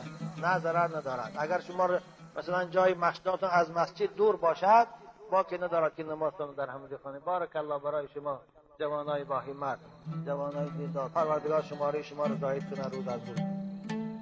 مسجد نزدیک باشد، امکانیت باشد به مسجد بیایید، اما اگر دور باشد باکی ندارد در همونجا خودتان جماعت کنید نمازه. داملای عزیز خدا شما رو نگه دارد که بسیار کمبودی های ما را روز تا روز روشن میکنید، که ما بسیار از کسیته های شما گوش میکنیم و از اسلام با خبر شدیم. ما طلبه های مکتب عالی هستیم. ما را معلم تاریخ اسلام درس میدهد و میگوید که ما اهل فارس تبر مسلمان هستیم. عرب ها دین اسلام را مجبوراً به ما بار کردند. به این سوال ما جواب گویید. نه جوان خوب، این دروغ است، این تهمت است. شما به اون معلم گویید که ما را کمونیستا تبر مسلمان تبر کمونیست کردند. اسلام دین فطری است، دین خداوندی است. این نه دین عرب هاست، نه دین فارس هاست، نه دین امریکایی هاست. این دین است که هر کس لا اله الا الله محمد رسول الله صاحب همون دین است و از کدام نسل نباشد، از کدام ملت نباشد، از کدام قوم نباشد.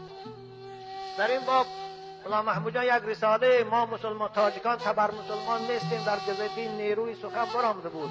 نمیدونم والله مای انور است یا مای فورت. خیلی مقالی پره هم بود، مقالی دراز هم بود و با سندهای تاریخی خیلی اثبات کرده بودن که مسلمان ها هیچ جا این تاجیکان ما تبر مسلمان نیست. هر دینی که به واسطه زوری آمده باشد و اندک زمان از بین میرفت. این اسلام دین فطری است، دینی که در وجود انسان است، دینی که در رحم مادر بودگی در وجود ما هست. ببینید چنگیز اینقدر مسلمان ها رو نابود کرد، کتاباشو نابود کرد، بعد از 10 سال چنگیز با عالم پر از اسلام بود. در لیلین یگان مسلمان نمونده، همه رو کش. با الحمدلله امروز 1.5 میلیارد دنیا مسلمان است. بر مسلمان هیچگاه دینی مجبوری رو قبول نمیکنه. امروز آزادی است. شما رو کی مجبور کرد مکتب مسجد میبیایید؟ از همه جانب دشمن ها حرکت دارن، شما مسجد نمیبیایید. اما مسجد ها روز تا روز پرند. کی کرد؟ بنابراین او بیچاره است. او معلم نه علم امروزه دارد نه علمی تاریخ خوب میداند. او یگان بیچاره گمراه است. خدا هدایتش کنه دو چشم بیناییش دیاد. یکی خواهش میکنم همون مقاله رو شما یا بخوانید. جوانای خوب پوشن برای دانشجویا و حتما مهم است. السلام علیکم داملای عزیز. از سبب سخنهای شما اکثر جوانان ما نمازخوان شدند و از کارهای فاحشه دست کشیدند. ما یک گروه جوانان مخلص شما هستیم و در بعض جایها انسانهای هم یافت می شود که عالمها را حقارت میکنند، ما را در غضب میآورند. ما چیکار کنیم؟ جوانای عزیز خواهش میکنم برای خاطر ما شده شما به هیچ کس درستی نکنید. این دشنام دادن علماها، این غیبت کردن علماها، این سنت الهی است که تمام پیغمبرای الهی از دست دشمنان اسلام روا شنیدند که به درست شنیدن حقارت شنیدند. بنابراین شما باید خفه نشوید. فقط مال بازی خودی اونها که فردا در پیشگاه خدا کنید. بنابراین خواهش من از همه طرفداران مخلصان این است که از برای من پشتیبانی درستی با کسی نکنید. با دلیل و با حجت تانید گفت صحبت کنید، اما با جنگ و با حقارت پشتیبانی کردن باشه من راضی نمیشم. زیرا که خدا در قرآن میگه اعوذ بالله من الشیطان الرجیم ولا يحزنك قولهم ان العزة لله جميعا هو السمیع العلیم. پیغمبر و ای بندی داعی در هر عصر و زمان از سخن دشمنای اسلام و دشمنای خدا غمگین نشو. عزت از جانب خدا هست و او خود شنیدی استاد از اونها چی میگویند و دیدی استاد از خود اجازه هم نمیگن. برای من خواهش من همین است شما جوانای خوب. السلام علیکم داملای عزیز. من چندین انسانها را با پرسین پول میدادم. وقتی که کسیتی شما را گوش کردم دیگر پرسینتیهی را بس کردم و پولهایم را همش را گرفتم. وقتی که گناهش را فهمیدم که چی گناهی سخت بوده است، من بگویم خداوند چنین خداوند گناهی من را میبخشیده باشد یا نه. الحمدلله من حاضر نمازخوانم شدم. در حق من دعا کنید انشاءالله. جوان خوب برادر اسلامی، البته پروردگار گناهی تو رو میبخشد. وقتی که با شنیدنی خب حرام بودن او از این کار خودت نگاه داشتی، پروردگار انشاءالله گناهی تو رو میبخشد. التائب من الذنب کمن لا ذنب له. شخصی که از گناه توبه میکند مثل نو از مادر تولد شده است. انشاءالله تو از مادر نو تولد شدی. قرآن میگوید نبئ عبادی انی انا الغفور الرحیم. بندگان من گو اگر بازگشتی به سوی من کنند، از گناهاشان توبه کنند، من گناه اونها رو میگذارم. خدا خواهد شما برای او کردارهایی که از روی نادانی کرده بوده مؤاخذه نمیشوی اگر در این توبه خود استوار بمانی. السلام علیکم داملای عزیز. در ماه سفر کردن یا توی کردن یا در خانه نو در آمدن درست است یا نه؟ البته درست است برادر عزیز. به سوال من جواب گوید که ماه سفر در آمده است. اکثر آدم ها به این کار مبتلا هستند. ماه سفر ماه خداوندی است، ماه عبادت است، ماه خرسندی است، ماه کار است، ماه توی است. بنابراین ماه سفر کردن است. هیچ خیل این یگان زیان هم ندارد، یگان خاصیت بدی هم ندارد. عزیزان من، ما موحد هستیم، ما خداشناس هستیم، هر نفع و ضرر از خدا میدانیم. نه از دست سفر چیزی میبیاد نه از دست ماه سفر. بنابراین در ماه سفر من الحمدلله ما مال هم میکشیم، در خانه هامون مثلا خرسندی هم میکنن، طبق هم میشکنن، خوب شکست در یکم کم بودی نمیشه، هر روز میشکنن باید طبق دیگه میخره میداره. بنابراین در ماه سفر هر کاری کردنی باشه مانند ماهای دیگر ادامه دادن گرفتن ثواب است. در اسلام فالی بد دیدن از ماها و از روزها و هفته ها نیست، باور کنید نیست.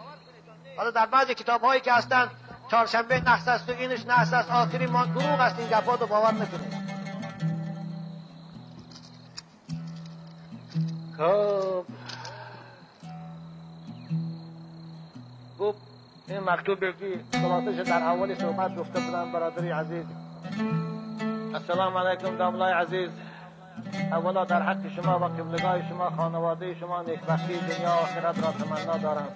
بعدا از جناب شما معذرت میخواهم، زیرا نیتی من رسیدن به نفس شما نیست و زبانی که در حق شما حرفی بد میگوید سزاوار آتش باشد و با آن زبان خدایا بریده باد. اما آنچه که بین من و شما نافهمی است و این را من نفهمیدم و شاید کمبغلی خود میدانم، با وجود این من به تقدیر ایمان دارم، گرچند که فقر در اسلام بیشتی داشته باشد، نه بیشتی ندارم. رسول اکرم الفقر و فخری گفتن. برادر عزیز، فقری با قناعت این فقر اسلام است. خوب باز از خداوند داناتر است و من میسر نشده است که بنده در مدت 1 سال 3 بار به شما مکتوب روان کردم، ولی از آن در خجالت هستم که به یگان تای آن جواب نگرفتم. و شما در موعظه های خود در باب ترک نماز جماعت و ترک سیلی رحم بسیار سرزنش میکردید و من در مکتوب خود 3 سوال در همین باره داشتم تا امروز جواب نگرفتم. سوال اول، عذر ترک نماز جماعت، این نماز جماعت نرفتن یگان عذر دارد؟ من در اولی صحبت این سخن گفته بودم.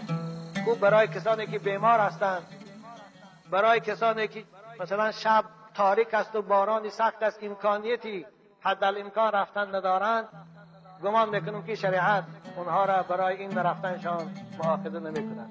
اما خواهش من از همه این است که از نماز جماعت نمونم. فقط فقها اجازت دادیم مثلا بیمار شب باران سخته، مثلا تاریکی شب الله یا اینکه ترسیدنی از دشمن مثلا خوفی گریزه باشد.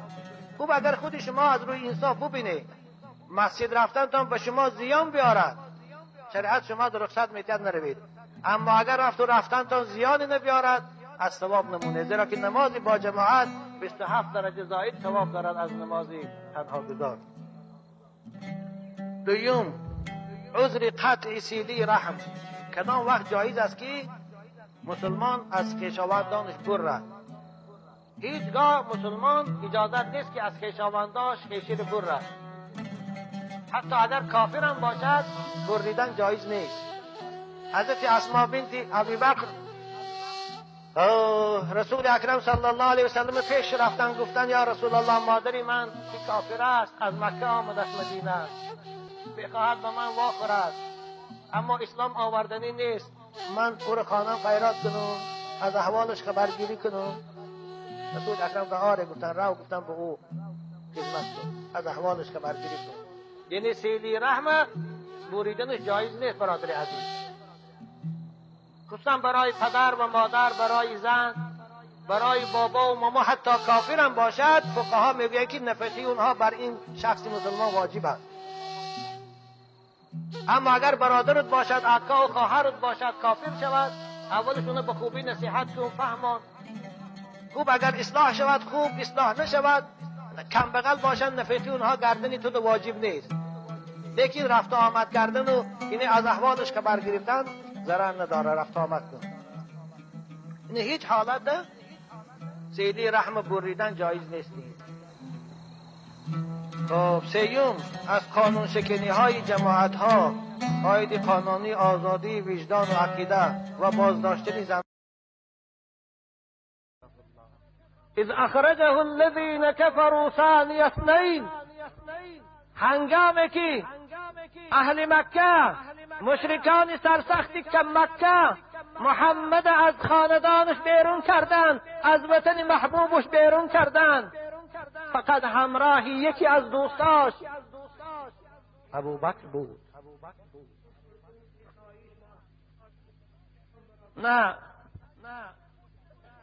نه لباس پوشیده بود که او تیرناگذار باشد،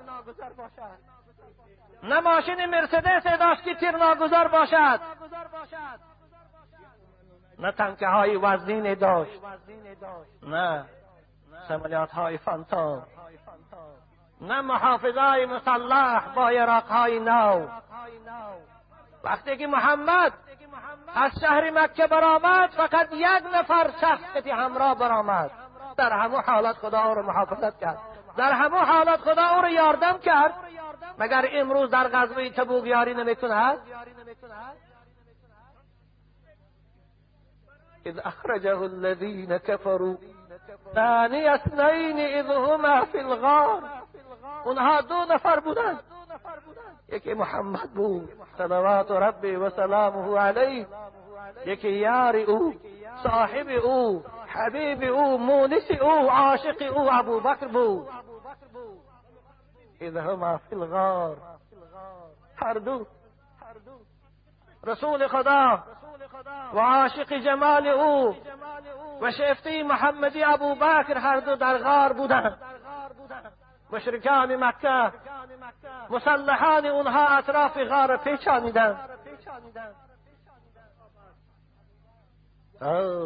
ابوبکر با آواز پست اشک چشم میریخت، کتفای زیبای ابوبکر میلرزید. پیغمبر خدا مانند کوهی که هرگز نمی جنبد آرام بود، با یاد خدا بود، در مکاشفه و تجلیات الهی غرق بود. ناگاه لرزیدن کتفای ابوبکر پیغمبر خدا را به هوش آورد. دید ابوبکر می نالد، ابوبکر اشکی چشم می ریزد. ابوبکر برای چی گریه؟ آب دیده برای چیست؟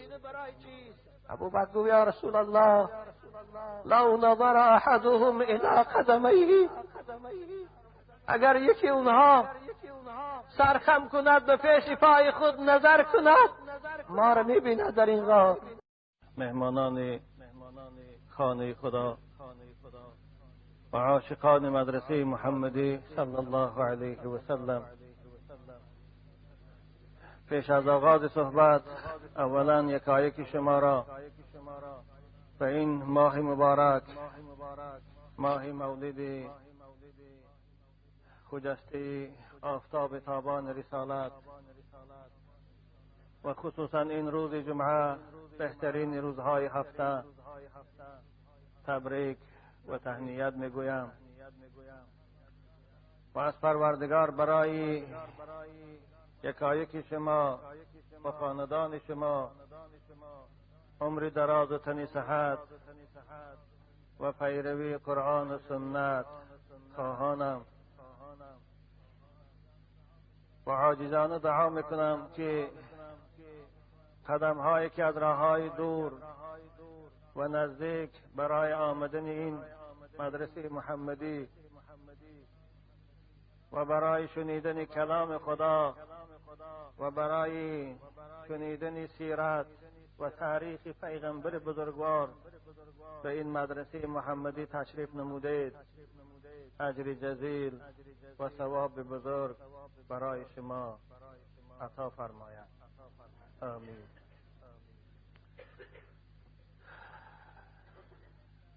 جمعه گذشته که ما مولود رسول اکرم صلی الله علیه و سلم در این مدرسه محمدی شما عزیزان پیشواز گرفته بودیم و قرائت مولود هم در اینجا شده بود. موضوع صحبت من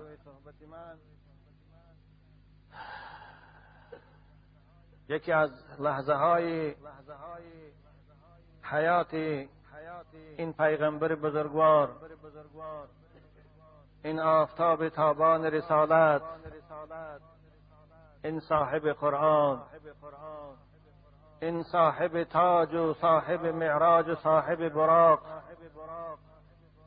هجرت او از مکه مکرمه به مدینه منوره بود و ما از سبب آنکه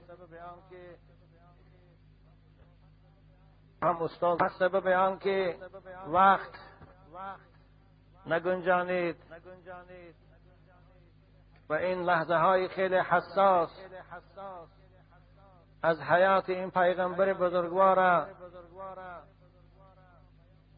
با شما بیان کردیم و با آنجا آمده رسیده بودیم که رسول اکرم صلی الله علیه و سلم با صاحب خود ابوبکر در غار بودند و مسلحان قریش اطراف غار پیچانیده گرفتند. با این صحبت ما در آنجا به پایان رسید و وعده کردیم که ادامه آن را انشاءالله در جمعه آینده با شما عزیزان بیان می‌سازم. الحمدلله که این ساعت به من دست داد و الان با شما عزیزان در این خانه خدا از بالای این منبری پیغمبر بزرگوار روبرو هستم و امید دارم که این لحظه های چنده که با شما هستم خدا به من مهلت می‌دهد که این وعده دادگی خود با شما وفا کنم. الحمد لله رب العالمين يا رب لا تدع لنا في هذا اليوم العظيم ذنبا إلا غفرته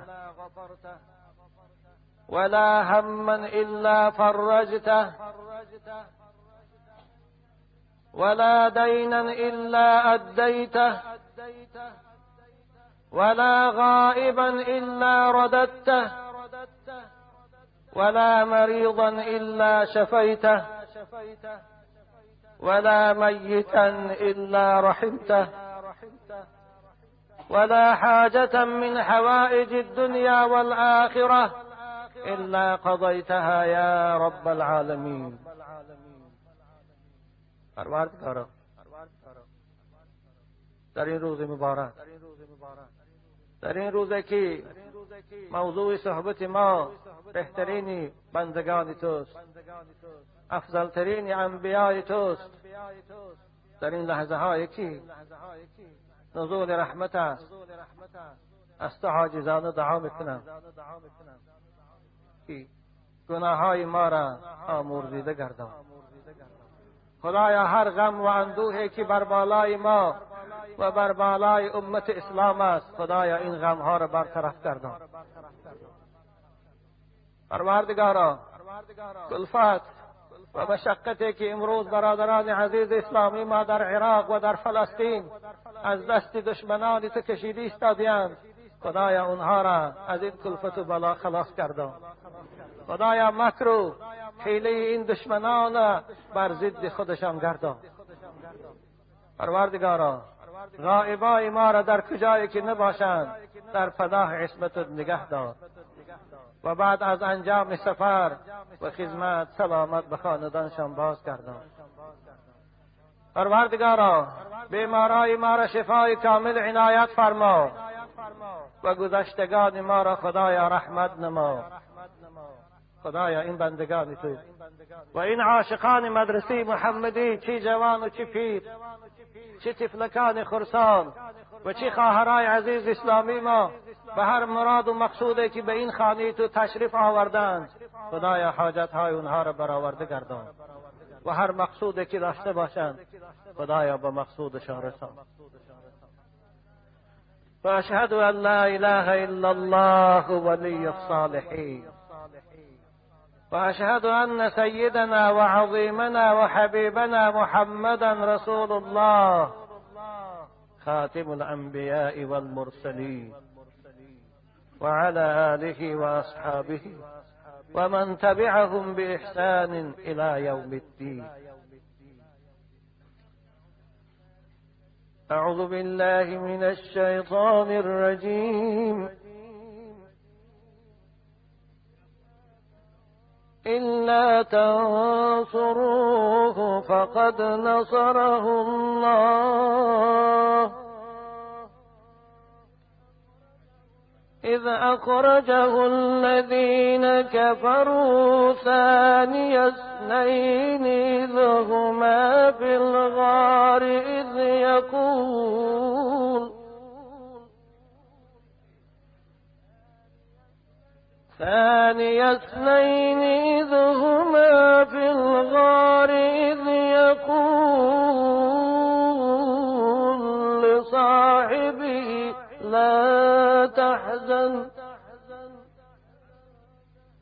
لا تحزن إن الله معنا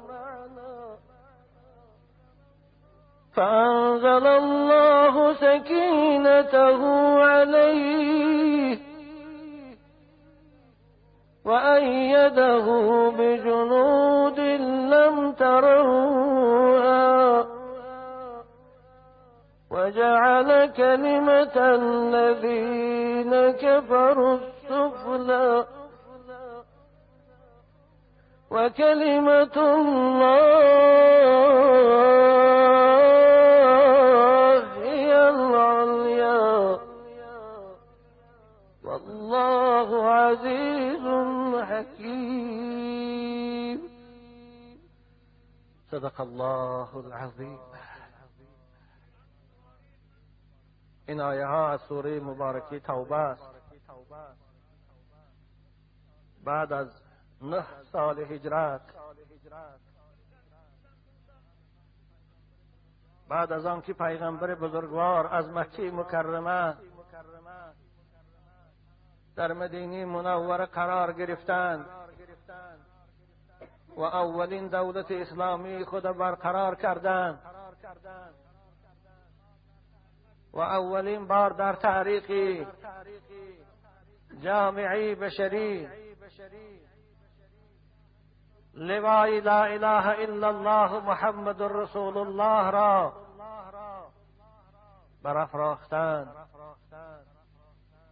بعد از 9 سال در یکی از غزوه‌های خیلی سخت و مشکل که پیغمبر بزرگوار در آن شرکت نموده بود، غزوه تبوک، از سبب گرمی هوا و از سبب نارساهای زندگی بعضی از صحابگان از اشتراک کردن در این غزوه سستی کردند. پروردگار برای تسلی دل حبیبش و برای سرزنش کردن بندگان موحدش این آیه مبارکه را فرستاد.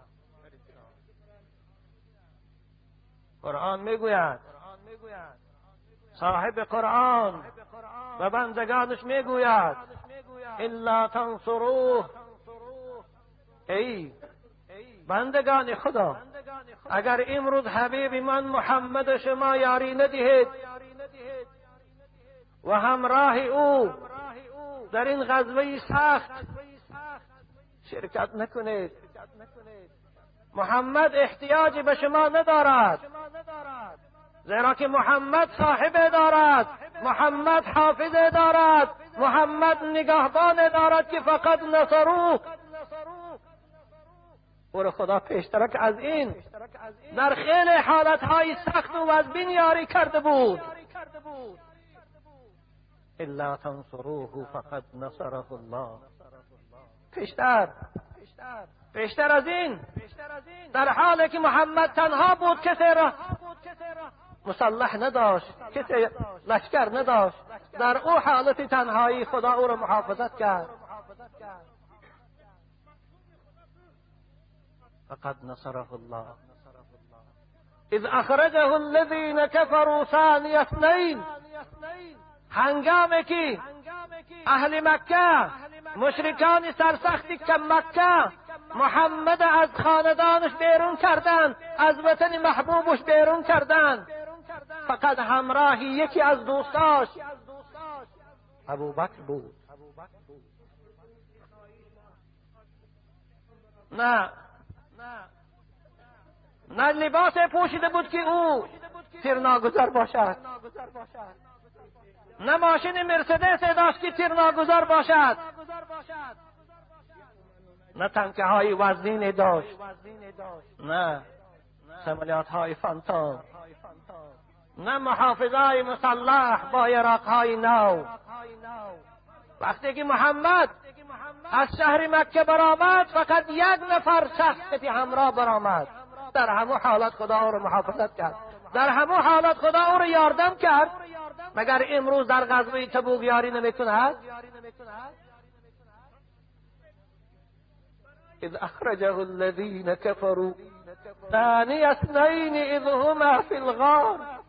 اونها دو نفر بودند، یکی محمد بود صلوات ربی و سلامه علیه، یکی یار او، صاحب او، حبیب او، مونس او، عاشق او ابوبکر بود. اذ هما فی الغار، هر دو رسول خدا و عاشق جمال او و شیفته محمدی ابوبکر هر دو در غار بودند. مشرکان مکه مسلحان اونها اطراف غار پیچانیدند. ابوبکر با آواز پست اشک چشم میریخت، کتفای زیبای ابوبکر میلرزید. پیغمبر خدا مانند کوه که هرگیز نمی جنبد آرام بود، با یاد خدا بود، در مکاشفه و تجلیات الهی غرق بود. ناگاه لرزیدن کتفای ابوبکر پیغمبر خدا را به هوش آورد. دید ابوبکر می نالد، ابوبکر اشکی چشم می ریزد. ابوبکر برای چی گریه؟ آب دیده برای چیست؟ ابوبکر گوید یا رسول الله لو نظر احدهم الى قدمیه، اگر یکی اونها سرخم کند به پیش پای خود نظر کند ما را میبیند در این غار.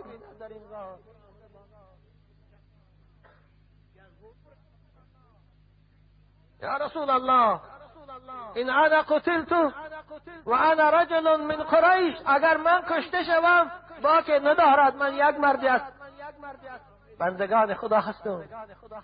اما شما اگر خدای نکرده کشته شوید دیگر انسانیت هرگیز راه خداشناسی را نمی‌یابد. این چراغ درخشان اگر خاموش شود خدای نکرده دیگر کسی او را نمیتواند از نو درخشان سازد. پیغمبر خدا گفتند ابوبکر لا تحزن ان الله معنا، آخر تو غم نخور، آخر تو اشک نریز، اما تنها نیستیم، همراه ما پروردگار است، همراه ما خدایی که دل این کافرها هم در تصرف اوست، ما تنها نیستیم.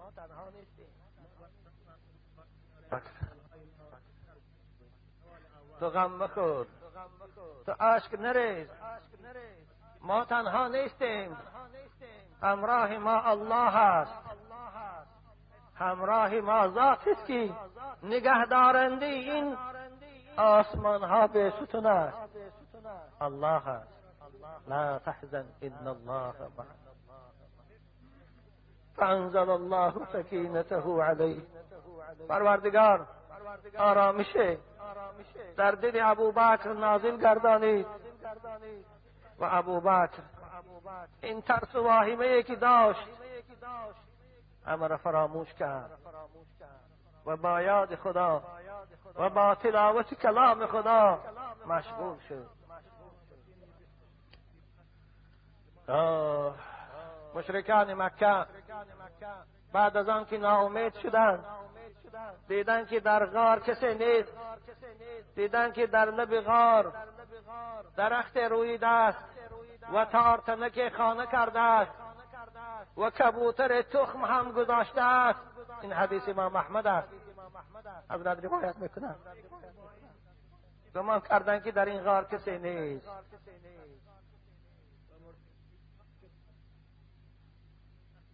در بعض روایات آمده است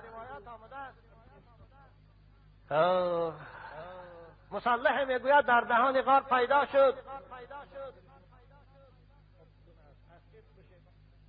وقتی که مشرکان مسلح اطراف غار نزدیک شدند، او میگد با سواری اسب ندا کرد که در این غار کسی نیست، آن کسی که شما جستجوی او رو دارید در دیگر جاست.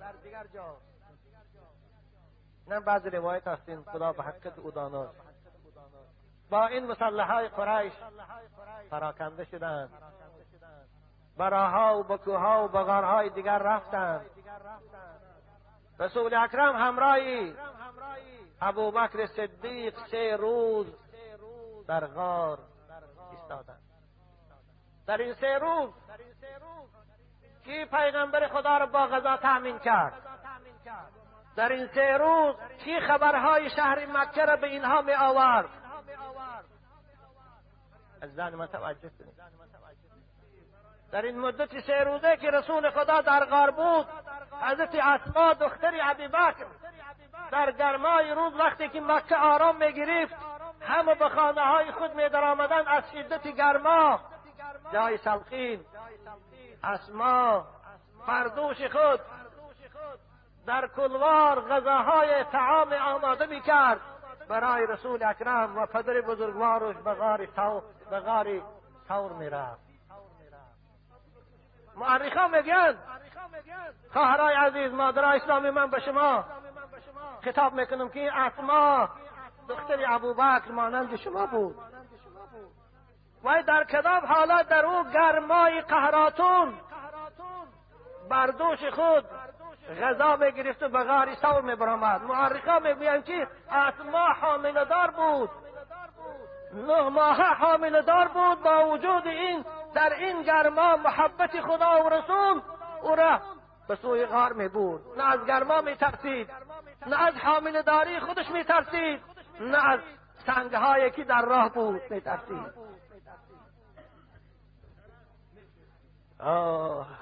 با وجود حامله داری 3 روز در گرمای روز پیغمبر بزرگوار با همراه پدرشان با غذا تأمین کرد. این از محبت، این از جانفدایی زنهای زمان رسول اکرم به پیغمبر بزرگوار. اونها اون تو مادر بودند، برای همین دنیا در عبدالله ابن زبیر دادند.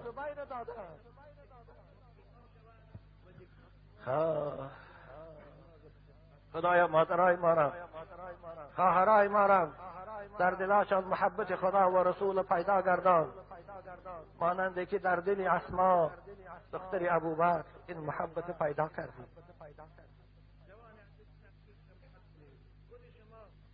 شبانه عبدالله ابن ابی بکر که پسر حضرت ابوبکر بود، بعد از شام تاریکی میشد، واقعه ها و گفتگوهایی که مشرکای مکه در مکه داشتند اونها را یک یک میشنید و بعد از تاریک شدنی راه به سوی غار ثور میرفت و شب واقعه ها را به پیغمبر خدا و حضرت ابوبکر میگفت و باز پیش از صبح گشت به مکه می آمد. یعنی به اصطلاح امروزه گوییم چکیست و رزویچی که پیغمبر خدا حضرت عبدالله ابن ابوبکر بود در این لحظه ها، و با غذا تأمین کننده او حضرت اسما بود و راه پنهان کننده برای اونها حضرت عامر ابن فحیره بود که این مولای حضرت ابوبکر بود. بعد از برآمدن عبدالله از غار که او ریگ بود و بعد پی پا نشیند، گوسفندها را حی میکرد به راهی که عبدالله رفته بود، پی پای او نابود نشد. 3 روز در غار، این آفتاب تابان رسالت، در او غاری که نه کرپه بود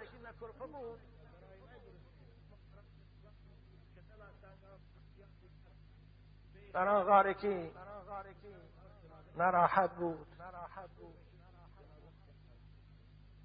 نشستند.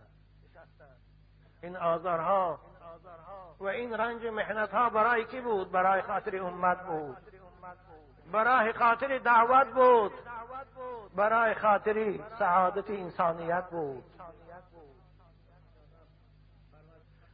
حضرت عایشه مادر ما روایت میکند، این حدیث امام بخاری است، میگوید استأجر رسول الله صلی الله علیه و سلم و ابو بکر رجلا من بني الديل وكان هاديا خريتا فأعطياه راحلتيهما وواعداه غار ثور بعد 3 ليال فأتاهما براحلتيهما صبيحة 3 وارتحل معهما عامر بن فهيرة والدليل الديلي فأخذ بهم طريق الساحل. رواه البخاري.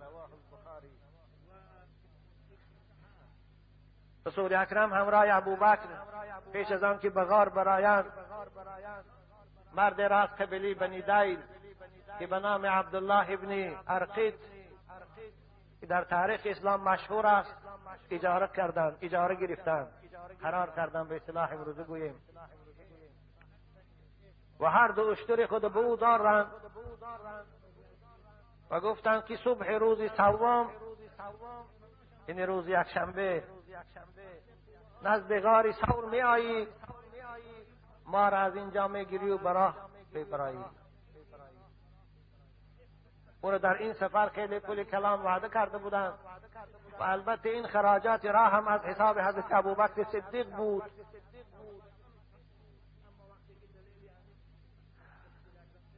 عایشه میگوید که او مردی خیلی دانا و راهشناس بود و راههای از مکه به سوی مدینه می رفتگی را خوب می دانست، راههای بی‌طرف و بی‌خوف هم. بنابر صبح روزی یک شنبه بود یا دوشنبه والله اعلم. مورخان میگن سید حوا هم در کتاب فقه سیرش هم میگوید که آن روز 20 ماه ایول بود، روز یک شنبه سال 622 میلادی. وقت صبح بود که این راه نشانده همراه اشترها آمد نزد غار. پیغمبر خدا برآمدند، همراه ابوبکر هر دو در یک اشتر نشستند و عامر ابن فهیره که مولای ابوبکر بود همراه این مرد راه نشانده در اشتر دیگر نشستند. هر دو براه برآمدند، براهی بی‌طرف. ساحل مراد از این شارحای حدیث میگن لبی بحر نه، این نام موضعی است، با همون که راه یک طرفتر بود، بی خوف بود، با همون راه به سوی مدینه روان شدند. خیلی راه رفتند، آفتاب گرم شد. رسول اکرم گفتن زیر سایه درختی که میدم گیریم. اشترها را باز داشتند، زیر سایه دم گرفتند. پیغمبر خدا ناگهان روی خود به سوی شهر مکه گرداندند. به اختیار اشکهای چشم، به اختیار اشک چشم او مانند دردانه ها ریختن گرفت. به مکه خطاب کردند، والله یا مکه تو. این لحظه های خیر خوش بود، لحظه های وداع با وطن عزیز پیغمبر خدا بود. والله یا مکه انی لأعلم انك احب ارض الله الیه لولا ان قومك اخرجونی ما خرجت منك. گفتن ای شهر مکه، قسم به خدا که من میدانم تو محبوب ترین زمین های الهی هستی، تو محبوب ترین شهرهای خدا به خدا هستی. من اینو میدانم، من هیچگاه نمیخواستم از تو جدا شوم. اگر این مشرکا، این کافرا من مجبور از اینجا بیرون نمیکردند، من هیچگاه از تو جای دیگر نمیرفتم. آره، رسول اکرم مکه را دوست می‌داشت، زیرا که در آنجا تولد شده بود، زیرا که در باد و هوای وی نشو و نما یافته بودند، زیرا که در اینجا خانه‌ای که ابراهیم خلیل خدا ساخته بود وجود داشت. این قطره‌های اشک که از چشمای زیبای محمد میریخت و این کلماتی که از زبان محمد از دل پردرد او برآمد، مگر خدای محمد، مگر آفریدگار آسمان زمین بے پروا داشت، در عرش الهی تلاطم به وجود آمد. پروردگار جبرئیل امین فریاد کرد، سفارش داد که ای جبریل زود به حبیب من در رس و این مژده را به او رسان. مژده چی بود؟ این خوشخبر چی بود؟ مژده آیه از سوره قصص بود که بلبلای قرآن تا قیامت او را تلاوت میکنند. این مژده برای حبیب خدا بود، این تسلی برای حبیب خدا بود. جبرئیل امین در رسید، حالا اشکی چشم پیغمبر خدا خشک نشده بود که جبرئیل امین این آیه کلمه را از نزد پروردگار خود آورد. بسم الله الرحمن الرحیم إن الذي فرض عليك القرآن لرادك إلى معاد الله إن الذي فرض عليك القرآن لرادك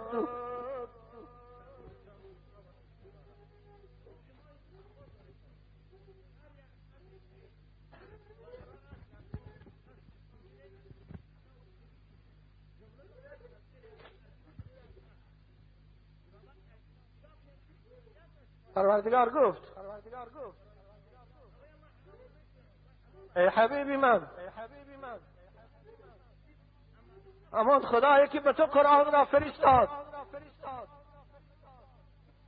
و همون خدایی که با تو سفارشی تبلیغ رسالت کرد، همون خدایی که به تو سفارش داد که احکام قرآن به بندگانش رساند، لرادک الی معاد، البته باز تو را با سری بلند به این وطنت باز میگرداند. تو برای این غمگین نشو.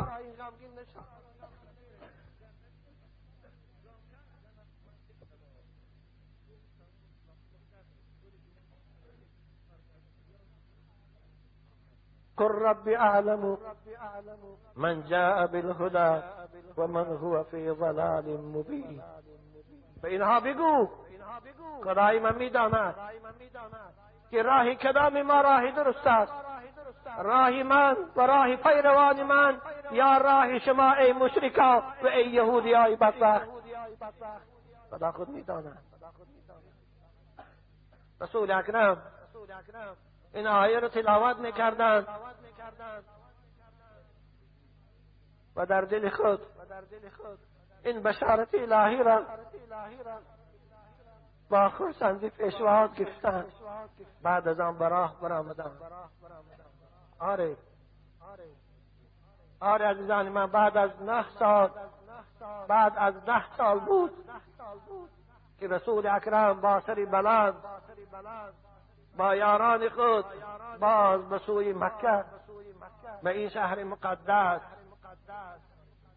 فاتحانه داخل شد.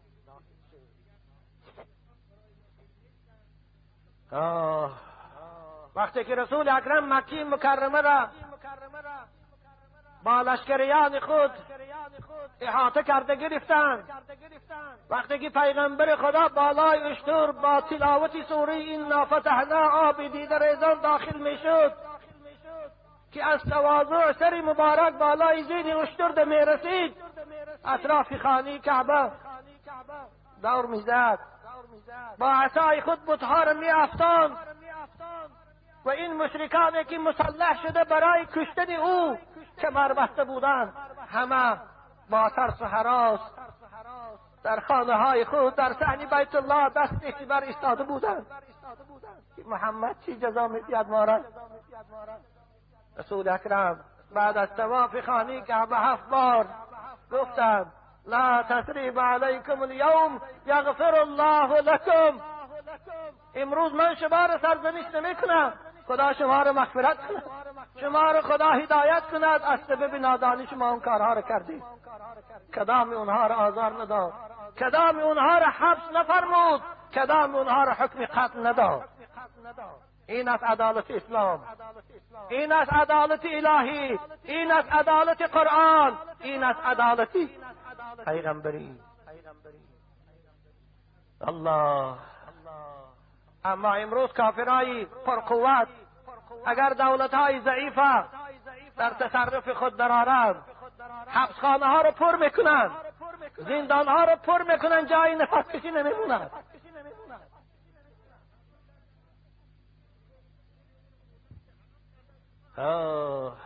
باز به نام دموکراسی دنیا داد میزنند، باز به نام آزادی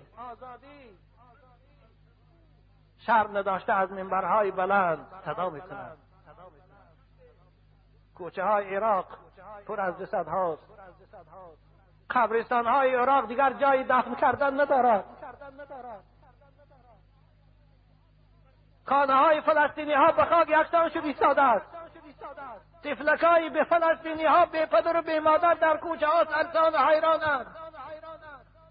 باز دموکراسی میگویند، باز آزادی انسان میگویند. عدالت اسلام رو ببینه، عدالت کفر ببینه، چشماتان کشایه. عزیزان من، لا تثریب علیکم اليوم یغفر الله لکم و هو ارحم الراحمین. من شما را سرزنش نمیکنم، همه شما آزاد هستید، همه شما در اختیار خود هستید.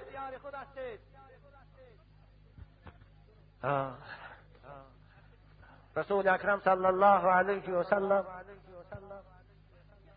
8 روز در این راه به سوی مدینه آمدند. من یکی از لحظه های این سفر با شما عزیزان بیان میکنم. روز سوم بود، والله اعلم. آفتاب گرم شد، در راه یک خانه، یک خیمه دیدند. رسول اکرم گفتند در این خیمه دم گیریم، شاید کسی باشد ما را در این خانه نگاه دارد و از او غذای برای خود خریم، اینه سودا کنیم، بعد از آن فردا براه براییم. وقتی که نزدیک خیمه آمدند، در خیمه یک خانم، یک پیرزنی تنها بود، دیگر کسی نبود. ابوبکر صدیق پیشتر آمد، گفت مادر، ما میخواهیم برای ما کمی شیر و کمی گوشت بریانتی. او خانم، او پیرزن، او مادر در تاریخ اسلام به نام امی معبد مشهور است که نامش عاتکه بود. او خیلی عیال مهمان دوستدار بود. وقتی که چهره زیبای ابوبکر دید و از پس او رسول خدا را دید که مانند ماه بارین رخساره زیبای او جلا می‌دهد، بعد از سلام کردن گفت جان من فدای شما باد، خانه من خانه شماست. اگر من گوش می داشتم، اگر من شیر می داشتم، من به پول شما رو مهمانداری می کردم. جان من فدای شما، اما چیزی ندارم. اون سال خیلی سال قحطی بود، از سبب بیبارانی نه اشترهاش نه گوسفندها شیر نداشتن. من خود خجالت هستم که شما رو نمیتونم مهمانداری کنم. رسول اکرم نگاه کردن که در پشت خیمه یک صادق که خیلی خراب و لاغر است خواب است. گفتن مادر، گفتن به من اجازت میدی همون صادق من خود جوشم؟ شاید پیستان او شیر داشته باشد. این مادر تبسم کردن گفتن ای جوانای زیبا، گفتن از سبب به حرکتی و کم حالی او را ما از گوسفند نگاه داشتیم، او نه شیر دارد و نه راه رفته می‌کند. رسول اکرم گفتن به ما اجازت که اجازت گفتن. حضرت رفتن پیش گوسفند، با دست مبارک پشت او را دستمال کردن که گوسفند از جاش خیست. بسم الله الرحمن الرحیم، اللهم بارک لها فی زرعها، خدایا به این مال در پستانش برکت عطا فرما، و بارک لها فی لبنها، خدایا پستان او را پرشیر گردان. حضرت دست مبارک در پستان سالق زده بودن که سالق پستانش کلان شدن، گیری پاهاش کشاد شد. این معجزه میگوید عزیزان من.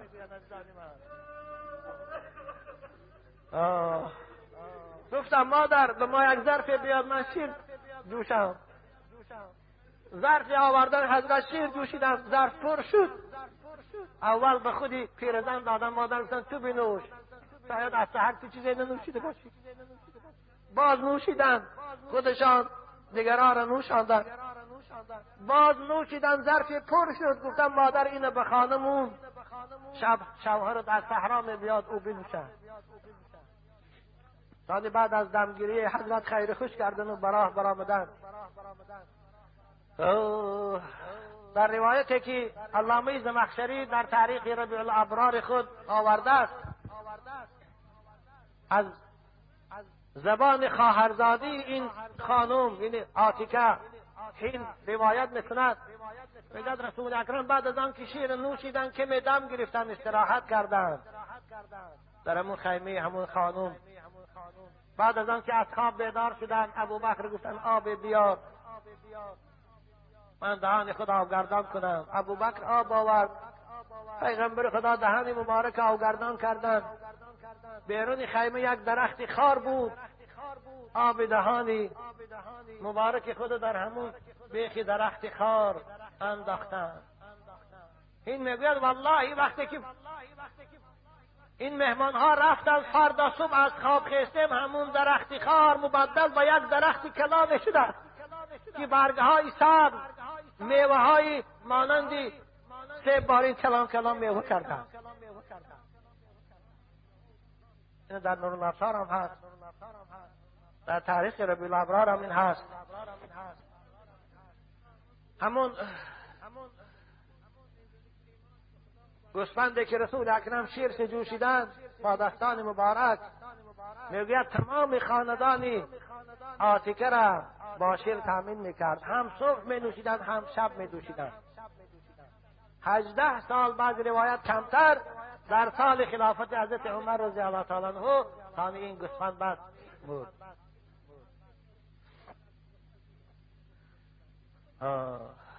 میگوید از میوه او درخت ما میخوردیم، حتی برگ او را برای شفا استفاده میبردیم.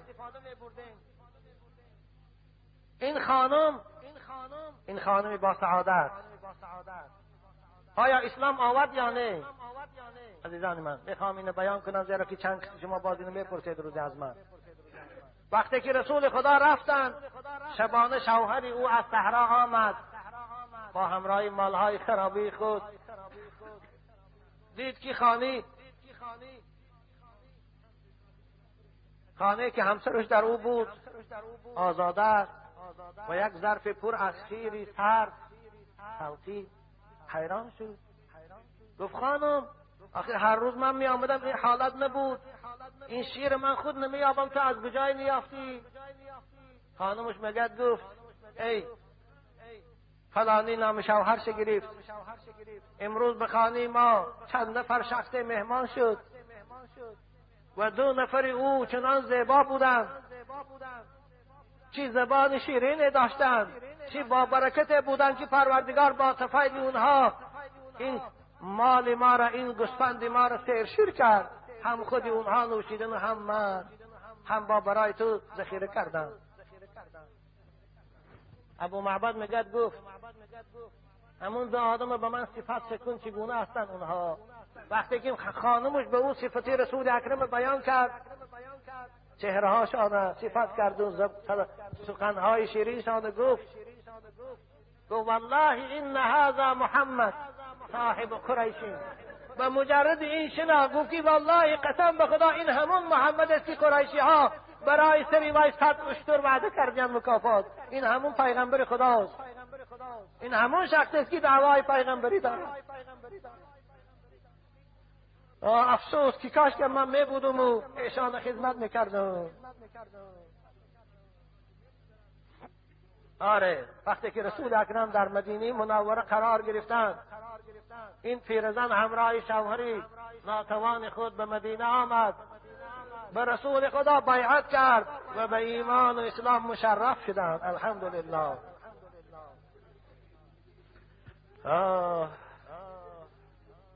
رسول اکرم صلی الله علیه و سلم در راه بودند، روز 4 بود. سراقه میگوید، اینم حدیث امام بخاری است، سراقه میگوید همراهی قومای محلی خود نشسته بودم، آفتاب گرم بود، صحبت میکردیم.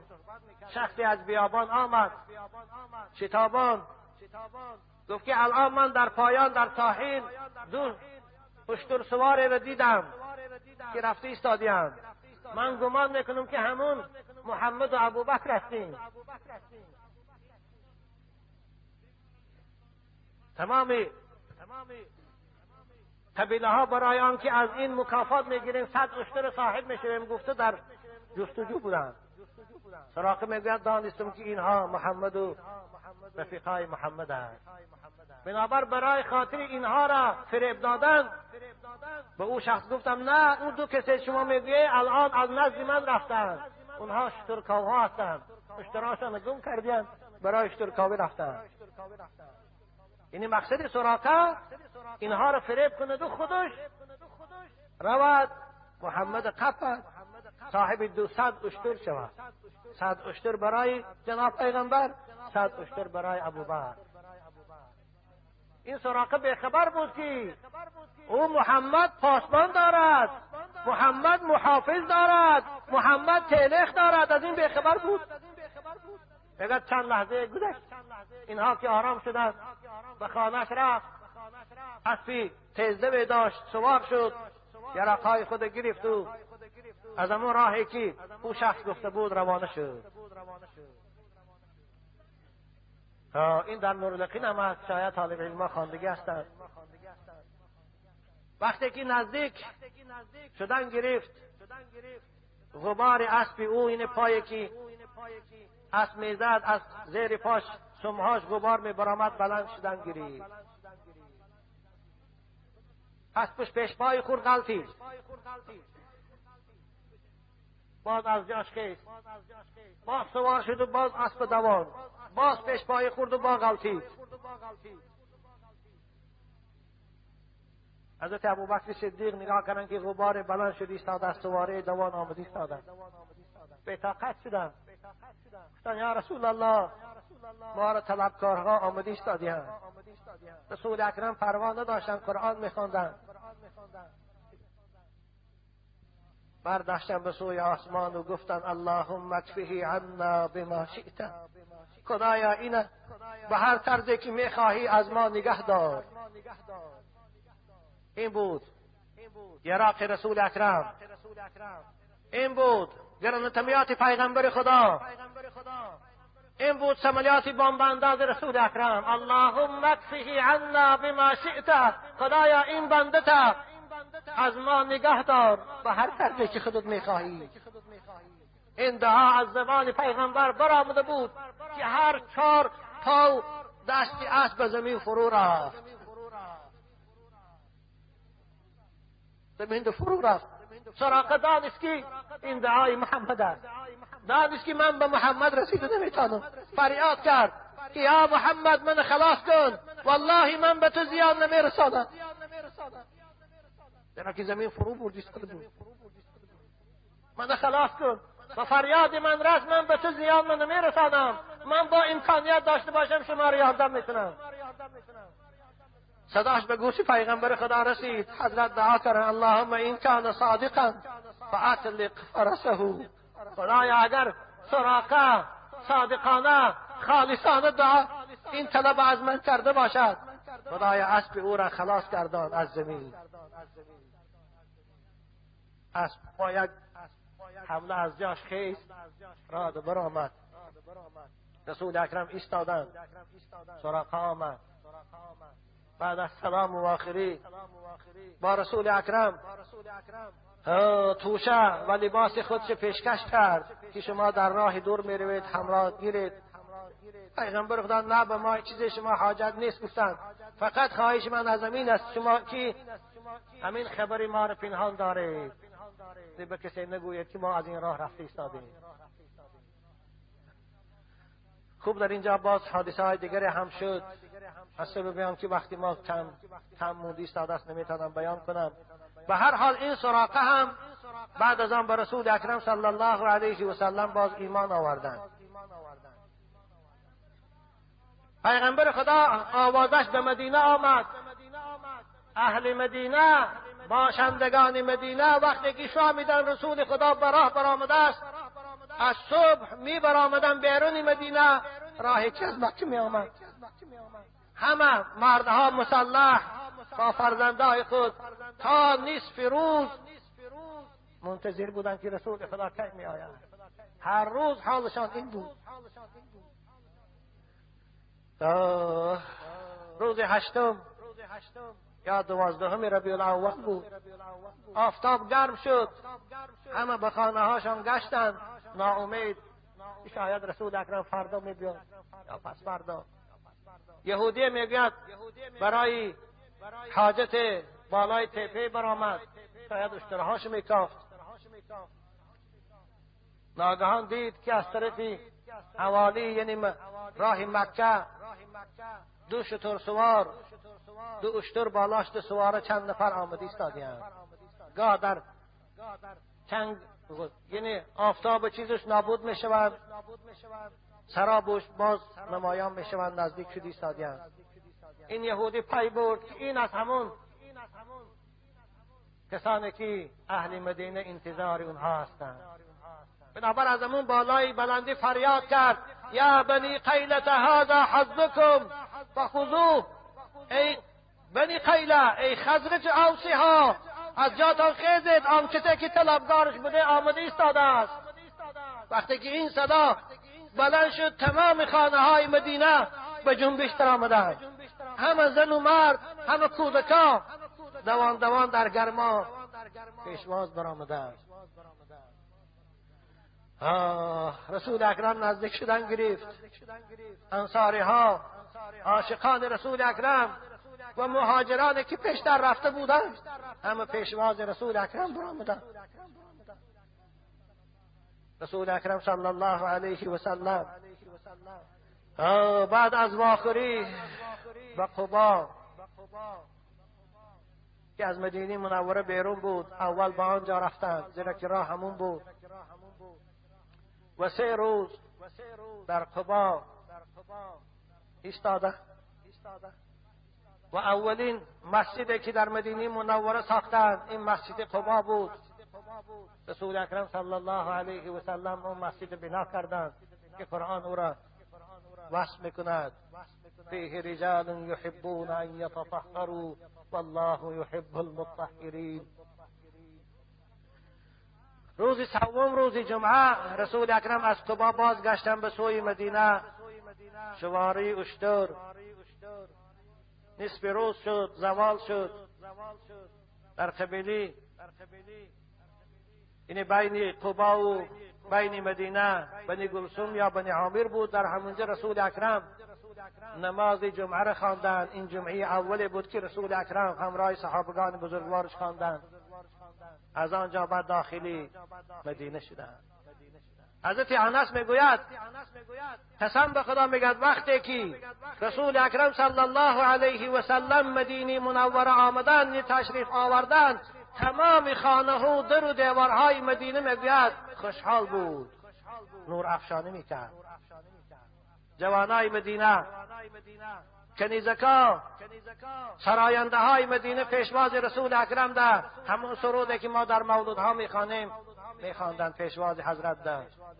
طلع البدر علينا من ثنيات الوداع طلع البدر علينا من ثنيات الوداع وجب الشكر علينا ما دعا لله داعي أيها المبعوث فينا جئت بالأمر المطاع. رسول اکرم پیشوازگیران مدینه منوره در آوردن. هر کسی از انصاری ها لجام اشتری رسول خدا رو میگریفت، میگفت یا رسول الله خانیمند فرا، خانیمند مهمان شو. اما حضرت گفتن اشتری من بگذاره، دعوها فانها مأمورة، شما او رو بگذاره. گفتن او خود در جایی که قرار گیرد با الهام الهی ما همونجا میفراییم. اشتر میگوید آمد در جایی که الان مسجد رسول اکرم است که خیرمنی خرما خشکونی دو یتیم بود، نزد همان خیرمن دید گشت، دو سه بار پیش شتاب کرد، نزدیک حضرت ابو ایوب انصاری را خانش بعد اشتر خواب رفت. رسول اکرم بعد اشتر فرا آمدند، گفتند هنا المنزل و انشاءالله، قرارگاه ما. گفتند اینجا بشود. رسول اکرم بارها شب گرفتن به خانه حضرت ابو ایوب انصاری در آوردند. همون خیرمنی که اشتری رسول اکرم در آنجا قرار گرفت، ما گفتیم حق دو یتیم بود. رسول اکرم از وارثای اون دو یتیم خواستن که اینو به ما فروشه. گفتند ما در اینجا گفتند مسجد سازیم. او یتیما گفتند ما همین برای خدا به شما دادیم یا رسول الله، همچون هدیه از ما. اما پیغمبر خدا نه، گفتن او رو ما به پول میخریم. نرخ موندن، در بعض روایات 10 طلا قیمت موندن. حضرت ابوبکر صدیق پول او را هم دادند، همون جا را برای خود رسول اکرم به مسجد ساختند. این اولین بنای حکومتی که رسول اکرم بعد از تشکیل حکومت اسلامی ساختند، این همان مسجد رسول اکرم بود که دیوارش از سنگ بود، بالاش از چوب خرما بود، وسعش از برگ خرما بود. آن بود قلعه رسول اکرم، آن بود رزیدنسی رسول اکرم، آن بود مدرسه رسول اکرم صلی الله علیه و سلم. عزیزان من، در این سفر چگونه که شما شنیدید رفیق و مونس پیغمبر خدا حضرت ابوبکر صدیق بود. از این سبب افضلین مردم بعد از پیغمبرها ابوبکر صدیق است. امام قرطبی میگوید در تفسیر سوره براءت، هر کسی صحابه بودن عمر یا عثمان یا علی را انکار کند کافر نمی شود. او مبتدع است، او ضال است، او فاسق است. اما صحابه بودن و رفیق بودن ابوبکر انکار کند او کافر است، زیرا که او نص قطعی را انکار کرده است. حضرت ابوبکر قرآن صراحتا یار رفیق خدا معرفی میکند. از این سبب بود که وقتی که بار با حضرت عمر رضی الله تعالی عنه گپاشان گریخت، رسول اکرم شنیدن که عمر حضرت ابوبکر آزار داده است، حضرت فریاد کردند عمر، و صحابه های دیگر فریاد کردند در مسجد و گفتند، اینم حدیث امام بخاری است، گفتند هل تارکو لی صاحبی فإن الناس كلهم قالوا كذبت وابو بكر قال صدقت. رواه البخاری. شما گفتن میمونه همین رفیق من که آرام استاد، میمونه گفته همین مونس من ابو بکر که آرام استاد، شما را آزار میدی. آخر وقتی که من کلمه لا اله الا الله را آغاز کردم، همه مردم حتی تو هم عمر میگفتی دروغ میگویی، فقط ابو بکر بود که میگفت راست میگویی. این آزار نتید گفتن. از این سبب افضلینی مردمان بعد از پیغمبران عزیزان من ابوبکر صدیق است. باور کنید ابوبکر انسان است که پروردگار از بالای عرشش به او سلام فرستاد. رسول اکرم نشسته بودند، جبرائیل امین آمد گفت السلام علیک یا رسول الله، السلام یقرئک السلام و یقول لك. پروردگار به تو سلام میگوید، بعد از سلام میگوید که یا محمد اقرئ ابابکر منی السلام، ابوبکر از جانب من سلام گو. خوشا به حال تو ابوبکر. و قل له به او بگو ان ربک راض عنک فهل انت راض عن ربک. ابوبکر خدای تو از تو راضی است، آیا تو هم از پروردگار راضی هستی؟ حضرت ابوبکر آبی دهاش بیرخ میگفت چگونه من از پروردگار خود راضی نباشم و حالا که همه هستی من، همه کوشش من برای خاطر آن هستی، خدا از من راضی شود، چگونه من راضی نیستم. این بود ابوبکر.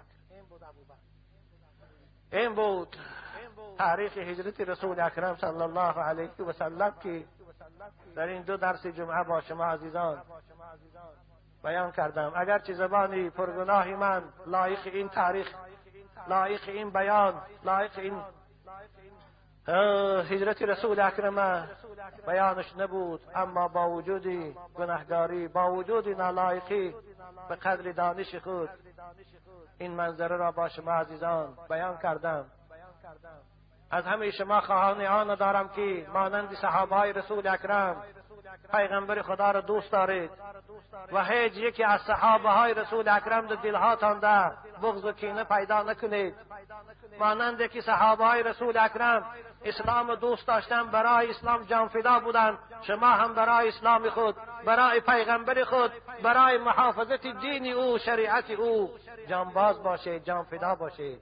جوانای خوب، عاشقان مدرسه محمدی، پروردگارا شما را عمر دراز و تن صحت و پیروی سنت در این دنیا نصیب کند و در آخرت با شفاعت رسول اکرم مای گناهگارم همراه شما داخلی جنت گرداند. آمین یا رب العالمین. عزیزان من یک 2 دقیقه اگر دیرم شود، یک مادری خیلی برای من عزیز است، یک سوال تعجیلی به من روان کرده، خواهش جواب گوید. گفته بیرون جا کشاد است، بیرون صف گرفتن گریتان. السلام علیکم داملای عزیز، ما مخلصی اسدی شما هستیم، یک گروه زنها از شهر دوشنبه. با چنین سوال به شما مراجعت کردنی هستیم. آیا آدمی که زنده است و قرآن میخواند میتواند برای خودش قرآن را ختم کند؟ خواهر عزیز و مادر مهربان، قرآن خواندن این عبادت است، قرآن خواندن ثواب است. رسول اکرم میگویند که اقرأوا القرآن فانه یأتی یوم القیامة شهیدا شفیعا. شما قرآن خوانید که قرآن شما را روز قیامت شفاعت میکند، شما را قرآن روز قیامت مرتبه های بلند صاحب میگرداند. خود قرآن خواندن شما عبادت است. هر حرفی که شما میخوانید خواهر عزیز یا مادر عزیز، هر حرفش ده خدا به شما 10 حسنه میتید. قرآن عظیم و شان عبارت از 340,740 حرف است. مادر عزیز وقتی که شما قرآن ختم میکنه هر حرف او ده شما 10 ثواب میگیره. شما تصور کنید چی ثواب بسیار صاحب میشید. بنابر همه خواندنش خواه شما به خودتان میبخشید، خواه به دیگر کس میبخشید، این ثواب شما هست. پروردگار شما را از فضل ثواب میدهد چگونه که وعده کرده است و باز به کسی هدیه هم کنید ثواب او را، به دیگران هم هدیه او را، ثواب او را خدا میرساند. روزه که روزهای دوشنبه و پنجشنبه میگیریم به قرضها داخل میشود یا نه؟ مادر عزیز، برای روزه قرضی یک شرط این است که باید نیت کرد. روزه قضایی را شرطش همین است که نیت میکنید شما که خدایا فردا من روزه میگیرم از قضایی گذشتم گفته، تعیین میکنید. و شروط للقضاء والکفاره ان یبیت و یعین. فقها میگویند برای روزه قضایی اولش که پیش از صبح نیت میکنی مادر قیامتی و دیگر اینکه باز معین میکنه که از قضای گذشته گفتن. بنابراین این روزایی که پنجشنبه و دوشنبه نفل گفته میگیره این نفل حساب است. خوب شما میتونه که امروز پنجشنبه و دوشنبه رو سحر یک پیشتر از صبح خیزید یک پیاله چای نوشید یا چیزی هم که نمی نوشید زنتان آوگردان کنید، روزه قضایی گفته نیت کنید، پس از قضای حساب میشه. در آخر به شما عمر دراز و تنی صحت و اهل عائلتان آرامی را خواهانیم. خواهر عزیز شما را پروردگار نگه دارد. السلام علیکم. یک نفر مخلصی شما نورالدین جان، من دیر باز در نزد شما احترامانه از خداوند بزرگ طلب دارم که شما را نگهبان باشد و در پیشگاه پروردگار سربلند باشید. آمین. من 6 نفر پسر دارم. یک پسر کلانی هم بسیار بی توفیق می باشد و گپم گوش نمی کند. 2 فرزند دارد. نمی دانم من با وی چیکار کنم. دیگرانش الحمدلله با توفیقند. پسری 4 باشد 23 سال می شود که بیمار است. او را خودم خوراک می دهم. وی نه گپ می زند و نمی شیند و نه راه می گردد. این هم باشد خواست خداست و من صدها بار به این راضی هستم و از شما خواهش میکنم که در حق وی دعای کنید. پروردگارا این برادر عزیز فرزند مهربان شفای کامل دید و از قطار او دیگر بیمارایی که در این محلی ما هستند و در تمام جمهوری ما هستند، خدای آنها را شفای کامل عاجل نصیب گرداند. و در آخر از شما سوالی را تعجیلا میپرسم. بعضی وقتا من او را در بغلم گرفته خوراک میدهم اما در بغلم بادش میبراید. در همین مورد طهارت من میشکند یا نه؟ برادر عزیز اسلامی، طهارت شما ویران نمیشود مادامی که اگر رفت و پیشابش نچکد یا یگان افلاسیش اگر نچکد لباس شما به نماز نمیشود. به مجرد بادی برآمدنی او که به اختیار بیچاره و مظلوم است مظلم است، این شما را طهارتان نمیشکندم، لباساتون هم به نماز نمیشود. بنابراین شما میتونه به همون طهارت نمازتان خوانید. اکنون دعا کنیم پروردگار به حرمت این لحظه های اجابت دعا دین مقدس اسلام در روی زمین غالب گرداند و قانون قرآن را خدایا حاکم عالم گردان و بیرق لا اله الا الله محمد رسول الله را در روی زمین الوانجگر گردان. پروردگارا در تمام سرزمین های عالم اسلامی و خصوصا در این سرزمین جمهوری ما فیض و برکات نازل گردان. فقر و تنگدستی و محتاجر خدای از این جمهوری ما و از این ناحیه ما و از این محلی ما برداشته گردان. پروردگارا به حرمت این لحظه های اجابتی دعا بیمارای ما را شفای کامل عنایت فرما و به فرزندان ما را فرزند صالح نصیب و روزی گردان و مسافرای ما را خصوصا مسافرای که الان در وقت آمدن از من طلب دعا کردند که به سوی روسیه می رفتند، پروردگارا اینها را در پناه اسمت نگه دار و در اون مسافرت ها خدای آنها را سلامت بدار. پروردگارا آنها را از شر ظالمان محفوظ بدار و دولتشان رزقشان فراخ گردان و با دست پر با سلامت به خاندانشان بازگردان. خدایا به اونها توفیق عطا فرما که در آنجا از طاعت تو دور نشوند و گرفتار معصیت نگردند. پروردگارا رئیس جمهوری که کفیل آرامش و کفیل صلح و صلاح در این جمهوری است و برای آرامش و برای آزادی و برای صلح و صلاح کوشش ها دارند، پروردگارا تنی صحت و عمر دراز توأم با توفیق بندگی و همت اسلامی نصیب گردان. خدایا تو مقلب القلوبی، دلهای همه حاکمان عالم را مایل به اسلام گردان، مایل به پیروی قرآن گردان. آمین یا رب العالمین. انشاءالله عزیزان من، جمعه آینده موضوع صحبت من درباره حجاب است، درباره سطر اسلامی است و خواهان آنم که خواهرای عزیز و مادرایی که صدای من میشنوید شما بسیارتر در این درس شرکت کنید. شاید از این صحبت من یکی از شما هم، یکی از خواهرای اسلامی ما هم اگر هدایت یا ونو عمل کنند سبب سعادت ما می شود. پروردگار همه شما را نگه دارد. الحمد لله الحمد لله المتوحد بالوحدانية هو الله الفرد المتفرد بالفردانية هو الله، العزيز المتعزز بالعزة هو الله، القدير المقتدر بالقدرة هو الله، الأول هو الله، والآخر هو الله،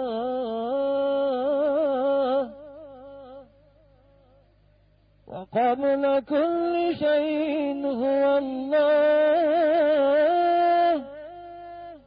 وبعد كل شيء هو الله.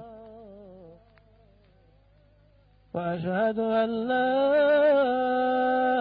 إله إلا الله، وأشهد أن محمدا رسول الله،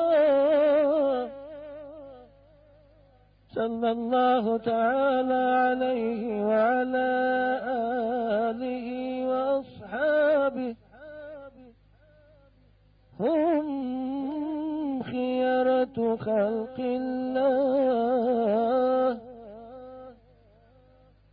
خصوصا على الإمام الهمام أول الصحابة أفضلهم، أمير المؤمنين أبي بكر الصديق، صاحب رسول الله،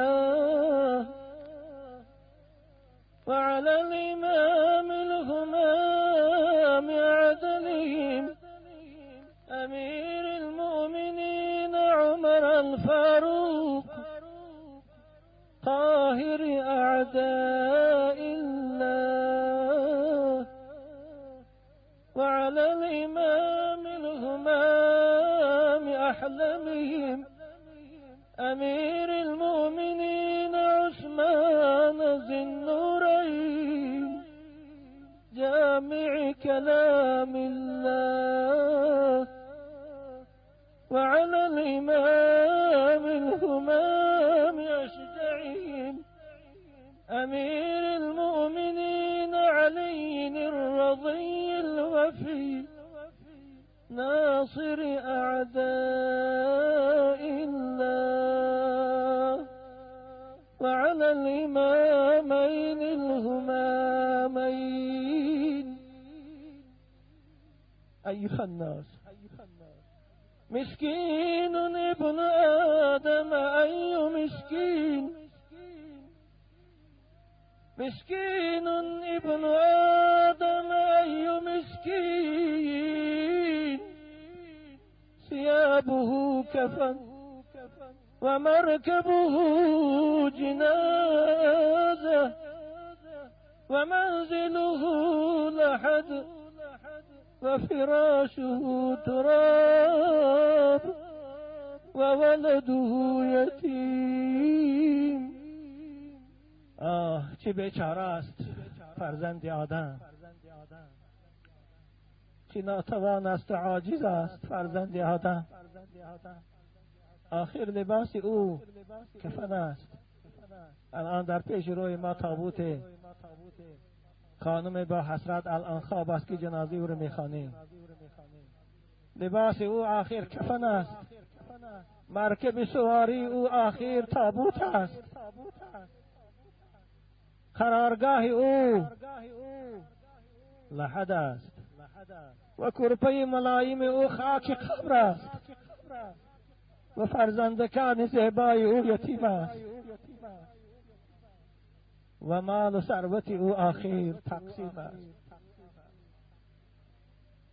چه بے وفاست این دنیا. فاعتبروا يا أولي الألباب. أعوذ بالله من الشيطان الرجيم. ربنا لا تزغ قلوبنا بعد إذ هديتنا وهب لنا من لدنك رحمة إنك أنت الوهاب. خدایا دلهای ما را که مایل به ایمان، دلهای ما را که محبت قرآن و اسلام جای دادی، محبت عبادت خود در اونها پیدا کردی، خدایا دیگر هرگز از این راه ما را منحرف نگردان. بارك الله لنا ولكم ما في القرآن ونفعنا وإياكم بما فيه البيان. إن الحمد لله نحمده ونستعينه ونستغفره ونعوذ بالله من شرور أنفسنا ومن سيئات أعمالنا. من يهده الله فلا مضل له ومن يضلله فلا هادي له. وأشهد أن لا إله إلا الله وحده لا شريك له وأشهد أن محمدا عبده ورسوله. عباد الله، إن الله يأمركم بالعدل والإحسان وإيتاء ذي القربى وينهى عن الفحشاء والمنكر والبغي يعظكم لعلكم تذكرون. اللهم اغفر للمؤمنين والمؤمنات والمسلمين والمسلمات الأحياء منهم والأموات. اللهم صل على سيدنا محمد وعلى جميع الأنبياء والمرسلين وعلى ملائكتك المقربين وعلى أهل طاعتك أجمعين. اللهم إني أسألك وأنا العبد الذليل بين يديك وأنت في عليائك وكبريائك أن تنصر الإسلام وتعز المسلمين. اللهم انصر الإسلام وأعز المسلمين. اللهم دمر على أعداء دينك وشتت شملهم وفارق جماعاتهم. اللهم من أراد بالإسلام والمسلمين سوءا فسلط عليه سيف انتقامك. اللهم ارم الظالمين بالظالمين وأخرجنا من بينهم سالمين. اللهم إنا نعوذ بك من شرورهم وندرأ بك في نحورهم. آمين آمين يا رب العالمين.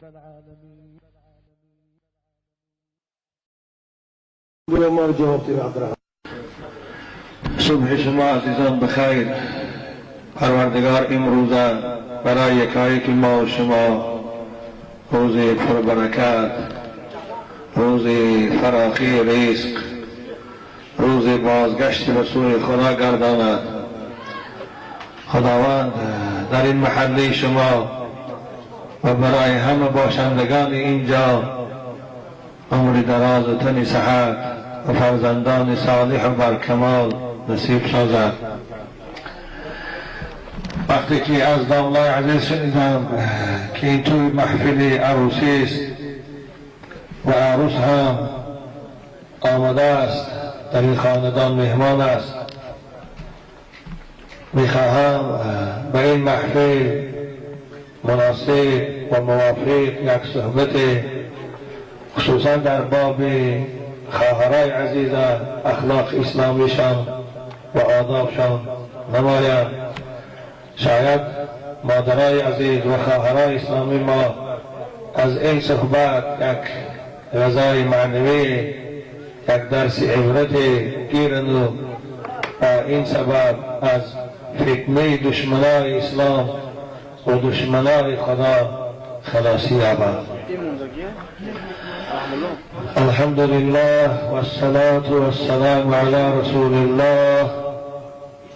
بعد از حمد و ثنای پروردگار و درود و پیغمبر بزرگوار، پیش از آغاز صحبت اولا از نام مهمانانی که در اینجا حضور دارند، شخصا از نام حاج داملا محمود جان و از نام برادر عزیز اسلامی خطیب داملای محلاتان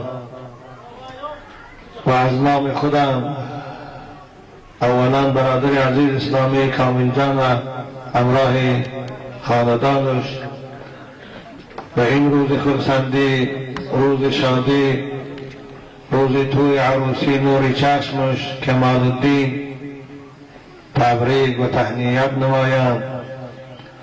از خداوند مهربان دعا میکنم که کمال الدین همراهی عروسش بخت سعادت و زندگی خوش نصیب سازد و در لمحهای این عروس و داماد زیبا همیشه تبسم را نمایان گرداند و در دامن اینها فرزندان صالح و برای پدر و مادر مهربان و دلسوز به دنیا بیارد و خداوند حیات عائلوی اونها را همیشه حیاتی پر از محبت از عشق و وفا گرداند و برای جوانایی که در اینجا حضور دارند که اکثر اینها مخلصای ما هستند این دعا را هم میکنم خدایا این دادرای عزیز ما را هم روزی نصیب گردان که لحظه های عروسی خدا با جمع دوستان خود در خاندانشان پیشواز گیرند.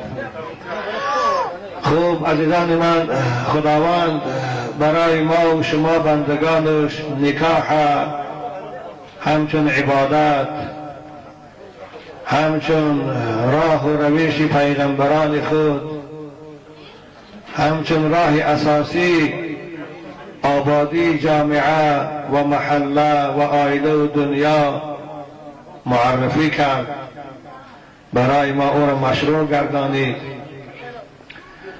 نکاح سبب پیدایش محبت بین عروس و داماد است، سبب به دنیا آمدن فرزندان نامبردار پدر و مادر است.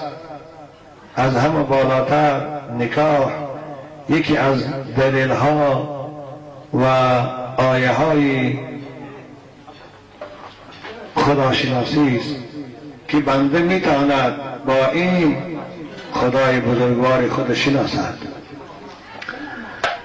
اگر این عالم یک خالق، یک معبود، به اصطلاح امروز بگیم یک انجینیر نمی داشت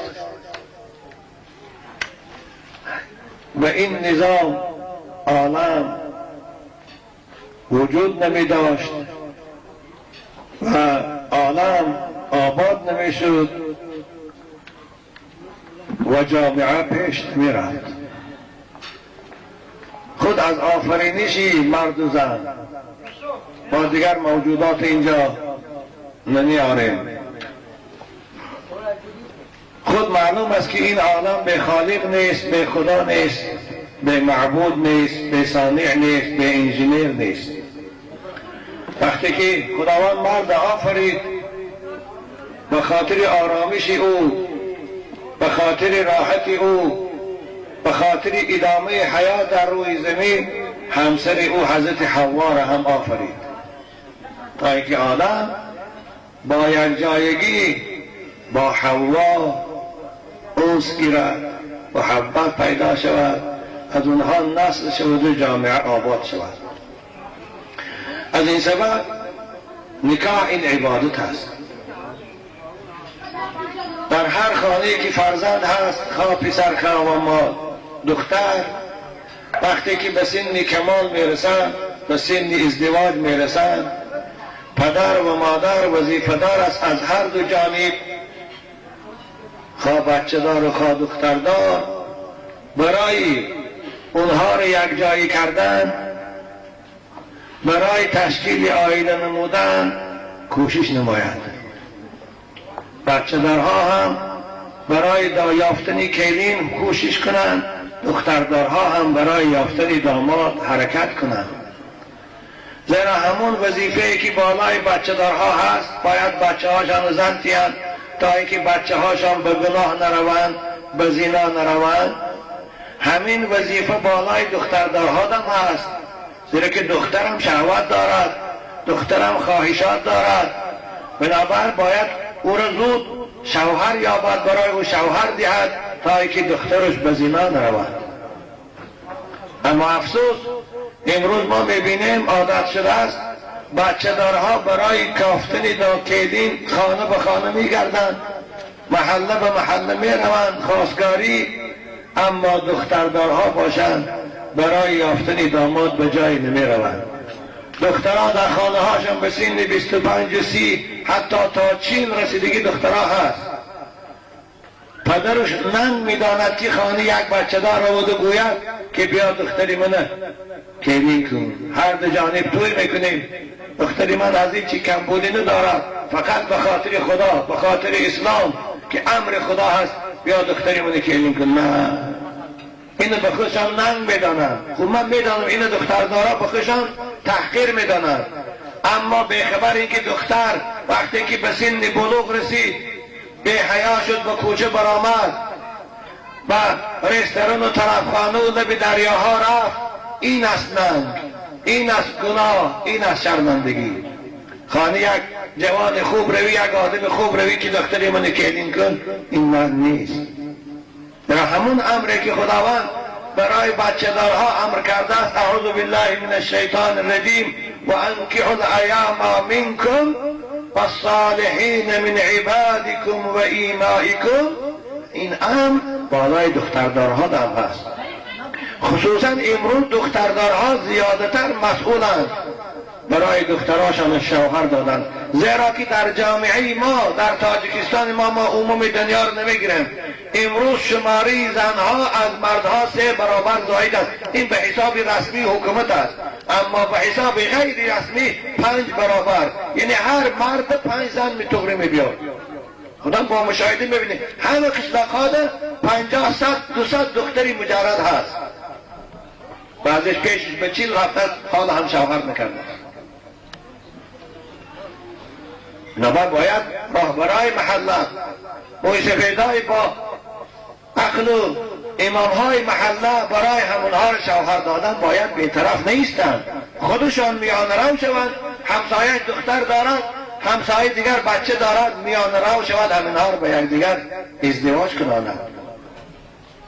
زیرا که در کدام محله، در کدام جامعه ای که دخترای به شوهر زائد شدند، بچه های بیزن زائد شدند، آن جامعه را حتما فساد فرا بگیرند.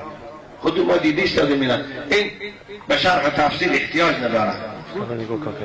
از این سبب امروز که خیلی خطر به حیاگی، خطری بد اخلاقی از سبب این دموکراتی که دشمنای اسلام بالای ما آوردن، اسلام بالای ملت ما مسلمان ده، طرفخانه ها کشاده، کزینه ها کشاده، دیسکوتیک ها در هر قدم کشاده تا نصف شب کار میکنند. دخترها را زود از راه بیرها میسازند. بنابر باید پدرای عزیز دخترها را تربیتش اهمیت دید. اسلام عزیز زن مقدس قرار داده است. زن مادر است، زن همسر است، زن نگهبان خانه است. باید او را چون گل تربیت کرد، او را نگذاشت که زود پژمرده شود، زود به عفت شود، زود به حیا شود. بنابر حالا من میخواهم با خواهرای عزیز خود چند خطابه نمایم. ما الان در یک محفل بودیم، از دور تماشا میکردم و خانه های بلند قبطه بود. اکثر خواهرای مسلمان ما زنهای سینشان از 50-60 بالا هست، در کوچه گشتی ایستادیم با سری روج، با بدن به ازار، هم سرش لچ است، کرتی آستین کلته خوب، این بخیر است، لازمی هم ندارد. در بین مردها شرم نکرده گشتی ایستادیم. خواهرای عزیز، کدامی که صدای من میشنوید، شما را خداوند بخت دهد. دخترها از نظر دین مقدس اسلام از سن 9 سالگی بالاشان به تکلیف بندگی بار می شود. وقتی که دختر به سن 9 ساله رسید، باید پدر و مادر او، برادر او برای با حیا کردن و با حجاب کردن او مشغول شود. یعنی دختر از 9 سالگی باید رویمال بندد سرش. دختری مسلمان از 9 سالگی باید کرتی آستیندار پوشد. دختر مسلمان باید از 9 سالگی لازمی داشته باشد تا آمدن مرد. این امر خدا فرض است. امروز که مد شده سری لوز گشتن، کرتی به آستین پوشیدن برای دخترای ما تاجیکا، ما اینا رو مسلمان نمیگویم، برای که مسلمان هیچگاه سری لوز نمیگردد، مسلمان هیچگاه کرتی آستین کلته نمیپوشد. بنابراین ما آنها رو همچون تاجیکا خطاب میکنن، خواهرای تاجیکی خودن. خواهرای عزیز، این از اسلام نیست، این از عرف و عادتی اجدادان ما و شما نیست. اسلام موی سر زن عورت قرار داده است. حتی فقهای کرام میگویند که اگر زن در حالت نماز خواندن از کاکلهاش از 4 حصهش تابد نمازش فاسد می شود و کشف ربع العضو یمنع الصلاة. حتی در وقتی نماز خواندن روی مالش کفاره وضو موی پیش سرش مقدار 4 انگشت تابد نمازش فاسد می شود. با این حد اسلام برای زنها سطر تاکید میکند. حتی اسلام عزیز با آن حد تاکید میکند که اگر عیال وفات کند او را میشویند، کفن میکنند، بالای کفنش با یگان متاع میپرتایند تا جسدی وی در چشم آدمان تابد. حتی بالای قبر میبرند، در وقتی جسد عیال از تابوت گرفتن بالای قبر با چادر میپوشانند. یا شما در هم تو بدیست آخر و یسنجا قبرها لا قبره، قبرستان اگر عیال وفات کرده باشد وقتی از تابوت گرفتن چمندک میکشن بالای لحاف، بس آنی جسد از تابوت میگیرن. به خاطر چی؟ به خاطر آنکه جسد زن، بدن زن عورت است، باید وی از چشم آدمی بیگانه پنهان باشد. حتی بعد از برآمدن جان شریعت اسلام نمیگد که جسد زن مردهای در سر قبر بوده بینند، لبر بالاش چمنیق میپوشند، وقتی که گرفتن در لحد موندن بعد چمنیق خیانیم میکنند. حتی اسلام تاکید میکنه که در وقتی در قبر گذاشتن عیال باید محرم او، خواه تقاییش است، خواه آکاش است، خواه آمکیش است، خواه که شوهرش است، او باید در قبر موند، مردی بیگانه نیست. یعنی این همه تاکیدات اسلام برای خاطری آن میکند که زن باید از چشم مردم بدنش پنهان دارد. اما امروز چی؟ امروز ما میبینیم زنهای تاجیک، دخترهای تاجیک به سن 25 و 30 رفته است، حتی به سن 50 و 60 رفته است، پوشیدن روی مال به خودش ننگ میداند، عیب میداند، حالا که این فرض است. خداوند در قرآن پوشیدن روی مال برای بندگانش فرض گردانده است برای زنها. اعوذ بالله من الشیطان الرجیم ولیضربن بخمرهن علی جیوبهن. خواهرای عزیز گوش اندازه، خدا میگه باید زنی مسلمان، این صیغه امر است، بر سر خود روی مال پرتاید تا روی مال موی زیبای او را و پیش بری او را از چشم مردهای بیگانه پنهان دارد. این خدا به شما امر کرده است، همون خدایی که شما را عنوان مادری داد، همون خدایی که شما را لطافت و نزاکتی زنانه داد، همون خداوند شما را میگد که بر سرتان روی مال پرتاید وقتی که کوچه میبرایید، پیش بری خود که مال شوهرتان است باید محکم داره وقتی که کوچه میبرایید. معنای این آن نیست که زن از خانه باید نبراد. زن هم در اسلام برابر مرد آزادی دارد، میتواند کار کند، میتواند خواند، میتواند در دانشکده های عالی خواند، اما با آداب اسلامی. زن به طرز خود لباسی مخصوص دارد، مرد به طرز خود لباسی مخصوص دارد. همان خدایی که مرد و زن آفرید برای هر کدامش موافق باز امر کرد طرز لباس پوشی را هم. نما باید زن مسلمان نماد داشته باشد. اگر رفت و سری لج میگردد وای مسلمان نیست. حضرت اسما که رسول خدا را قیسیدل میشوند، حضرت عایشه مادرمان اپاش بشود پیش پیغمبر خدا در آمد، در بدنش یک لباس بود مانند پلندهای شاهی های ما بود، شاید سروش لوچ. رسول اکرم از دیدن قیسینگل جان روشان نگرداندند، پشتشان سر او کردند، گفتند به قیسینگل جان که یا اسما ان المرأة اذا بلغت المحیض لم یصلح ان یرى منها الا هذا و هذا، اشار بوجهه و کفیه. گفتند اسما وقتی که دختر 9 ساله شد، یعنی به سن بلوغ رسید، عادت ماهانه زنانه را دید، برای وی حلال نیست که بدن او را کسی دیگر بیند مگر روی او را و کف دست او را. بنابر رو از بند دست پایان پا این ضرر ندارد کشاده باشد، اما باقی مانده بدن او باید پوشیده باشد. اما امروز تمام زن مسلمان، حتی دخترای ملا ایشانا، حتی دخترای موی سفیدایی که نماز میخوانند، حتی زنهایی که شوهراشان نماز میخوانند، همونها را زناشان دختراشان کرتی آستین کردن سریلش میکردند. این با امروز این با حیا شد. او به حیایی که تگی پلاخو تگی لفچک میگن وای نه، نخواد که زن مسلمان کرتی آستین کرده پوشند. مگر ماماهای ما کرتی آستین کرده داشتند؟ مگر زنای پیغمبر کرتی آستین کرده میپوشید؟ مگر زن امام اعظم که دعوا بکنه مذهب امام اعظم داریم کرتی آستین کرده میپوشید؟ مگر زنای ایشاناتان هم مطبقتا یک ایشان یک پیر داره، خواه حضرت ایشان عبدالرحمن خواه داملا حسارک خواه کی دیگر است، دخترای هوا کرتی آستین کرده میپوشیدند. خواهرای عزیز شما این از کی یاد گرفته؟ از دشمنای اسلام، از دشمنای اخلاق، از دشمنای انسانیت، از یهودی ها، از تلویزیون.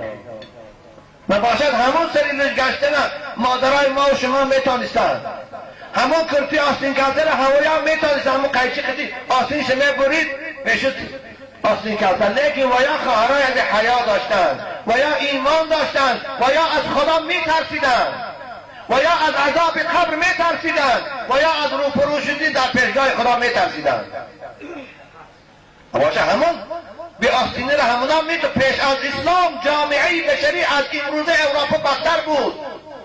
مفسرات در تفسیرها میگویند این اسلام بود که ایالا صاحب عفت کرد، صاحب لباس کرد. اکنون دشمنای اخلاق اسلام از بین برده ایستادند، میخواهند خواهرای ما باز مثل پیشتره بارین تنی لج گردند. و به خواهری مسلمان وقتی که تو ایمانی به خدا داری سری لج گشتن برای تو حرام است. من با تمام مسئولیتون پدرای عزیز جوانای خوب اعلام میکنم این حکم خدا است، حکم پیغمبر است. هر دختری تازه که سری لج میگردد کرتی آستین کرده میپوشد، همین اگر حلال داند وای مسلمان نیست، وای نکاحش نکاح نیست، وای جنازش والله جنازه نیست. زیرا که من یک فرض خدا را قبول ندارد. یک فرض خدا این سطر است، سطر عورت.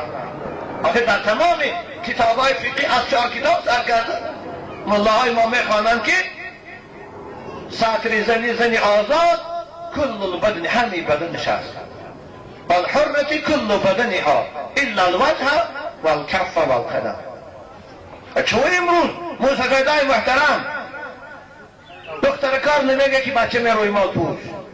چون امروز دخترکاتان کرتی آستین کرده، البته خودی شما میبینه دوید، همون دخترش شما خبر داره آکی پول میده لباس میخره، از بازار متریال قیمت میخره، چون در دخترش اهمیت نمیده که بچه می اینچه بدونی تو.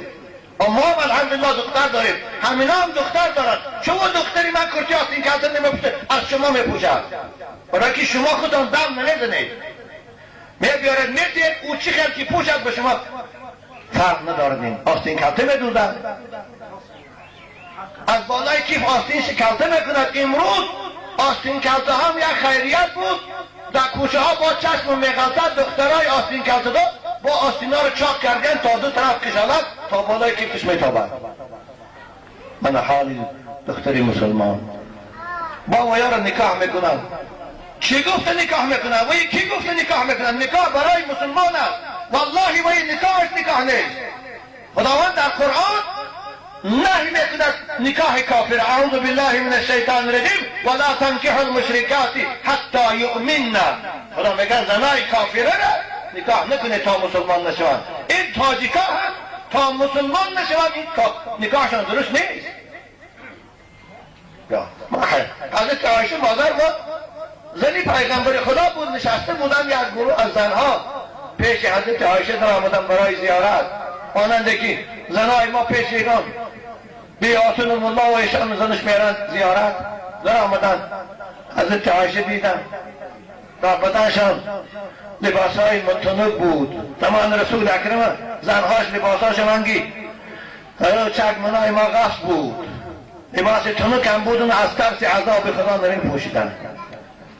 شاید لباسهای اونها پوشیدگی همین بخملای ما بود و چی تستنی ما بود. این شیفان کامبخ نه، این غضب خداستیم.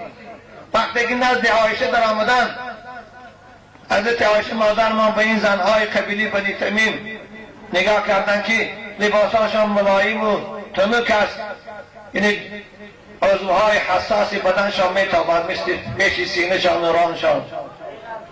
حضرت گفتند این کنتن مؤمنات فلیست هذه بثياب المؤمنات. بیاد دخلش گفتن خواهرای عزیز اگر شما مسلمان باشید این لباس شما لباس زن مسلمان نیست. این کنتن مسلمات فی روایت المؤمنات فلیست هذه بثياب المؤمنات. اگر امروز حضرت عایشه این زنا و دخترای مسلمان امروزه رو بیاد چی میگوید؟ چی میگوید؟ میگه اینا مسلمانند، میگه اینا مادری مسلمانند، از خاندان مسلمان تربیت یافته‌اند. نه والله عایشه بیند میگه یهودی‌اند. والله عایشه بیند میگه اینا دخترای اروپایی است، مسلمان نیست.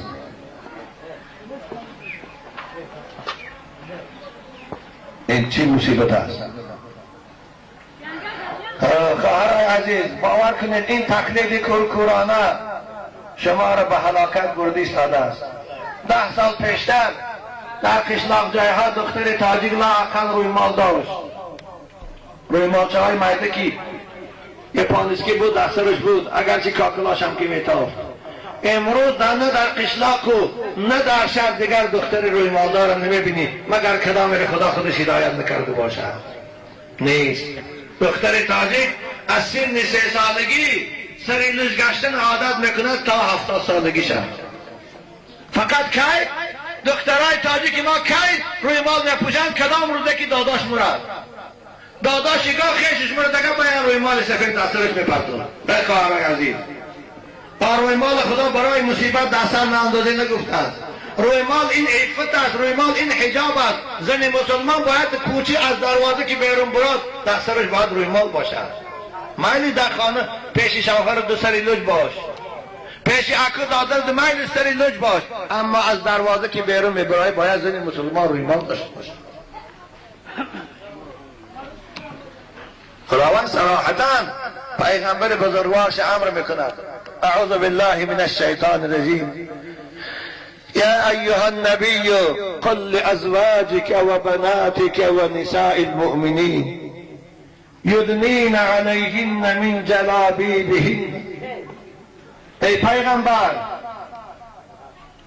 با زنهای خود بگو، با دخترای خود بگو و با زنهای امت تا روز قیامت بگو. هیچگاه زنی پیغمبر سر لوز نمیگشت، هیچگاه دختری پیغمبر کرتی آستین کلته نداشت. فاطمه نور چشم پیغمبر خدا عیال بود که تا روز وفاتش غیر علی دیگر که زیوی ندیده بود. از خانه شوهر راست قبرستان رفت جسدش.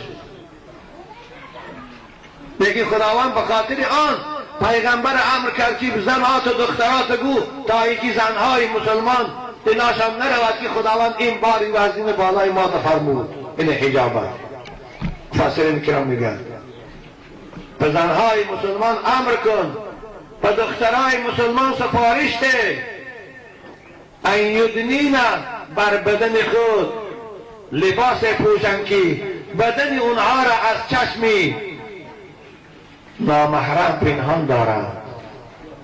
یدنین علیهن من جلابیبهن. باید لباسی زن مسلمان کشاد باشد. لباسی زن مسلمان باید بدن نما نباشد.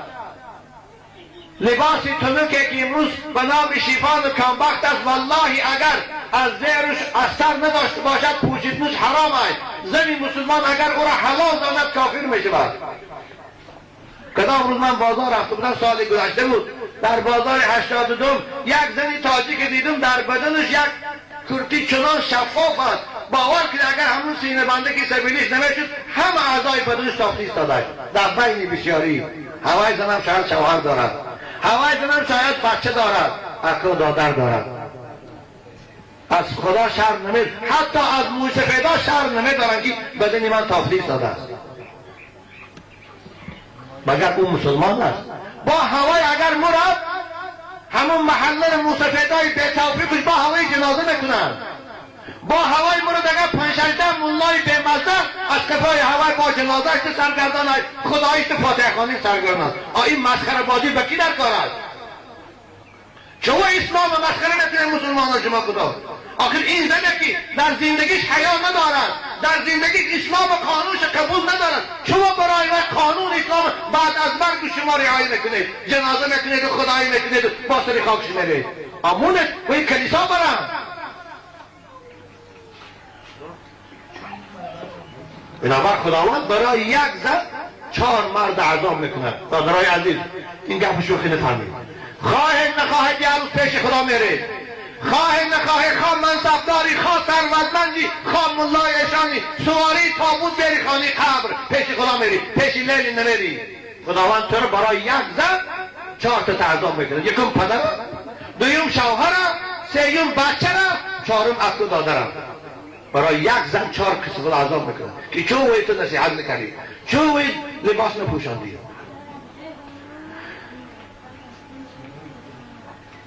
خدا میگه باید زن مسلمان حیا داشته باشه. با گفت شاعر حیا باید که دارد آدمیزاد، که لعنت بر وجودی به حیا باد. رسول اکرم در حدیث صحیح میفرمایند صنفان من امتی من اهل النار لم ارهما بعد.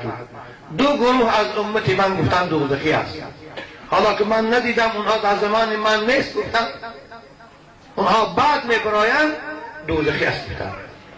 یکی آنها کیست؟ قوم معهم سیاد، انسان ها استن در دستشون دوبینکه دارن، اشاره به مفتشا و به منیسا دارن رسول اکرم، که با دوبینکه خود آدم های بیگناه هم میزنن. قوم معهم سیاد یضربون الناس، مردم میزنن. بیگناه خوب گناه جنایت داشته باشن میلش، اما بیگناه با تهمت میزنن، بزدن بالاش بار میکنن، یا نکردگی گناه رو میگن بکم بگیر. اینا رو خدا میگه دوزخی است. دویم کیست؟ نساء کاسیات عاریات مائلات ممیلات رؤوسهن کاسنمة البخت لا يدخلن الجنة ولا يجدن ریحها. خواهرای عزیز این سخن پیغمبر تارای، این سخن است که پیغمبر شما 1450 سال پیش گفته بود، 430 سال پیش گفته بود. زنهایی از زنهای امت من گفتند که در بدن لباس دارند، اما لباس اونها وظیفی سطر ندارد، یعنی لباساشون تنک است که بدناشون میتابد، یا لباسی غفص نپوشن آنچنان تنگه، ماننده که جیمسای برآمده است، همه قدر تنگی است که همه جاهای شهوانی زنش میتابد، رانش علاهده میتابد، دنبش علاهده میتابد، پیش سرش علاهده میتابد، پیش بروش. والله از این لباسای تنگه که خواهرای مسلمان ما میپوشن به نام مایکه، تنی لچی مادرزاد کردن وای آسان تر است. آخی زن چی دارد؟ پیشی بر دارد، چونگک میتابد، دنبه دارد میتابد، ران دارد میتابد، دیگه کجاش باید پنهان میکند؟ حضرت گفتن لباس دارن، کاسیاتون در بدنشان لباس دارن، لیکن عاریاتون حکم بدنی عریان دارن. یعنی لباس بدنش نمی پوشاند. لباس جایهای حساس شهوت انگیزی بدنش برای آدمان نشان میتید. من با حیران همیشه زنها که با شوهراشون در کوچه میگردن دست به دست کردن، همه جای در کاری زنش نمایان در چشم آدمو پروانه داره گشتستر. باور کنید یک حکمت حرام کردن خداوند گوشت خوک همین است. مفسرین کرام میگن خدا برای چی گوشت خوک حرام کرد؟ به خاطر آنکه همین غذا در طبیعت انسان تاثیر دارد. شاید آدم‌ها سوال میدن که چون گوشت خوک حرام است؟ آیا گوسفند بود نکنه؟ به خاطر آن است که در بین حیوان‌ها خوک حیوان است که رشک ندارد. همین هم خدا آفریده است. وای رشک ندارد، مادرش بیند با یک حیوان دیگه در قوتش علاقه جنسی کرده پروا نمیکرده است نروش. بنابر خداوند دانست به علم قدیم گفته خوردن گوشت خوک در بدن انسان غذا میشود. غذا همون طبیعت خوگانه رو در صاحبش پیدا میسازد. من بینه امروز دنیای غرب ده زنش در قوت شوهرش است، آشناش نمیاره قطعش آرگوش میره در رستوران پروان نداشته تماشا کرده. در خانهش در تلویزیون یک منظره من تماشا کردم. شتا خواهشید زیش یک پروگرام است. خوب من بعضی چیزا رو به خاطری عبرت تماشا میکنم. نگوید که ایشان تلویزیون تماشا میکنند. من به خاطر عبرت، به خاطر شما دو گفتن تماشا میکنم. شما به خاطر وقت گذرانی تماشا میکنید. عبرت نمیگیرید از اون صحنه‌های تلویزیون. یک زن خودش معلمه 4 شوهر داشته است. دیگه شوهر پروفسور است، همون خانه حجری 3 خانه داره. میگه در یک خانه اختیار او خواب است، من در یک خانه خیلی شما میدم. هر شب یک کس میبینم خیلی زندگی میکنم. او دست من میگن ببینید رشت دیگه نموندن. خوردن گوشت حرام انسان بی رشت میکند، بی غیرت میکند.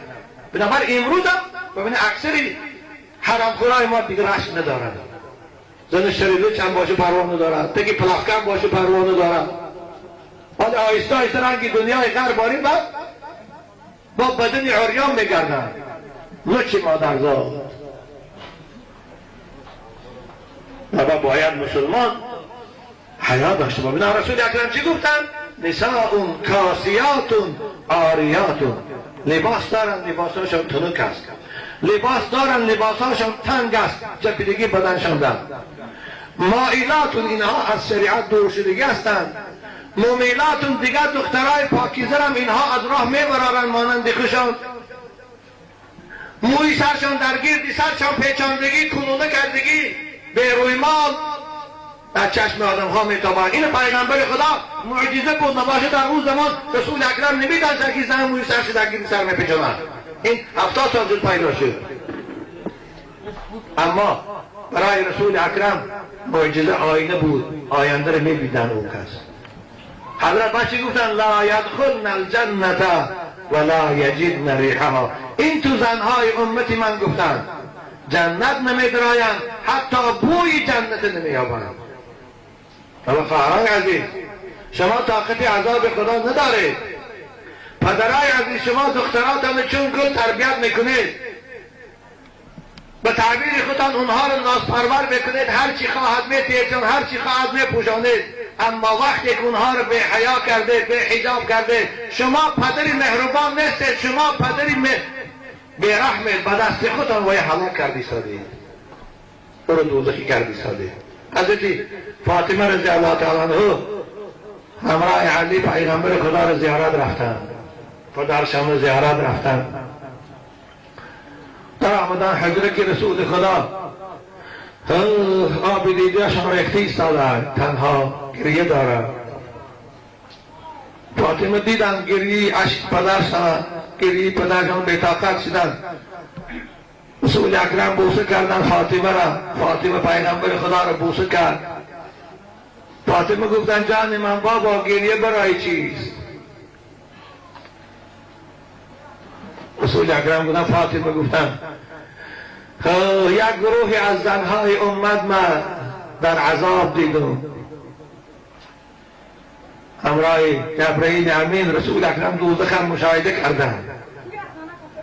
از موی سراشان آویزان، از پایان علاق در گرفتی ایستاده است، فریاد دارند، داد بزنند. جبرئیل پرسیدم که اینها کیانند؟ جبرئیل گفت که یا رسول الله این زنهای امتیتان. شمس‌الدین ذهبی در کتاب الکبائر اینو میارد. این همان زنهای امتی است که در دنیا موی سر خدا از چشم مردان بیگانه پنهان نکردند. موی سر شامپون کردن و تماشا برآمدند. از موی سراشان آویزان در چنگک های دوزخ علاوه از پایان در گرفتی ایستاده است. این اصحاب زنی که موی سرش لوچ در کوچه میگردن. بنابر خواهرای عزیز، خداوند این سطر به خاطر عفت شما، به خاطر آبروی شما فرض کرده است. شما اگر با حیا باشید، شما اگر با عفت باشید، شما اگر لباسی زیبای اسلامی در بر داشته باشید، وقتی که در کوچه هم میگردید باور کنید مانند ماه شما حسن دارید. وقتی که در کوچه بعضی خواهرای مسلمان من میبینم در گردن سرشان روی مال درتگی پرتخشان سوزنک زدگی روحاشان مانند ماه باری زیبا میتابد. شب اگر شب 14 شما هوا صاف باشد ببینید در آسمان سبز ماهتاب چگونه سفید جلوه میکند، اونها مانند هوای میتابند. هرچی خواهرای ما رو بی حیا کرد، بی عفت کرد، بی قدر کرد، بی آبرو کرد، ان همین سری لش گشتن و کرکی آستین کرده پوشیدنش. و خواهرای عزیز، وقتی که شما سر لج میگردید، وقتی که کرتی آستین کلته میپوشید، شما نماز هم خوانید خداوند نماز شما را قبول نمیکند. شما روزه هم گیرید خداوند روزی شما را قبول نمیکند، زیرا که یک فرض خدا را انکار کردید شما کافرید. باور کنید این من شما را ترساندنی نیستم، من شما را از حقیقت همون دینتان آگاه ساختی شدم که خدا به شما امر کرده سورت.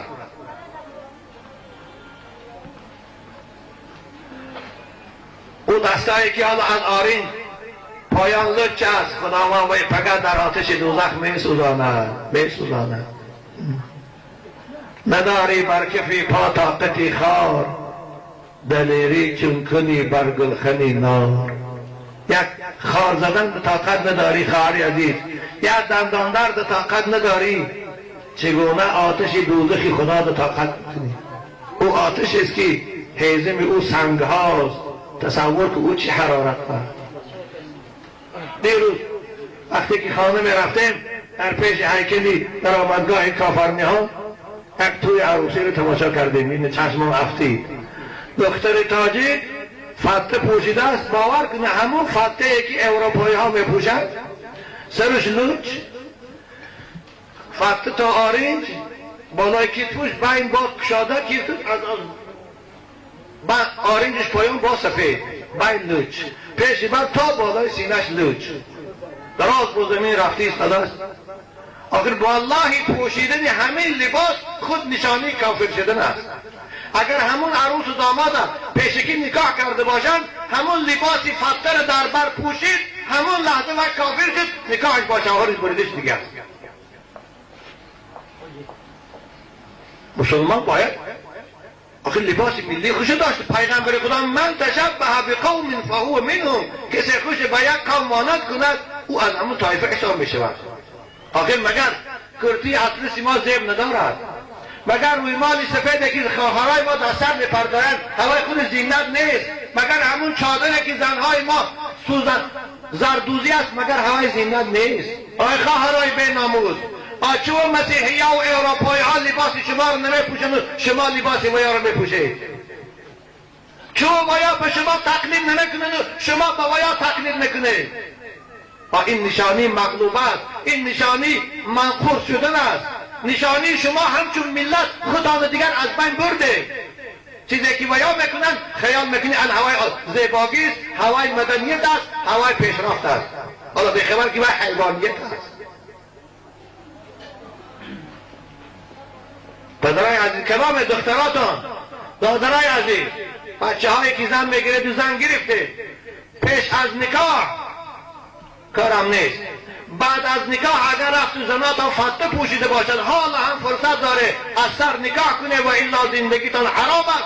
بچه ها تا مشتگی همش از زیناست. نکنید این کاره. حالا کامبختای زیبا برآمده است، ویلیورهای زیبا برآمده است، اطلسهای زیبا داریم ما. آن لباس ملی خودمان چاکر است. گفتی محمود جان اگر زنهای ما رو در توی نکاح بینی مسلمان، در خدایی بینیم و وقتی که سری سال اصول برای اگر ویچر شانده بینی عروس تاجیکی باره باور کنی فرقش نمیکنی از عروسای اروپایی. انا در کنار شما اروپایی ها رو بینه تاجیکا رو هم در بالای سری سال اصول چون جشنی عروسی شانده از اونها فرق نمیکنی. با همون فرمی روسی در بالای کرسی میز همه نوع شیشه ها موندگی است. نمیگی که اینا مسلمان هست. من حالی مسلمان، من حال تاجیک. نبخواهرای عزیز از بی‌حیایی خداتان نگه داره. شما مسلمانید، شما رو خداوند برای جنت آفریده است. کاری کنه خداتان سزاواری عذاب خدا نکنه. شما تقلیدی به فاطمه کنه، شما تقلیدی به خدیجه کنه، شما تقلیدی به عایشه کنه، شما تقلیدی به مریم کنه، شما تقلیدی به آسیه کنه. نخواد که تقلیدی به مدان کنه، نخواد که تقلیدی به رقاصه و فاحشه های غرب کنه.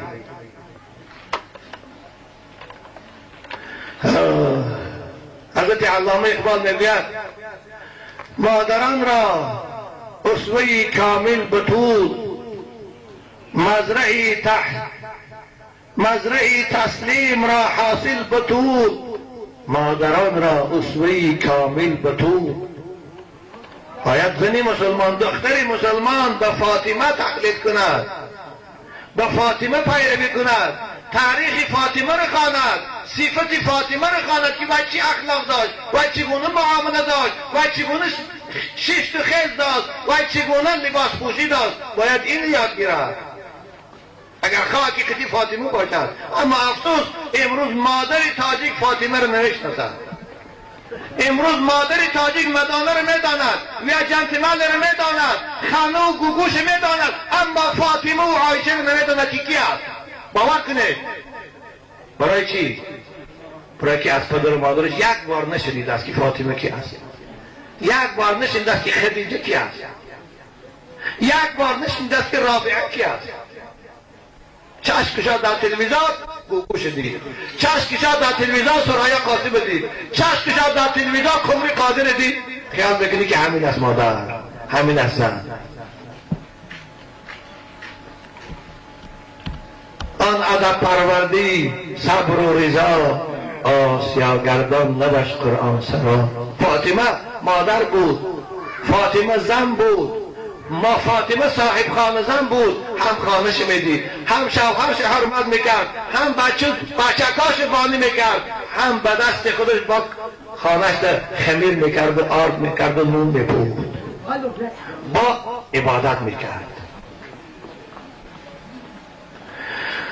بنابراین امروز مادر تاجیک دیگر فرزند صالح نمیبرارد، مادر تاجیک دیگر فرزند اهل علم نمیبرارد، مادر تاجیک مانند حافظ و سعدی و شیرازی دیگر فرزند نمیبرای. چی؟ برای اینکه مادر تاجیک دیگر او مادر پیشتره نیست. کدام روز یک خواهر اسلامی به من سوال کرد، اپش خانهش میبیاد بندگانه هاش ایالای شوهردار و گودردار، میگه خانه من، خانه خودش ریمان بود، خانه من دین رجده میکرد اپم. خود من گفتم که تو زنه که به ادب هستی خانه با حرام نکنی. با پیشگی میگه فهموندم، میگه که نه ما یه صحبت میکنیم میخیزه میریم. میگه من خانه به اختیارشان موندم، سالی بعدی رفتنشان بیان بالا استالشان شیشی شمپانز که موندگی 4 عیال آمدین، وظیفهشان عرق نوشی، وظیفهشان به حیایی. این خدا زنی مسلمان مادری تاجیک وقتی که شمپانز که نوشد دیگه باید میتاند مادر شود، دیگه باید میتاند فرزندی با آداب و با حیا کلام کند. مادر وقتی که عرق نوشد باید میتاند دیگه دختری پاکیزه برارد، میتاند دختری باید دیگه مادر شود، باید نسلی سالم کرد. نه نما خواهرای عزیز، بار دیگر از خداوند میخواهم که شما را حیا و عفت نصیب کند. باور کنید شما اگر روی مال داشته باشید، کرتی آستین کلته پوشید، شما را حسنتان باز زایدتر می شود، شما را محبوبیتتان در نزد شوهراتان زایدتر می شود، شما را پدر و مادرتان زایدتر دوست می دارند، شما را محله احترام می کند برای حیاتان، برای عفتتان، برای پاکیزگیتان. اکنون برادرای عزیز در پیش رمضان مبارک آمده ایستاده است. برای پسرچه ها از 12 سال بالا روزه گرفتن فرض کرده است و شبها تراویح خواندن در شبهای او سنت قرار داده است. این ماه است که رسول اکرم گفتند من تقرب فیه بخصلة من الخیر کان کمن ادى فریضة فیما سواه. کسی در ماه رمضان یک کاری خوب انجام دهد، یک بیمار خبر گیرد، یا یک یتیم و محتاج دستیاری دراز کند، یا دو قهری را آشتی دهد، یا اینکه مسجد نماز جماعت رود، یا برادری مسلمان جنازه به خاطر ثواب رود، گویا اینکه یک فرض دیگر ماها را ادا کرده باشد. بنابر همه عبادت در ماه رمضان ثوابش مضاعف است. خصوصا ثروتمندها باید زکاتاشان در ماه رمضان دهند، زیرا که یک فرض رمضان برابر 70 فرض دیگر ماها ثواب دارد. من ادى فریضة فیه کان کمن ادى 70 فریضة فیما سواه و هو شهر الصبر و الصبر ثوابه الجنه. رمضان ماه صبر است. آره بنده فقط با صبر، با کنترل کردن نفس میتواند روزه گیرد. صبر مکافات جنت است. بنابر رسول اکرم از پروردگار نقل میکنه که خداوند گفته است که کل عمل ابن آدم له الا الصوم فانه لی و انا اجزی به. این مقدار حدیث قدسی است. الا الصوم، خدا میگه بنده من وقتی که روزه میگیرد به خاطر من میگیرد، به خاطر اجرای فرمان من میگیرد، مکافات روزه را من خودم میدهم. ثواب روزه را غیر خداوند کسی نمیداند، نه ملائکه ها میدانند نه پیغمبران میدانند. یکی روزه عبادت است که خاص برای خدا میگیریم ما، نه مکافاتش خدا میدهد. از این سبب کسی در ماه رمضان با وجود آنکه بیمار نیست، با وجود آنکه مسافر نیست، با وجود آنکه کاری وزنین نکند، اگر روزه نگیرد و روزه را افطار کند، او نزد اهل ایمان از ایمان جدا می شود. فقد اجمع المسلمون على من افطر یوما من رمضان من غیر عذر ولا رخصه فهو شر من مدمن الخمر و شر من المجوس حتی یظن فیه از زندقتون. میگن شمس الدین زوی کسی رمضان با وجود بیگان عذر داشتن اگر خورد او از آتش پرستا هم بدتر است. حتی خوف از ایمان جدا شد نشست. نباید بچه هاتان و دختراتان یک ماه است، این خدا برای امتحان به ما و شما فرض کرده است. 11 ماه خوردیم، 11 ماه نوشیدیم، 11 ماه راحت کردیم، یک ماه خداوند ما و شما را سنجیدی ساده که همین بنده من فرمان من به جا میبرد یا نه، همین بنده من امتحان من گذشته میتاند یا نه. نبا ما باید روزه گیریم. اگر پیش یک طبیب رویم گوید که شما 6 ماه پرهیز کنید، حتی یک فالبین هم باشد گپش میگیرین 6 ماه پرهیز میکنیم. آخه خدایی که خالق توست، آفریدگار توست، خدایی که تو را زیبایی داد، انسانی داد، عقلی رسا داد و عضو سالم داد، تو را امر که یک ماه روزه گیر. اگر گپ او رو نمیگیری گفتی مولانای کاشفی ترا رحمان همه گوید که ای مؤمن مخور باده، ترا رحمان همه گوید که ای مؤمن مخور باده، ترا ترسا همه گوید که در صفرا مخور حلوا. نمیمانی زنا پاکی برای گفته رحمان، بیمانی شهد و شکر را برای گفته ترسا. پیش یک گروه را یک پروفیسوری جهود آلی پر آمده اینجا در 46 میگن اگر گوید که تو کسی قندی تو اصل خوردن ممکن نیست، گوشت گوسفند خوردن ممکن نیست.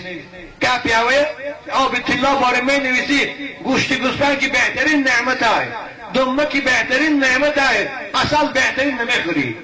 اما برای که طبیب گفتن نکن کسی رو ضرر دارن.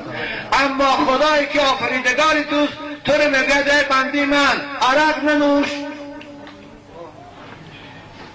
در عقل زیان دارد، در سلامتی زیان دارد، در اقتصادیات زیان دارد، در اخلاق زیان دارد. گپی بایی نمیگیری. حضرت بچه میگن نمیمانی زنا پاکی، ناپاکی بود کارهای حرام، عرق، زنا، قمار. برای گفته رحمان بمانی شهد و شکر را برای گفته ترسا. همون جهود امریکایی خیال میکنی که وقت مرده رو زنده میگه روی وستی ها اگر مرده رو زنده میکنه ما امریکا دیش که نمیمود. باید فقط برای مسلمان ها احمق کردن اینجا آمدگی هست، برای مسلمان ها از دین دور کردن اینجا آمدگی هست. مگر ما مسلمان ها که ما طبیب نداریم، دکتر ما هم داریم، پروفسور هم داریم، طبیب تاجیکی هم داریم، چی ضرورت داره؟ فقط به خاطری از دین بدین کردن. کدام دست سیانس های و اشتراک کرده باشد مقصدی و ترغیب کردنی به دین مذهب خودش هست. یا اوکال میکنن نمیکنن مقصدش زهرش در عقیده شما چشاندن است. و مسلمان باید فرمان خدا را اجرا کنند. نباید دادرای عزیز، پدرای عزیز، اگر در خانهاتان بچه دختراتان روزه خورن و شما خاموش استه چیزی نگویید، روزه های شما را خدا قبول نمیکند. حدیث عبدالله ابن مسعود از رسول اکرم روایت میکنند من افطر یوما من رمضان من غیر عذر لم یقضی عنه صوم الدهر كله رواه البیهقی. کسی یک روز رمضان خورد، جوانای عزیز من میدانم این روز شما را غرور جوانیتان، غرور پولداریتان، غرور منصبتان چنان کور کردیگه که خدا رو نمیشناسید. لیکن با روز پشیمان میشوید. روز خداوند شما رو به پیری رساند، همون روز با افسوس بخورد، پشیمان میشه، با مسجدی هم میشوید، با نمازخوان هم میشه، با روزگیر هم میشوید، اما خواب در اون پشیمانی دیگر. و با رسول اکرم کسی یک روز رمضان قصدن خورد تمام عمر پسان پشیمان شود، قضایی دارد اگر ثواب یک روز رمضان نمی‌آورد. این سخن پیغمبرتان است. و حالا فرصت داری رمضان مبارک شما را از کار من نمی کند، رمضان مبارک شما را از خواندن من نمی کند. روزهای کوتاه هست، سحری ساعتی 4:30 خیلی تا 5 اوقات خوره، 5 روزه نیت کنید، بگاه که شام اذان گفتن افطار کنید. همگی 8 ساعت 9 ساعت هستیم مفروض ها. کاری کنید که رمضان مبارک از شما ناریزان را باور کنید. رمضان سپسته دارد، روی خط دارد. روز آخری رمضان این ماه مبارک سپسکی روزدارها را، روی خطی روزدارها را به پیشگاه پروردگار پیشنهاد میکند. آنده که حکومتدارا هر روز پیشنهاد میکنن بالا ده. رمضان مبارک هم مجسم به صورتی هست، روی خط روزدارها را در پیشگاه خدا پیشکش میکند. کسانی که روزه گرفتن فایده کردن، کسانی که روزه نگرفتن والله زیان اینها کردگی هستند. همون روزه که چشم پوشیدن من میفهمم زیان چیز. بنابر روز قیامت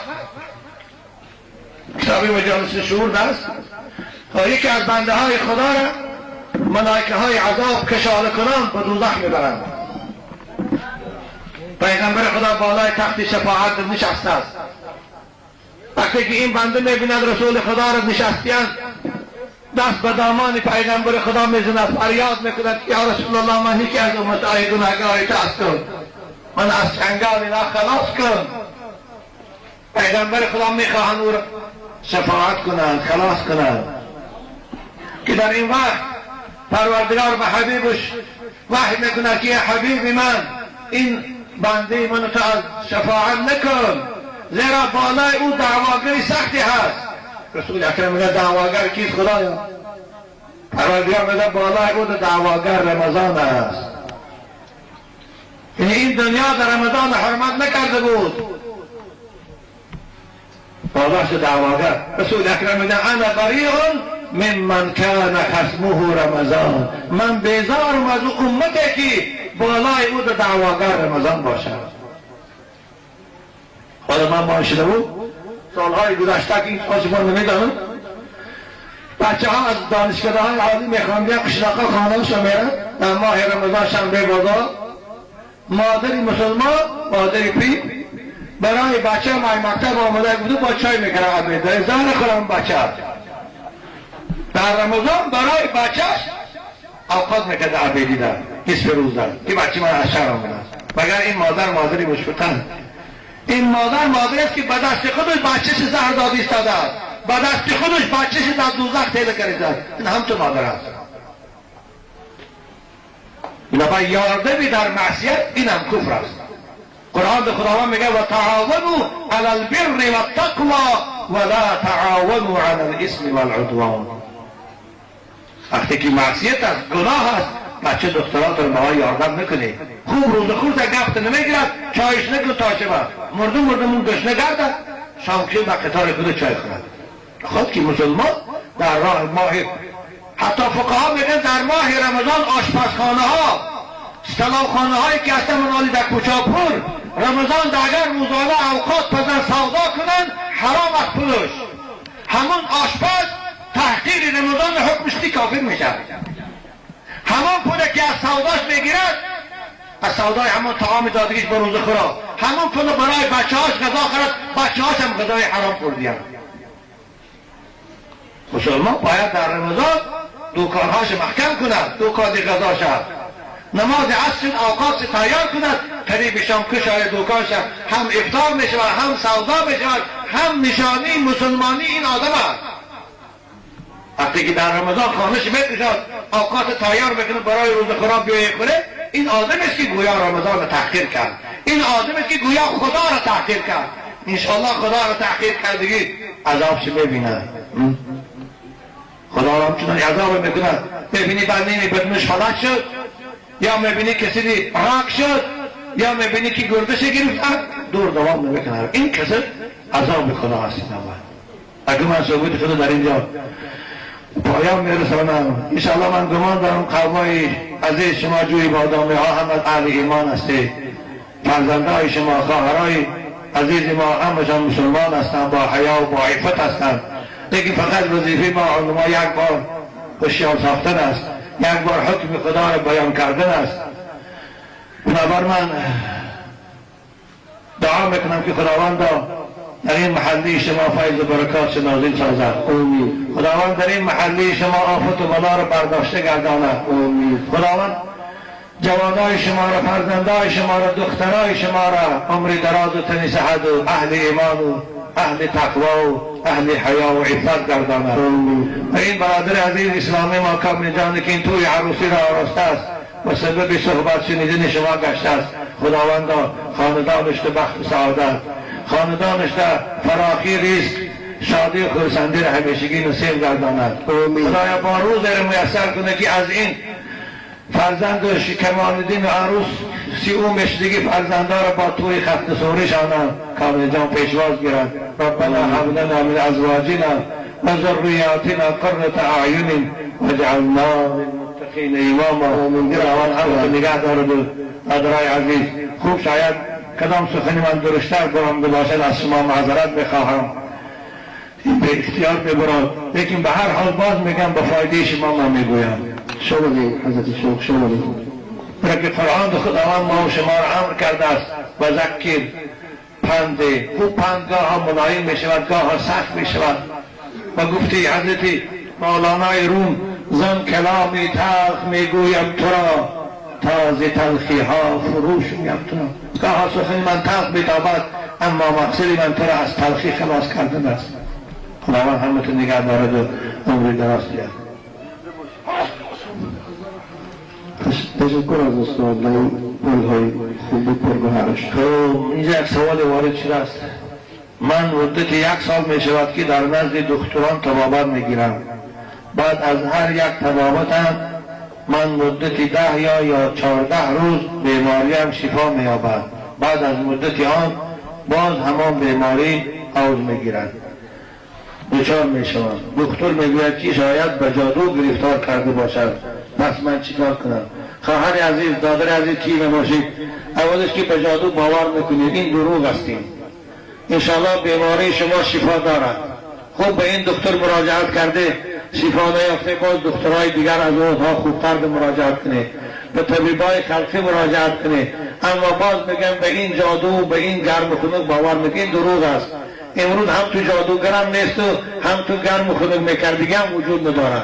اینا همه دروغگر هستند، فریبگر هستند، شما رو فریب میتن. اگر این جادوگرها جادو رو تانن، اینا میلیونرها رو میکنن که از روی چه کلانتر پول میگیرن، جادوش هم میکنن و میبرن $20,000 از تو چی میگیره کار عزیز؟ نه باور نکنید دروغ هستیم. تبابات که خدا شفات میدن. خود نمازات هم بعد از نماز رو به قبله کن، دستات بردار، آب دیده کن، از خداوند شفا طلب کن، خدا شفا میدن. و این یمسسک الله بالضر فلا کاشف له الا هو. دیگه این گفت باور نکن. کسانی که با فالبین‌هایی که میگویند تو را این خوراندن باور میکنند حالش چی میشود؟ آیا در مسلمانیش ضرر دارد یا نه؟ خوب ضرر دارد. هر کسی که به فالبین باور میکند که اول راست میگوید و من این تو کردیم اون تو کردیم، از ایمان جدا میشود. پیغمبر خدا میگه من اتی کاهنا فصدقه بما یقول فقد کفر بما انزل علی محمد. اگر پیش فالبین رو تو گفته های او رو باور کنه که راست میگه دمی من هم خیر کردیم، این آدم از دین میبرد. بنابراین خواهرای عزیز، برادرای نهایت گرامی اسلامی، فالبینا دروغ میگویند. فالبینا هیچ کار به خود را اونا هیچ چیز هم نمیدانند. اگر باید چیز دانند اول خوشم کم بغل نمیگردند، دویم خوشم کسل نمیشن، سوم بچه های خوشم کسل نمیشن. همون فالبینا رو بینه از باید قشاقتر، از مایا خارتر، از مایا رو بچه هاشون علتی و کسی تر دیگر کسی نیست. خودشون کسی نیو علتی روش سیاه میکنن، فقط کم بغل روزش نمیدونه. همین دروغگیری رو عادت کرده به همین زندگیش بردی ساله. در راست و دروغ بیچاره یک کسی دید محتاج میگه از وقت تحصیلش میگیره به همین زندگی. نباشه و هیچ چیز نمیدانه. علم غیب به غیر خداوند نه پیغمبر میداند، نه ملائکه میداند، نه اولیا میداند، نه عالما میداند. این فالبینا روش نصیحت کردیم. خب میگم پیش بروید. بابایشان طبیب مرا برای بیماری هم به خوردن روغن خرس یا سغور رهبری میکنه. چیکار کنم؟ خوب خواهر عزیز، برادر عزیز، اگر رفت شما به دکتر مراجعت کردید، داروهای دکتر به شما فایده نکردن، اوکالش از خواه، قرصش از خواه دیگر است، بیماری شما به نشد با طبابت دکتری، آن وقت اگر طبیب مسلمان، یعنی طبیبی که شما او را میدانه که مسلمان است، از خدا میترسد، با تجربه داند که همین روغن خرس یا روغن سغور در بیماری شما فایده دارد، آن وقت توصیه شما مباح می شود به قدر ضرورت همون استفاده برید. به شرطی دیگر داروی حلال نباشد. اما وقتی که غیر این داروی حلال باشد، این صورت روغن صغیر و خرس سغور هم حرام است، استفادهش برای مسلمان درست نیست. لیکن باز میگم دیگر داروها فایده نکرد، به قدر ضرورت شما می توانید با توصیه همون طبیب، گناه در گردن همون طبیب است اگر ناتوری گفته باشد، شما از همون استفاده برید. انشاءالله امید دارم خداوند شفا میدهد. لیکن باید هر بیمار حرکت کند. رسول اکرم میگه ان الله جعل لكل داء دواء. در روایت ان الله انزل لكل داء، همه دردی که خدا آفریده است وای دوا دارد و آهسته آهسته دواش و داروش معلوم می شود. وقتی که ما طبابت کردیم، دوایی کردیم، همون دوای خودش یافتیم، انشاءالله این بیماری برطرف می شود. غیر مرد و پیری دیگر همه چیز دوا دارد. انشاءالله نظم می شود.